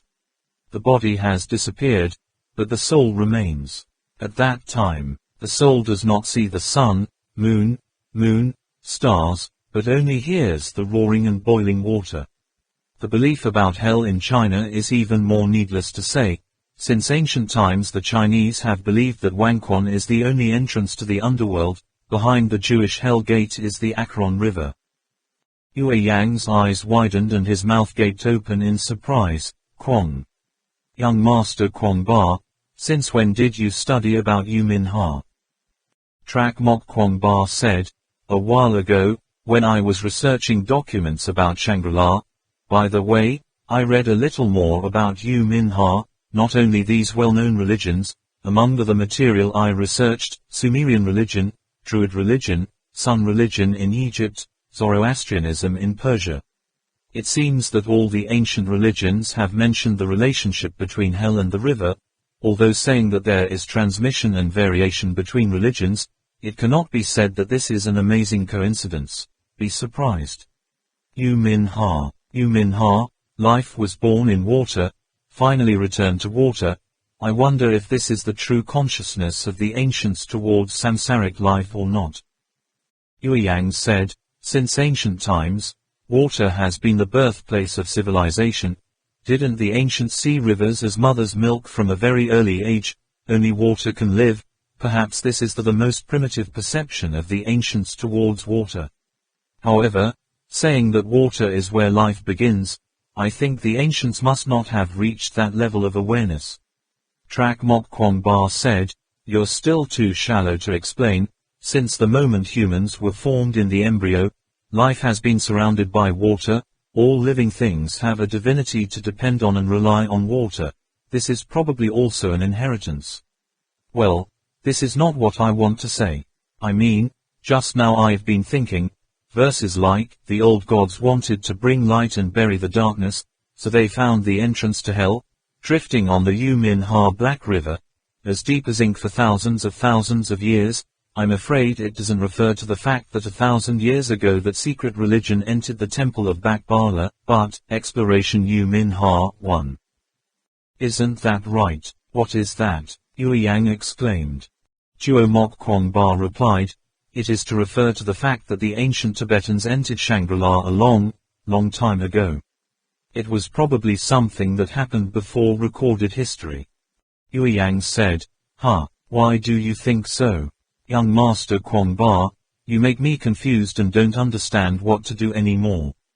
Trak Mok Kwong Ba said, I don't really know, I just have that feeling.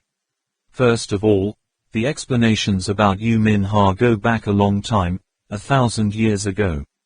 Ancient religions such as Sumerianism, Sunism in Egypt, Brahmanism in India, or ancient Hinduism, were very prosperous 6,000 or 7,000 years ago. Second, there are frescoes that I saw on Hyeon Kong Temple, many of which are very similar to the charcoal paintings on the cave walls of Kar Kar Te Lai. If it is the work of people living in caves, then it is also the work of people from the Old Stone Age over 10,000 years ago. It must be known that, more than 10,000 years ago, the ancestors of the Tibetan people began to come to this land, although they did not use their hands to record the text, but used their eyes to observe this world. Although they do not have the language to communicate, they know how to use their ears to listen to the world. Like many other animals, Tibetans have engraved what they see, hear, and feel into their memories, imprint them in their genetics, and pass them on to the next generation.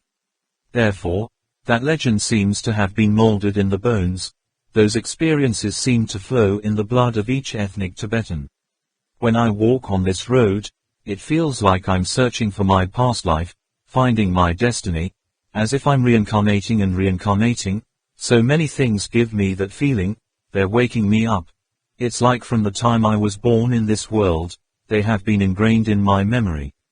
Yue Yang looked at Trak Mok Kwong Ba with wide eyes and said, but, you don't believe in these things, do you?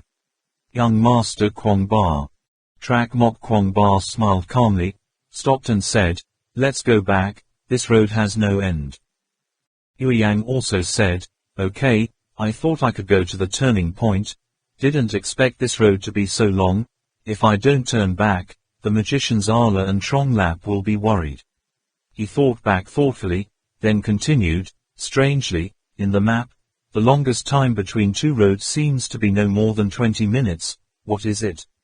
Could it be that the followers of that secret religion ride in a canoe?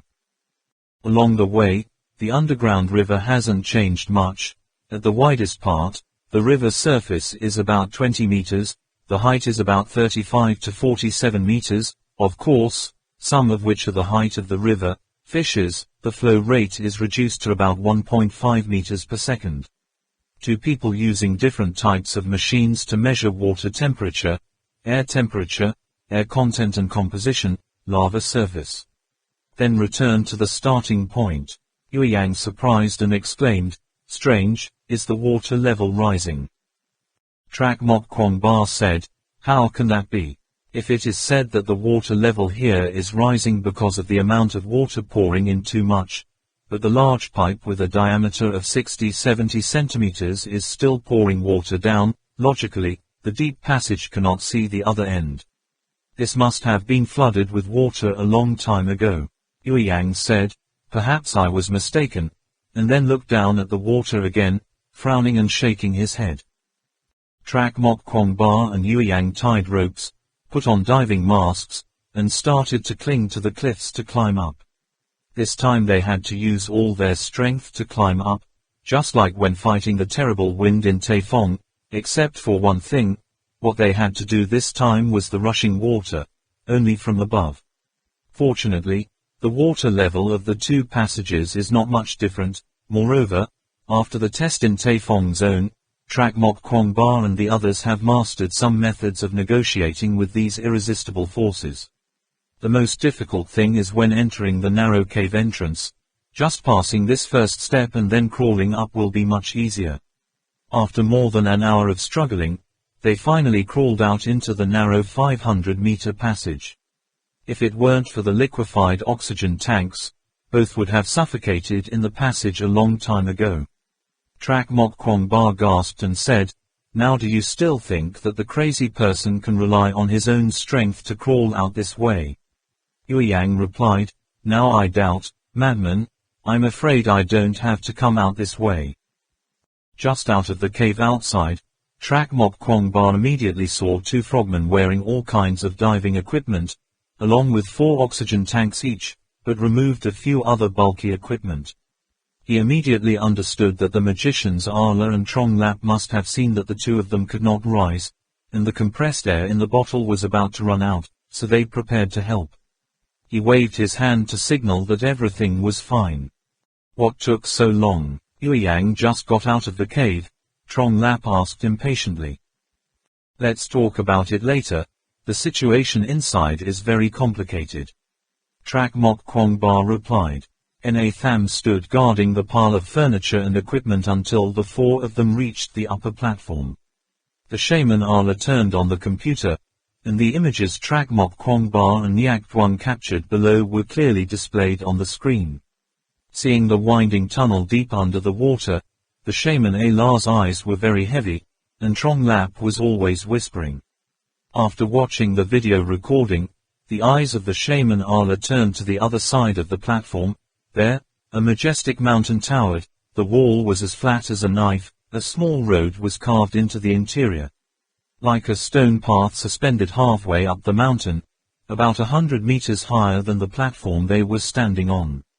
Standing in the middle of the mountain surrounded like this and raising their heads, they felt like they were standing at the feet of a giant, at most they could only see his knees.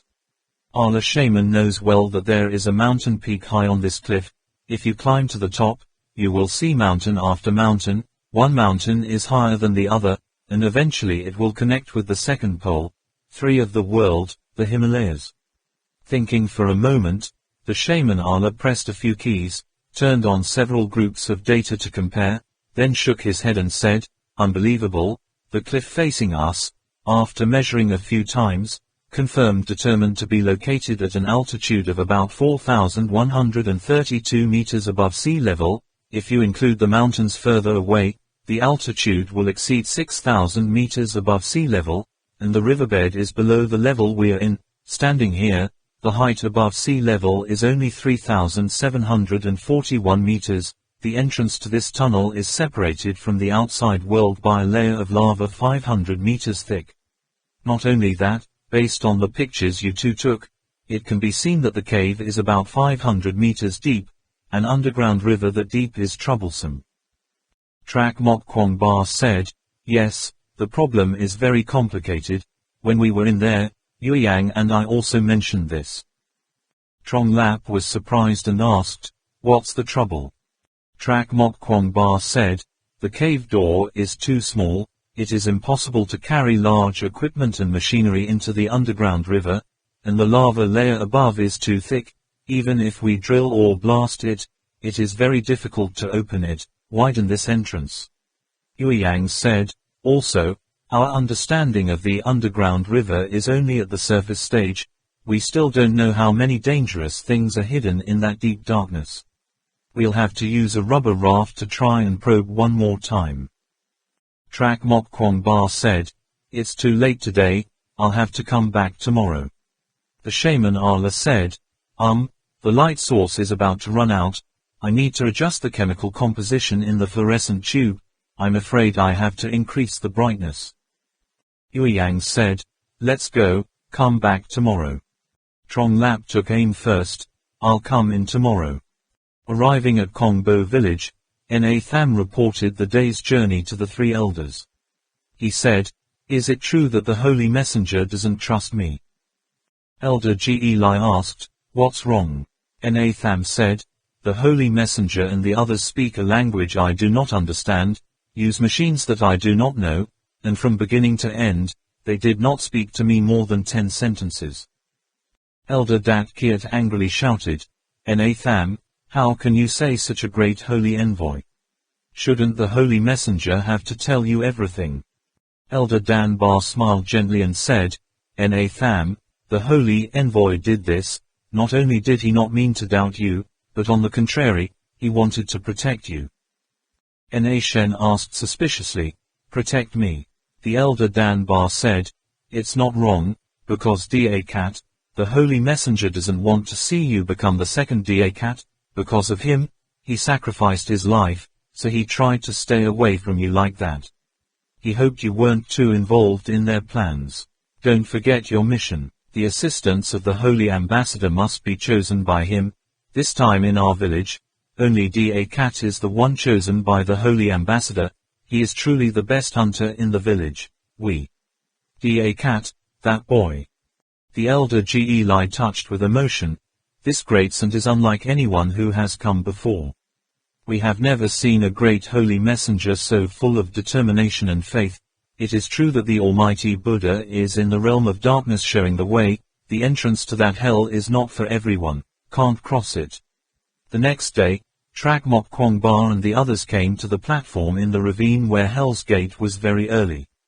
According to yesterday's survey, they adjusted the amount of equipment, each person wearing 4 oxygen tanks, in addition to 2 more powerful underwater floodlights, carrying enough spare batteries for overhead lights, fluorescent tubes, equipment that emit laser signals to find the way, preparing for the second time to enter the endless dark U Min Ha stream. This time, the 3 people Trak Mok Kwong Ba, Nyak Tuang and Trong Lap entered the cave together. The shaman Ala was outside in charge of handling situations that might arise. The folded double rubber boat turned out to be the biggest obstacle in moving forward. In some cave entrances are too narrow. 3 people have to pull and push to push it through. After a long time of agonizing back and forth under the deep water, the 3 finally reached the mouth of the underground river.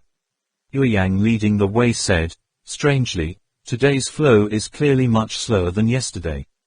Oh, young Master Kwong Ba, come and see."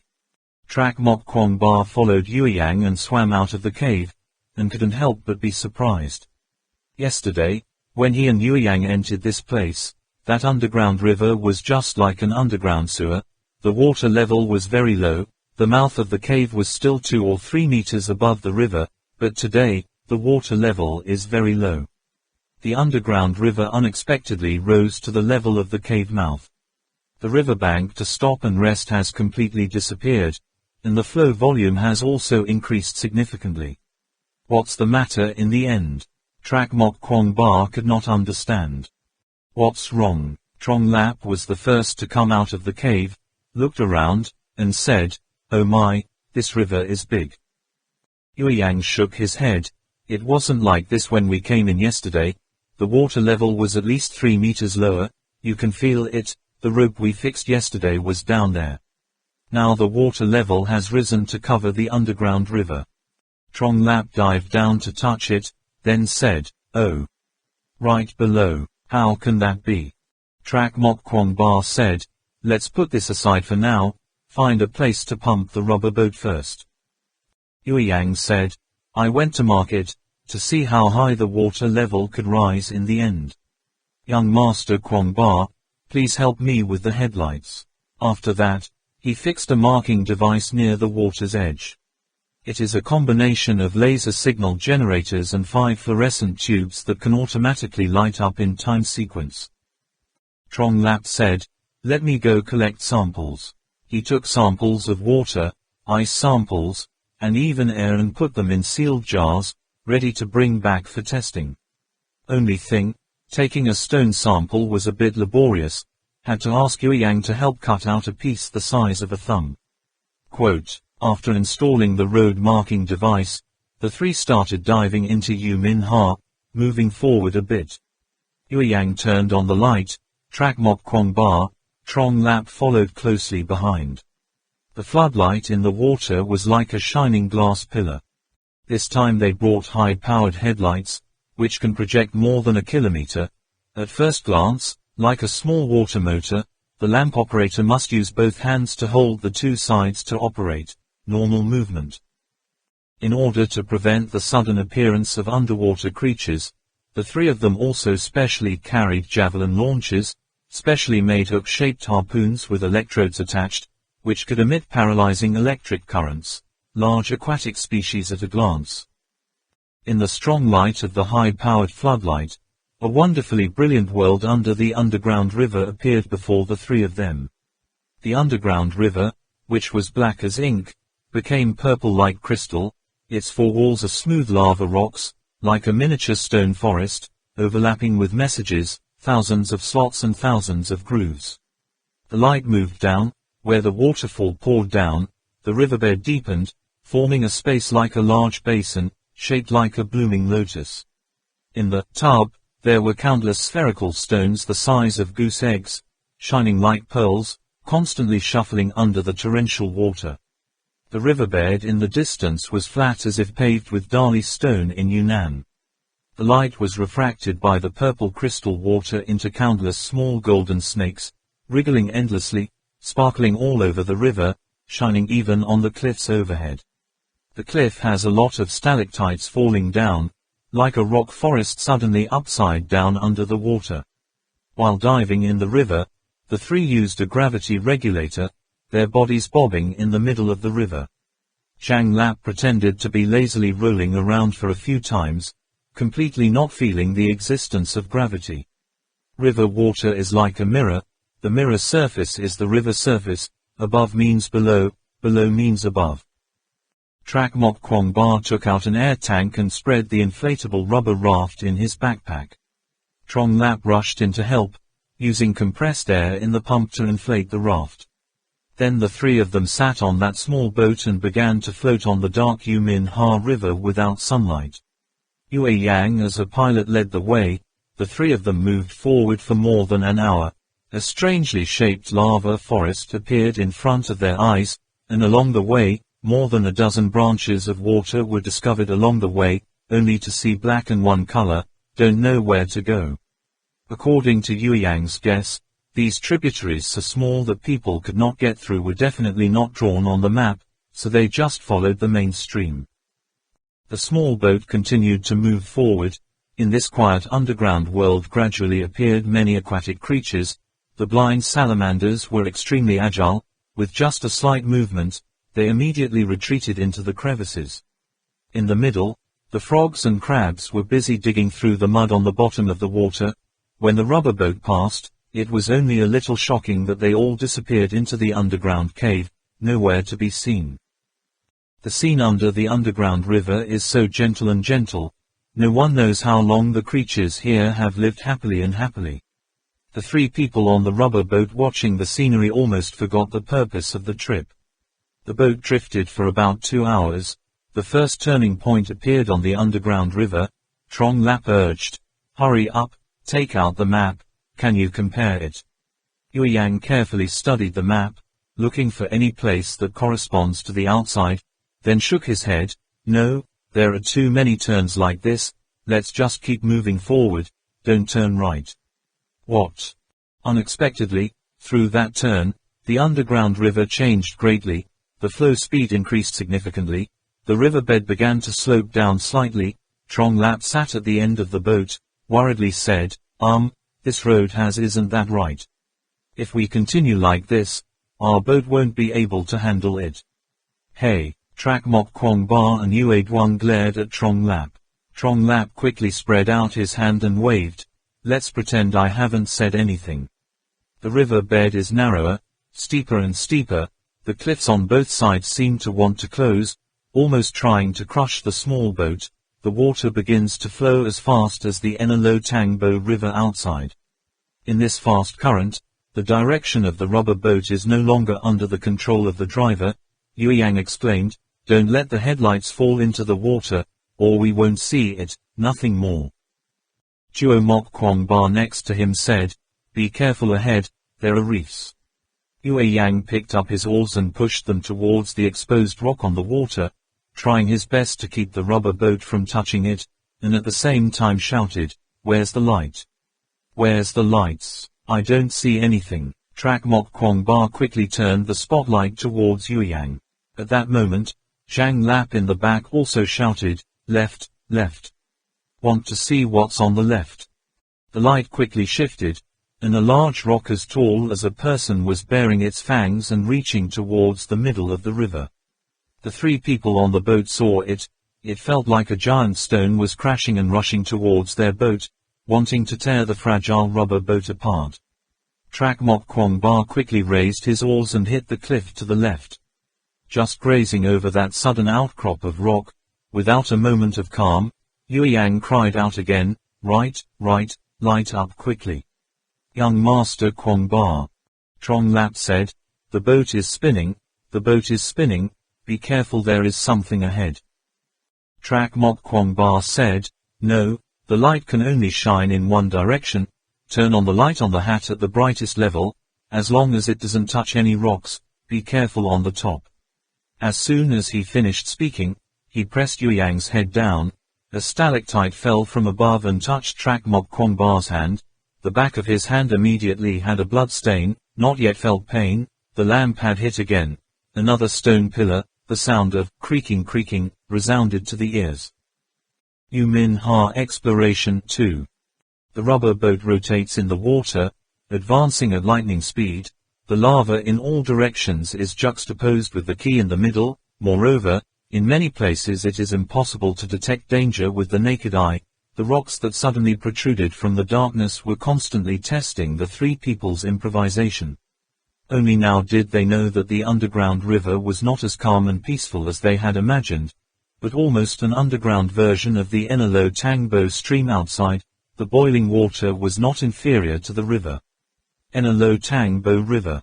No one of Trak Mok Kwong Ba dares to be reckless, because although the three of them can be said to be outstanding masters who have undergone special training and taken many risks, they are in the boundless dark underworld. At this point, unfortunately, to fall into the river, I don't know what percentage of the chance of survival. Really, just thinking about it makes me shiver. The fast water section lasted for about 20 minutes. When the rubber boat regained its balance, all three of them were covered in injuries. Yue Yang said, "Finally, it's over, the previous part of the river is too steep. Fortunately, the boat hasn't capsized yet." Trak Mok Kwong Ba said, "The problem now is how to get out of that dangerous area." Zhang Lap interrupted, "Wait a minute, young Master Kwong Ba, Yue Yang, do you two feel anything unusual?" What's going on? Did you hear anything?" Zhang Lap asked.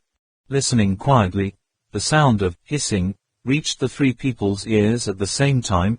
Yue Yang said, "Damn, the boat has deflated." "You really are a pig," Trak Mok Kwong Ba said. "Have to check immediately. Where is the noise? Quickly find the hole." "I didn't expect the bulletproof rubber to be scratched and torn." Trong Lap loudly said, "Where can I find a place to land now?" Yue Yang swept the headlights around and said, "Look, there's a high platform ahead. Let's row the boat over there. You can get off the boat and check it out." Looking in the direction Yue Yang pointed, where the floodlights shined on the bank of the underground river, there was indeed a cliff reaching out to the riverbed, shaped like a mother, just creating a berth for small boats, only that the water level is lower than that mother by at least 10 meters. It is necessary to cling to the cliff to climb. Fortunately, they brought hooks. Thanks to the light of the high-powered floodlight, the three people in turn pulled the rubber boat and equipment onto the platform, inspected the entire hull one at a time, discovered a hole, about 10 centimeters long at the stern of the boat. Trong Lap immediately took out the rubber and patched it up. Trak Mok Kwong Ba stood on the edge of the platform about 10 meters above the water, looked into the dark night, thought for a moment, then shook his head and sighed. Yue Yang asked, "What's wrong? What is young Master Kwong Ba thinking about?" Trak Mok Kwong Ba said, "I'm thinking, is it really from this situation to the outside?" Yue Yang turned on the specialized underwater computer, opened the map to compare the terrain, and said, "Yes, if he really came out from here, there are some things that can't be explained. First, he can't get through that tiny drainage hole. Second, this underground river is so dangerous, even with boats. Look at this map, one can't sail that far, right? Also, what boat can withstand such a fast current?" The bulletproof rubber boat was even torn apart. Trak Mok Kwong Ba stared at the computer screen. recalled Professor Fung Tan's computer in the Maya Palace, and asked, "Can we convert the route to this place into 3D images?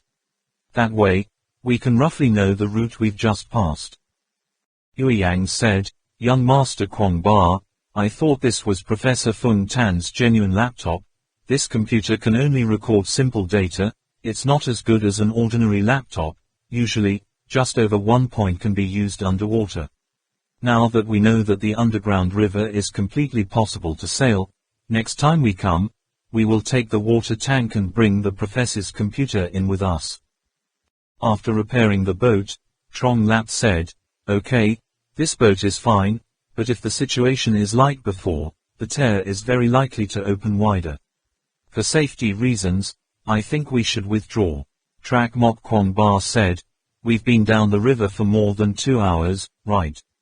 If based on the time marked on the map, we should have completed a few sections of the route.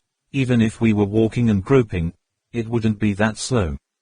Could it be that our boat speed is not equal to the ancients? Yue Yang, if you want to find the marker on the map, how far do you think we have to go?" Yue Yang replied, "This is difficult to say, because there are many markers on the map that we cannot explain. Of course, the farther we go, the easier it is to discover the mystery in them. But today's situation did not allow us to go any further. Moreover, we still had to think of a way to find a way out. If we come back next time, we need to at least prepare 2 or more spare boats. Young Master Kwong Ba, I am very worried. If we follow the current itinerary, this 2-person rubber boat will not be able to withstand our long journey."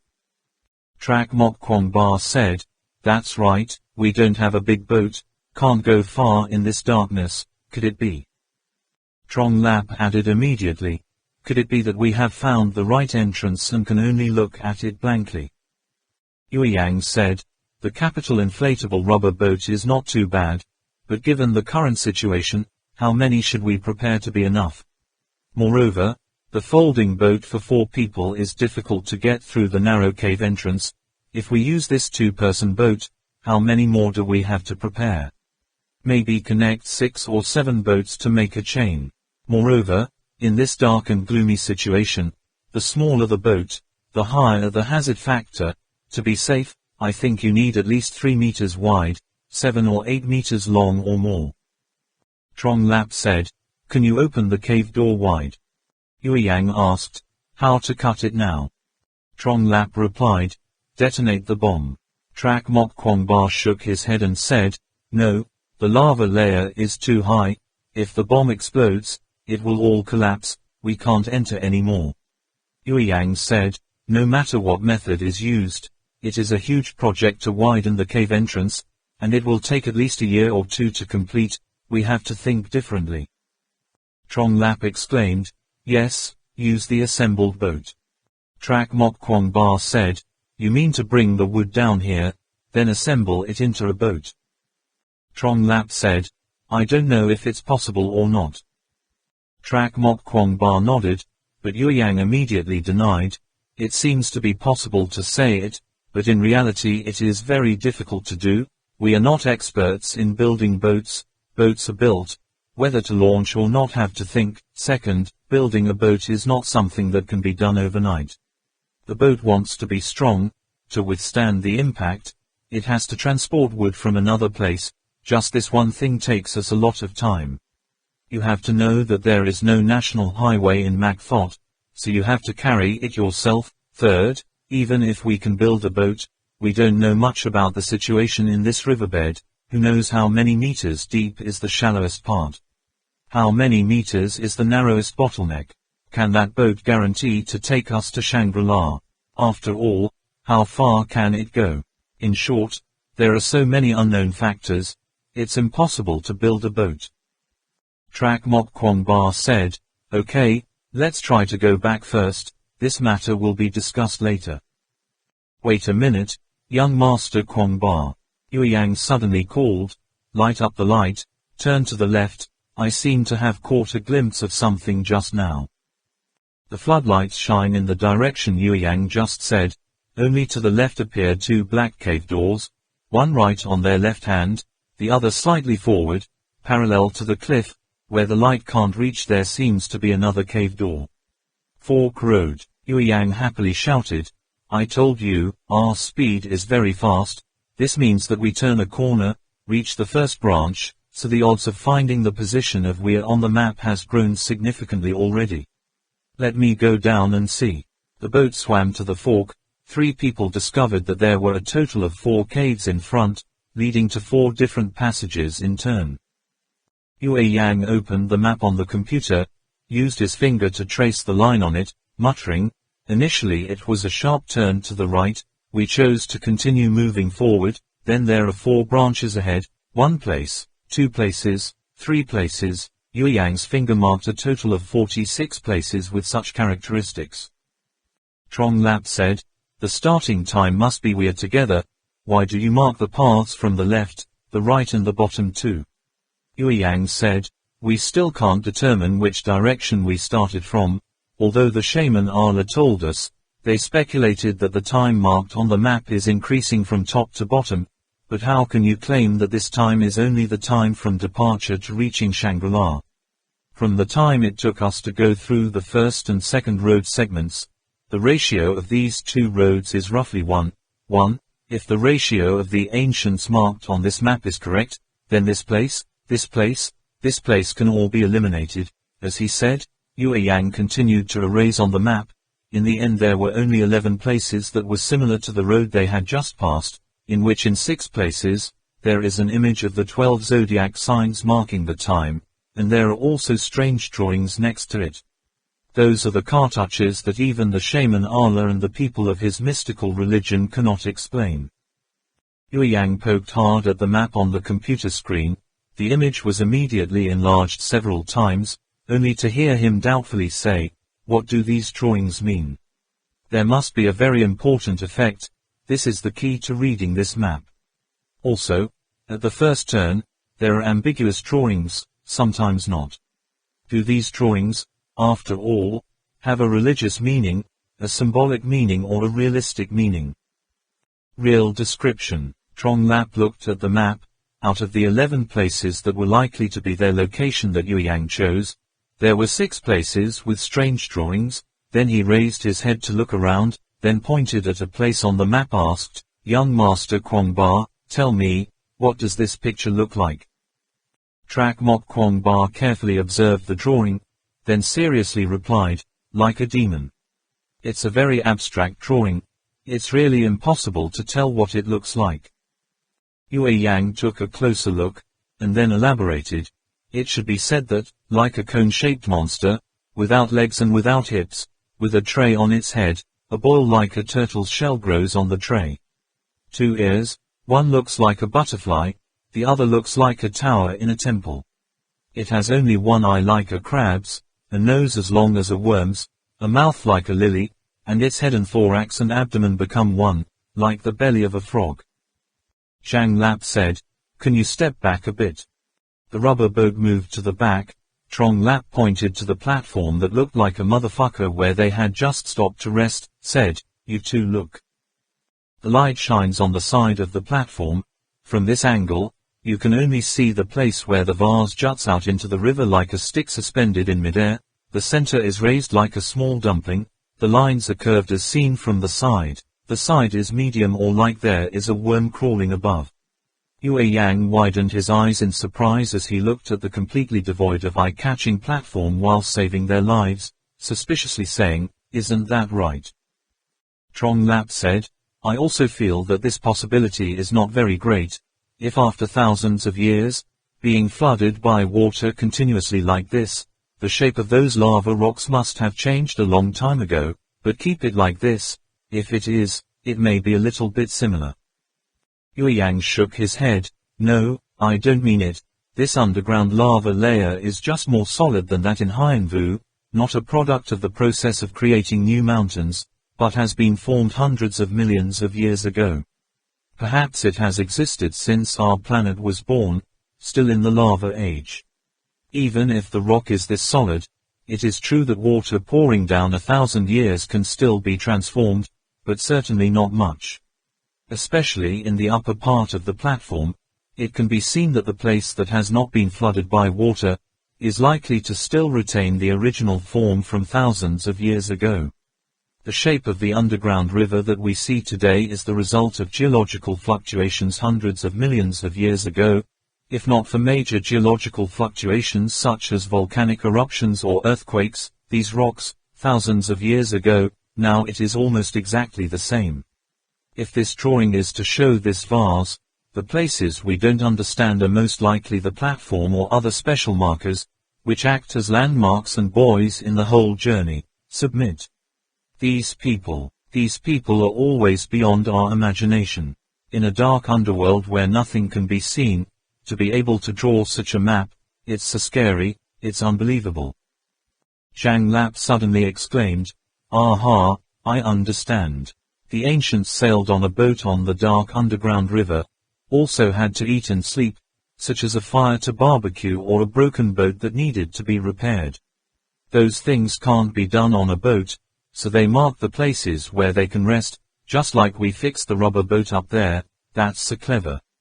That last sentence, I don't know if he was going to praise the old man or himself.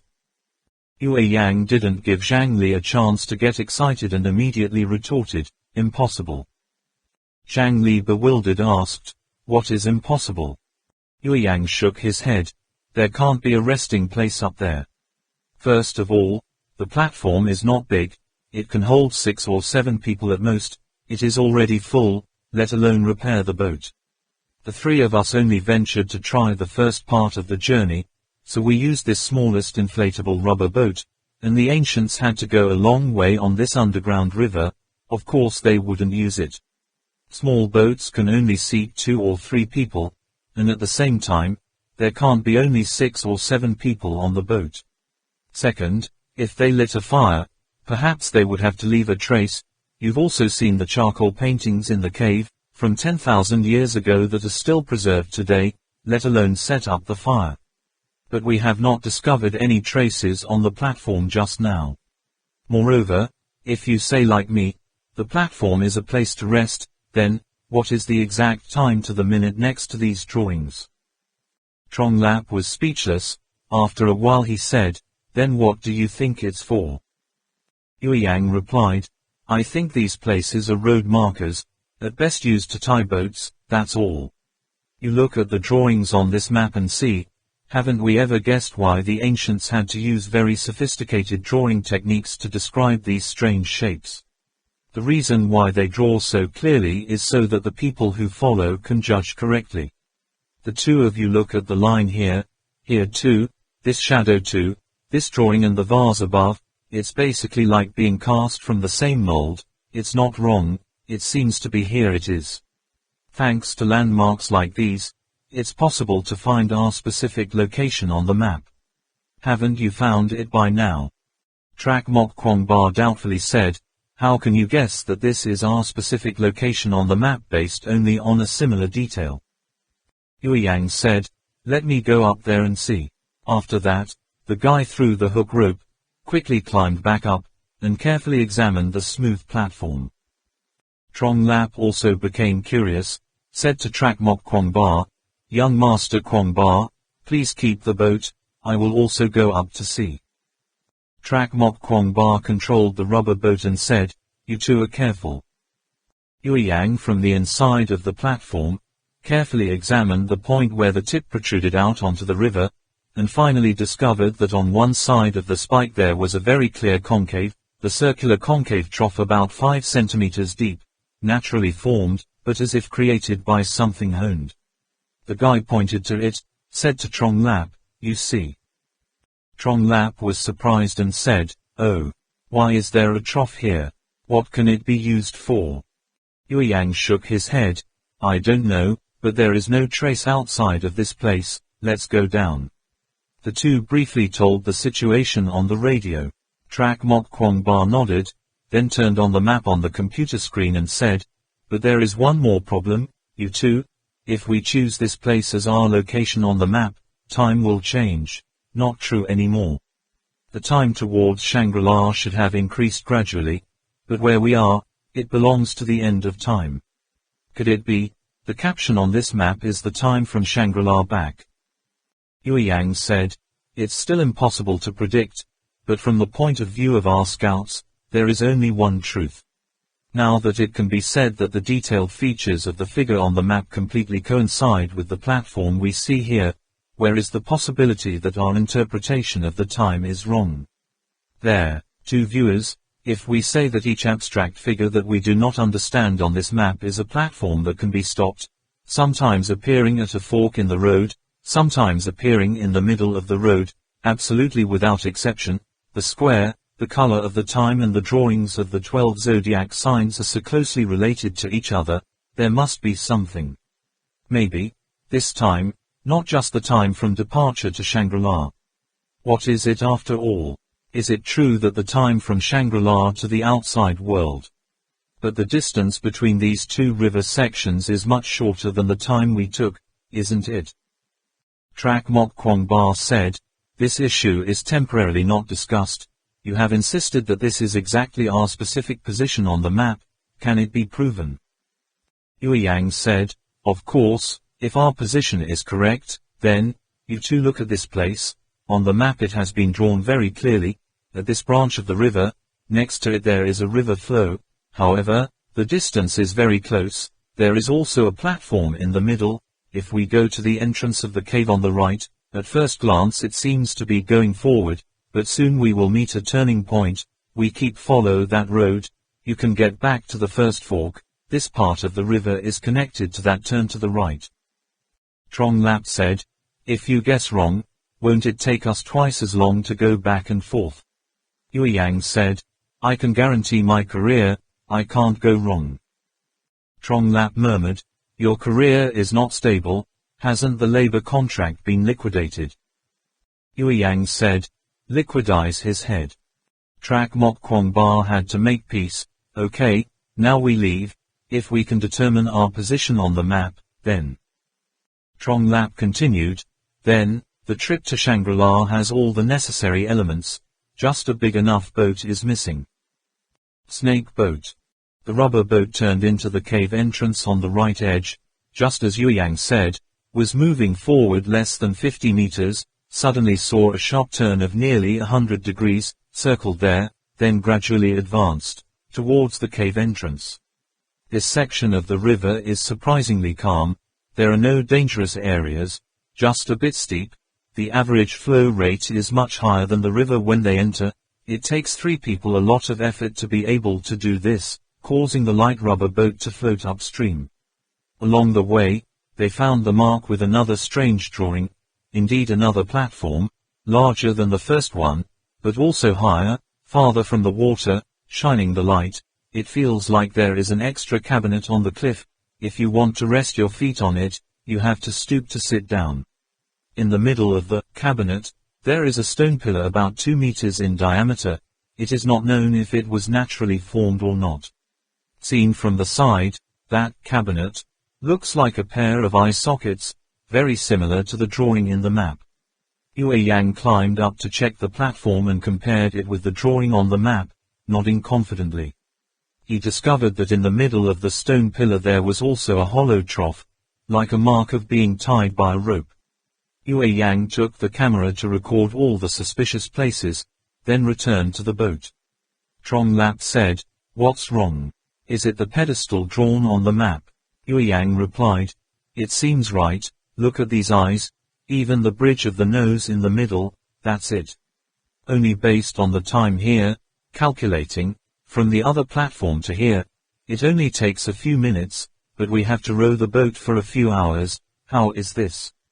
Also, I discovered on the stone pillar in the middle there is a hollow chute. I don't know what the use is." Trak Mok Kwong Ba looked back at the video recording, shook his head and said, "It's too dark, let's go back and study later." Just knowing the location, the 3 of them struggled to return the oars. Having found the exact location of this passage on the map, it was as if they were given a heart attack. From the right turn back to the river at the start, they saw the fluorescent tube left along the road earlier. The markers were all authenticated. Trak Mok Kwong Ba and the others were both surprised and happy, and put more effort into rowing again. They had to quickly report this good news to the shaman Allah who was waiting outside. Not only that, they were also eager to spread the good news to all the other members of the team. At the river with stable flow, Yueyang's paddle fan speed slowed down significantly. Trak Mok Kwong Ba and Trong Lap both quickly realized. Seeing the guy staring blankly at fluorescent tubes to make signs along the way, Trak Mok Kwong Ba asked, "What's wrong?" Yueyang was startled awake and said, "Huh. Oh no, nothing. I don't know if young Master Kwong Ba noticed. These markings seem to be higher than before, right?" Listening to Yueyang's note, Trak Mok Kwong Ba just discovered. Exactly, when Yueyang attached these landmarks to the cliff, he sat on the boat, just like that attached to the landmarks along the side of the boat. But now, if he wants to reach those markings, Yueyang has to stand up and stretch out his hand to reach them. In other words, the water level of the underground river is going down. It's going to drop a lot more, at least 2 meters.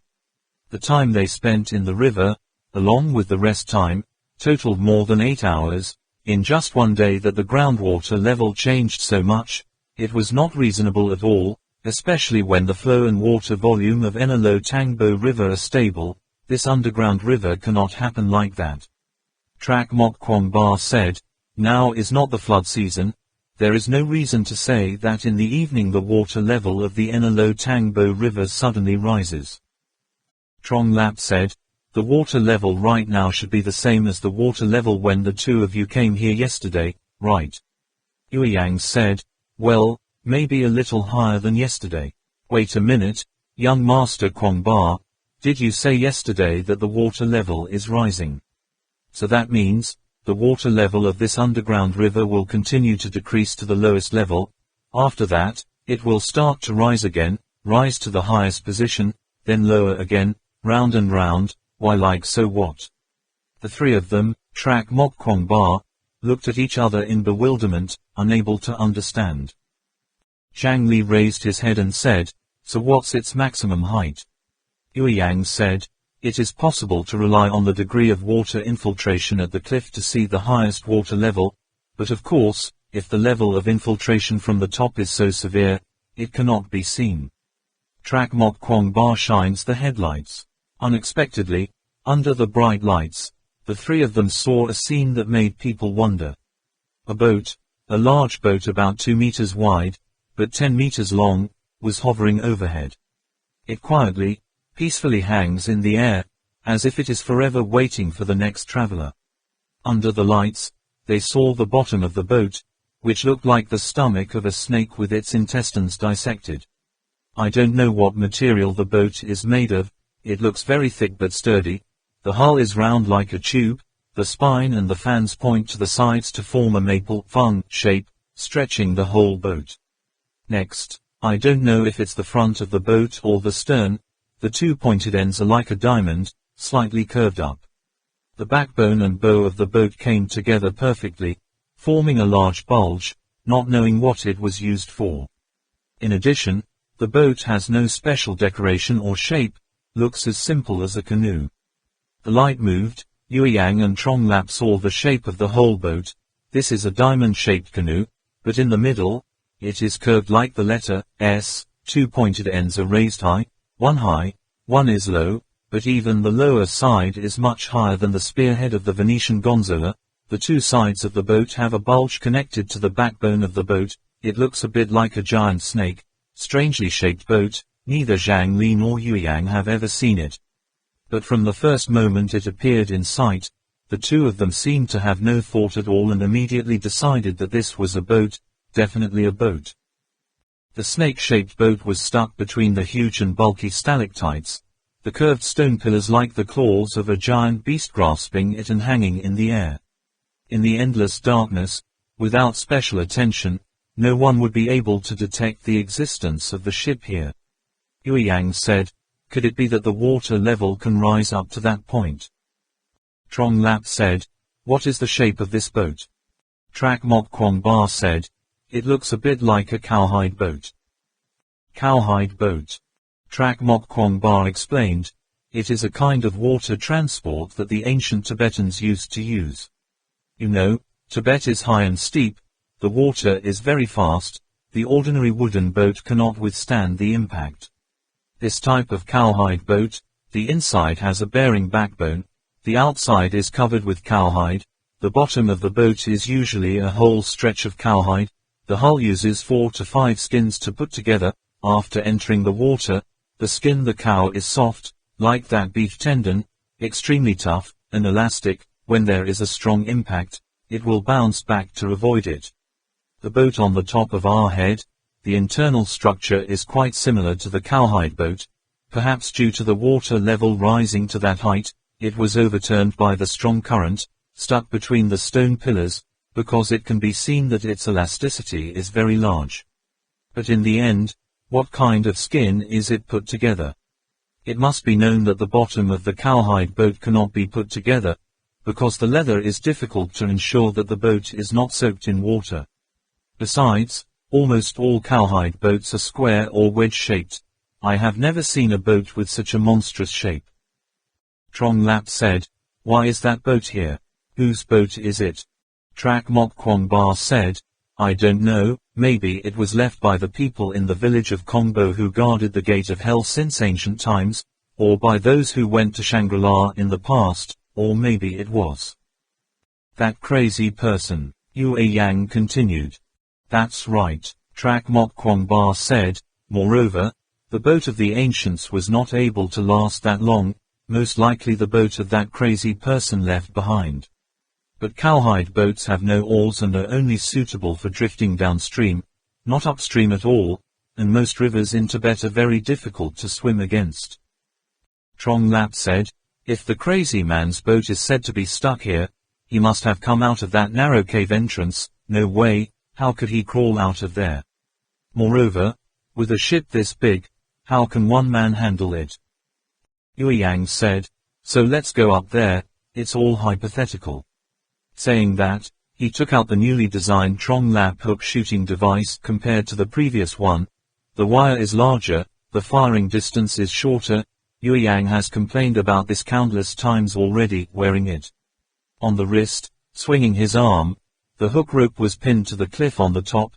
Yue Yang used a set of synchronous pulleys made by Trong Lap, which was slowly raised by the electric motor.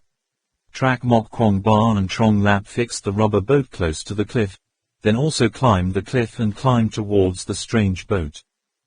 As soon as he touched the hull of the boat, Yue Yang cried out, "Ah!" It turned out that the guy just put his foot down was not stable. It felt like the boat slipped, as if stepping on the tail of some giant beast. There, that tail suddenly jerked again.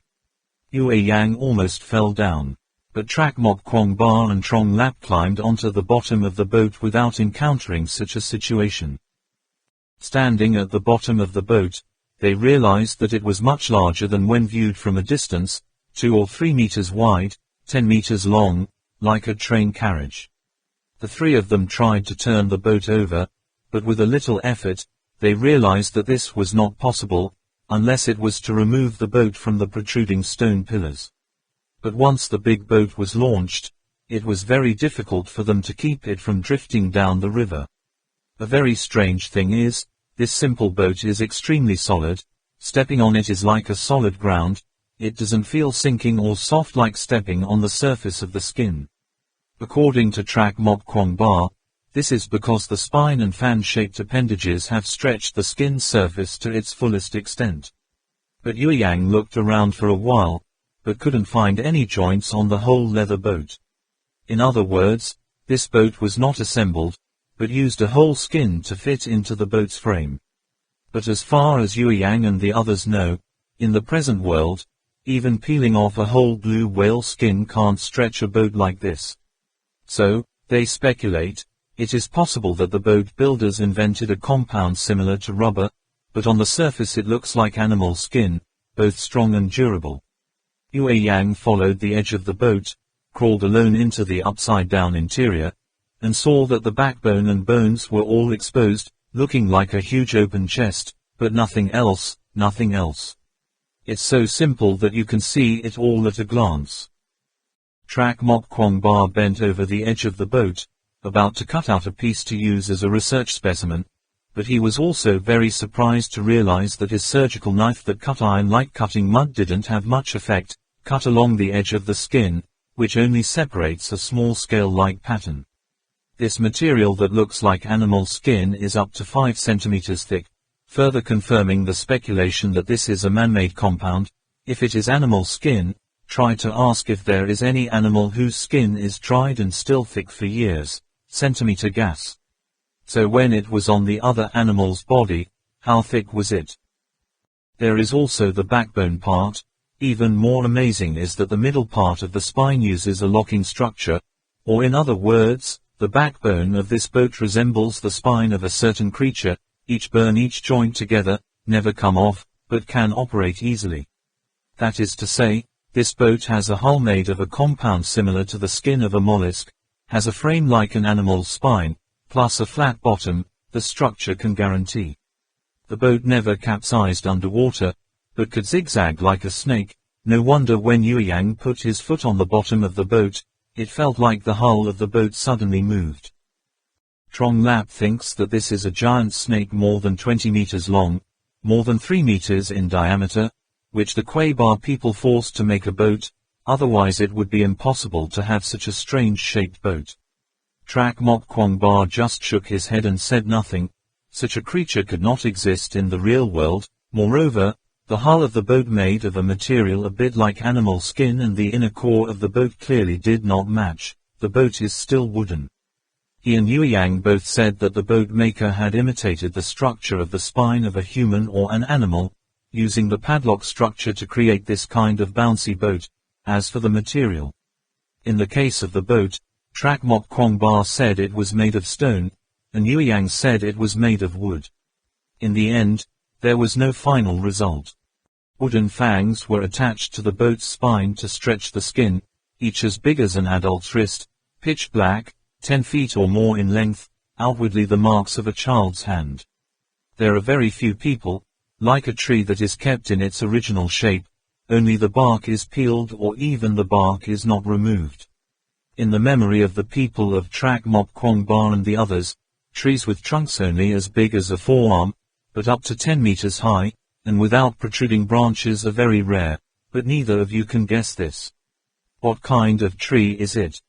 Yueyang checked and said, it is very clear that this type of artificial leather has the function of automatically preventing water.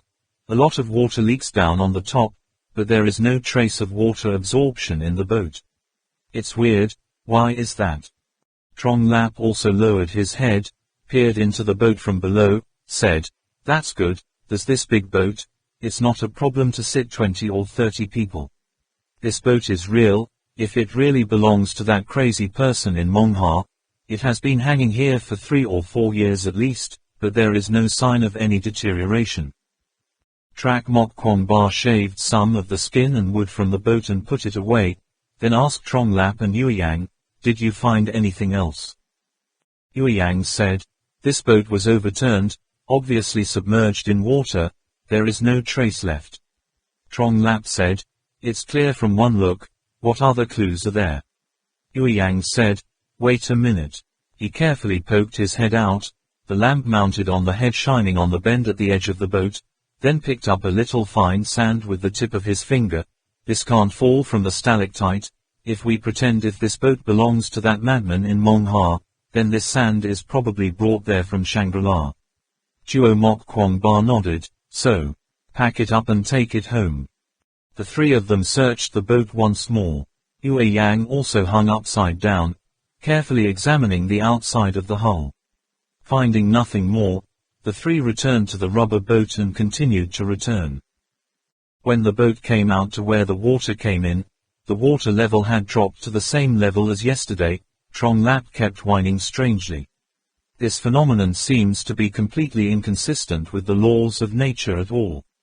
The 3 struggled for a while, and finally crossed the torrential water and returned to the river. Going to the outside world, it feels like having experienced another life.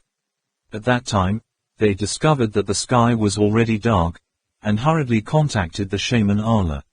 When clinging to the cliff to climb, seeing the shaman Allah sitting quietly on the platform, only Na Tham was restlessly walking around, The three of them knew that it took more patience and energy than others to be able to do this, calm like you.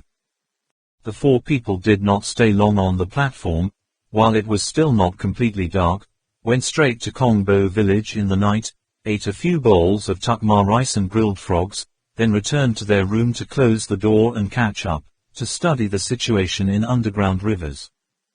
The combined data of the underground river measurements show, the average underground flow rate is about 2 meters per second, but in the area of sudden slopes, it can be up to 7 meters per second. The metering device, the distance shown, they traveled a total of 47.88 kilometers by boat, at the time of travel, 24 kilometers in 2 hours, an average speed of 12 kilometers per hour, but the average flow velocity calculated almost 3 meters per second. That is to say, they do not need to row a boat, just going down the water can achieve a speed of 10 kilometers per hour. However, this time the three of them just went out to explore, putting safety first. If they could understand the situation in the cave well, they could probably increase the speed to 15 kilometers per hour. Yue Yang calculated that a 10-hour boat ride every day would already be 150 kilometers, so even 600 or 700 kilometers would only take about 3 or 4 days. If this large boat can be used, the speed can definitely exceed 20 kilometers per hour. It only takes 3 days to reach Shangri-La. Trong Lap sat next to Yue Yang and accompanied Yue Yang, as if he had reached Shangri-La right away. The shaman Ala did not speak from the beginning to the end, until he saw the part where Trak Mok Kwongba and the others struggled to cross the fast-flowing water area. He couldn't help but cry out, "Ah," a soft voice, very heavy face. Trak Mok Kwongba also understood the reason why the shaman Ala was terrified. This is not just an underground river anymore, but an underground rift. If the water level differs a little more, it is likely to form an underground waterfall. The thing that worries people the most is, I don't know how many sections of the river there are after all. If every 10 kilometers we encounter a river like this, it's really bad, it can't be worse. The shaman Ala turned on the map and said, "The time you use is obviously much slower than the time marked on this map. If the boat is large and crowded, the speed may increase. According to the current speed calculation, it would take 3 days to cross this area as quickly as possible." Chuo Mok Kwongba nodded, "I know." The shaman Ala revealed a questioning look, looked at Trak Mok Kwongba for a long time, and finally reminded him, "Remember your first tantric test, young Master Kwongba." Trak Mok Kwongba seemed to have understood something. No wonder he didn't show any surprise just now. The shaman Ala was very attentive. His first tantric test was to stay awake in the dark. At that time he could only hold out for less than an hour. However, the situation then was different from now. The shaman Ala said, "I know what you're thinking, but I still have to tell you this, young Master Kwongba, for 3 days and 3 nights to stay focused and mentally alert in the dark, it's not just difficult. Even for a tantric practitioner, it's not easy to do." Trong Lap said, "So what do we do now?" Trak Mok Kwongba said, I'm afraid that I have to return for a trip, and then study and analyze the documents with everyone. If there is a viable option, we will start preparing for departure." Yue Yang nodded in agreement. "Yes, this is the only thing we can do at the moment. The exploration of Yu Min Ha can only do so much. We have ventured as far as we can today. Everyone, look at the map. There are many forks ahead. Just need to meet more fast-moving water. It is likely that we will lose our way and can't find our way back." "That's right.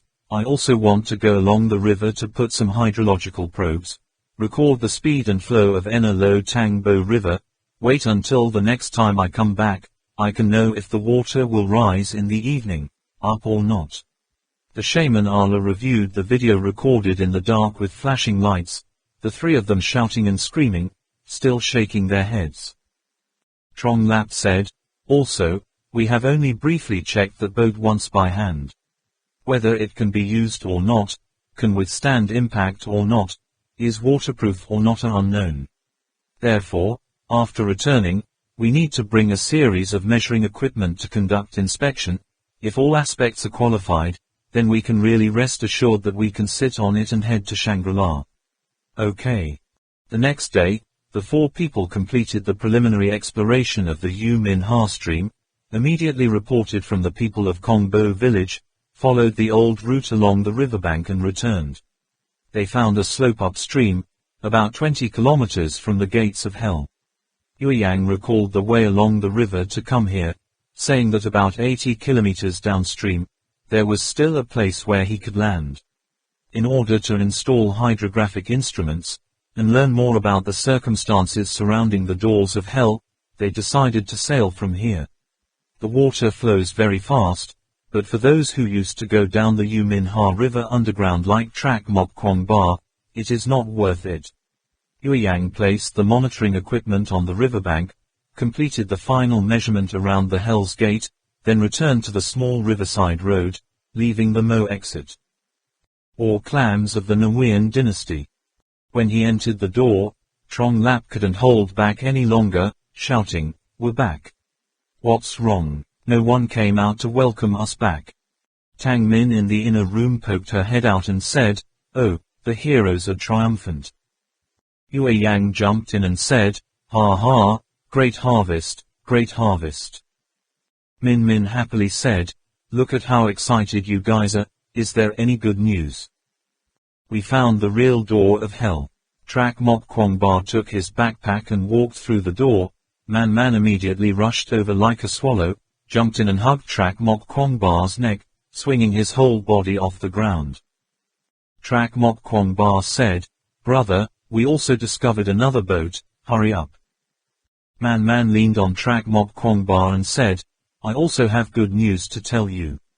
The Mongolian text has been translated," the professor said. "When I come back, I will let you know, including the content that you are very interested in." "Oh," Trak Mok Kwong Ba looked directly at the beauty in his heart and said, "What is it? Hurry and tell me." Min Min pursed her lips and said, "It's a secret, don't tell me. Go and ask the professor." Trak Mok Kwong Ba rushed to find Professor Fung Tan. As soon as he met him, he immediately asked, "Teacher, what is written in that text?" Min Min said that there is content that I am very interested in. Could it be? Professor Fung Tan nodded. "Yes, you go and see, talking about mastiffs." Trak Mok Kwong Ba knelt down next to Professor Fung Tan's wheelchair, only to see on the screen the lines of words that had been translated into Chinese. Professor Fung Tan at the side explained, the person who wrote this passage was an official who accompanied the Mongol army, a bit like the secretary of the political commissar of that corps, in charge of recording what he saw, when they were on combat operations sent to the imperial court. The content written in this document is that starting in 1287, Kublai Khan ordered the army to conquer the west. The content in the front is roughly, since Zhenjin 21 died, Kublai Khan's temper became more and more irritable. He originally liked to fight. After losing his son, he became more and more crazy to send his troops everywhere, before and after attacking several countries that are now India, Burma, Cambodia, gaining certain victories. But then people quickly discovered, when the expedition soldiers returned from the south, they brought the plague with them. The whole Jiangnan region in China began to spread plague.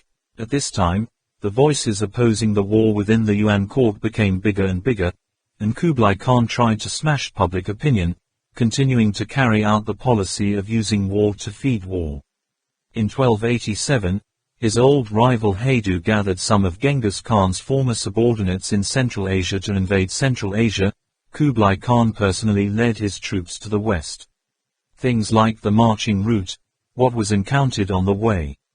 Trak Mok Kwong Ba didn't care. What made him feel the most excited was that, in this army, there was a very special army, the Battle Clam. Particularly the part about that army of clams, Trak Mok Kwong Ba watched carefully. This army is estimated to have about 30 war clams, because of their aggressive temperament, not easy to control, so they have to choose the strongest and best physically fit in the army, a very special small army. At the head of this army was a Tibetan.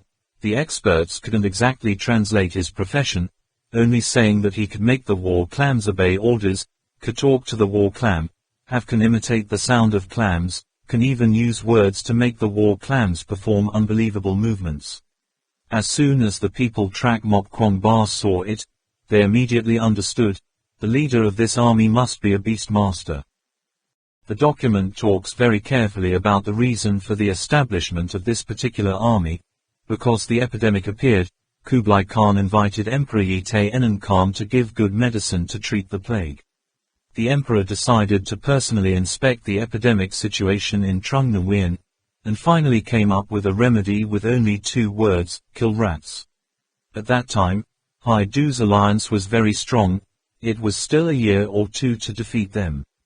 The great minister Tang Ji guessed Kublai Khan's will, immediately offered a plan, saying that Tibet once had an invincible army of men and mastiffs combined with extremely strong fighting power. Genghis Khan also wanted to set up a large army of clams, but in the end, it was not fulfilled, but only got about 100 ordinary clams. Even so, those more than 100 mastiffs have also accomplished countless feats when Thien Khan was still fighting all over the world. Recently, he discovered in Tibet there are still more than 100 war clams. To win this war, it is necessary to have such an army of battle clams. And the only person who can mobilize these war clams is only the French King Yite Enon Khan. In addition, Tang Xie also offered a lot of other tricks, but Trak Mok Kwong Ba also ignored it. Emperor Yite Enon Khan first refused that offer, but at the urging of Kublai Khan, reluctantly had to compromise, agreeing to let 32 clams join the war. Among them are 8 pairs of 5-year-old adult clams, 8 pairs of half-year-old clams. Because of the hardships of the long way, 1 pair of clams died along the way. In the end there were 30 left. In addition to that, there was also Master Tang. Kiat was the chief training officer, teaching the Mongols how to raise and train mastiffs. The emperor told him over and over again, this is a divine object, thousands of times can't create too great a killing karma. Along with the 30 war clams, there were also 16 sets of fine armor. In the translation, it is said that this kind of metal armor is as thin as a cicada's wing, as light as a feather, but as tough as tempered steel, and can stretch freely. When the war clam wears this armor, the sword cannot penetrate, the water fire does not invade, once receiving orders, it will turn into the most terrible killing machines. In the text, it is also mentioned that these gold armor are made with ancient secret techniques, the latter cannot be reproduced. The great god Chuthan once announced that he would donate gold to create this type of armor, but in the end it still failed. In that passage, it is also mentioned that when commanding the war clam, the tamer Tang Kiat only needed to make a short, hoo-hoo, or bu-bu, sound, or hum in a nasal voice, along with some movements. Strange, it can cause the war clams to have different reactions, such as queuing, gathering, forming defensive formations, many times faster than the soldiers lined up. Because the translator or the person who transcribed this ancient passage did not understand the pronunciations and meanings of those movements, they could only record as carefully as possible each type of pronunciation, high and low tones, what, how to act. When Trak Mok Kwong Ba watched this, he was as happy as if he wanted to go crazy, like he was in the middle of a battlefield, next to 30 mighty war clams. Every time he made a sound, the war clams made corresponding movements or transformations. When reading this passage, Trak Mok Kwong Ba vaguely felt like he had heard those sounds somewhere.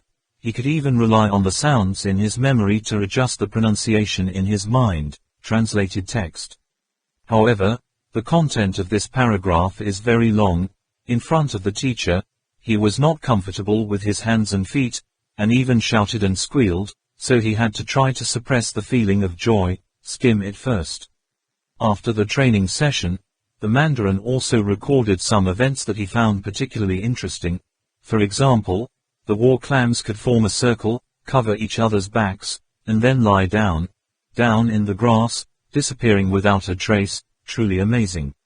When they put on fine armor, they can climb the tree, One clam lies under the tree, one comes from afar, the clam is under the hood, the other one immediately kicks on the back of the other and soars higher, staff. After that, it will hide in the canopy, wait for the enemy to stop and rest under the tree, then jump down from above for a fatal blow, brave like a god. In addition, there is a move to hold your breath underwater, take hundreds of breaths and still not see your head rise. Hunting humans or hunting animals only aimed at the throat, one hit was sure to hit, and then immediately jumped back, or also have attacks from behind, jump on the back of the prey, blindfold their eyes to make them psychotic. Not only that, Chen Clam also knows how to use a lot of power to use the enemy's strength to control himself. In general, countless magical skills, it is impossible to count them all. Reading this far, Trak Mok Kwong Ba couldn't help but blurt out, "Teacher, those war clams came from Tibet, and it didn't take longer than half a year to reach the battlefield. If you can continue to train to fight clam and still be able to speak, but it only takes half a year to train a clam to that level, and you still have to go on the road, then that beast master can't help but be too powerful." Already. Professor Fung Tan said, This matter, the other scribe has already asked for us, you should continue reading. Trak Mok Kwong Ba looked down. As expected, the Mandarin himself was also a very curious person. In addition, Tang Kiat was still very young at that time, indeed not like an experienced mastiff teacher. Experience. The Mandarin then asked Tang Kiat how he could train mastiffs like that. Unexpectedly, Tang Kiat's answer made him speechless. Tang Kiat's answer was, "Clams do not have a trainer, only clams teach clams." Trak Mok Kwong Ba looked at Professor Fung Tan in surprise and said, "How is that possible?" Degree.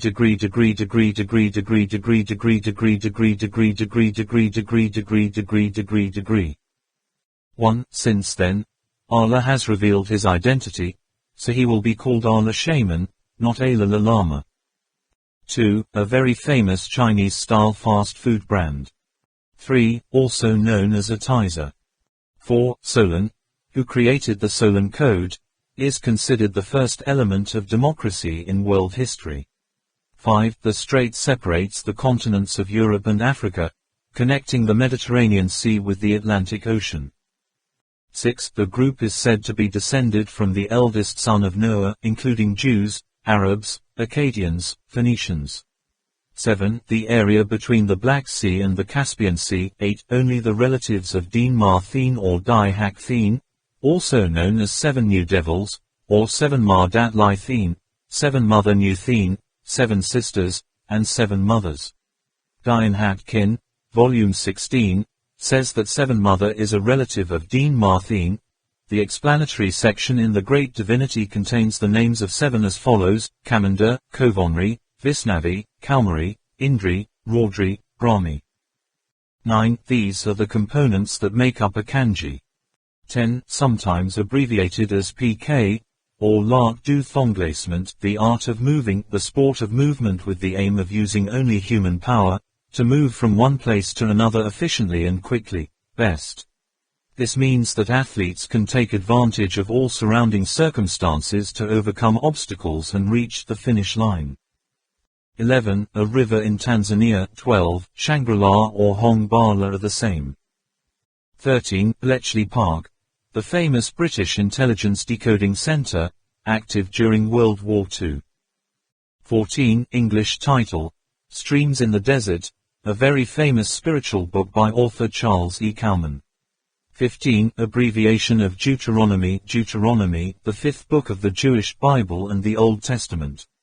16. Translated from the Chinese version. Originally posted in Streams in the Desert, we ought not to rest content in the mists of the valley when the summit of Tabor awaits us. How pure are the dews of the hills, how fresh is the mountain air, how rich the fare of the dwellers aloft, whose windows look into the New Jerusalem. Many saints are content to live like men in coal mines, who see not the sun. Tears mar their faces when they might anoint them with celestial oil. Satisfied I am that many a believer pines in a dungeon when he might walk on the palace roof, and view the goodly land and Lebanon. Rouse thee, O believer, from thy low condition. Cast away thy sloth, thy lethargy, thy coldness, or whatever interferes with thy chaste and pure love to Christ. Make him the source, the center, and the circumference of all thy soul's range of delight. Rest no longer satisfied with thy dwarfish attainments. Aspire to a higher, a nobler, a fuller life. Upward to heaven, nearer to God. Spurgeon. 17. A famous tourist destination in Switzerland. 18. Tibetan transliteration. Biesten H. Gyur and Bikar, H. Gu, are two sets of the Tibetan Tripitaka, also known as the main and the deputy or the Abhidhamma. 19. An animal in ancient legends, knowing right from wrong, seeing people fighting, it uses its horns to gorge the crooks. 20. The Giant's Causeway. 21. The eldest son of Kublai Khan. Chapter 46. The Great Thousand-Wheel Sutra, the Supreme Law of Tibetan Tantra. The shaman Ala calmly said, "This collection of scriptures, which collects the great achievements of Tantra since the first day it appeared in the world, has already exuded a sense of mystique." The representative of the late Heng dynasty period of Tibetan Buddhism, a Dahype great master, went to Tibet to set up a forum to lecture, and as soon as he began to teach about the Great Thousand-Fold Sutra, he did not stop emphasizing that this is a series of sutras. The letter was sent out from Tibet. He was only the one who brought this text back. However, no one knows who this scripture is, written from what period. At the same time, the vast content of thousands of objects in the scriptures makes it impossible for people to guess what kind of person must be to have such great wisdom and knowledge. Now that I think about it, I'm afraid they're the only ones with that ability. Number of pages on the map. Professor Fung Tan said, "Why not? Do you know what the social organization of wolves is like? A wolf cub, right after weaning, has learned to cooperate with the pack to hunt for prey, learn to recognize his rank and position in the group, learn to distinguish the health status of animals. Hunt, defend your territory. Who teaches them? Isn't the old wolf teaching the cubs?" According to the words in this text, there must be about 100 clans living in the same place. They just need to consider these skills as essential skills for survival and hunting, passing on to the next generation. Okay, therefore, clans can be trained without human intervention. The question is, why did the Germans collect these documents? Could it be that during World War II the Germans also intended to develop beasts of war? Duo Mok Kwong Ba shook his head. This matter. Professor Fung Tan continued. This matter should be put aside for now. Now, tell me what you discovered when you came to Kongbo village this time. Have you found the entrance yet? Trong Lap said, "That's all. We can verify the map, and also find the boat to go to the underground river." What boat? Professor Fung Tan asked. Yue Yang immediately described briefly the buffalo skin boat they saw to Professor Fung Tan, then took out pictures from the computer for him to see. After watching, the professor nodded solemnly and said, "It seems that way. This is not a buffalo skin boat." Trak Mok Kwong Ba was surprised. "Don't we Tibetans only have buffalo skin boats?" Professor Fung Tan shook his head. "You underestimate Tibetan technology, Kwong Ba." However, it is hard to blame him. To this day, many achievements of ancient Tibetan civilization have not been discovered. Because the river on the plateau flows very fast, the two banks are full of towering mountains, so only buffalo skin boats can be passed on. The kind of big boat you describe, actually, is also recorded in the history of Thofon. The ancients called it a snake boat. In ancient times, in Tibet, there were two types of boats commonly used. One was a large wooden boat, called a horse-head boat, and passed through three periods: square-bottom boat, pointed-bottom boat and trapezoidal-bottom boat, carrying from 20 to 50 people. Legend has it that in the past, the great master Lotus-born sat on this very horse-head boat to go to Tibet. Another type is the buffalo skin boat that is still used until now. Originally, the bottom of the buffalo skin boat was round, very similar to the type of boat we often see in water parks today. Later, developed into the trapezoidal shape it is now. In addition to these two most used boats, there are also dugout boats and trough boats, depending on different areas, different geographical circumstances, but slightly modified in shape to suit. However, these boats are more or less flawed. Professor Fung Tan drew a square boat on the table and said, take the horse-headed boat as an example. The boat has a large capacity, can carry many people, suitable for long journeys, but rivers are in most places. The area of Tibet is narrow, steep slope. Horse-headed boat is easy to hit the reef and shipwreck. How about the buffalo skin boat, light and good bearing, not afraid of collision, even if it encounters strong currents, it can still pass, so it is still used today, but the boat is too small, through usually only accommodates 3 to 5 people. Moreover, it is disadvantageous when traveling at long distances, it can only be used to cross the river at most. Therefore, later the Tibetans invented a boat that combines the advantages of both the horsehead boat and a buffalo skin boat, which is both light, flexible, and can carry many people, called a snake boat. The boat's frame is a fan-shaped structure, linked by knots, very much like the spine of a vertebrate. The hull of the boat is diamond-shaped, narrow and flexible.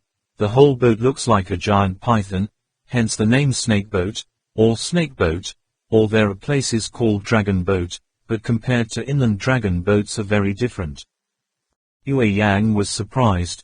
Professor, since when did you study boats so thoroughly?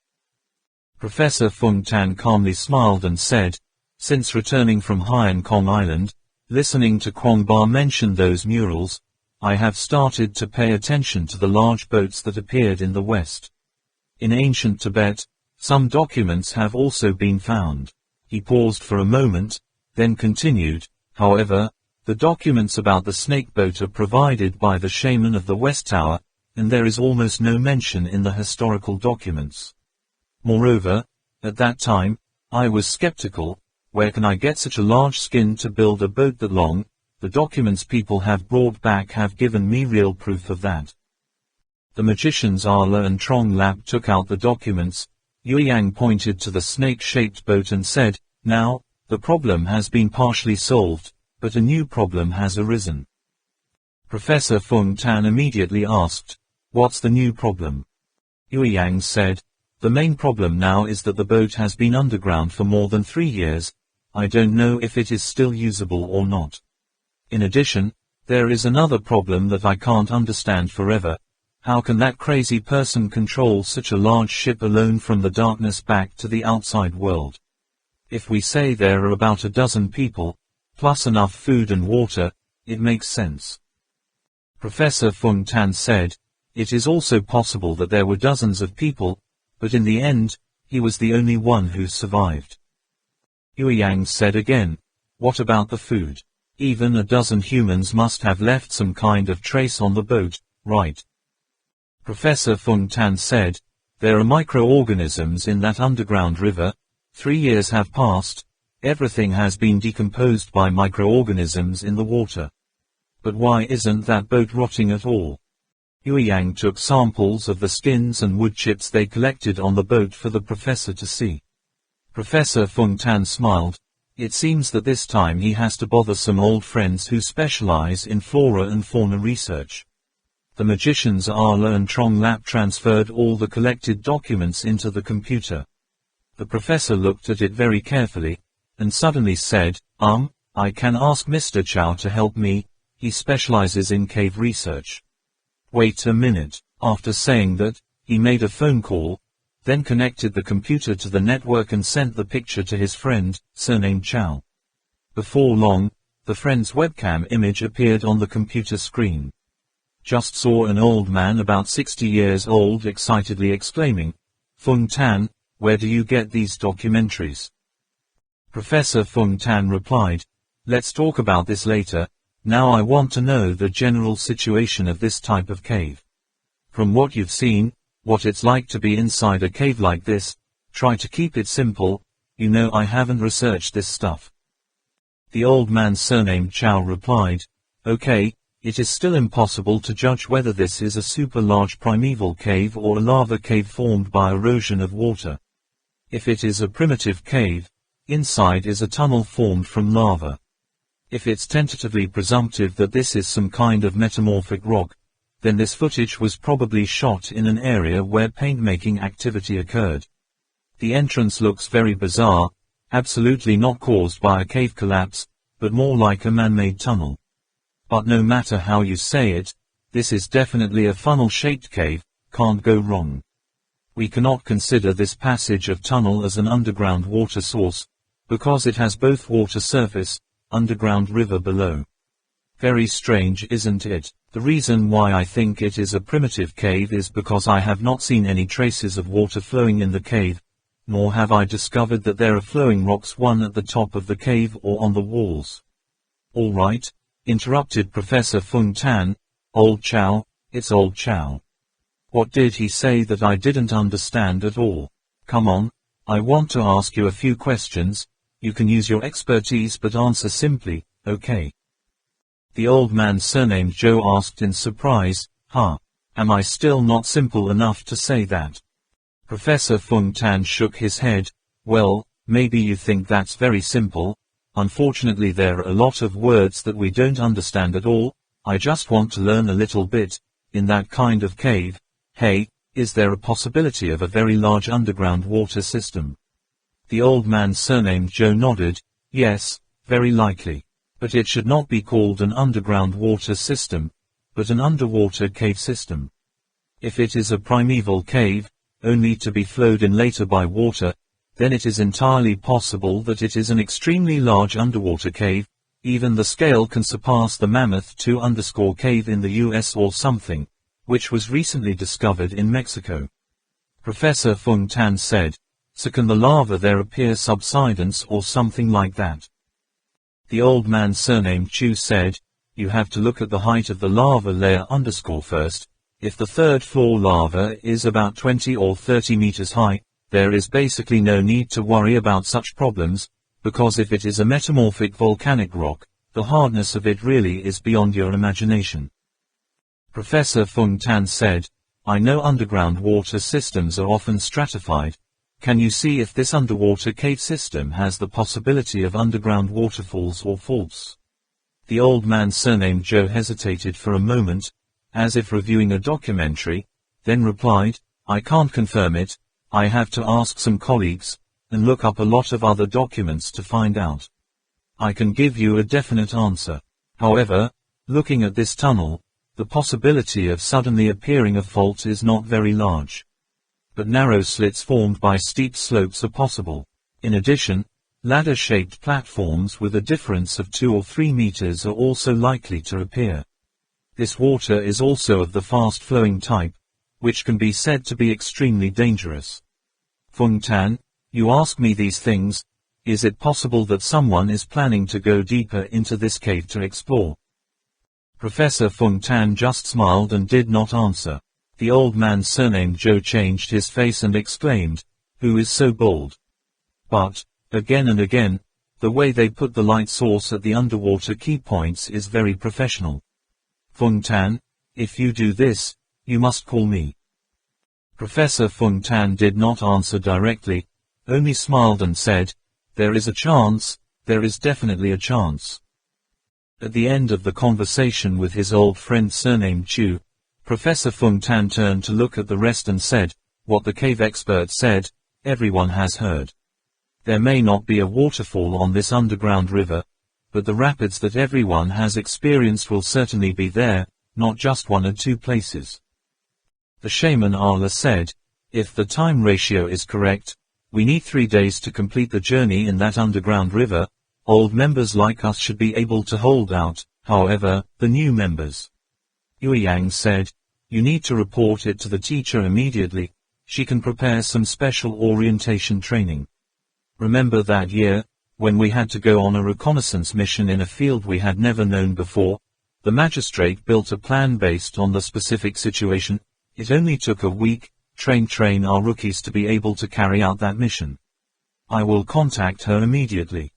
Professor Fung Tan nodded and said, well then, I need a little time to find experts and study the bark and silkworms that people bring back. Trong Lap said, I also need time to see if the new equipment needs to be adjusted, in addition to check the boat. Professor Fung Tan continued, well then, everyone try to take advantage of the last time to process all the outstanding work. Only good preparation, very complete, can ensure the success of this action. After saying that, he turned to look at Trak Mok Kwongba and asked, Kwongba, how is your health?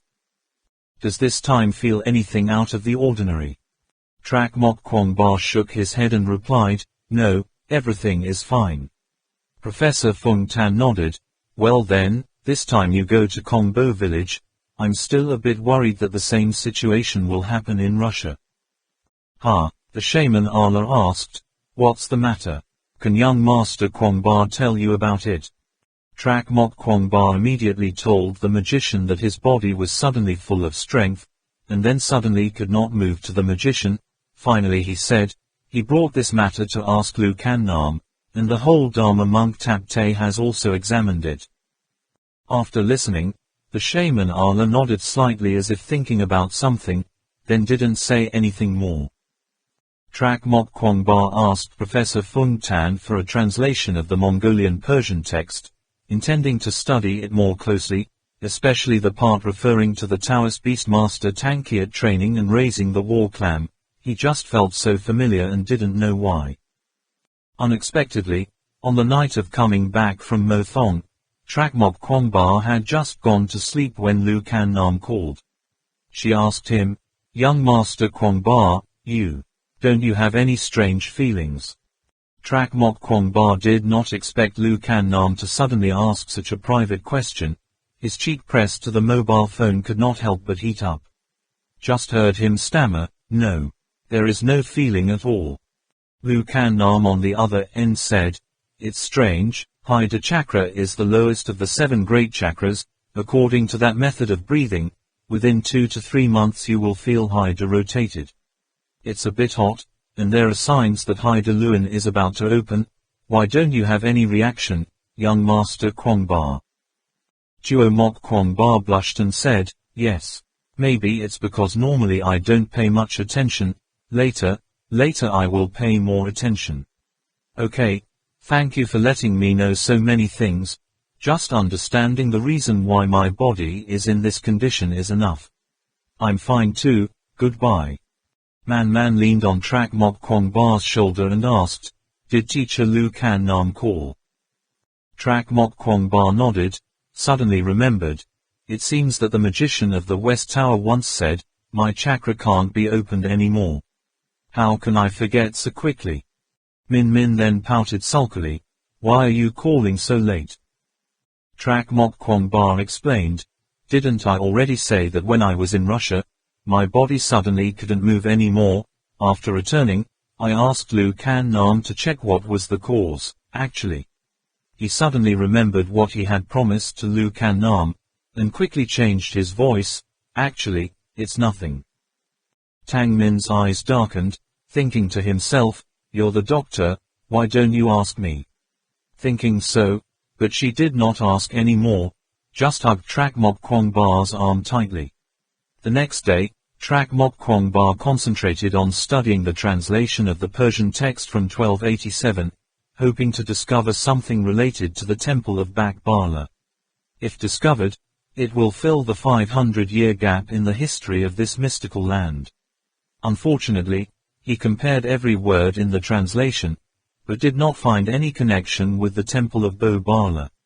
The problem Professor Fung Tan posed, so it kept wandering in his mind. It was impossible to get rid of it. Why did the Germans clamp this document in the document about Bak Bala temple? Could it be that the Russian guy made a mess, collected all the declassified documents he could find and sold them? But even so, what did the Germans need such a Mongolian text for? Do they really want to develop beasts of war? But the descriptions of war clams in this whole text are not very clear. Only the war clam is mentioned a little more. Could it be that the Germans also have an interest in the clam? He visualized the movements and pronunciation of the Beastmaster Tao, and then based on his explanation to simulate it. As he felt more and more proficient, the shaman Allah knocked on the door.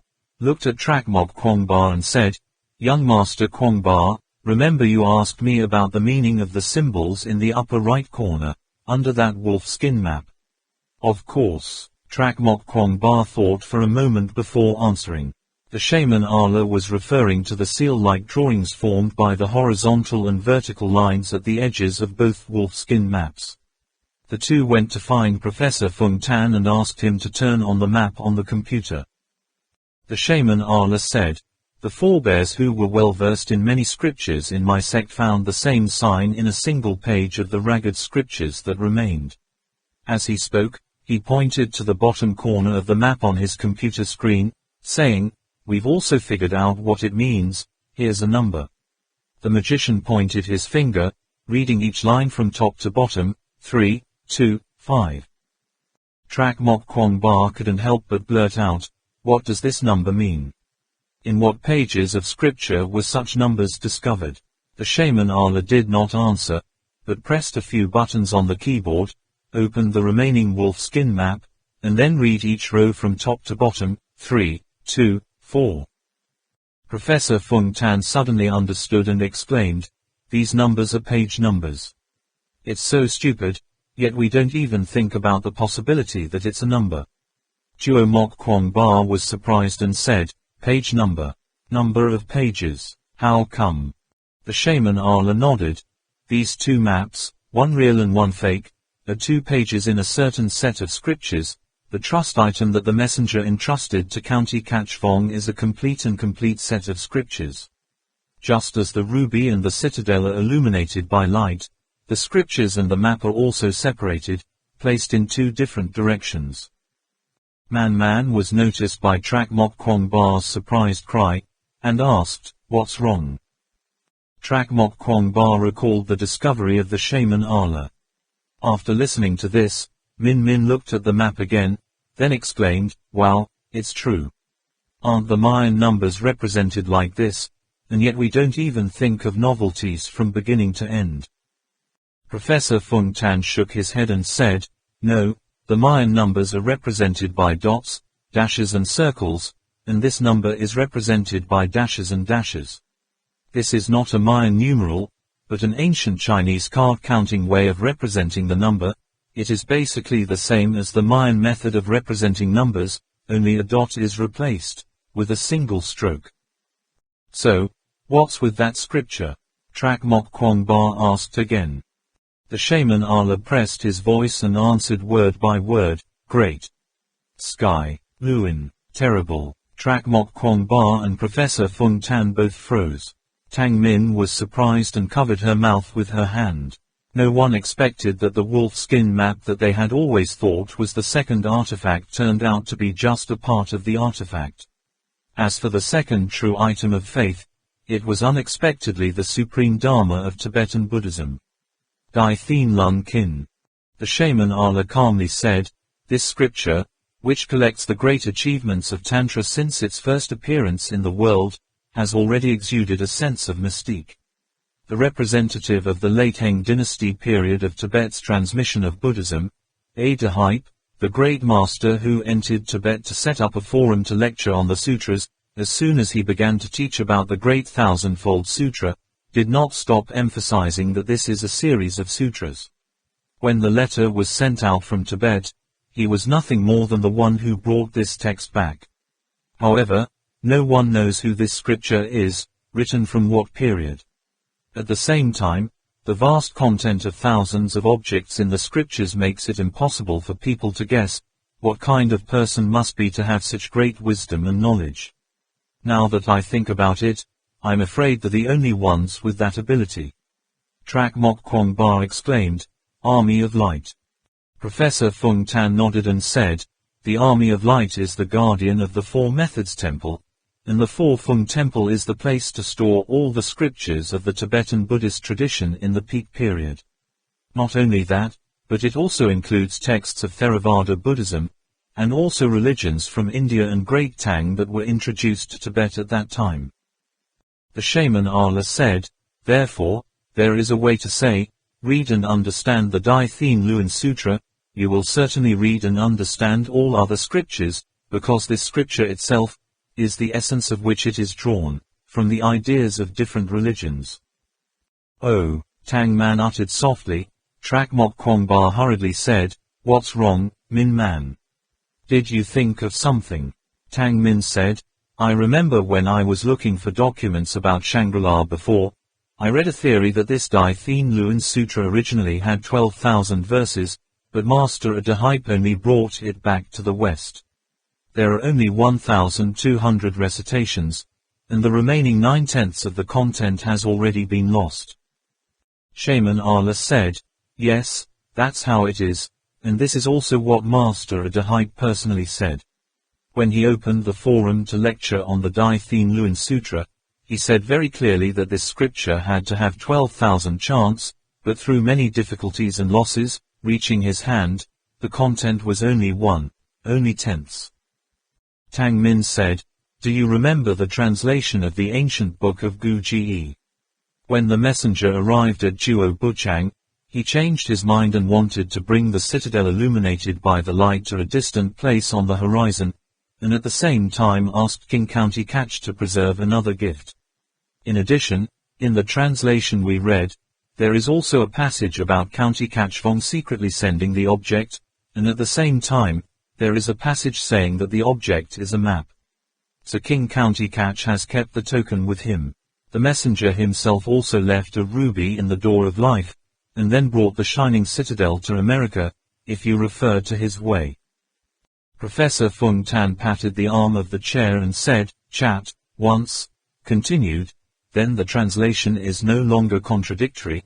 It is indeed that County Catch Vong saved a part of the treasure and also secretly gave it to him. Another part goes far. The map of the wolf skin and the Dai Thien Luan Kin complement each other. Only the map without the description in the Dai Thien Luan Kin basically does not know how to take the first step, but if there is only the description in the Great Thousand Wheels without a map, Shangri-La will never be found." Trak Mok Kwong Ba clapped his hands, excitedly saying, "So we can clearly see the route they took. One went east, crossed the Pacific Ocean, and the other, going west, brought the scriptures to India, or even somewhere farther west than India.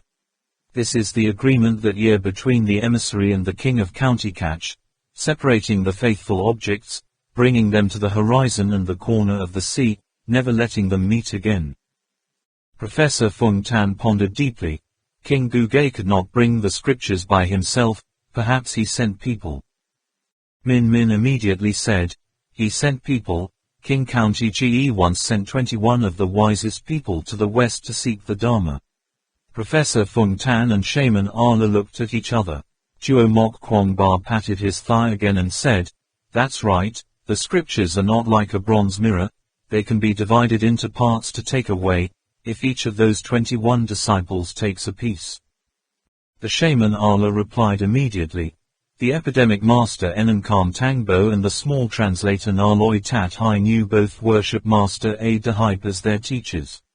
If it is true that the Dai Thien Luan Kin is divided into 21 parts, then the part A Dahype master has is almost 1/10 of the content, so he can affirm that the Dai Thien Luan Kin is transmitted from Tibet, and the complete version of this scripture contains a total of 12,000 chants." Min Min rolled her eyes and said, "What? This is so coincidental." Professor Fung Tan also clapped his hands on the table. "History and legend, indeed, have matched to a certain extent." The Shaman Allah shook his head. "No. History rarely appears coincidental. Everything that happens has a very close relationship with each other." The king of the ancients turned to the Buddhadharma. "This is not wrong, but no one can explain why Teo Ba is so reverent to the point of giving up his throne, why he suddenly came up with intending to send 21 disciples to India, and later even defied everything to invite Grandmaster Dahype to County Catch to propagate the Buddhadharma." Trak Mok Kwong Ba said, "That's right, if it is said that County Catch Vong sent someone to take Dai Thien Luan Kin away, so that the scriptures were scattered all over the western land, then why did in the last years of his life, Mr. I persisted in inviting Master A Dahype, even at the expense of my own life? Isn't this a contradiction?" Professor Fung Tan said, Does everyone feel that County Kachvong's behavior is very similar to that of another person? And at first, he held a hostile attitude, but in the last years of his life, he suddenly became crazy, pursued by the heat, as if possessed by a ghost. Trak Mok Kwong Ba hesitated. The teacher talking about is. Note 1. Geographical term, refers to calcium carbonate deposits formed by flowing water in caves. 2. The longest cave system in the world known so far, is located in the center of Kentucky, USA. 3. Geographical term, referring to the lava layers in the Earth's crust. Final preparations. Professor Fung Tan said, Landa, who destroyed the entire Maya civilization, but at the end of her life became the miner and collector of relics of that civilization. The shaman Ala shook his head and said, no, the attitudes of King Guji and Landa are still very different. From the translation it can be seen that from the very beginning this king of the ancients had a very reverent attitude towards the messenger and his offerings. Perhaps, at the request of the other messenger, the king reluctantly, they had to separate the complete text, and then send someone to take it away. When the messenger left or died, the king, despite everything, wanted to find the scriptures to return. It was because he knew that this scripture was compiled by us Tibetans, a treasure, culture. If Dai Thien Luen Kin is really the quintessence of the culture of the four methods, or a table of contents for searching, then it also includes religious, cultural, agricultural, commercial, scientific and technological bibliographies. Or, it can be said that the complete Dai Thien Luen Kin is actually a great encyclopedia that covers all aspects of the Thon, Dai Tang and Indian eras of the global era, the most prosperous. Min Min cheered and jumped. That's great, where is that scripture? Maybe you can even find a lot of information related to the temple of Bak Bala in it. The shaman Ala smiled and said, a while ago when people looked up documents about the temple of Bak Bala, didn't they already see it? Man Min stammered, that's. But I only saw the printed version, verbatim. The shaman Ala shook his head and said, where can I get the original manuscript of the Dai Thien Luen Kin? Since a Hype opened the forum to teach the Dai Thien Luen Kin, this text has become the core ideology of many sects in the late period of Tibetan Buddhism, with the same status as the book. Analects for Confucianism. Confucius' thought was inherited, but what about the ancient writings that Confucius personally wrote? Who else can find it? And even if we do find the original copy of the Great Thousand Wheels, the part that has been handed down only deals with the religious aspect. After all, it's only a tenth of the content. Min Min said, but, didn't the magician say that there is a senior in your teaching who has seen that drawing? Isn't that drawing from the Dai Thien Luen Kin? The shaman Ala shook his head to correct, it's a remnant of the Great Thousand Wheel of Fortune. That's right, we have the original copy of the Great Thousand Wheel of the Bible, but it's a ragged page, about 1/7 of the page. And that thing is also being preserved by the elder with the highest wisdom and Buddha nature, with the same status as ours. The magician Ala shook his head again. Professor Fung Tan said, we have found enough information in the Dai Thien Luen Kin that has been handed down to this day. Even if we can see the complete Dai Thien Luen Kin, it is not certain that we will gain anything more. Where? Also, maybe there are other scriptures that use the same method to indicate page numbers. That wolfskin map is not necessarily part of the Great Thousand Wheels, it's all just our judgment. It's better to focus your energies on historical documents and what's been collected this time. Professor Fung Tan stroked the silver hair on his forehead. At this time, it was absolutely impossible for him to imagine that, from the Great Thousand Luen Kin to the Mongol Empire, to the Nazi Party in Germany, there were hundreds of thousands of intimate connections. The next period of time, the preparations were carried out quickly and orderly. Through various channels, Professor Fung Tan has sent the skin samples collected by Trak Mok Kwong Ba and the hull construction to experts in the relevant fields, who are either Professor's friends, or friends of yours. Of course, they didn't sit around waiting for the results.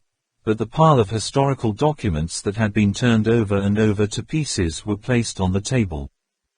In addition, everyone is also quickly supplemented with knowledge related to volcanoes. Track Mok Kwong Ba focuses on training mastiffs in thought. It was as if he had returned to the early days when the Thien Master Corporation was founded, surrounded by a group of mastiffs. He studied and studied over and over again every movement, every small sound of the ancient Taoist Beastmaster. Sometimes when he was fast asleep, he suddenly shouted orders to the mastiff, being nagged by minimum time. At the same time, Track Mok Kwong Ba is also gradually adapting to the position of captain. The relationship in their collective at this time is very subtle.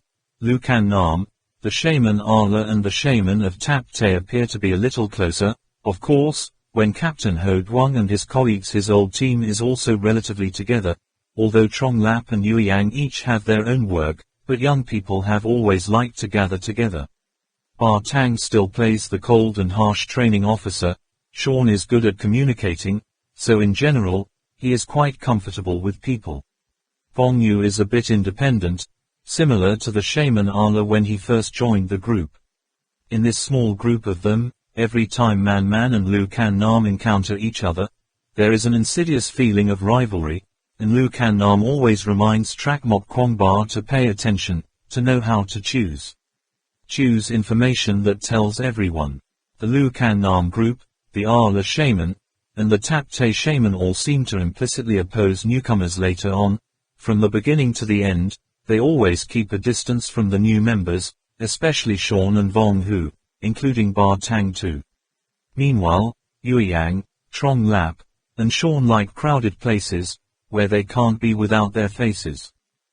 Track Mok Kwong Ba needs to let the parties reconcile, making this team become a complete and unified whole, not because of a few small conflicts that lead to emotional rifts. Trong Lap finished checking the equipment and machinery, preparing to bring some new tools back to Yu Min Ha. In terms of assistance, in addition to the shaman Arla, Lu Can Nam introduced the shaman Tap Te. Thinking that the religious side also needed to thoroughly understand the Hell Gate, Track Mok Kwong Ba nodded in agreement. This time, Trong Lap and the others also brought some navigation equipment. Lu Can Nam said they could use a helicopter to drop the necessary belongings to the area near the door of Hell. That way, even if the helicopter was monitored by satellites, the enemy would not be able to find out the exact location of the Hell door. Professor Fung Tan's specimen, thanks to testing experts, has also received feedback. The first thing that resulted was the jade silkworm. A treasure expert who looked at it immediately recognized that it was not an ordinary jade silkworm, but a fossilized living insect. Usually, this gemstone belongs to the opal line. The age is estimated to be over 100 million years. Experiencing specific geological changes, under high pressure and low temperature, silicon crystals gradually replace the inherent biological morphology of animals or plants, transforming into a gem with a hardness of 6.5 to 7.01, commonly found in primeval forests in Vietnam and Myanmar. This type of fossil crystal, called transformed jade, has been listed as the top-grade gems only in the last 1 or 2 decades. 2 days later, the air quality report arrived. The quality of the air samples that Track Mok Kwong Ba brought back was very good, even better than good, completely suitable for humans to breathe, without any harmful impurities. Another 2 days, the chemical report on the water composition is also available, the color, the hardness, the total number of microorganisms, the types of chemical elements. A total of dozens of contents are completely in accordance with the standards of potable water. Moreover, the ozone content in the water is higher than that of natural mineral water with active oxygen added, much higher electrolyte capacity than ionic water. The activity of water molecules is also higher than that of magnetized water in the stationary state. Moreover, the composition is relatively stable and can be kept for a long time unaffected by the external environment. Listening to the professor, the researcher who tested the groundwater sample after testing also proposed a plan to cooperate in exploiting and selling bottled drinking water. saying that this water is better than countless types of mineral water, pure water, ecological water. Something is currently on the market for countless times. A week later, Professor Feng Tan received the chemical report of the lava sample. According to the analysis, it is a rhyolite mineral. Determining the rock age must analyze the specific zirconium crystal isotope. But the age of the specimen must be at least several 100 million years old, perhaps even surpassing the Ma-2 granite cliffs in the eastern region of Hubei province in China to become the oldest stone in the world. China. The hardness on the Noob scale is 23, the hardness on the Mo scale is 7.8, no wonder that day Trong Lap had to work very hard to get it out. Density 4.64.71, refractive index 1.93 to 2.01, melting point 2550 degrees Celsius. Fertile glossy water, density 5.8 per square centimeter, containing chemicals such as zirconium, titanium, silicon. In a few more days, the results of the analysis of the fine sand Yueyang took in the cabin were also sent. According to the display report, the separated components include sand, clay, and dead microorganisms. In particular, the sand is very fine. The diameter of sand grains is only from 0.15 to 0.25 millimeters. The main ingredient is still silicon dioxide, but the content of chlorine and other impurities is relatively high. The soil is mainly clay, which has been sent to the research team of the Geological University of China for analysis. The specific composition has to wait a little longer to know. Trong Lap and others have also returned. From the daily report, Trak Mok Kwong Ba knew that this boat's anti-collision and anti-shock feature really couldn't be any better. Even with today's level of science and technology, it is not possible to make such a sturdy boat. Thanks to Trong Lap's efforts, a lot of heavy equipment has been fixed and finished, just waiting for the new members to finish the special training to be able to start. But there is one point that makes people wonder. It's about the materials to make the boat. What the boat's frame and leather upholstery is, so far, is still unclear. Professor Feng Tan contacted several times to urge, but the answer was only, analyzing, don't be impatient. Trak Mok Kwong Ba still wanted to wait a little longer, but the situation did not allow him to do so. The rest of the members were even more impatient than him.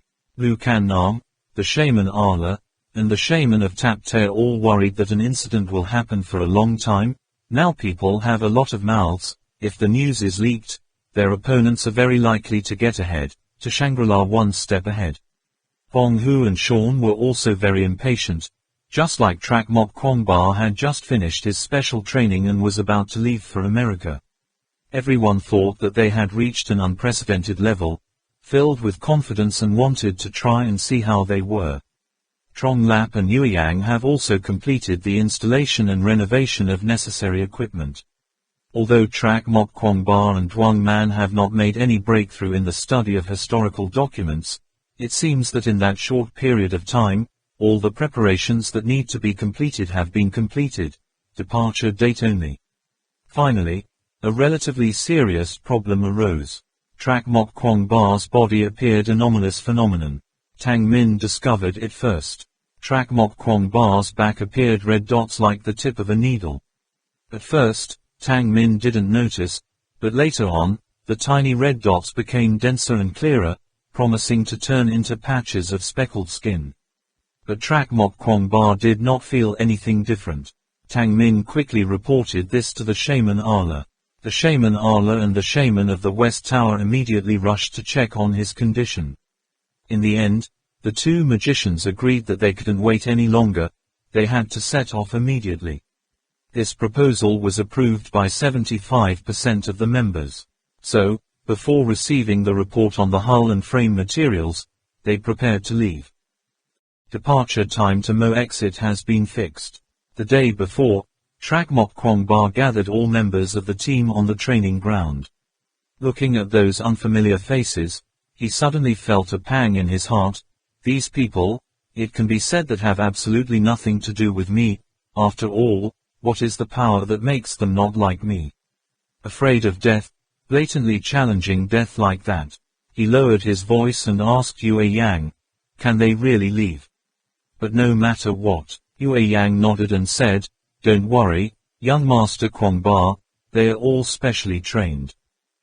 Trak Mok Kwangba stood on a large stone pedestal, asking everyone one last time, tomorrow, we will leave. Now, I will remind everyone one last time, we don't have to take risks, because these two words, risky, are really too light to imagine what we are about to face in time. Come here. We are declaring war on death, we must complete an impossible task, we challenge the limit within the limits. Moreover, once this war has started, except for death, what else will be encountered in the future, no one can confirm. However, death is definitely something we will have to face. I can't guarantee everyone, so I hope everyone can think very carefully. We have no way back. Once the ship enters the darkness, we will have to face death directly. So, I hope everyone puts their future lives, and the desire towards the holy place on the scale to choose. Perhaps, this will be the last choice in your life. Friends, I am deeply grateful for everyone's selfless help, and at the same time, I admire from the bottom of my heart your perseverance and stubbornness. I'm not threatening you guys, I just don't hope to see the meaningless sacrifices. If you still have a little bit of attachment to this life, for your family, for your friends, please give up, this is your last chance. Down below sank into silence, the wind in the unexpected sunshine was still a bit cold.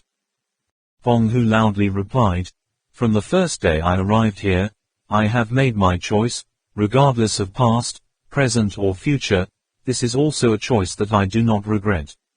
As soon as he finished his words, the others also responded, all with the same affirmation of meaning, boiling will. Man Hao Nian suddenly got excited and recited a poem. I don't want to live forever on the plateau of life, although the plains are very flat and not dangerous, but there is no excitement when climbing high mountains. I don't want to drift forever in the stagnant water of life, although the water is very calm.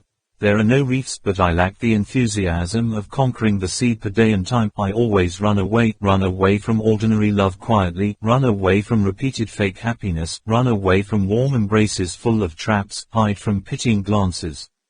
Incalculable danger to escape. I aspire and pursue, aspire to cross the high mountains in my soul, go see the behavior of the other person on the other side of the mountain, to escape. I aspire and pursue, to chase my dreams across the ocean of dreams, to see the clouds sail to the other shore, to fulfill my instincts' vows, to make my life from here come true. I really feel the pain, because the divine fire in the distance is burning. I really feel lost, because what is in front of me is not what I imagined, but I do not want to turn my head, because I have been. Taste joy of the wounded wolf licking his bloody wound. After listening to the poem, Trak Mok Kwangba couldn't help but admire this elegant photographer and explorer, so he asked, do you write? Meng Haoran raised his hand to push the frame of his glasses on the bridge of his nose, shook his head and said, it seems to have been written by a certain school principal. At this time, Lu Kannam handed Trak Mok Kwangba a stack of files, saying, you keep this one. What's up? Lu Kannam said, this file is a waiver of liability, everyone has signed it. In these envelopes are wills. Trak Mok Kwangba said, have we done that before? Captain Ho Duong said, Vong Hu suggested it, very professional, I suggest you also sign one. Not afraid of 10,000, only afraid of 10,000, if something really happened, it would be easier to talk. This is given to someone who doesn't keep it. I've signed it all the time, this is my 7th will. Trak Mok Kwangba held the file bag and asked, did everyone write it all? He glanced over at the nylon bag, then continued in surprise, huh? Man Min also writes. When did you write? Tang Min hurriedly said, don't watch. Trak Mok Kwangba laughed, okay, come back and see later. Tang Min said again, you can't even watch it when you go back. Chuo Mok Kwangba hesitated a bit. Tang Min took his hand and said in a pleading voice, don't watch, okay? At this point, Trak Mok Kwong Ba could only nod in agreement. Lu Kan Nam said, "You should also sign one." Trak Mok Kwong Ba said, "I don't sign, we will definitely return safely, these things are left to the teacher to preserve." Thinking of Professor Fung Tan, his expression could not help but be somewhat gloomy. Yui Yang and Trong Lap next to them said, in support of young Master Kwong Ba, "We also don't write." "Why don't you guys write?" Yui Yang said, "We will definitely return." His youthful face met the sun, showing a bright smile. Trong Lap said, "He doesn't even write, why should I write?" Triu Trang Shine and Lai Hong laughed and patted Yui Yang on the head, saying, "Look at you, still as confident as before." Yui Yang said, "Go away, don't think that after a few days of training, you have reached the same level as me, you are still far behind." "Oh my gosh, just kidding. Don't believe it, don't believe we can compete. Competition is competition, who is afraid of whom? So how is this, out here, out here, out there?" That night, Trak Mok Kwong Ba could not sleep. Min Min used her finger to trace circles on his chest. Chuo Mok Kwong Ba sighed softly and said, "Min Man, why haven't you slept yet?" Tang Min replied, "How can you sleep, aren't you sleeping too?" Trak Mok Kwong Ba said, "Yes, although I have been through many things, I can't sleep when I think about leaving tomorrow. This time, we can definitely find the Temple of Silver Bala, I have a very strong premonition." Tang Min pressed her body close to Trak Mok Kwong Ba's chest, saying, "We will heal your wound, then we will go to Croatia." Trak Mok Kwong Ba intentionally pretended to forget, going to Croatia. "What are you going to do?" Tang Min stammered, "You promised people you would go there and buy an island, didn't you?" I don't remember anything, just to make you happy at that time, right?" Trak Mok Kwong Ba laughed, "How could I forget? We go on this trip, not only to find back Bala Temple, but more importantly, we will definitely find 2 unicorn. Man, tell me, is there really such a thing as fate in this world?" The fact that he saw that photo of the unicorn, almost happened yesterday. After all, it's been 2 years, without that picture, how would I know you? Huang Man also seems to be recalling the sweet memories of when the two first met, burying his head deeply into Trak Mok Kwong Ba's spacious chest. Note 1. The Mohs scale of hardness characterizes the scratch resistance properties of different minerals. A mineral with a higher hardness will scratch a mineral with a lower hardness. The Mohs scale of hardness was proposed by German mineralogist Friedrich Mohs in 1812. The hardness of diamond is 10. 2. Gonai or shale is a common and widely distributed rock in the Earth's crust, formed by high-level regional metamorphic processes from pre-existing formations, originally igneous or igneous, sedimentary rock. Common gneiss is a medium to coarse schist, mostly recrystallized but does not contain large amounts of mica, chlorite or other flattened schist minerals. Separation. The next morning, a bright morning with beautiful sunlight, the old team members such as Trak Mok Kwong Ba, Huang Man, Captain Ho Duong, Magician Arla, Lu Kan Nam, Trong Lap, Yui Yang, Ba Tang gathered in Professor Fung Tan's room, saying goodbye to him before leaving. A patch of sunlight shone through the window, making the living room incredibly bright. The professor clenched their fists one by one, and for a moment the whole room fell into silence. No one knew what to say appropriately. Everyone has experienced life and death together. If not for Professor Fung Tan's health condition, he really couldn't take the risk anymore, or because Trak Mok Kwong Ba's life was only counted day by day, the whole team will definitely wait until the wound in the professor's leg is completely healed and then set off on the road together. In this team, everyone knows that, when everyone has fallen asleep, the only person who is still diligently searching for documents and arranging under the lights is not anyone else, but the tall old professor, this team's oldest. When everyone is resting, the only person who is still busy talking to experts, constantly online, constantly talking, is none other than that white-haired professor. When the way forward encounters an insurmountable pit, or a conundrum that cannot be solved. The person who points to the enchantment, lifts the clouds to see the sun, is the same multi-talented scholarly professor. Everyone knows where the professor's extensive knowledge comes from, and they all sincerely admire the professor and appreciate him, especially Trak Mob Kwong Ba. When these people did not know each other, his teacher had already worked hard to find the temple of Bo Bala. That's how his teacher is. Once he does something, he will definitely put all his efforts into it, even if he breaks his leg and has to sit in a wheelchair. He has never stopped working. If it is said that his teacher is the one who paid the most for this trip to find the Silver Bala temple, no one here dares to deny it. However, now, when he really set off on the road, Professor Fung Tan could only sit in a wheelchair like a gentle elder, looking at the children who were about to go away, smiling at each and every one of them. Member 1. Yue Yang was the first to step up. He took the professor's hand and said, "Professor, thank you." Thank me for what?" Professor Fung Tan smiled and asked. Yue Yang said, "You have taught me a lot of things that I will not use in my whole life, so thank you." Saying this, his voice could not help but choke a little. Trong Lap interrupted, "Okay, I'm not a child, I can't even say a word or two goodbye, but we won't be away for a long time, maybe a week or two will be over." "That's right back. Did you say that, Professor?" Professor Fung Tan smiled and said, "Of course, I hope everyone succeeds." Trong Lap said again, "Moreover, that, after we set off, the professor gave me some attention." Professor Fung Tan hesitantly said, "What are you talking about?" I know." Trong Lap put his mouth close to Professor Fung Tan's ear and whispered, "Professor also knows that, going with Kwong Ba young master, always alone, you see." Professor Fung Tan laughed and said, Understood. Let this professor help you to refer to that. However, I only study dogs. Aesthetically it's a lot outdated. By then, if it's not up to your expectations, don't blame me, haha." Professor Fung Tan stopped laughing, patted Trong Lap's arm, nodded and said, "Young man, think about it, it's because of your mother."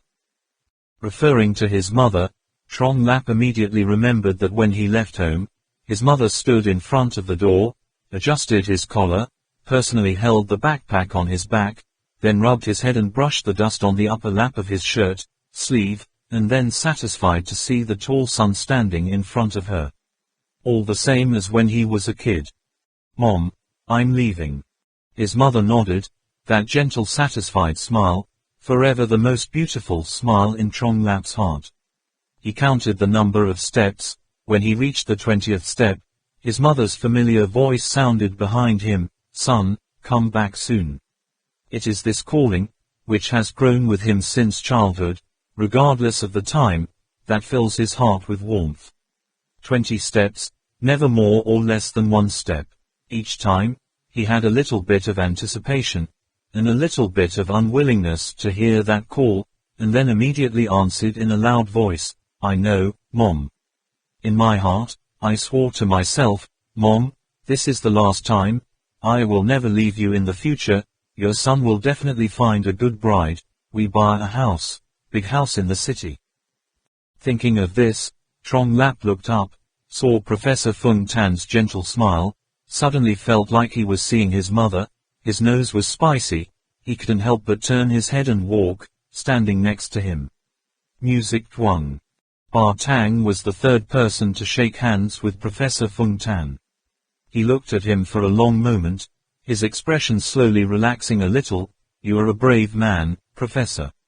Professor Fung Tan also squeezed his hand tightly, stared at Ba Tang, and said, "Brother, you have to protect them." Father Tang hesitated for a moment, then nodded in agreement. He realized that this old man's hand was trembling slightly from excessive force. Was he pleading, or was he warning? Professor Fung Tan withdrew his gaze, but his hand still grasped Ba Tang's hand tightly, looked directly at his hem, and said, "Don't forget what you promised your brother." Tang's father trembled slightly for a moment, then quickly nodded solemnly. Then the professor nodded and let go of his hand. Ba Tang turned around and patted Trak Mok Kwong Ba on the shoulder, not saying a word. Tang Man's eyes were red and he walked in front of Professor Fung Tan. I only saw him smiling and saying, "This time on the road, you have to take good care of Kwong Ba. He is rude, he doesn't do everything meticulously, he gets hurt very easily, but with a medical staff like you accompanying me, I feel much more secure." Tang Min wrapped her arms around the professor's neck, choking and sobbing. The professor gently patted her back and said, "I still can't fix this little bad habit. I can't cry. It's not like I'm gone for a long time. Remember to come visit my uncle when I come back." One by one big tears rolled down her cheeks. Tang Min said, "It's all because I'm not good. If it weren't for the fact that when I first met you, I would have said that your health is not good, Professor." Neither did the professor. Hoo. Professor Fung Tan recalled at the beginning when Tang Man and I had a dispute about who and who went to find the Bo Bala temple, couldn't help but smile comfortably, saying, "This stupid girl, I still remember that story, ha. Ha ha." Captain Ho Duong said, "Old Fung, we are old, we don't need to hug and cuddle. I just hope that by the time we get back, you'll be well, and then we'll go on another snow hike." Professor Fung Tan laughed and said, "Okay." Saying that, he again held the hand of Captain Ho Duong and said, "Your picnic experience is very rich. With you, I feel very secure." Captain Ho Duong laughed. His hands were firm but strong. The shaman Allah did not shake hands with the professor, just clasped his hands in front of his chest and recited a verse, "All dharmas are dependent on birth, depending on conditions is happiness." Professor Fung Tan was delighted to understand and suddenly asked in a low voice, "I know, this temple has great significance for people of your religious circles, but I still have to ask the shaman a question. Are you all devoted to this search, really just for the sake of religious beliefs? Or is..." The shaman Allah bent down and whispered in Professor Fung Tan's ear in a lower voice than before. The professor's face gradually became serious, looked up at the shaman Allah and asked, "Really?" The magician Allah nodded solemnly. Professor Fung Tan then stretched his eyebrows, smiled and said, "Good, that's very good." The voice of the shaman Allah was very soft. Even Yue Yang pricked his ears but did not hear anything. After that, the guy asked the shaman Allah many times to see what he said to the professor, but the magician still did not answer. Lu Kan Nam also did not shake the professor's hand, but stood with his feet together, performing a salute in the style of a soldier. Professor Fung Tan said, "You are their training officer. With you in the group, this team can be disciplined. There are some particularly stubborn components, so I'll have to bother you with more effort." Saying that, he glanced at Trak Mok Kwong Ba, gently shaking his head. Lu Kan Nam said, "For the past 2 years, I have listened to the professor's suggestion and conducted management according to each person's temperament. What discipline is there to do? When it comes to discipline, we have to see how our new captain manages." Saying that, she glanced at Trak Mok Kwong Ba with a deep meaning. Everyone was standing by the door, only Trak Mok Kwong Ba remained. He remained still, silently looking closely at that old man, that senior. His forehead was filled with wrinkles, the frames of his glasses left a deep mark on the bridge of his nose, his eye sockets sunk deeply, making his eyes become small and narrow. Those eyes have also been covered by a layer of opacity, seeming to no longer be as bright and full of charisma as before. This is his teacher, the teacher who held his hand to teach him about canine animals, the teacher who changed his whole life. At times, Trak Mok Kwong Ba could not distinguish clearly whether this was his teacher or his father after all. Only when he really calmed down, using his heart to observe in this moment of separation, did he suddenly realize, he was old.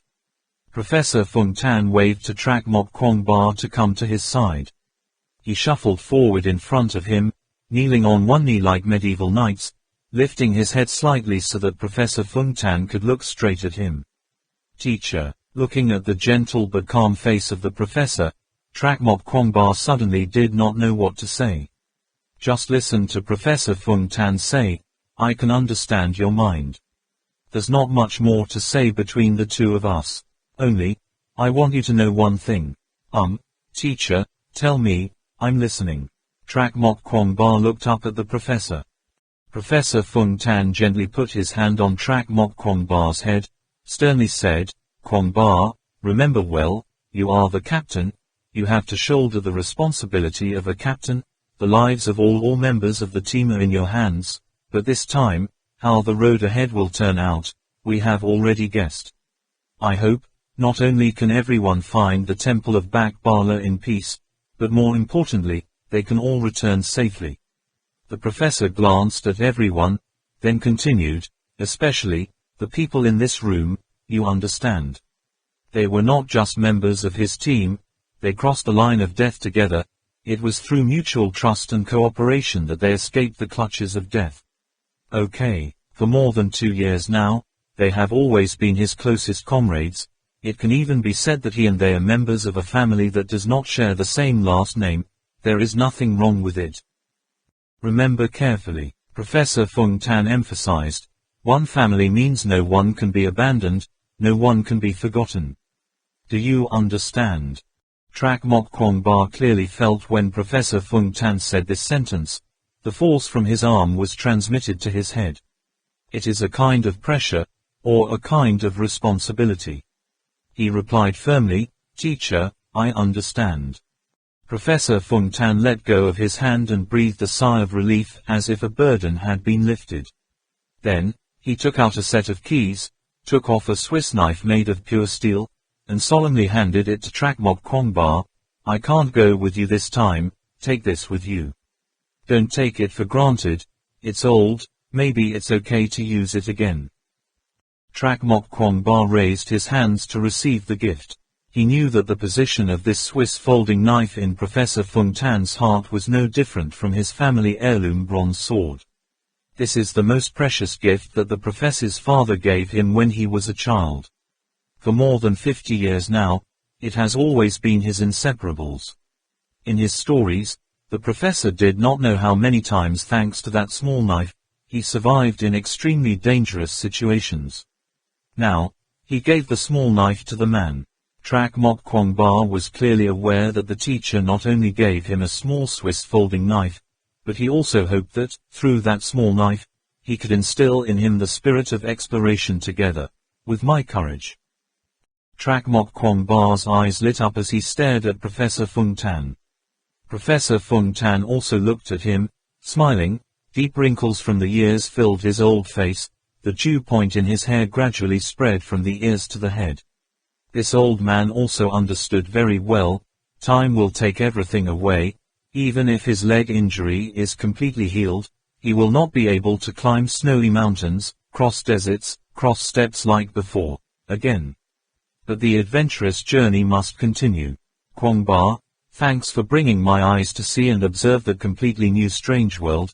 The professor's eyes seemed to convey such a message to Trak Mok Kwangba.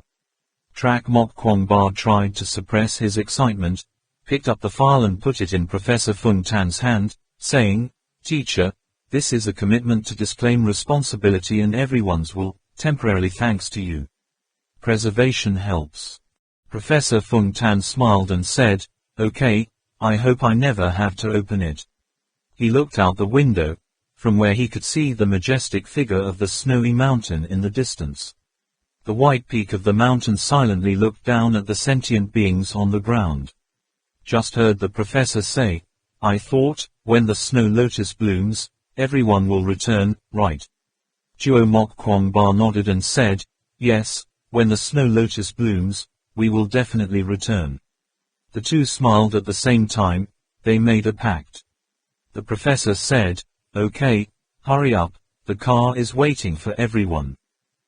Trak Mok Kwangba stood up and stared at his teacher one last time. Suppressing the bitter feeling welling up in his heart, he said, Well then, here we go, teacher. After saying this, he strode with long strides, determined, full of determination, his head not looking back.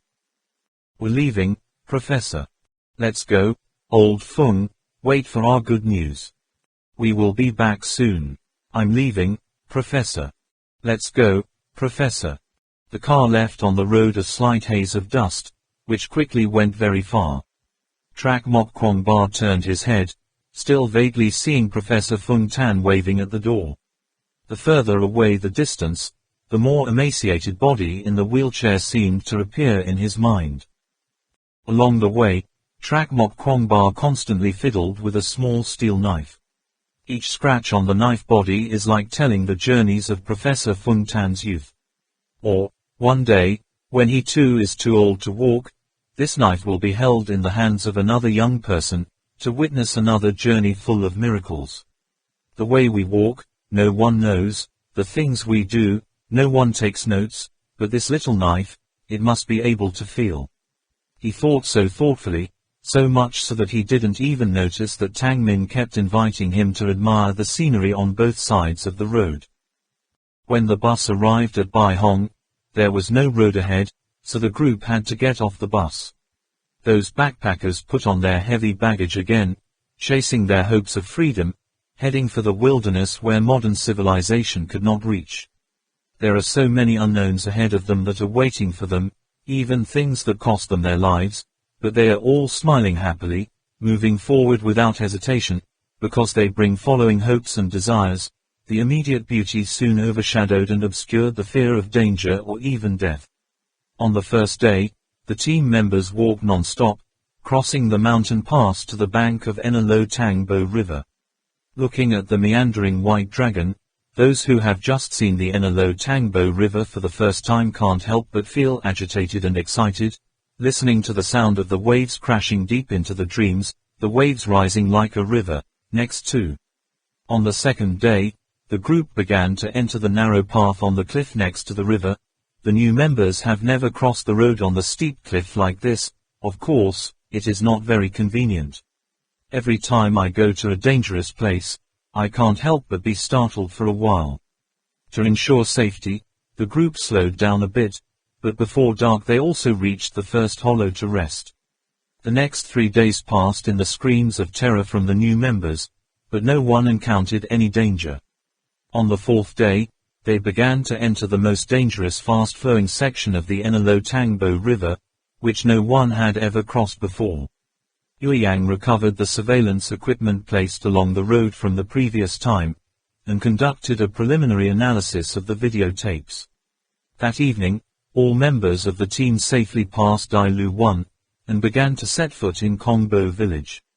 Trak Mok Kwong Ba and some veteran members discussed for a while and then decided, because the distance was too far, it was already dark, the group would not go to Kongbo village to stay overnight, but camp outside, day and night. The next day we'll go straight to the doors of hell. The campfire was burning hot, making the members' faces red. Captain Ho Duong and the shaman Ala, the shaman of Tapte, sat on the ground, seeming to be discussing something. Lu Kan Nam stood by and listened. Yueyang was focusing on sorting out the digital data they collected. His two former teammates would come out to harass him from time to time, but both of the harassing guys were quickly silenced, cleverly told the mysterious events when they came to the village of Kongbo for the first time, attracted by Trong Lap. Although the story has been heard countless times since the training camp, but now, in the middle of that scene, listening to Trong Lap's mouth 5 times 10, deliberately pretending to be so mysterious, the feeling is also different, much more. All of them, Vong Hu, Lai Hong, and Trong Kian were fascinated to listen.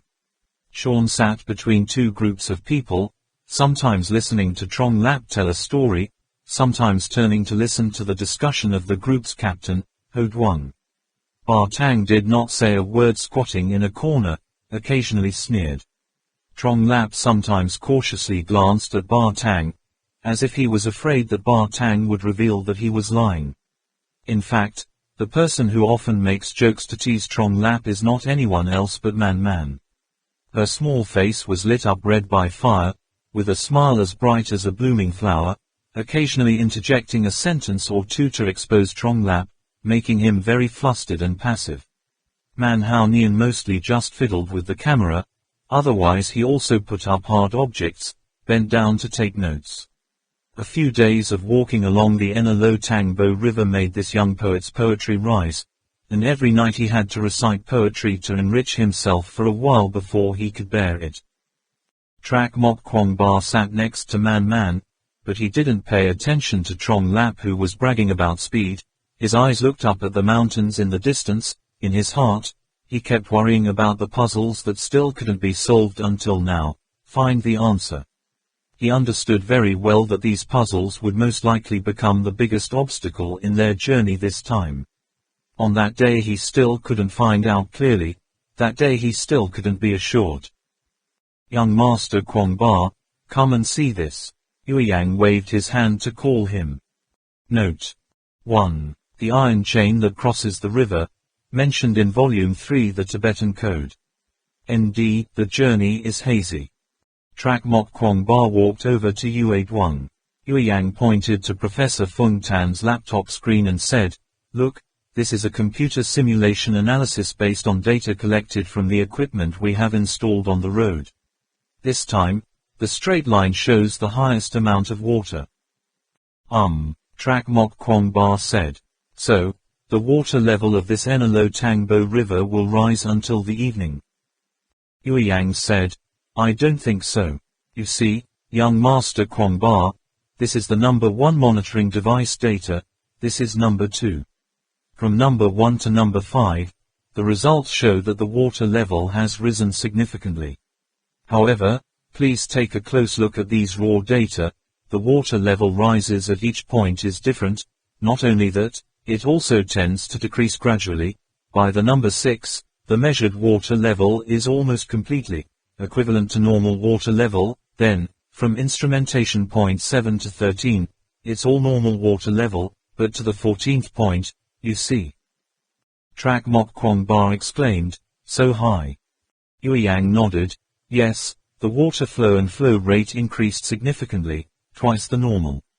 From the 14th point to the 24th point, the water level has a tendency to gradually decrease.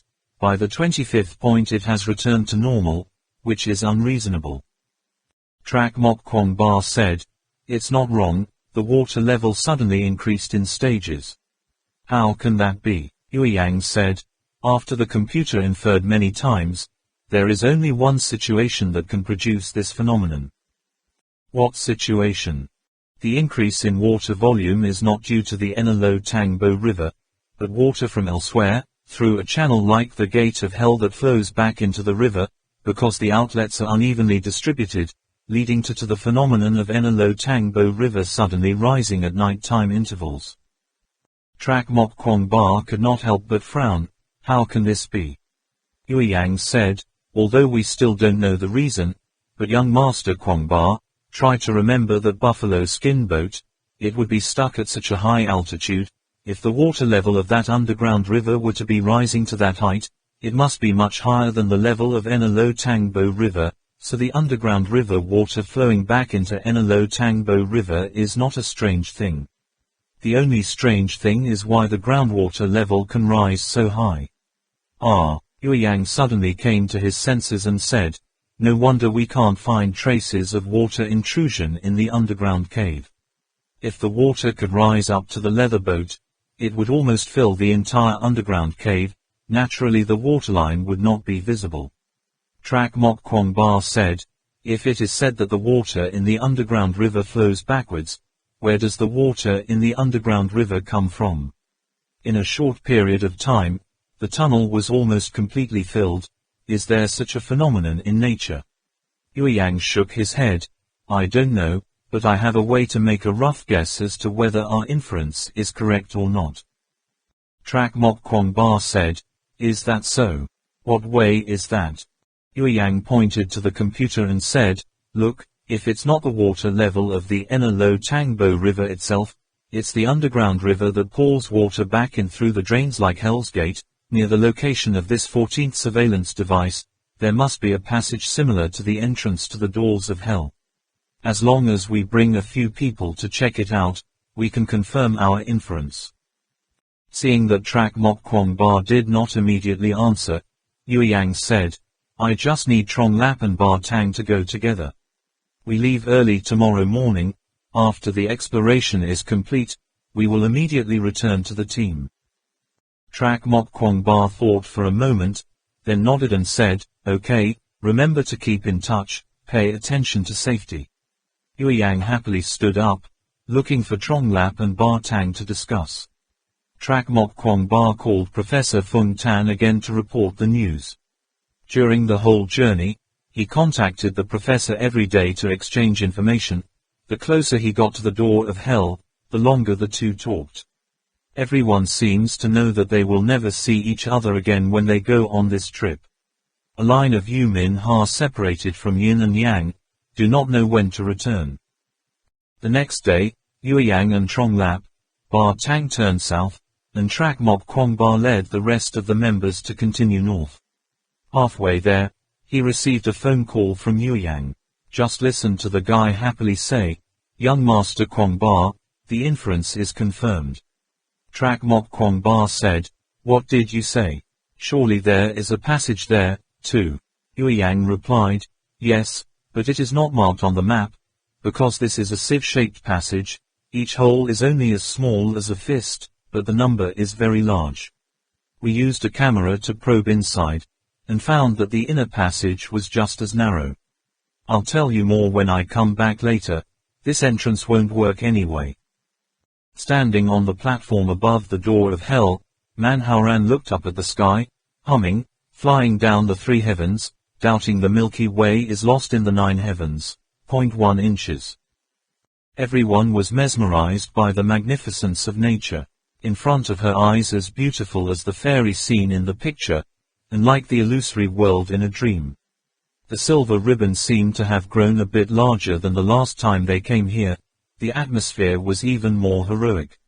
Bubbles splashed under the cliff like thousands of horses galloping from the front to the next, making people feel overwhelmed, just wanted to exclaim, Hoang ha chi tui thin thuong lai, bound lu dai hai, hoa lu dai hai, hoang ha, tui thin lai, recovery point 2 inches.